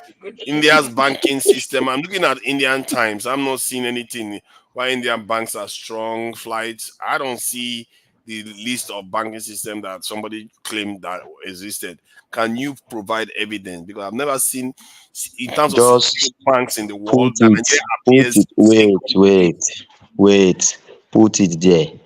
Most advanced or most robust banking systems in the world. okay, India most Times itself was one that reported robust it for most banking advanced. systems in the world. Indian Times. Yep, that's good. Indian banking system needs to be strong and resilient, building resilient leadership while Indian banks remained most. Let me see. Maybe if you see it, you'll be able to point it out. Let me just share it. So I'll zoom in a bit. So if you see it, you point it out so I can check it out. Indian banking system. Oh yeah, this one. The Indian banking system is robust. Oh, they are busy praising their banking system. And I typed the exact word you told me. Oh, Indian banking system.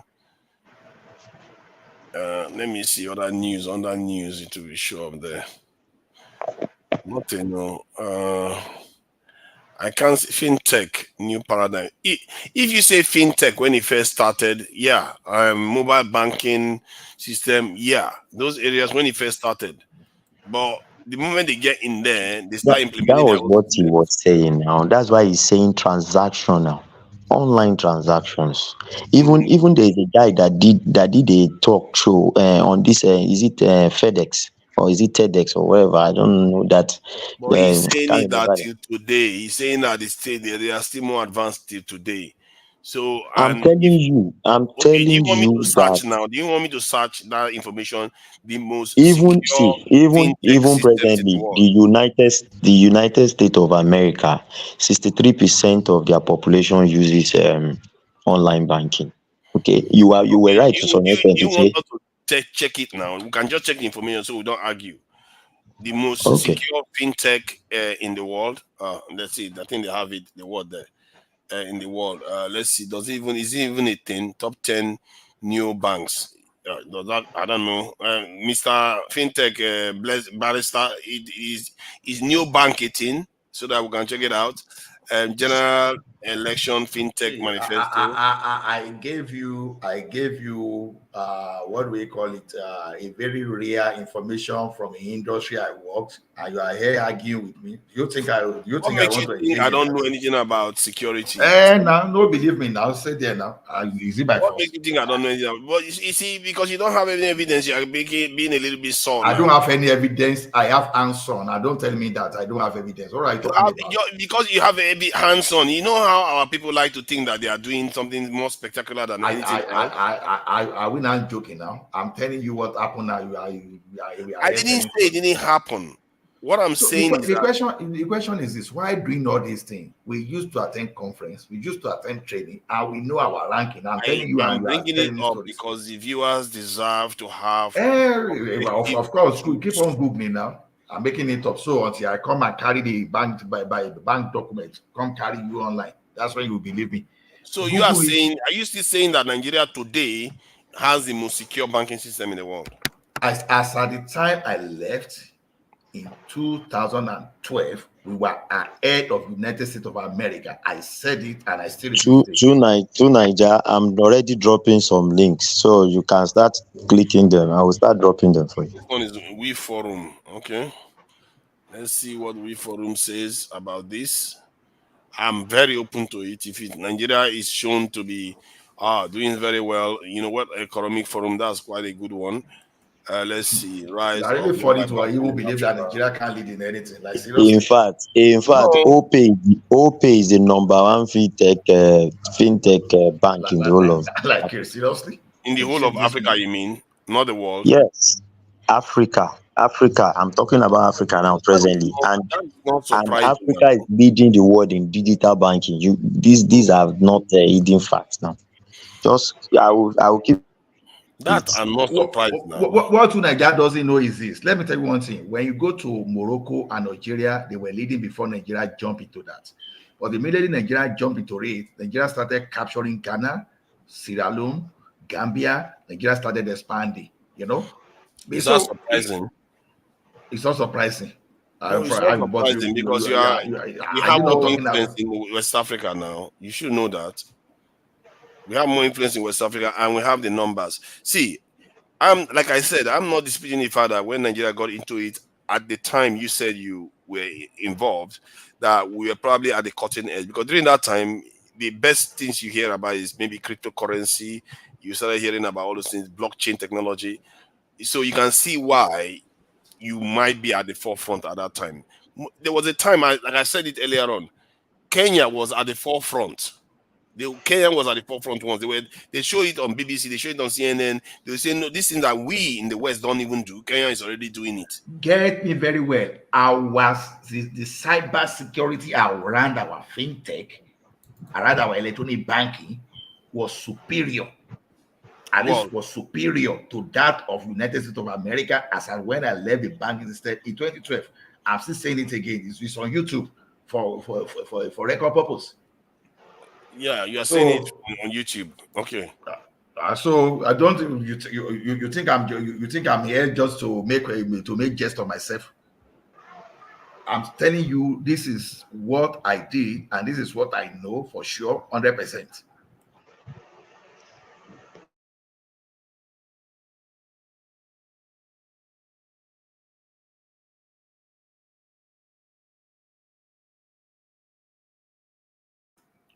What happened? Why is it mean that I don't hear anybody? What's happening? People are short of words. Okay. I'm scared. That's something. No. People don't You don't mind this to deity. Don't mind the deity called to Niger. So I'm just trying to be objective. You are just going by your own experience, which is anecdotal, valid but anecdotal. But if you check the data online, if you check the most secure fintech companies today, you must have known me since this day that if I'm talking, I will put a disclaimer. That means that I'm talking from what I read. But when I'm talking about my professional experience, I go for it straight away. Did I say that your professional experience is invalid? But it still doesn't invalidate the point that Nigeria is not. It is not everything you will even see online. But you are not listening, though. I just said it still doesn't invalidate the fact that most other countries have higher or more secure systems than Nigeria today, based on the measurements that they have. See, I pick an industry, right? You are talking of general. Don't forget that the cybersecurity space of United States of America will include the defense. You understand? We include the tertiary institution like the universities. We include so many things. Now, like when America, for example, were like when they no in Nigeria, let me go back to did Nigeria. narrowing down to fintech. We can search Wait it now. for fintechs We, too. we in the bank were the ones selling idea of banks collecting their money through payment system instead of queuing at the boss's office and be paying money, or you go and pay money by teller. So we were the one introducing all those stuff, and for them to buy into it, we have to ensure that the security was as intact as possible, because if not intact, even the person even trying to perform that transaction can even, by a simple transfer, can even carry all the money away. But we have to make sure that everything was okay. You have the audit log, you have everything to track anybody that wants to do shady things down. But because in Nigeria, then if you go withdraw people with someone's card, to get your money back is difficult. But in United States of America, if they use your card, they will give your money easily. So for the argument to stop in Nigeria, Nigeria will prefer to make sure that it's even difficult for anybody to even see your money. That is why we will put camera in place. I can start, like that time, but to be specific, we're using To ICANN. Niger. To Niger. Sorry. To Niger, please type top 10 were strongest online payment systems in the world. You will find out that Nigeria is among the top 10. So just you can Google it again. I'll keep drawing. World, yeah. I'm just searching it right now. Let's see. OPay, WorldPay. I don't know whether this one is orderly. Okay, but let me just share it so that I don't do Bedware here. Some kind of Bedware scenario here. Let's see. So these are the top. I don't know whether this will be. I don't know how to access it. I don't know whether this is even in order. Let me see if I click this link. Maybe that will help. Let's see. Where is the order? This one. I really don't like these things. Let's see. Opayo. Is there any Nigerian one who can see here? Stripe, Amazon Pay, Aiden, checkout.com, Go Cardless. I don't see any Nigerian one here. No, not this one. Go back to what you typed. You typed. Let me see what you typed. Strongest online payment systems in the world. Oh, no. Strongest countries. Top 10 countries, strongest online payment system. Top 10 countries, strongest online payment. Yes, that's it's countries. Ranking by countries. Okay, strongest payment system, United Kingdom. Yeah, Nigeria is on this list here. Can you see? From resources on the web. Nigeria is on this list. It's not number one. No, we are not saying we are number one. Now, who said number one the other time? So that we are even there. So if you don't see people who they compete with. Hold on now. Oh God, let me see now. Let me see the list here. Let me just check it out. So this is 5 countries with the highest number of real-time payments transactions worldwide in 2023. See, you have to go into the data to actually look at what they are trying to describe. Let's see. This is not helping because they didn't show a lot of countries here. Obviously, China will have the highest. So that's transaction volume. Try this thing. What's the name of this? The processor that has surpassed Visa card. What did they call itself? To Niger, click the drop down by the flags. They will tell you the ranking. Those flags. I'll go back to it. Let me see whether this one Nigeria pops up on this one. You see, Nigeria showed up here too. You see that? So when you search for this information, Nigeria will pop up. So you look at the top countries. I think this one, what do they check? Top 10 countries leading in real-time payments. You see, now this is what we are talking about here. Real-time payments, like those sort of transactions you do, maybe through what they call it in Nigeria. So Nigeria, we do a lot of electronic transactions. That's actually true. And from what you can see here, Nigeria is popping up even if our population and our technological, in terms of overall technological strength, is not very high. And who did this? And many people hate this guy for it too. Emefiele, they hate him for it, but he's the one that implemented some of No, all no, these no, policies. you know one thing. You know one thing. What we are trying to, what we are That's not arguing true. is That's not true. for you to have this. Let's Oh, even forget oh, who did it. oh, Let's forget. Let's not divert. Lagos was built by Tinubu, but No, let's Emefiele not is not divert. him. No, let's not divert. But what we are saying is this: for you to have that volume, and you can keep it, and it's real time, and you are efficient with it, then it must also be top notch in terms of security. Exactly. Do we agree? No, Do we they are agree? not. They are not. They didn't. This is not for security. This is for No, no. transactions. Okay, go back to that Go back page in real time and payment. click those countries. You will see that they have ranking there. Yeah. They will probably have security. Maybe they may have security as part of it. Where did I Not the click? same, they will probably These have. drop downs, It's a must. those drop downs by the flags. Just This click one? the drop downs by the flag. No. Those Here. arrows, those are you see them. They will tell you. They will give it. Okay, so what did they say here? Indonesia is one of the fastest growing. I hope they're not talking about Indonesia when they're talking about Nigeria. Okay, so what am I supposed to see here? I'm not seeing anything that is jumping out to me. The fact that Nigeria is on this list is not a bad thing. I sent to you. Is Nigeria on those lists? The links I sent to the list now. Oh, let me see. I saw this link that you sent. Top 10 countries where mobile banking is most popular. Of course, Nigeria is going to be on this list. This has nothing to do with security or cyber. I am telling you, the first thing we need to understand is for you to process that volume of transfers per minute per seconds, it has to be precise. One, it has to be secured. So the person that is in the system that is telling you that we have one of the most secured transfer system in the world is not wrong. That's what we are pointing out to you. No. I'm not saying that we don't. I'm just saying that others have a higher level. No. I am telling you that higher level. I don't even understand what you talk about higher level. What are you talking about? In terms of cybersecurity, other countries are far more secure. They don't see our country as very, very strong. Why are you wasting time on this? If I go online and say list countries in terms of strength in cybersecurity, that includes the area you're talking about, including the banking and everything.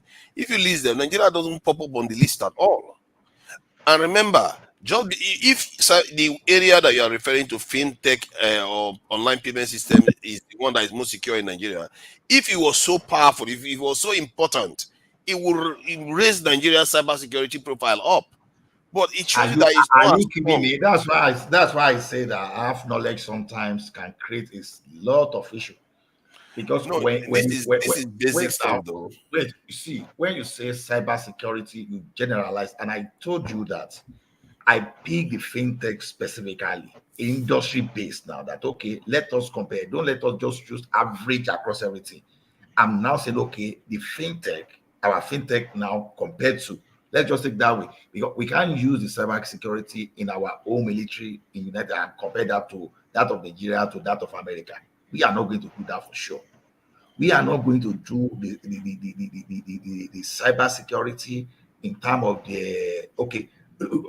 Look at even the cloud now. That's what they call Azure United States. But I think that's the right they call Azure United States. Even when AWS, Amazon want to, they will have one specifically. So those are some kind of security scheme put in place that in Nigeria now there's nothing like Azure Nigeria. We don't have Azure Nigeria. I think only China and only America have dedicated services from Azure. And all those stuff. So wait now, you don't go and generalize that way. That's why I'm saying that okay, for us to know that we are faring well, especially from the private people, from the private sector, let us look at the particular industry. We can go into our telecommunication now, and you will see that all those MTN, because I'm not talking of MTN, Etisalat and Co, because I'm not in that field. That's why I pick the banking sector where I work. So you may find out that even our telecom, they may even have something superior Okay, superior can or I add even this? Can more I just add, better, please? efficient than all those big countries you are Without talking you about. using words to block me from talking. So, see, I hear what you are saying, that you are trying to be specific to one area of security. It's like when you say a country is strong militarily, but because we have very, very good rifles, yes, you may have the best rifles, but the others have nuclear weapons, F-16s, and all the rest. And if your rifles were so important in that security aspect, it's going to rise, it's going to raise that nation's security profile to the top. But because that rifle that you have is of little significance in the bigger scheme of things, that is the point I'm trying to get you to understand, that in the bigger scheme of things, that your fintech can be just swamped up by some other technology. Just like Okay. Let me a tell you rifle something. can be taken over by Let me an tell you armored something, Baba. vehicle. Let me tell you something. We have not recorded an history of someone staying online and creating passports for someone in Nigeria. Have you ever heard of that in Nigeria history? That okay, a foreign national will just break into Nigeria immigration system and create passport for non-citizens. Have you heard of that before? Even if it's going to happen, that means that the human being will there. If I'm not mistaken, I think that happened in America before, right? I'm not So, so sure. I don't know. okay. Then we have Mr. Hush Puppy. You understand? As long as you want to claim, how did he get into that the system there? So tell me a situation whereby without an internal person in Nigeria, that someone will sit somewhere and break into Nigeria and break into NIPS and break into Nigeria Central Bank. So sometimes we don't have to look. We I don't think have you are to look now. mistaken. You have to be Wait. objective. I know you are trying to say we are secure. We have strong. This is cyber security. We don't cover every area. We don't cover every area. That's why I'm saying let us give credit to the area we are covering, and with time too, we are going to cover all those, whether maritime, whether our military, whether whatever other service, maybe our rail services and some other things. But that's why I say I refer to the one that I know that that I think is as important too. You understand? Well, see, Because I agree with you. I'm never disputed, even from the very first time you said it. But it's like we are talking across each other. I'm saying something else. You are focusing on one area. I've always said the Nigerian space in terms of fintech, we are quite advanced. As a matter of fact, Emefiele was the second central bank that created a digital currency in the world. So, from that point of view, you can argue that yes, we are strong in those areas. Emefiele was quite advanced when it came to our banking system. Maybe because somebody laid the foundation for him, I don't know. But he was there for a long time, and he was quite advanced with some of the things he has put in place. So yes, we are overrepresented in that area compared to other areas. Maybe that's the most advanced area we have actually been represented on anything in the country. In reality, where you compare to the rest of the world, maybe okay, you argue with Nollywood in terms of quantity or music, and but cybersecurity may be one of the few in terms of no, not cybersecurity. Online payment system is one area we also show up on the map in the world, because it showed up not only on one site, it showed up on multiple different sites. But when you are talking about security itself, because you are not going to use only gun to say because you have a gun in your country, that means you are more secure. You look at your overall envelope and say, you know what, yeah, we have good guns, but the other guys have armored vehicles, they have Apaches, they have F-16s. So you are not on the same level. This is why when you search that information online, you don't see Nigeria on that list at all. That's the point. To Nigeria, but that is not an information. It's not a new information now. Everybody knows that these people are more advanced than us in cybersecurity. Okay, but we are saying in our own financial sector, for instance, even inside Nigeria, it is difficult for you to hack into accounts in Nigeria and say, except you are working in that bank. It is very difficult. If it was easy, Yahoo boys will not be trying outside Nigeria. They can do this thing, go to Togo and hack Nigeria, and they cut away with the money. Do you understand? If you transfer money to anybody in Nigeria with this BVN and whatever thing, they will, except you, they don't want to track you or they don't want to know. you will be gotten. So we have, at least we have that robust system in that aspect. And on that, what he is saying is, let's give ourselves the the praise that we deserve for that aspect. Yes, we have achieved that. And when we talk about best performing fintech companies in Africa, they are largely Nigerian companies. So we need No, I to, agree with that. I'm not disputing that. that Nigeria is what we are saying. We are is not saying on a general scope. Yes, what are you saying? Which technology are you developing? Do you understand? It was like, let me give you an example. When was this country, Belarus, came to Nigeria and said they want to buy from Profos. And somebody said, we have the technology. I said, come, Oga. Yes, we might have some things, because when they were talking about Proforce MRAP, they said if you shoot the tire, it will still walk 60 kilometers before it flattens. The radiator does not heat up even in the desert. Those are the two factors they gave for Proforce, that is the selling point for that equipment. Every other thing, they might have more sophisticated weapons than it. They might even buy it and go and put their weapons on it. But I told that person, I said, they are buying because COVID has happened. It is cheaper to buy from us.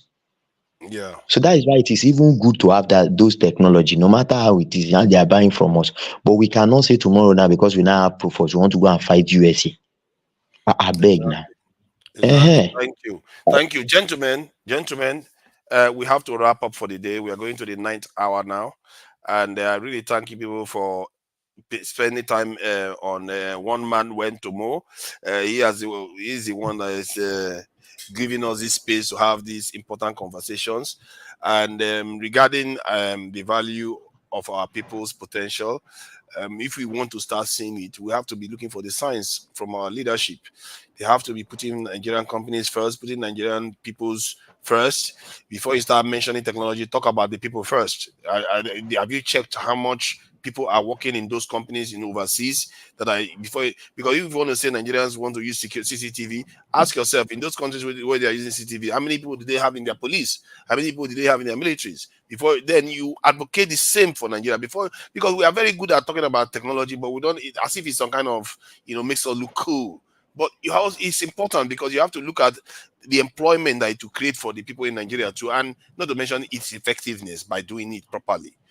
So we have to start seeing signs that our leaders are putting our human beings that are the biggest weapons we have in that country. There are people that don't have one resources in the world, and they are very, very rich. Example is Singapore, very rich country. They don't have oil, they don't have anything. They just have a land to live on.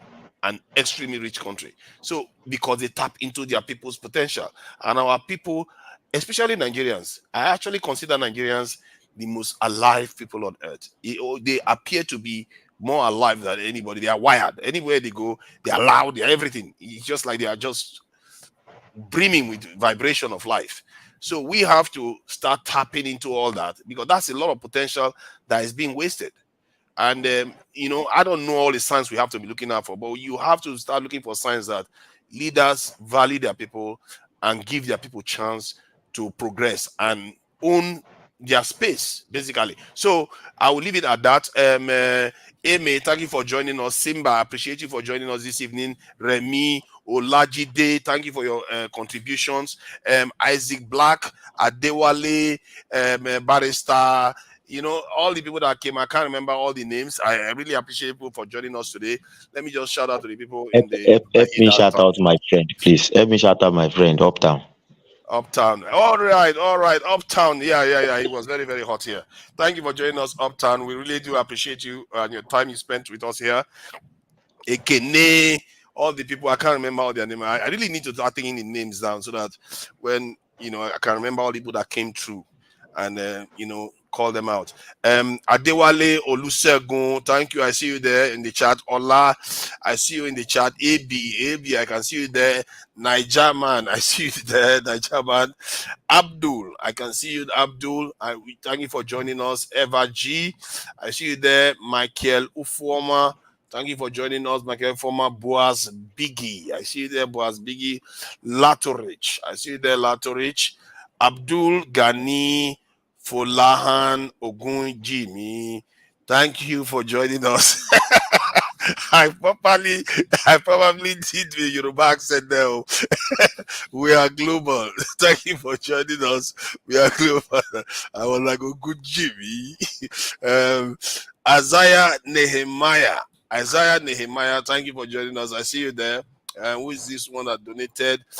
Fosa Isaac Uwezi. Thank you for the donation. We appreciate the donations. 6 euros. 6 euros. This is not dollars. It's euros. You have to put respect on it. It's more valuable than the dollars. Thank you for the donations, Mr.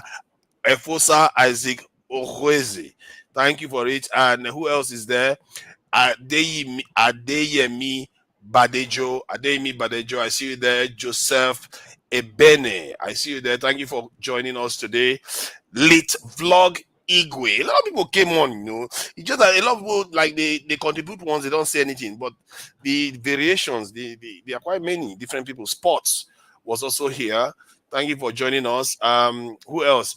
Ja Nzola. I see you there too. Thank you for joining us. And I'm going to play us out now with, I don't know what songs that are actually there now. I think I can see this Thomas one, and I can just see this lady, and I'll close it out at that. If you guys want to have conversations backstage, you are free to do so. But I will be closing out the show. Thank you very much.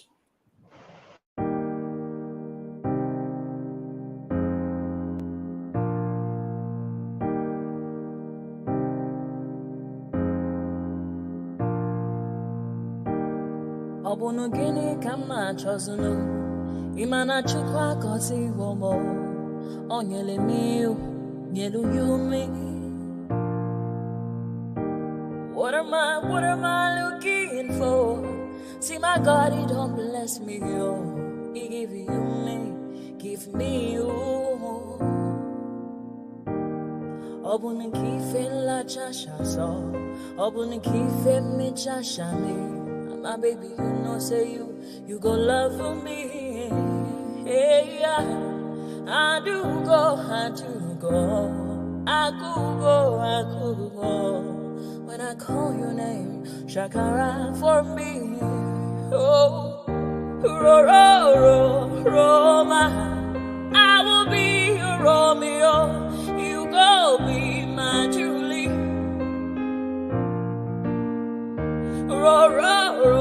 Roma, I will be your Romeo. You will be my Julia. Oh, give me your love and I'll go run away. Show me your love and I'll go use you play. Carry me, I go follow you way. Follow you, they go. Maka Munagi, me and you. Okwa Munagi, my baby and me and you.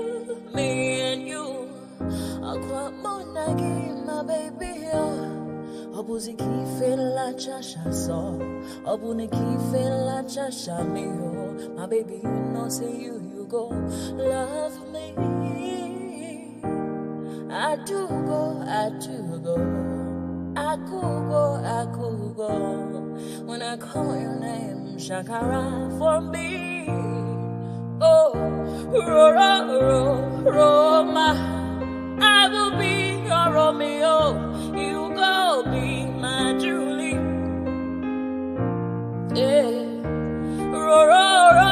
Roma, I will be your Romeo. You will be my Julia. Oh, Roma, I will be your Romeo. You will be my Juliet. Roma, I will be your Romeo. You will be my Juliet.